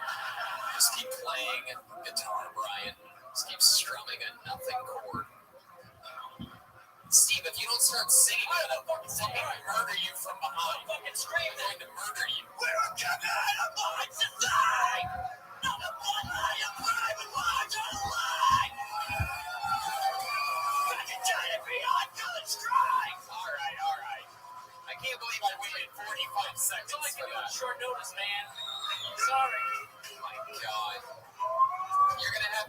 congrats on Sunday for whatever you just said into that microphone. Well, Steve, you popped your cherry here tonight. You had the balls to eventually sing a line. There it is, the dolphin of the first time. And you did it. There goes Steve Utley, everybody.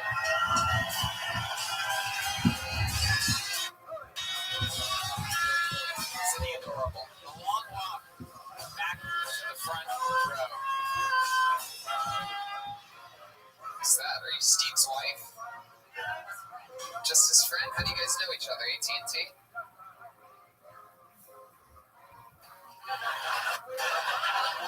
That's his ad. Oh, is this a motherfucking Tinder date I'm seeing right here? Steve, how do you know this young lady next to you?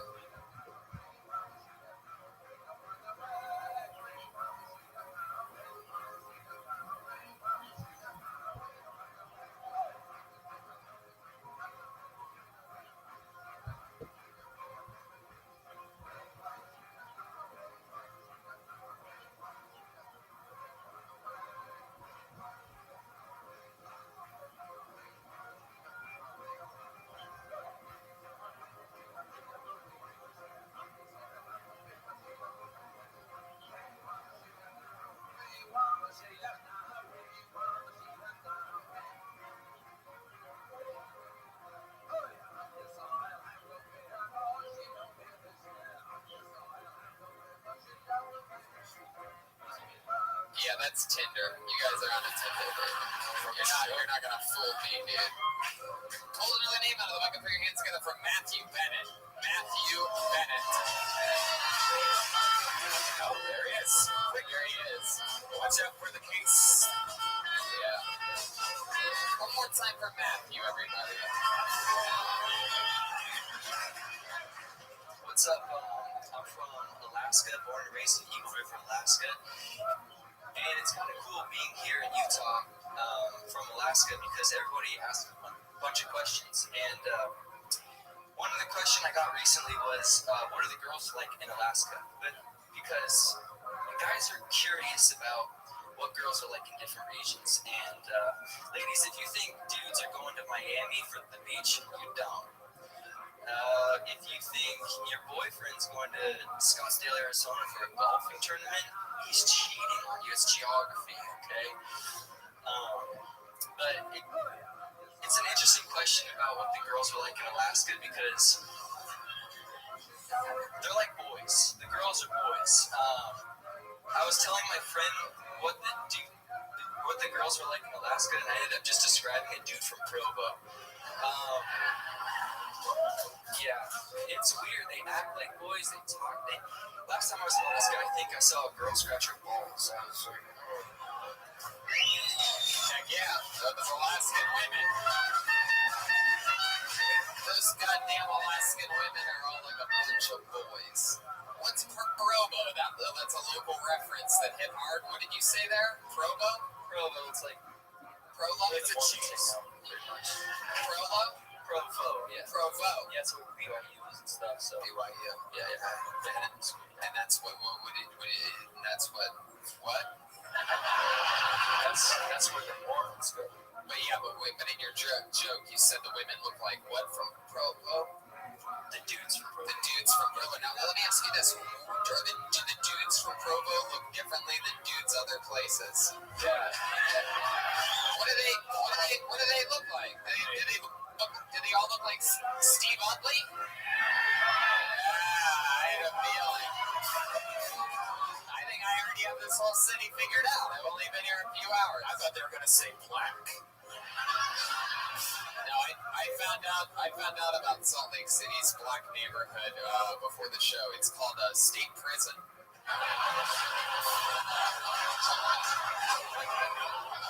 Anyway, back to Anthony Jeselnik's baby cousin over here. So Matthew, how long have you been doing stand-up? First time. Damn right. Absolutely.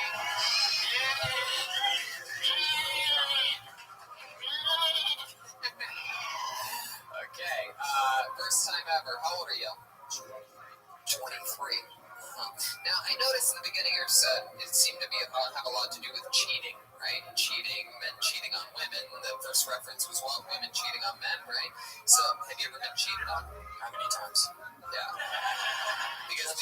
I feel like sometimes as comedians we tend to talk about things therapeutically that have affected us in our lives. So am I right? A little bit. Yeah, I'm 100% right. By little bit, you mean a lot of it. A lot of it. So was your high school sweetheart the love of your life? Wow, yeah. Yeah. And how long were you guys together? 4 years? Oh my God. What?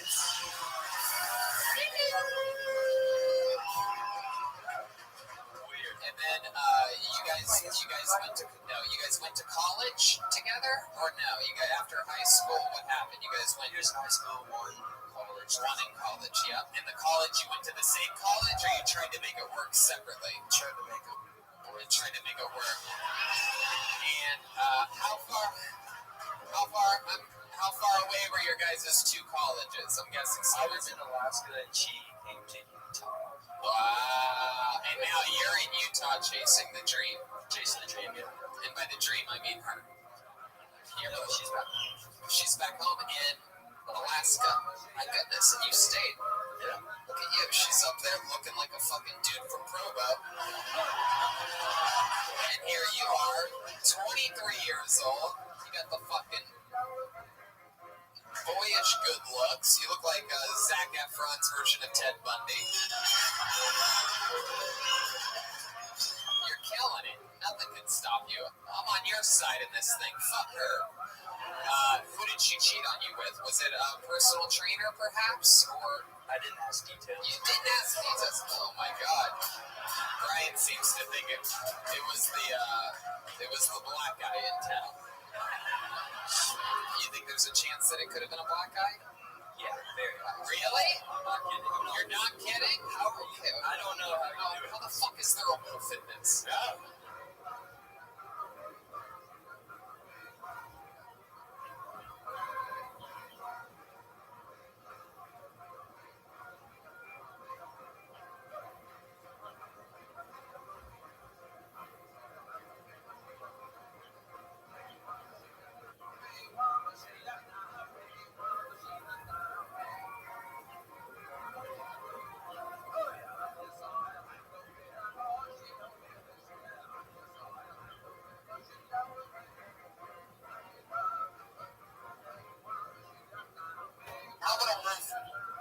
What does a wolf have to do with a black guy fucking his girl? That's a moose, like a moose cock that destroyed his girl from high school. Wow. All right. You know, if you can explain it, I'll allow it. So, when you say you're not kidding, you seriously think it was a black guy. What makes you say that? What makes you think that? Just be honest. She was hanging out with the basketball team. Wow, really? God damn. So are we talking about the mailman, Karl Malone? What are we talking about here? Which basketball team? It's not the first time. It's not the first time someone's left John Stockton for a Karl Malone time. Boom! That's a fucking real Utah Jazz reference right there. Little white guy, big black guy. I love it. Is that true? Wow, that's incredible. So, what basketball team are you talking about?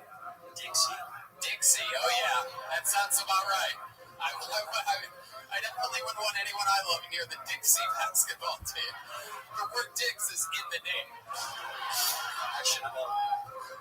Wow, my goodness. Dixie, my God, what's the mascot name of Dixie? The Dixie. The Rebels? Holy shit. Oh my God, yeah, her little pussy got what we would call tore the fuck up.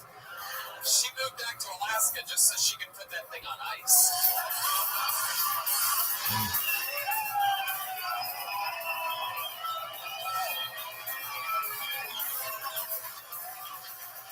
She's from Alaska, but that basketball player is the one that went deep sea fishing. I love this. For those of you listening, Matthew's taking this like a champ. He's laughing, which is fucking, that's a good fucking sign. So clearly you're over it. How long ago did this end? 2 years ago, 1 year ago. It's been a while. Yeah. 3 years, 4 years. Okay. 4 or 5. Okay, well, it doesn't really match up with the timeline, but I'll allow it. Okay, no, it does. It does. So what do you do for work, Matthew? I go to school. Really? What are you studying? Dental hygiene. Dental hygiene. Fuck yeah, that's interesting. What do you want to do with that? I wanted to be a dentist, but yeah, now we're dealing with it. I love this part of Rudolph the Red-Nosed Reindeer. This is one of my favorite parts. The little kid that looks just like you wants to be a dentist, but shit doesn't go the way he plans, right? He ends up having a safe Christmas and shit like that. all right. So you wanted to be a dentist. Where did things go wrong? I still might, but I know how it ends. Yeah. It ends with you being a dentist, dude. Oh, nice.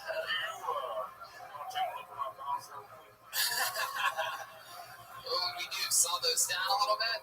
What makes you want to be a dentist? Is it because you miss your ex-girlfriend's mouth so much that, I'm kidding, Matthew. There you go. And what is it about dentistry that you like? the money, I guess. Look at that. You ever workshop jokes and put laughing gas on people? I should have done that. My goodness. How about your family? You close with your family? What do they do? They're up in Alaska still? Yeah, all of them. Yeah, what's going on up there? Yes, Vampire Elvis. Yeah, the mission set called Woman Dumb. How comfortable are you calling women dumb to their face? Elvis, Vampire Elvis is from a different time. You just gotta answer the question as it comes. I don't know. You would do that? You're good at calling women dumb to their face? Joking people. Aw, you're so adorable. He answered my question like a foreigner. Like he just took it in and then he just said, good. So let's talk about a family in Alaska. What are they up to? You're raised in I can't even picture what a fucking neighborhood up there even looks like. Like what are we talking about here? You were raised in an igloo? No, just normal houses. Yeah. Creek in my backyard. Big creek? Yeah. Oh, that's cool. So that is normal to you? Huh? He said the creek in the backyard is normal. I grew up in a castle made of stone. With severed heads on stakes in front yard. A creek is like a moat if it was in the back. Oh, it's normal then. Yeah. What do your parents do? What do they do? The Alaskan truck drivers? My mom's an artist and my dad just works for a hospital. You don't know what he does at a hospital? Hires and fires. He's like project manager, but gotcha. Yeah, well, I know what that's like. That's like being an event expert. I know all about that.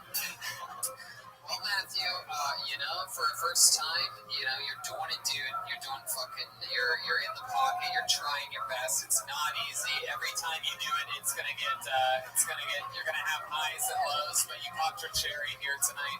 Anything else from Matthew, guys? There he goes, Matthew Bennett, ladies and gentlemen. Onward and upward. There he goes. Fuck yeah. Look at this audience. So clean cut out here. I know. I love it. Some of them are clean cut. A lot of them look like they woke up in Pioneer Park this morning. Yeah. What? Oh, hello. Link. Did you go to the Utah Wikipedia page or something? Yeah, there's no name on that one. Sometimes no names make it in. Okay, this is a one-word name. Put your hands together for Reynold, everybody. Let's get those house lights up for a second. Let me see if he's coming. We got a Reynold, and here he comes from deep in the back. He's going the right way. Here he goes. He looks like he's running, but he's moving extremely slow. Here he comes. There you go.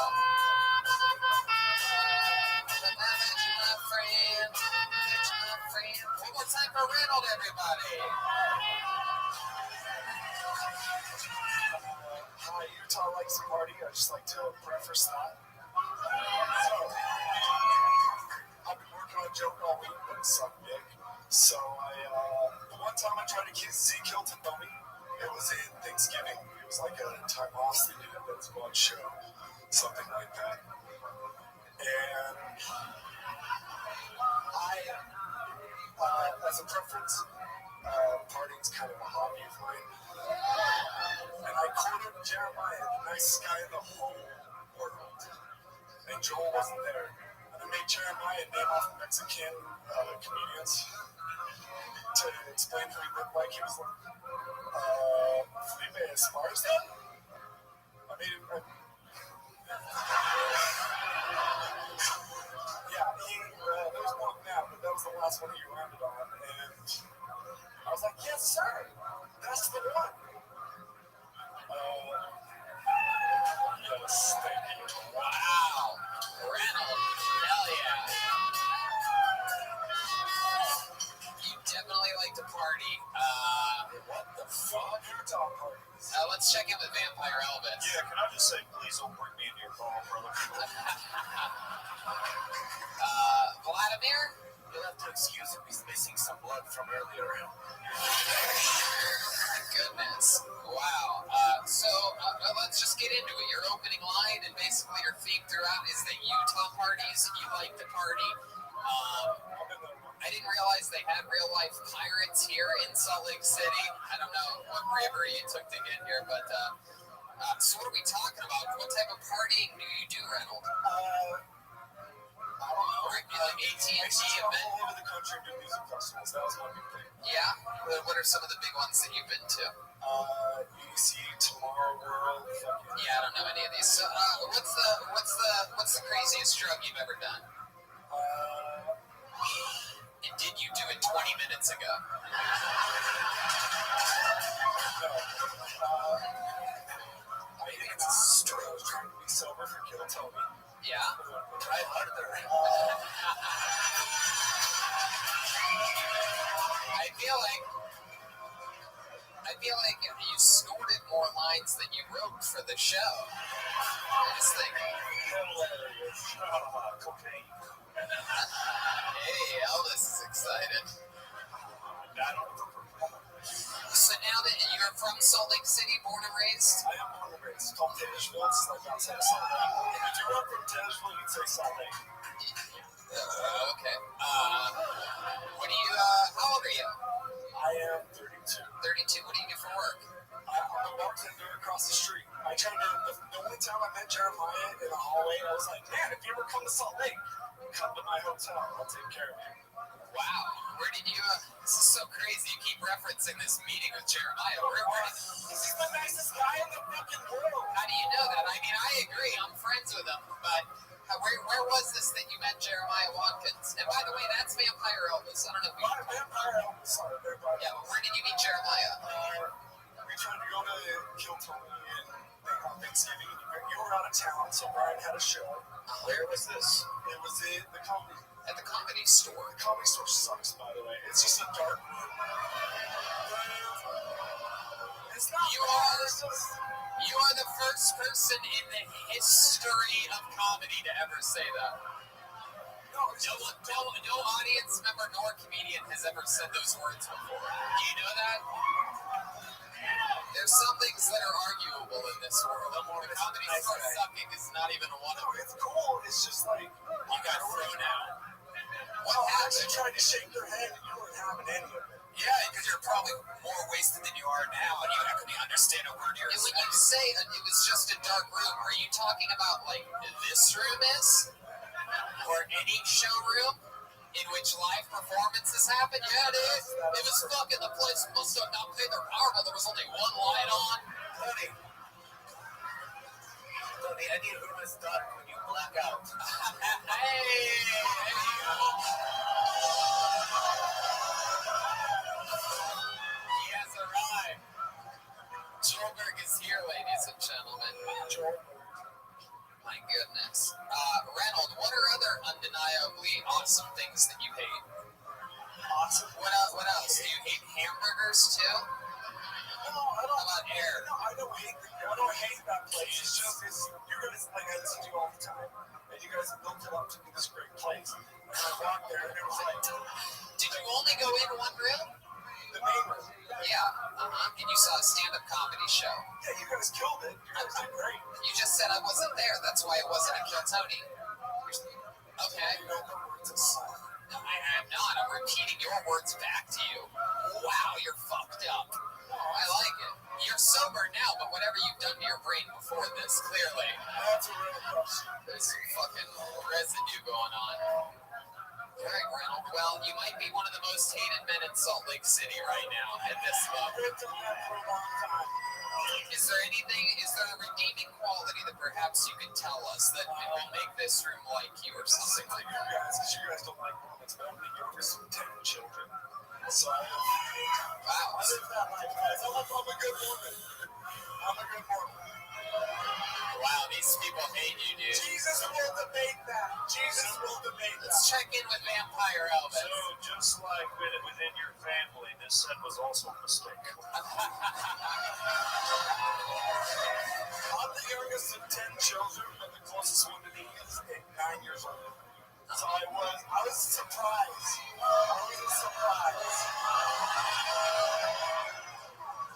Wow. Okay. Why does this guy look like he just got the rim stolen off his unicycle? Yeah, did you come here alone, or did the other 2 musketeers join you? All right. So, Reynold, the redeeming quality that you pitched for yourself is that you're the youngest of 10 children. Because I'm a good woman. No. Wait, so you are a woman? How many of you want to kill this guy right now? Reynold, I'll tell you this, dude, is that you gave it a shot. You did just about everything wrong. I mean, through and through, really, I don't think there's much you could have done worse. Insulting the Comedy Store is a low I haven't even thought of. I've never even prepared for that. Like, wow, what if somebody does this or that? Like, what would I do? Like, I don't even know how to handle that. I'm sorry. I'm getting married in 2 weeks. My wife's been trying to get me to cut this mustache off, and I was like, no, because Kilton is going to call me the fuck up, and they need something to call me a pirate or homeless. Well, no, we would have had other things. We would have had other things to call you. We're going to keep it moving along. There goes Reynold, everybody. Put that back in the mic stand. I know. Oh, shit. Almost fell off the stage. We were almost that lucky right there. Wow. How about one more good move for Reynold, everybody? Yeah. Salt Lake City's a good one. Okay.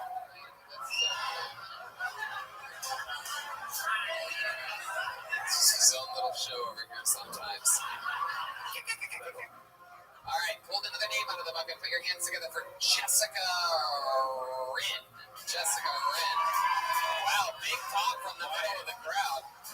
Here comes Jessica, everybody. One more time for Jessica Rin. Guys. Okay, so a lot of women are really into super manly guys, but I'm not. I like a more sensitive guy. Like, I want to be able to look at a guy and know that at some point he's gonna cry during sex. If I had to pick a word to describe my perfect guy, it would probably be hetero-light. Like, I don't want him to be so gay that he would invite the DoorDash guy into bed with us. But I want him to be gay enough to be just a little bit obsessed with Ryan Reynolds' bone structure. It's a sweet spot. Lucky for me, I did find someone who's just straight enough. Yep. It's pretty great because he likes to watch musicals and eat pussy.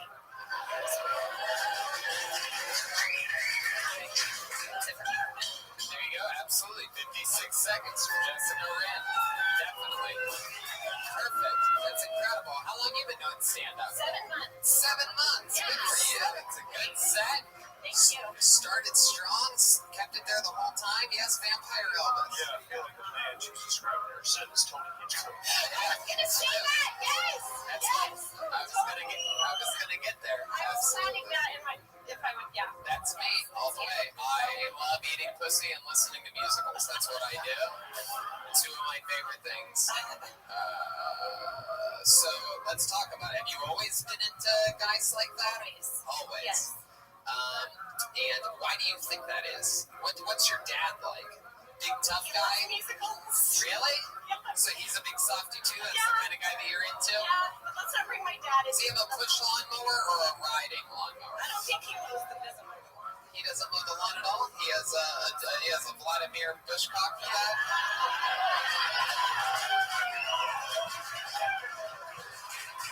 Yeah.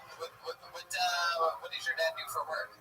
He is a delivery driver. So it's a pretty manly job, actually. So just don't bring my dad. It's not about Delivery driver? Manly job? That's interesting.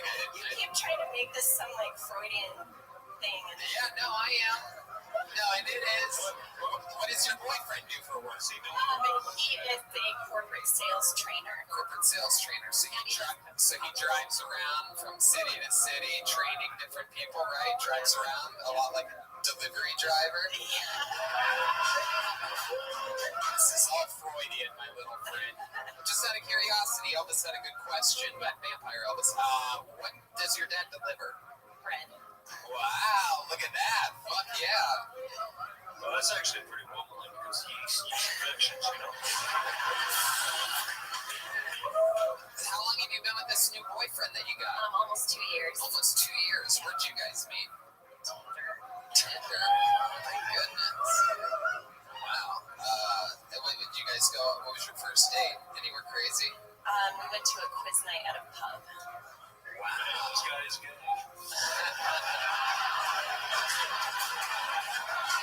Did you guys hook up that night? No. No. Wow, you're so quick to answer that. Did he try or what did he? No, he didn't. Did he kiss you on the cheek? No. Did he hug you? Yes. Oh, that's. If he tried, would you have been okay with it? Yeah. How far do you think you would have gone? Honestly, first night. It's probably the hardest question you've been asked since quiz night. I had made some rules for myself that I wasn't gonna. Yeah, like what? What was the? No, like I put it in my phone. You were gonna stop on the one finger. I was gonna, yeah. So usually, in Elvis's experience, women who make lists that say that they're not going to do things, they used to be former sluts. Is that true?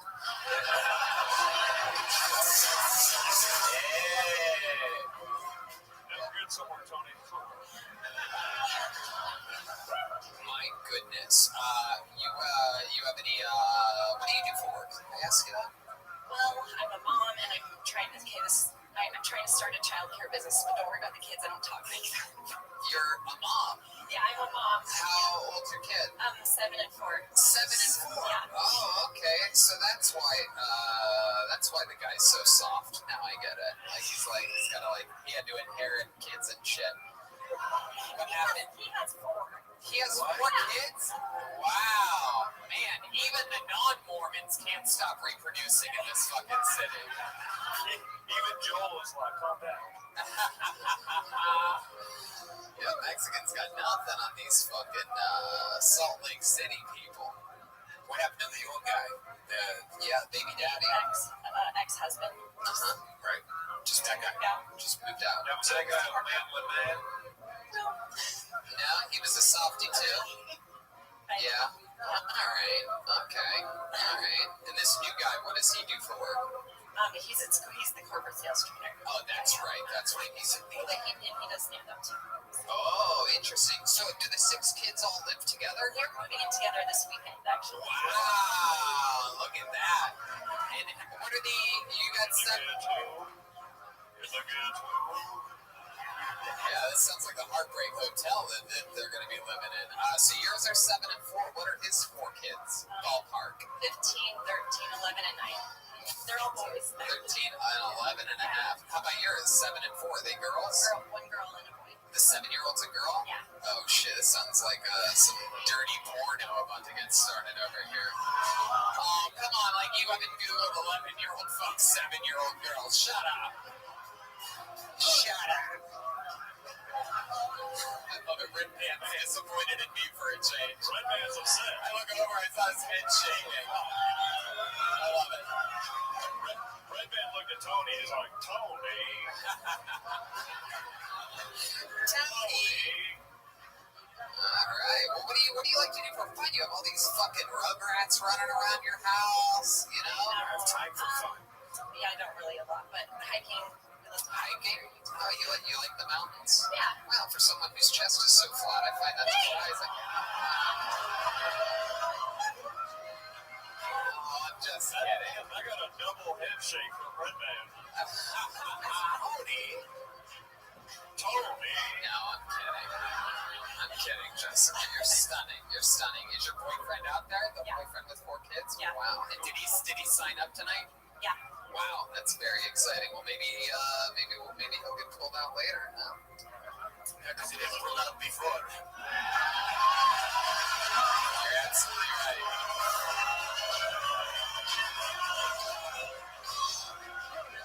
But Jessica, I'll tell you this is, a lot of other people have so far tonight done a lot more sort of like one-liners, like Bing Bing Boom. I think you're the first person to really connect with this audience tonight and sort of really, your energy flowed through the room, and for 7 months in Salt Lake City, I'm fucking amazed at what you were able to do. So congratulations. Great set. There she goes, Jessica Rin, everybody. Rin_Jessica for that Twitter. Everyone's so like clean cut, nice. Everyone's so proper and well behaved. There's none of that like weird like it's like the opposite of Vegas. Yeah, that is true. All these people are healthy too. Yeah. There's no herpes out here. Vegas, we had I think 3 cancer survivors on this show. I'm serious, and they're all like 25 by the way. Everybody's smoking indoors and talking about how they've survived cancer. I mean, it's literally fucking crazy. Alright. Put your hands together for Ethan Lebrenz. Ethan Lebrenz is your next comedian live here on Still Tony. Here he is. Ethan Lebrenz. And one more time for Ethan, everyone. So my name's Ethan Lebrenz, but not everybody gets my last name correctly. I was at an open mic last night, and the MC said, "Everybody welcome to the stage, Ethan Lebrenz." And I was like, fucking incredible. Everyone's going to think my last name is the French word for diarrhea. I'm really into this new thing. It's called helium porn. Helium porn is like all the joy of watching micro porn, but they sound like Asians. But no, I don't. I'm not really into porn. I just can't get into porn. They won't let me audition. My penis is too small. I'll leave you with one more joke. What is a millennial Hitler's favorite thing to smoke? Jewel pods. Thank you very much, Ethan Lebrenz. That's my time. I've never seen anyone do the Tiger Woods fist pump after messing up. Like, it's like that joke fell flat. Julda! You really were hoping that was going to be the fucking banger here, huh? You look like the very first comedian of the night if he let himself go. Look at you, you big futzy. That's pretty cute coming from Diet Daniel Tosh. There you go. You tried your best. Unfortunately, I get called crazier things by myself when I wake up in the morning. Go ahead, Jeremiah. Yeah, he looks like Mormon James Corden. So, Ethan, let's talk about it. Stand up. How long you been doing it? 4 months. 4 months. Wow. All here in Salt Lake? Yes, sir. So, like, where do you go up in a city like this? So the Funkin' Dive in Ogden, and then sometimes Wise Guys if they let me on. You'll do Wise Guys like the open mic. Yes. How do those sets go for you? Good? I've only done it once. They've changed it to where you have to email in advance to go up. And you don't have email. It's against your religion. No, but I did it the first time, and it was all right. Yeah. How old are you? I'm 21. What do you do for a job? I work for a recycling center. You work for a recycling center? Wow. What do you do? Eat the trash? No, I like crush cans and sort metal. What do you crush it with your foot? Yeah. Crush cans. Okay. How long have you been doing that for? Like 3 weeks. 3 weeks? Yeah. What did you do before that? I'm working for a temp agency, so before that I was working for another metal company. Oh, okay. So, hell yeah. Heavy metal? No. Sheet metal. Like, Metal? I'm turning everything into a fat joke, if you can't tell. I got you. So, Ethan, you're 21 years old. What'd you go to school for? You've been working at a temp agency for So, actually, I didn't go to college. It's like I got let go from my plumbing job, so I just didn't want to be unemployed. Wait a second. You didn't go to college and you ended up crushing cans as well. How do you get let go from a plumbing company? What type of, literally, like, how did they flush your career down the toilet? I was just a laborer, and it was wintertime, so they just let me go. And then they just never had you back? No. Were you bad at it? Yes, absolutely. Yeah? What's like the worst thing that ever happened? You ever flood a place or anything like that? No, I only worked on like a school from the ground up, so. School from the ground up? Well, I guess if you're gonna spend any time in a school, you might as well do the plumbing. You don't want to go to college, you still want to be in a school. I don't know what the fuck I'm talking about right now.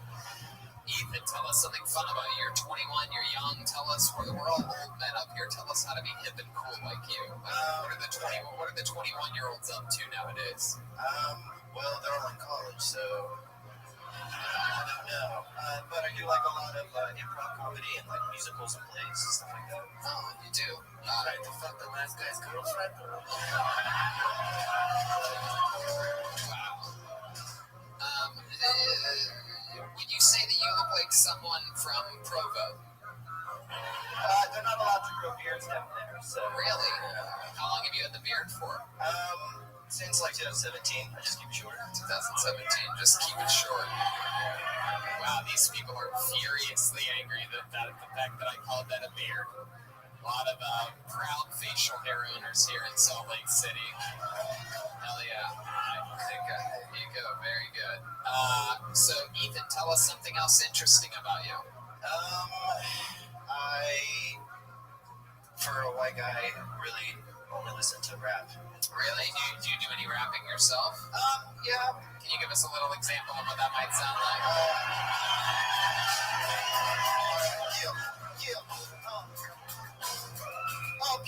Here, standing on the stage, open up the mic and I'm turning the page. I'm telling stories, cause I'm a comedian. Listen to me, cause this is the motherfucking end.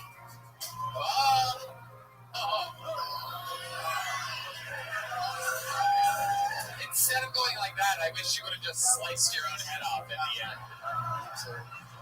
Then I would have drank his blood and got diabetes. Hey. Were your parents happy for you getting into the stand? Do they know you started stand-up comedy? Yeah. Yeah, my mom knows. My dad's a pastor and lives down south, so I don't really. When you say down south, what do you mean? He lives in Tennessee. Tennessee? Isn't that more? Wouldn't we consider that like more east than south? Well, if you're in Tennessee, you think it's the south, so. Yeah. All right. Okay. I'm from the south too, Canada. All right. So interesting. He's a real pastor. Has he been that your whole life? No. After him and my mom divorced, he became a pastor. Why do you think that is? Why do you think he became a pastor after your mom got just because. Did she cheat on him? No, he cheated on her. Was it with a little boy? Why did he become a pastor? He was really involved with the Seventh-day Adventist Church. I don't know if you're familiar. Wow. It's like really deep in you. This lady once clearly got dropped in the baptism chamber of a Seventh-day Adventist church. I know what I'm talking about. Baptism chamber? What the fuck am I talking about? It's like a microwave. Yeah. So, who did your dad cheat on your mom with? I don't know. I don't know. They won't tell me. Wow. Do you think it's perhaps a black woman? A black woman? Is he a pastor at an all-black church now? No, it's all white. Vladimir? When he preaches, does he wear Steve Harvey suits? He does. So one got enchanted on that one. Super, that's a Reynolds. debating on whether or not to kill him. So, This guy looks like a racist Matthew McConaughey. Oh, why? You look like you hike the mountains around here just so that you can make a snow cone at the top. What? There's snow on the top of the mountains. Oh, that's good. Trail mix. There you go. All right, Ethan. Well, I mean, we got to meet you here. You got to go up. You're 4 months into the game. You're 21. You have a huge jump start on most people that ever even start doing stand-up comedy. So maybe you'll look back on this one day and have a good laugh about it. There goes Ethan and all friends.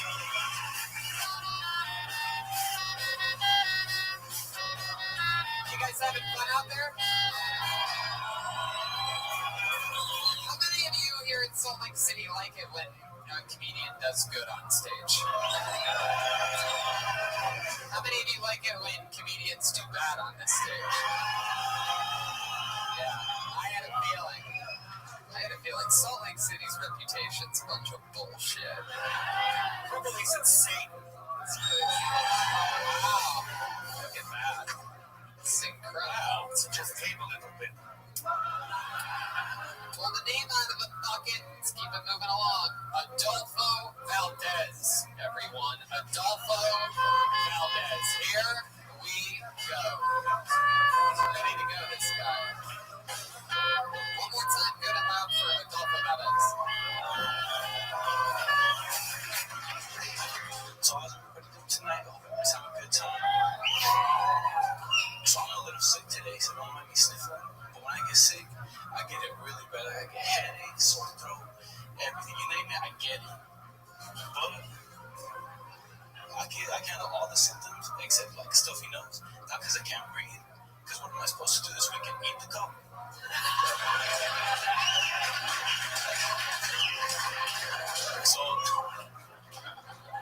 So I met this new girl. Well, she isn't so new. I've known her for a while. And I took her out the other day and we were talking about like sex positions she would try. And she was telling me like, I want to try reverse cowgirl. I'm like, reverse cowgirl? Why not? And then she's like, well, I don't believe we should turn back on family. And I was like, yo, you're right.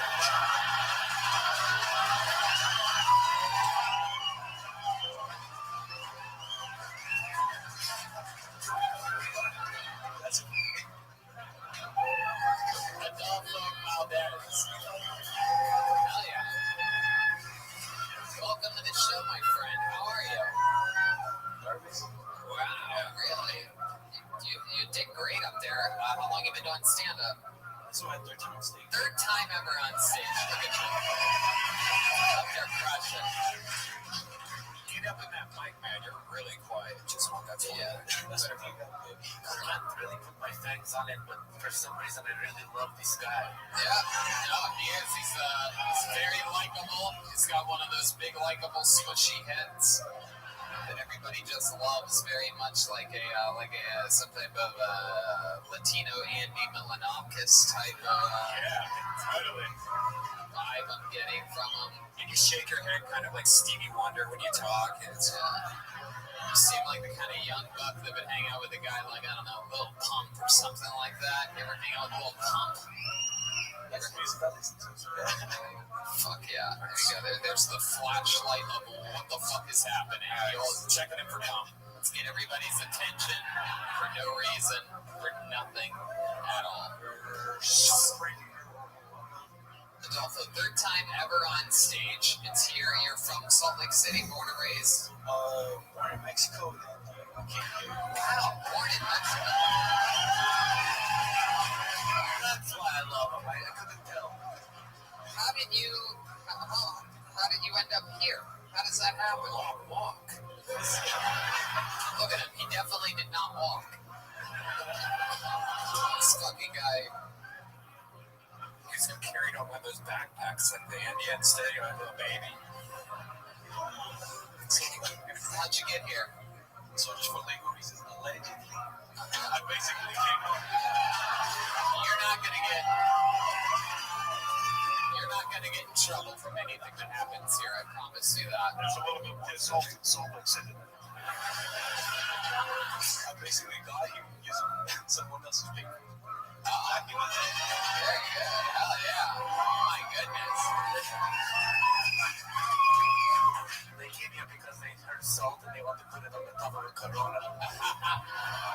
So you got here in somebody's favors. You came with your family? Actually, my dad came over first. Went back to Mexico, brought my mom, and then my mom was like, if you don't bring him, I'm going to go back to Mexico. So then they had to go back and get you. Yeah, they got to go back and get me. Fuck yeah. I love it. So there was a while where your dad tried to convince your mom, like, no, come on, we don't need to go back. Come on, we're already on the other side. Forget about Adolfo. He's good. He's got the likable swooshy head. He'll be fine. He'll find his own way. It's like a Game of Thrones. Come on. He'll find his way.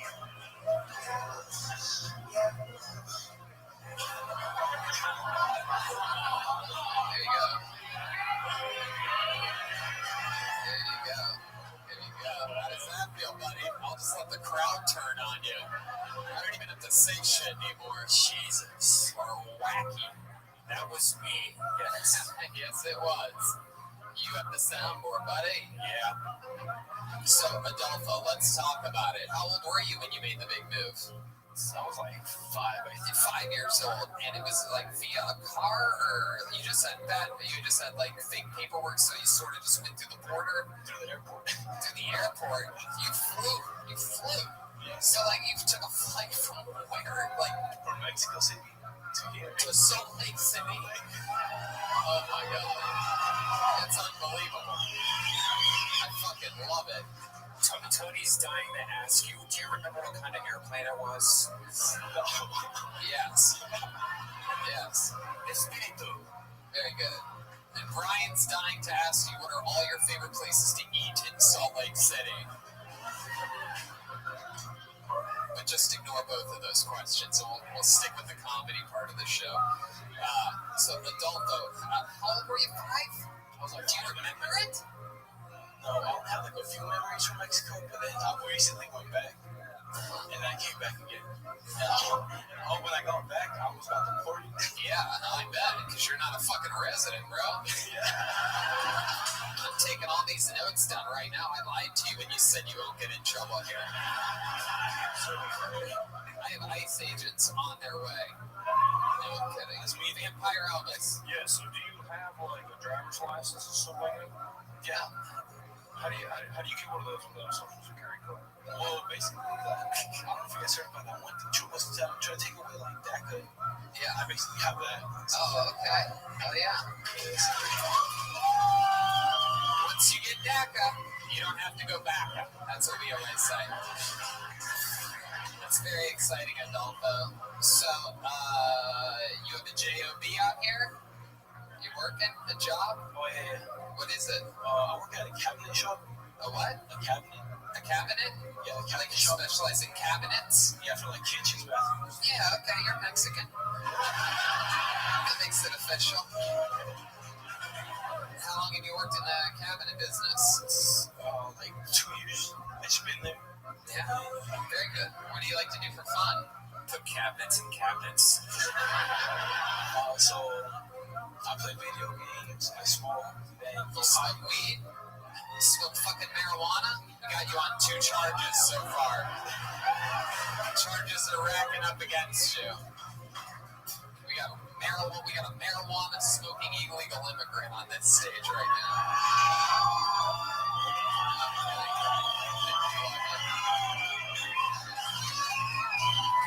You've been doing stand-up a few months, you said, right? Basically started like as a New Year's resolution. Because I just listened to your guys' podcast. I know I'm releasing on that. Yeah, dude, you gotta just keep doing it. You gotta do a lot of spots and fucking rock and roll with it. Anything else about you crazy that might be a fun fact for us to find out about you? Anything else that we'd be interested to know? My dad used to own like 3 peacocks. Your dad used to own 3 peacocks? Yeah. Man, I love that. Wow. What did he do with the peacocks? This fucking guy almost left you in Mexico, but he has 3 peacocks to take care of. That's how much he thinks of you. What did he do with them? I didn't know you could fuck peacocks. What did he do with the peacocks? Well, basically, we had 3 of them, and then they wouldn't get out, so they ended up killing them. Kill them and eat them? Peacocks, not good meat. That's How do you even know? Did you ever eat Man, I thought that chicken burrito tasted funky. Have you ever eaten peacock? I don't think I ate it, but we have like feathers that they have displayed. Oh, shit, man. You guys have more peacock around your place than R. Kelly does. It's a peacock joke. Because he pees on people with his cock. Adolfo, you are fucking adorable. Nothing can stop you. Just keep doing the work. Adolfo Valdez, Salt Lake City's very own. From Mexico City to Salt Lake City.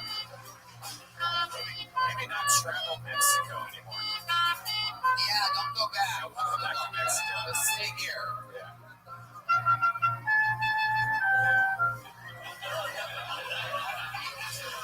No Shawn Mendes. One door closes, another one opens. Who's that? But of course, Adolfo knows that he works in the cabinet business.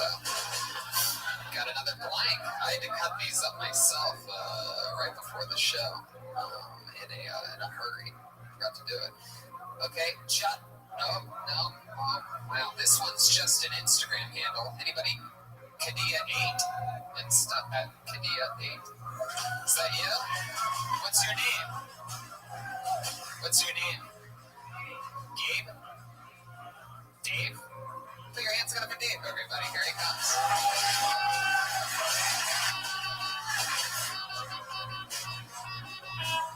One more time for Dave. So my name's Cade, and that's close enough. I just turned 29, and I realized, looking back at the ages like 20 to 30, I really haven't done anything other than move out of my mom's basement. She lives in a single love now, so it's kind of ironic. But I was thinking, like, it's important to pay homage to the people who have, like, influenced your life. And I oftentimes think of a time when I had, like, mustard stains on my shirt, like, memorized the Girls Gone Wild infomercial schedule. And I think back to my friend Tyrell. He comes up to me one day and he's like, "Hey, man, how's the dating going?" And I was like, I shrugged my shoulders, like, it's shitty, man. And he looks at me, he's like, "Can I tell you something?" I was like, "Sure." And he's like, "Nobody wants to fuck a fat dude." And that's all I got. All right, that's a minute there. So what happened there? What exactly just happened? What were you trying to say there, Cade? Not sure. Really? Yeah. Your name is Cade, C-A-D-E? Yeah, C-A-D. Short for arcade? I've actually got that before. So, Cade, you're 29 years old. Yeah. Well, sorry, but it's okay. You seem very robotic. Is your mom Alexa? Like, you're like, I wish. So what do you do, Cade? You look like Tony Stark if you just got beat up. I was going to call him Robert Downey Jr. You just did. You just fucking did, my friend. I work with a place that makes Jeep parts. Jeep parts? Yeah. Parts for the car, known as a Jeep. Yeah, so this like is a very white city. Yeah. So they make like suspension parts. So if you want to like make your Jeep really cool. Yeah. Terraflex. I don't know if you guys have heard of it. Oh, definitely. Yeah. Wow, there's a lot of Terraflex fans here. Yeah. That's your first time trying stand-up comedy? Yes. And you're 29. What have you been doing for fun this whole time? What have you been doing? You're 29 years old. I like to hike a lot. Like to go fishing. Hunt birds. You like walks on the beach and there's really no beach, but I would probably be into that for sure. Right. Yeah. What's your favorite place to hike? And have you ever thought about jumping off the top? Yeah, sure. Yeah. No, probably I don't know, probably like Logan Canyon, just like north of here. Right. I really like it up there. Heck yeah. Yeah. What else other than hiking and the rest of your Tinder profile bio? How about when you were younger? Is there anything you used to do that you don't do anymore? Well, I used to, like in first grade, I used to sit on this rock and hold my poops in because it gave me like. There you go. I'm gonna hand you over to I'm going to hand you over now to our senior poop correspondent, Ryan Redband. So, you like to hold your poops in because it felt good? You like a harder turd, or Ryan also wants the exact coordinates of this poop rock that you speak of. It's a magical rock that just by sitting on it, you can hold in your poop. It was a very nice rock. It was up in Richmond, Utah. It's like the border of Utah and Idaho. But I used to sit on it, and like I would get some of the best first grade thoughts ever. And like it was like before I drank coffee. It was like a really cool thing. So it's like backwards anal, kind of. Yeah, exactly. Is Cade's origin story? He got bit by a red band in the woods or something? Yeah. Have you ever gone back to the rock to see it or smell it or anything like that? Yeah. I've been back to it. I haven't smelled it. Maybe I should do that. So you used to sit on the rock and hold it in your poop. That's it. I asked you what you've done your entire life. And that just came to you. And your answer was there used to be a rock that I used to hold in my poop. Yeah, it was you would be impressed by the rock, I think. Was the rock very long, like a sub? Yeah. No, it had a few nice ridges though. My goodness, was this the wrestler, the rock that you used to sit on? He used to hold your poops in for you? He wasn't that big back then. Yeah. So, Kate, you seem like a there you go. You seem like a strong guy, right? You work out? Yeah. Yeah. What do you do? What do you do for exercise other than hiking? Does your arms seem... This might be another case of small shirt, big arms, though. I'm not exactly sure. I don't usually say everyone makes fun of me, but I like to CrossFit. Oh, there you go. All right, can you perhaps give us maybe a little example of... No. Why? Why not, Cade? Is there a reason why you won't show this audience any of your CrossFit moves? Well, look, honestly, it's like you only do it so you can talk about it. You can't do anything? Can you at least do like a few push-ups or something? Maybe a few push-ups. I think this crowd wants it, man.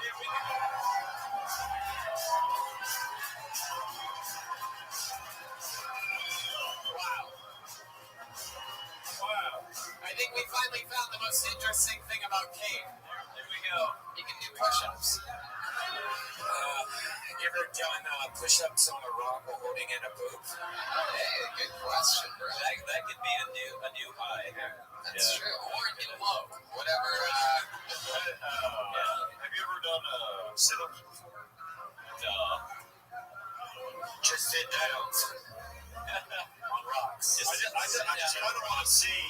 just kind of want to see this guy work out while Red Band plays that really high tempo music for no reason. Yeah, I think we're good. Let's keep it moving along. There goes Cade, ladies and gentlemen. Cade, 29-year-old Cade, first time ever on this stage. Son of an Elon Musk.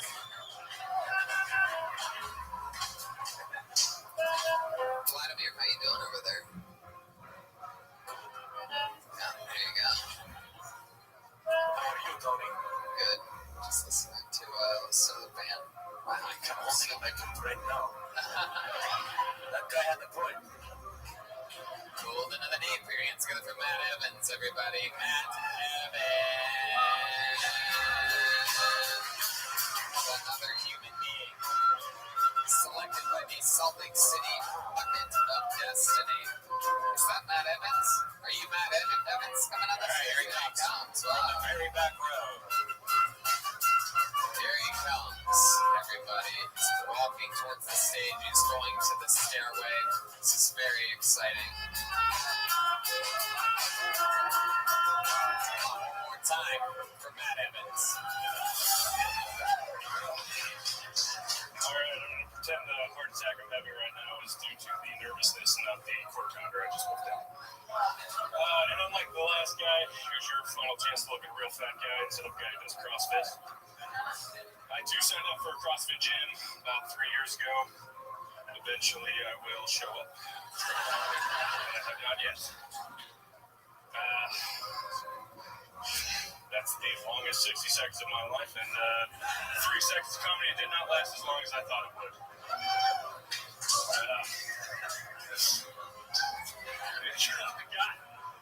Might as well lay it on me. I got nothing left. Man, you have so much time left. Is there a joke that you forgot, or are you like blanking out right now? You know, I had a couple jokes prepared, but talking to the microphone, man. Hey, shut the fuck up out there. You say one more fucking word, you're getting kicked out. I'll take my 4 seconds back. To be fair, I've been holding in my shit since 2006, and as you can see, the result. You took the fucking heckler's bait and you ate it up, didn't you? You just took it and ate it. You let it decide your destiny. So, Matt, let's talk about it. You went 27 seconds there. You had everybody. You made fun of yourself. It was great. You did self-deprecation. I've never even heard that version of not going to the gym joke before. And then you fucking just said, wow, that was 60 seconds, but it wasn't. Your first 10 seconds was just talking about walking down the stairs. So you had 10 seconds of material. Well, you had a joke there. You were done in 27. What went wrong? It's not the first time I've been done in 20 seconds. Yeah. No, I know. There you go. You're very good at making fun of yourself. That's why I'm wondering why that wasn't part of your set. Like when you timed it out, when you thought like, oh, I'm gonna sign up for the show, like, and you just had that, or was there something that you forgot? There was a lot that I forgot. Is it coming back to you at all? Not quite. Did you write it down anywhere? Did not. You just decided to fucking memorize it for your first time? This is your first time on stage, right? First time. And you didn't write it down anywhere. You didn't even write it down. Not on a notebook, not on your phone, nowhere. There's no one else that can even help you. You can't even phone a friend and be like, hey, look at the notebook on my desk, Mom. Tell me what the fuck that says. Nothing. Okay. Well, this is your first time, right? And you are how old? I'm 26. 26 years old. That's great. And what do you do for a living? I work for a solar company. A solar company? Oh, I hate that company.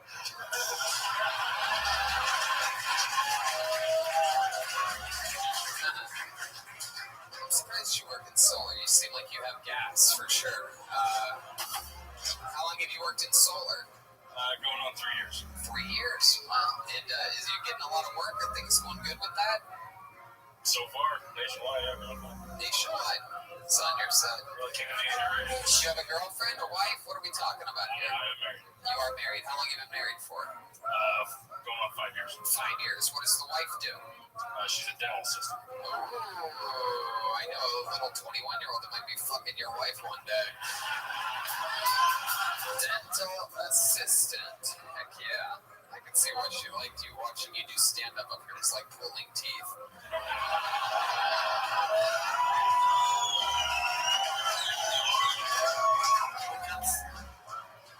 You can't spell canal without anal. Alright.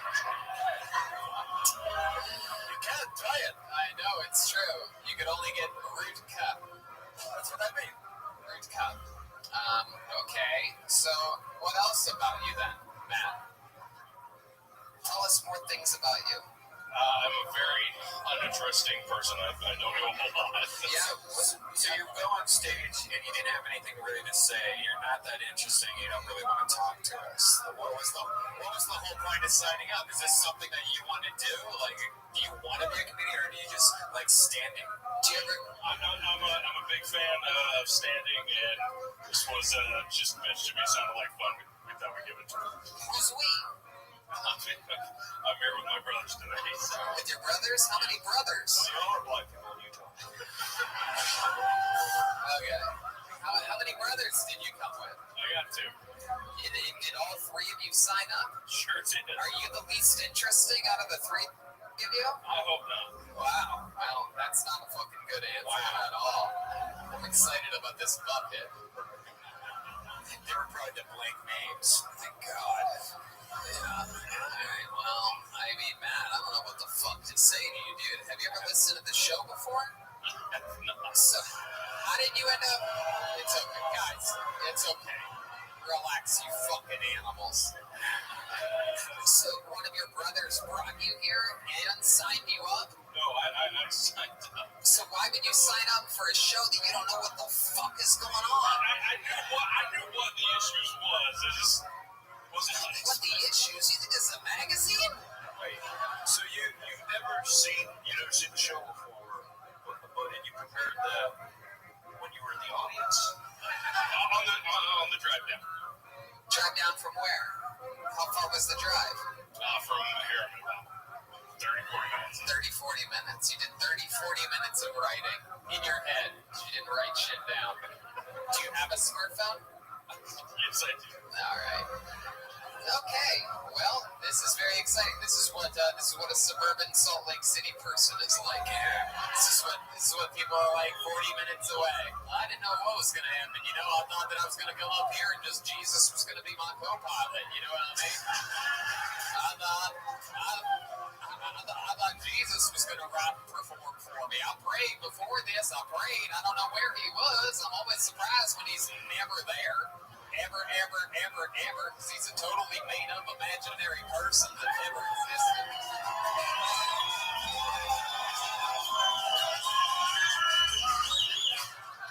There goes Matt Evans, everybody. There goes Matt. I feel like the only two people that really enjoyed that set were his brothers. He's probably in the audience dying of laughter.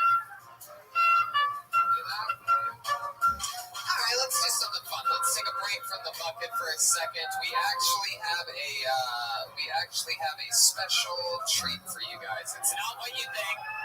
Stop. It's not what you think. William Montgomery is stuck in a self-storage unit right now in Los Angeles, California. I know. He's got diverticulitis. Yes, indeed. He's in there with his good friend Tony Chin. However, you guys do have something special coming your way. There was a young man that was on one of the episodes back on our home field. You know it as the Comedy Store in Los Angeles.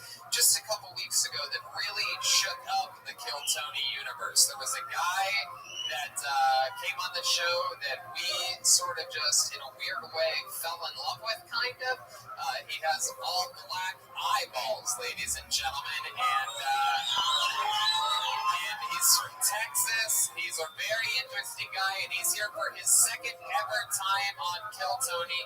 Ladies and gentlemen, I present to you Dexter St. John.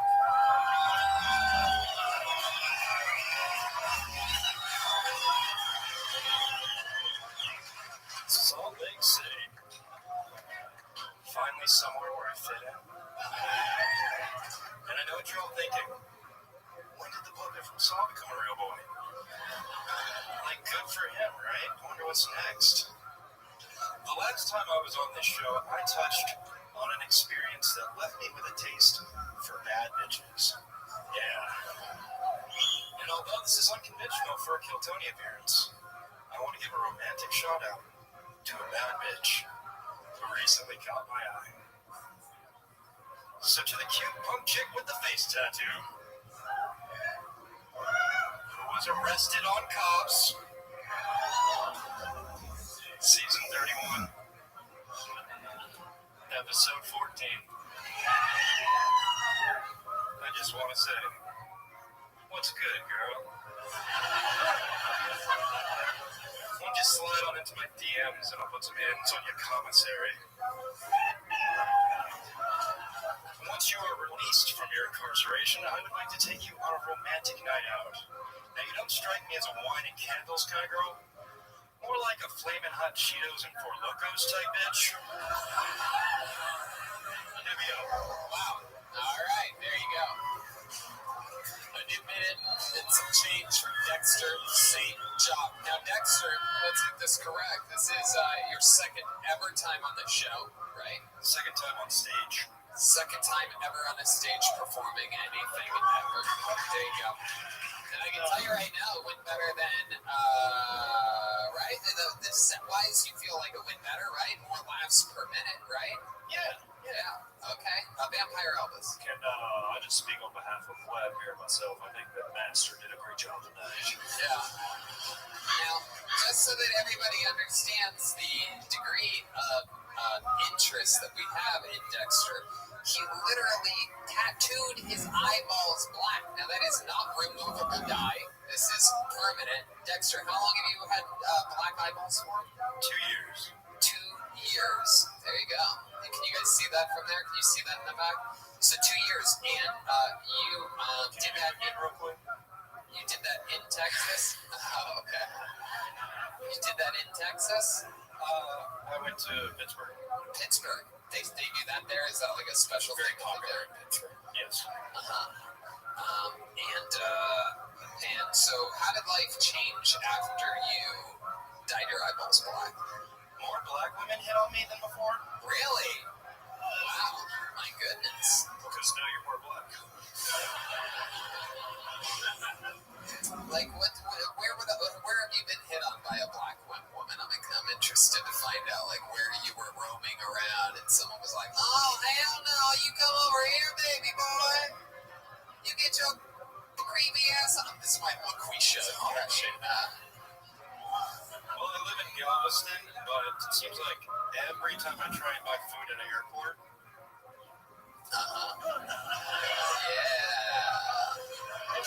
let's just say his flight gets delayed. Wow.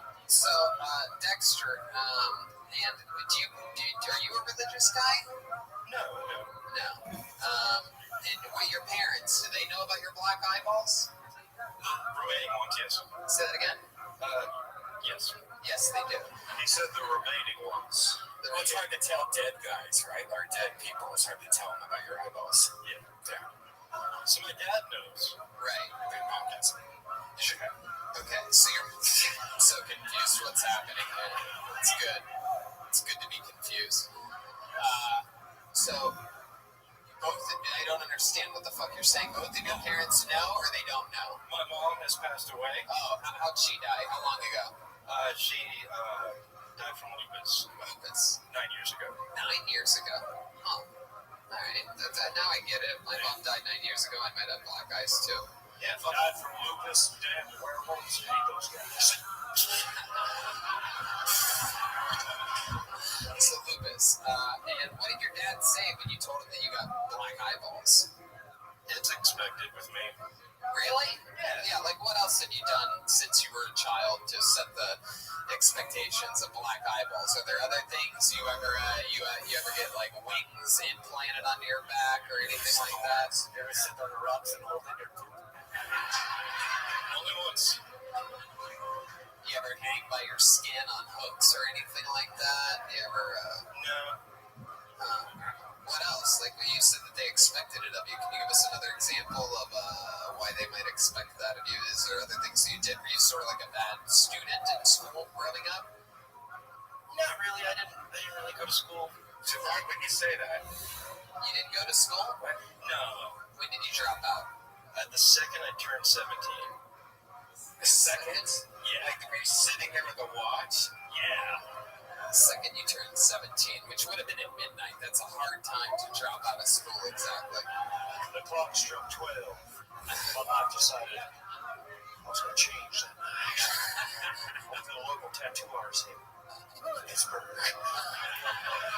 Yeah, what made you go to Pittsburgh for it? It's kind of faith in that artist. Faith in that artist. You found him online? Yeah. And, my goodness.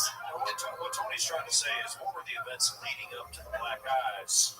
Because you're acting really normal. It's freaking everybody out. Yeah, it's true.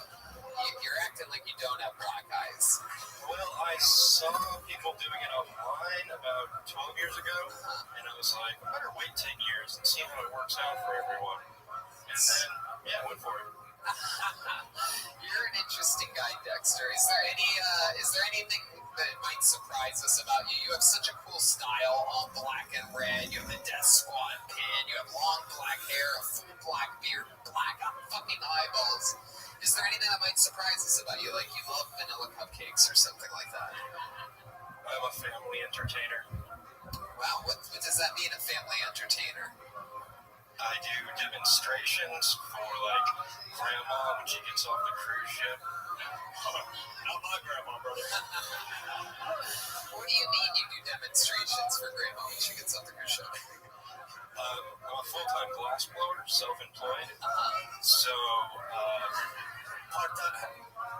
I do demonstrations right there in Galveston when the cruise ships come in. So Grandma gets off the cruise ship. I'm wearing sunglasses. She can't tell I'm Ethan. Sunglasses. Like the googly eye ones, like with the springs. And with the balls for the eyeballs that pop out. We work a lot of family-friendly events. So you are a full-time glass blower and part-time fire breather.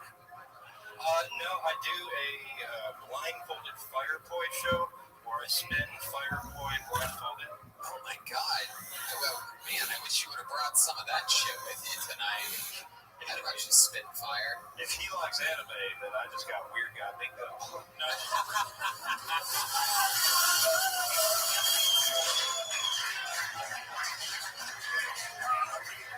People often assume that I do, but I don't. I'm a patriot when it comes to animation, New York style, 1930s shit. I fucking love it. Oh, God. No idea what just happened there. I like Betty Boop. You like Betty Boop? Well, there you go. There's a little something for your weird guy bingo. What we're finding out is the audience has trouble laughing when they're terrified. Do you have any tattoos? Yes. What are some of your tattoos? Anything weird? Do you have like your butthole tattooed white or something like that? No, I have an arm full of Melrose Garcia characters. I have the skeleton of Betty Boop over here. Wow. Thanks, Geek. I gotta check in with Vladimir Bushcock. It seems like he has something he wants to say. Red Man goes, do you have any tattoos? Anything weird? He's freaking out.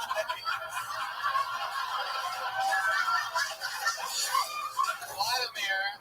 I have a pink skull tattoo. I guess we learned that when you turn 465, your mustache falls off out of nowhere. All right. Well, Dexter St. John. Dexter, by the way, Dexter flew in here on his own dime and stayed in Salt Lake City for the first time ever tonight, just to come here, just to be part of the show. And there's something that you want to plug. Go ahead, Dexter. Yes. Everybody tune into the Real Ass Podcast, May 27th. Yes, there you go.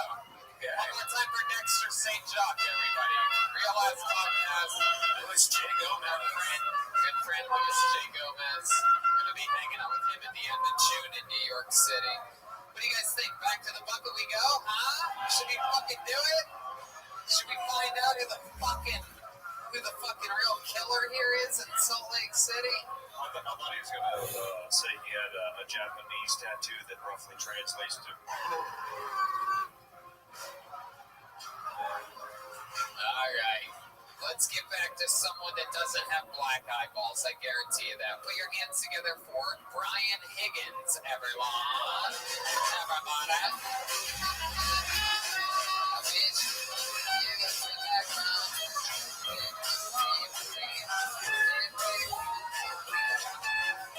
Here he is one more time for Brian Higgins. So a lot of people are vaping nowadays. I don't really like vaping that much. You know, say what you will about smoking, at least it's kind of badass. You know, like if your dad walks out on your family, from now on, you're not going to sound cool talking about it. You know, it's like, oh, well, man, he left us when we were just 5. Went out to get coconut marigold vape oil, and he never came back. That son of a bitch. Well, I remember Pops, he came home in one of his moods, and he took that e-cig and gently turned it off on my face. I still have the mild rash to prove it. Yes, this is my impression of an old prospector commentating a soccer match. It's kind of weird.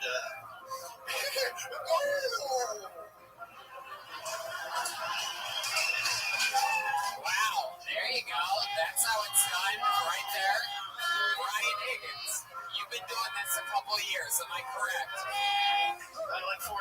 4.5 years. Very fucking good. It shows. That's by far the crystal clear performance of the night right there. 4.5 years. All here in Salt Lake City? No, Connecticut, Boston, and then here. Wow.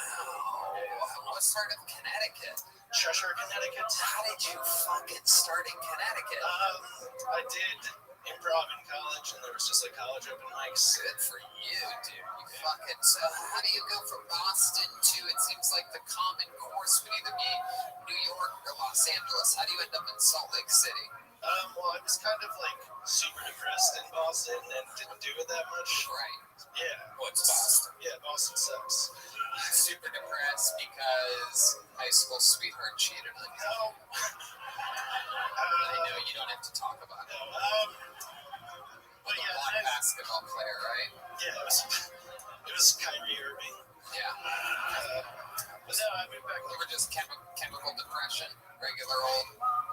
No, just like I graduated college and then just had a shitty retail job and then did like 2 open mics and did real bad, and then I was like, well, fuck. Let's get the fuck out of here. Yeah. And you threw a dart on a map of America, and you're like, Salt Lake City it is. Yeah, I was like, what's wider than Connecticut? Yeah, you found it. What was the main reason? So, you know?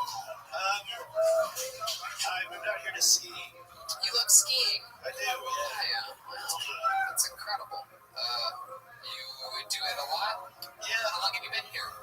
Since last November. So 2017. Right, and you have your own little place and everything? Yeah, I moved out here with a buddy from high school. Very cool. And what do you do for work now? You're not in the same retail job you were in Boston. No, I'm a copywriter. Copywriter. Yeah. So people come to you sort of like with ideas and whatnot, and you... I work for an outdoor retailer site, so I just describe products. Interesting. All right. So you describe products from... Yes. Okay, could you tell me about that water bottle over there? Yeah, how would you describe that? It's not very breathable. Man, you must be one of the best goddamn copywriters I've ever seen in my life. Yeah. Very funny set tonight. You get spots over at Wise Guys? Sometimes. Has Keith ever seen you before? Yeah. It's Keith there, right? Yeah, Keith is a fucking awesome dude. Yeah, he really is. It's a great place. One of the best comedy clubs in the country. I go there at least once a year.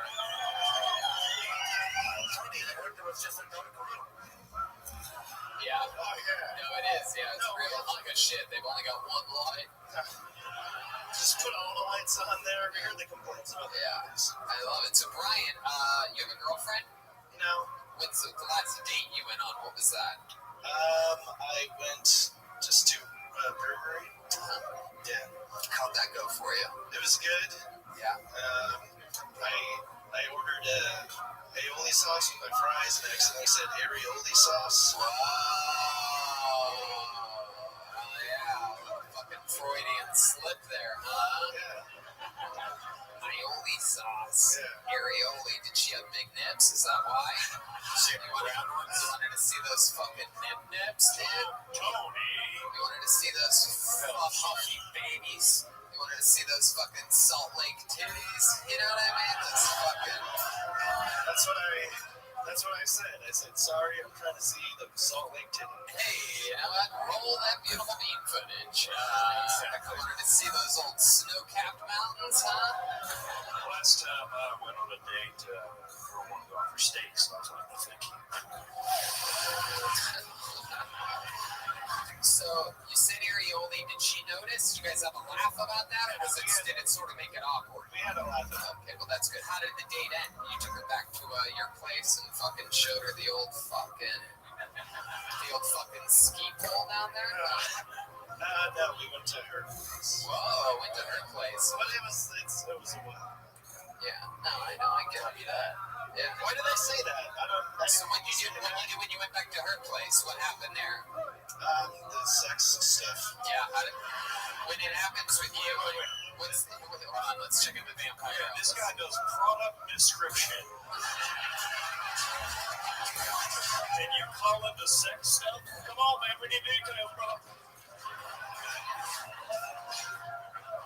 So how did it start? You guys are sitting on a couch, you're watching fucking old episodes of House of Cards, laughing about how Kevin Spacey ruined his life, and then what happens?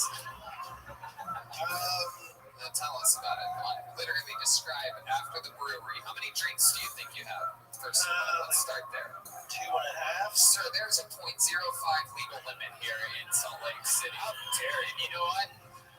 I'm gonna cancel. I was gonna call the cops on the fucking marijuana Mexican. But you know what? Now I got you on drunk driving. 2.5. You couldn't finish that third one. It was just too much for you. They were like big ones, and we split 2 of them. Ooh, splitting beers on the first date. Look at you.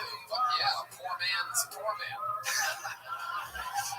So you go back to it's her idea. Hey, you want to come back to my place? Like it was kind of mutual. Well, that's how it went. Okay, so then you're at her place. What are you guys doing? She had to pack for a trip, and then she packed for the trip. And you packed her fucking baggies, dude. You fucking threw a goddamn tube sock in there, bro.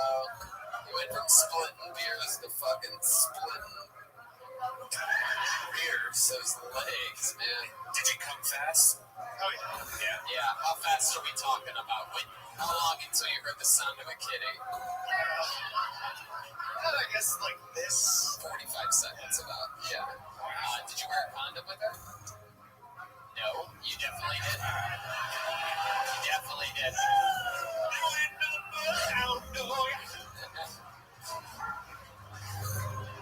It's a raw dog. And you pulled out, and where'd you finish at? I don't remember. Oh, come on. I don't believe that for a fucking second. It's like 2.5 beers. Yeah. I don't believe that for a fucking second, Brian. Anyone who says they can't remember where they came, that means you came somewhere weird, like on the television screen or something like that.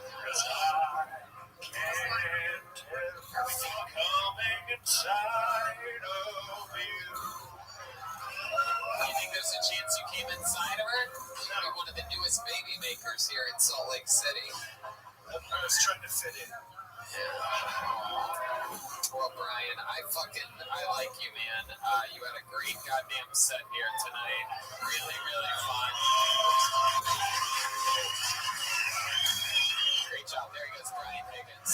Thank you.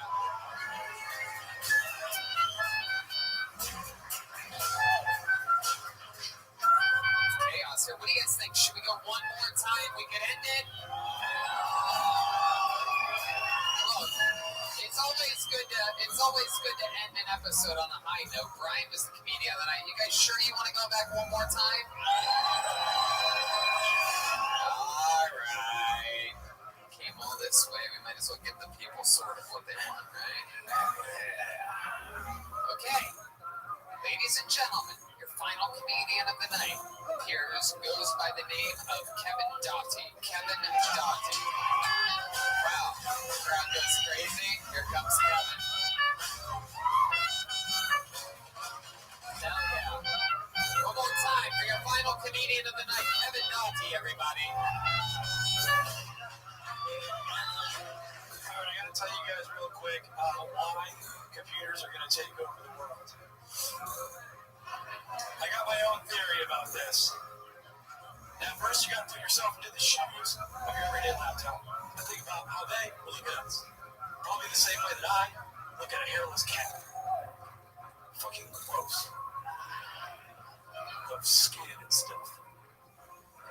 And then imagine that same hairless cat sat in front of you and started jerking off. Not everybody jerks off responsibly. People come on computers.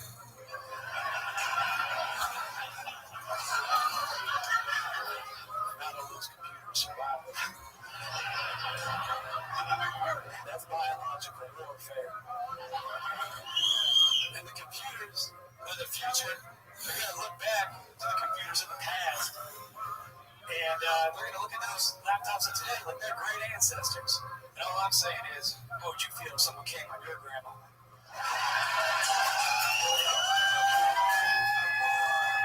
Very good. My goodness. Kevin Doughty. It's fucking incredible. Look, this crowd Year and a half. Hell yeah. Look at you. Very good set. You fucking did it. I mean, maybe it was I didn't really, get it. I didn't understand that word. But Salt Lake City lost their fucking mind. Shit. They absolutely loved it. Coming on computers, I guess maybe I was just, on the wrong, being back here, maybe I was just, it just wasn't hitting me. But I mean, I love it. Anybody who gets a reaction got a fucking reaction. That's what it's all about. You got fucking good, hard laughs up here. This is great. You look like the entire cast of Forrest Gump pushed together. Mostly Lieutenant Dan, 80% Lieutenant Dan.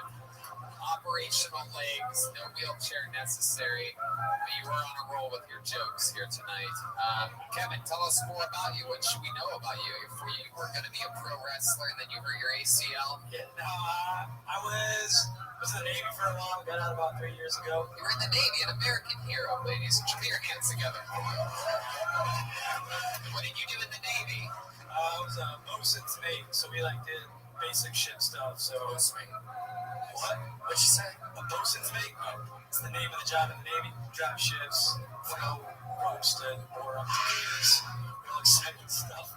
Yes, the old famous sailing noise of it. So you were in the Navy. I was in the Navy. So you're even more like Lieutenant Dan than I thought originally. That's true. Never got your legs blown off, though. No, I didn't really. But you did go overseas? I did, yeah. It's we do squares off the coast of places that where have you been? Off the coast of the Middle East. Yeah. My goodness. Well, at least you're out there on the water, right? Is the water better than being in the middle of the desert? Yeah, no, it's nice. You get to stand outside a lot and watch planes take off as an aircraft carrier. Oh, yeah. Very cool. That sounds awesome. How long were you in the Navy? 8 years. Wow. That's a lot. What do you do? Hell yeah. I have a question. Yes. How do you deal with sexual frustration when you're in the Navy? Very good question. That is a good question. There's a lot of women on aircraft carriers. Believe it or not, I was honorably discharged. Yeah, I like that. Hell yeah. I like this guy. So you literally get laid when you have to sneak in back then? Yeah, it's kind of the racks are racks in the beds or whatever. Yeah, they got racks on racks. So you kind of got, it works for me. I got a small dick, so I don't need a long push. Wow, look at that. Yeah, so I can do it in the middle rack, bottom rack, top racks for the big guys. Yeah. Give her that down periscope. My goodness. Sure, I guess so. So you would, was it basically the same girl, or were you sort of a player? Would you go around and... No, I only got laid once. In 8 years. So it was 5 years on a ship. Right. On the ship. So what do you do now that you've been out of the Navy for a couple of years? I do a lot of traveling, do a lot of climbing and stuff. I work part-time as a rock climbing guide in the summer and just building that GI Bill. Wow, really? You ever climb a rock and someone on top's holding in shit?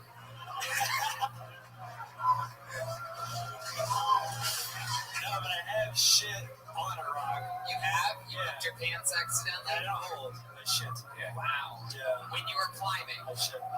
When you were climbing? Yeah, sometimes you do long climbs and you gotta just shit. Yeah, you gotta just shit. And you might as well go in your pants. You didn't pull your pants down a little bit and just drop it over the mountaintop? Yeah, that's what you do. Oh, you did do that. Wipe it on rocks. Space stuff. Or wipe it on rock. Yeah, wipe it on rock. Depending on where you are. Yeah. The person climbing beneath you is like, what the fuck? Yeah. Man, so you work, that's what you do for a living. You help people climb mountains and shit. Yeah, milk the GI Bill. You ever have a serious accident on your watch? No. Really? There was a little pause there. No. Real simple stuff, real safe. Is it really? Yeah, what I do, it's basic stuff. That's interesting. That's fucking it. What else? So what do you do for fun? I mean, you already climb rocks for work. Well, I haven't climbed. For fun, I do drink a lot here in Salt Lake. Yeah. Is this a big drinking town? Is it? Oh, yeah. Yeah, it is. Bars close at 2, or? It's very controversial. They make you guys have the bars stop serving at 1, right? And they have beer that has less alcohol in it, right? We're already animals. And they just lowered, on top of all that, like every beer company has to make beer special for Salt Lake City, correct? I don't know. I just moved here. Is that true? You know, when you all talk at once, I can understand all of you. But yeah, they make special beers. Basically, Budweiser has a special Salt Lake City brew that is like, what, half the alcohol? Just raising her hand. Sure. What? Has to be 3.2. Wow. Oh, that's interesting. But the liquor's still the same, right? Just take shots in Utah. Hell yeah. Oh, so liquor's liquor, but beer's just slow. Yeah, that's the dumbest shit I've ever heard. Yeah, no, the whole thing. Everything here is backwards. You go to Johnny's on site, get a beer and a shot for $4. And on top of all that, they controversially lowered the legal drinking limit, the drinking and driving, to 0.05, which is basically one normal drink. Or a 6-pack of your beer. Yeah. Wow. So, Kevin, what's your love life like? You seem like I'm good. Really? I did fuck a fat chick last weekend. You fucked a fat chick? Yay! Hell yeah. You really are a heavy drinker. How do you end up with this fat chick? You were getting drunk? Getting drunk and doing cocaine. Oh, yeah. Hell yeah. Is the cocaine the same strength? Someone's like, oh, it's shit out here. No, it is. No, they have special cocaine that's brought in from little Mexican immigrant boys that fly here directly from They smuggle it in inside of peacocks. So you fucked a fat chick. That's pretty. It feels great, doesn't it? It's pussy. Yeah. Pussy is pussy, I guess. I have a saying like that too. Skinny pussy is better than fat pussy. I don't know, man. That is true. Fat pussy's pretty awesome. It feels like there's more boobs and stuff. Like it's just. I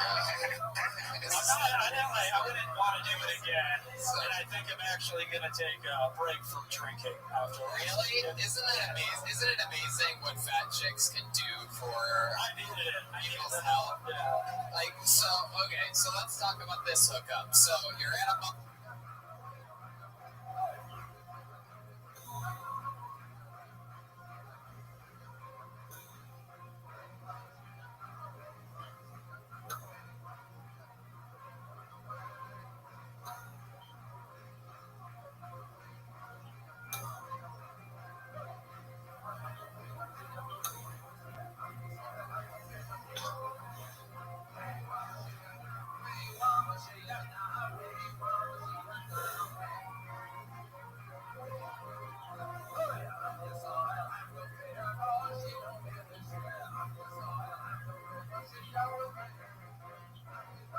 Did you already know her? Is this like her old friend of yours? Yeah, I ran into her. I know you didn't meet her climbing rocks. No, absolutely not. No, I host an open mic here, and she works at that bar, so I've seen her over and over a lot. And then you guys got drunk together. You were doing some cocaine, right? She didn't do the cocaine. She didn't do cocaine. She was drunk. Right. She was gonna fuck you regardless. She didn't need to do cocaine. Exactly. She's been trying to fuck me for a while. Right. And I just had the right enough in me. So were you at her place, or was she at your place? She at my place. Right. She's at your place. You guys are drinking, right? And then what happens? And we played a game of pool at a pool table at my house. Hell yeah. She was like, what's the wage on this game? And I was like, a fucking blowjob. Wow, I love that. And then you beat the shit out of her in pool, right? Absolutely. And then you pulled your balls out of your pockets and... Correct. And did she just blow you? She blew me. Started as a blowjob, and then you're like, you know what, take your fucking... No, we did a blowjob, played another game or two, and then I fucked her. Woo! So you had time to recharge and come again. Yeah. I'm a superhero. Like a good idea, man. Damn. That would have been... So what would have happened if she would have won the game of pool? I had to go down to her. Then all of a sudden the game starts and just Rocky's music hits. Just this pure focus. I can't lose this fucking game. You just see all your coaches from the past, all your naval sergeants like, don't you fucking give up on me, Kevin. I will not let you drop down and eat this bitch's pussy. 8 years in the Middle East, you're gonna have traumatic flashbacks. After all that you've seen 8 years in the Middle East, I will not let you eat this chick's pussy, Kevin. Save yourself, boy. Make that 8-ball. Put that one guy's eyeballs into the pocket. Woo. So you beat her in every game of pool, and then you fucked her. Yep. Now, did you sleep? She sleep over your place? Fat chicks are hard to get out. We all know that in more ways than one. No, they're not. You just roll. She stayed. We woke up the next morning and started day drinking. She woke up the next morning and you guys started day drinking? And then what happened? Fucked her again. Oh! Damn! Yeah. Of course, she went back for seconds. My God. Fuck yeah, dude. Well, you know what? We had a lot of fun with you here tonight. I hope you get to fuck a fat chick again tonight. I hope not. Thank you, Tony. How about one more time for Kevin Dottie, ladies and gentlemen? And that's it. Anybody who wants a signed poster, or pictures, or whatever, or a handshake, or whatever you want, meet us in the front lobby in just a couple minutes. This has been the first ever Salt Lake City Kill Tony Live. We did it. Look at that. That's a goddamn standing ovation right there. That's respect. That's love. And that is how you get us to come back. How about one more time for the great and powerful Jeremiah Watkins, Vampire Elvis. He's on social media at Jeremiah Stand Up. He's got Jeremiah Wonders. Reagan and Watkins' new album coming out June 7th. You can pre-order it now. I pretty much just said everything. Is there anything else you want to say? Subscribe to my YouTube channel, youtube.com/Jeremiah. There you go, YouTube channel. Everybody's got one. How about one more time for Joe Hernandez? Gilbert's on social media at Mostly Sorry. I'll bet you anything he's going to be at that Reagan and Watkins pre-release party on June 6th at the Comedy Store. Album comes out June 7th. He's Mostly Sorry on social media. Anything else, Joel?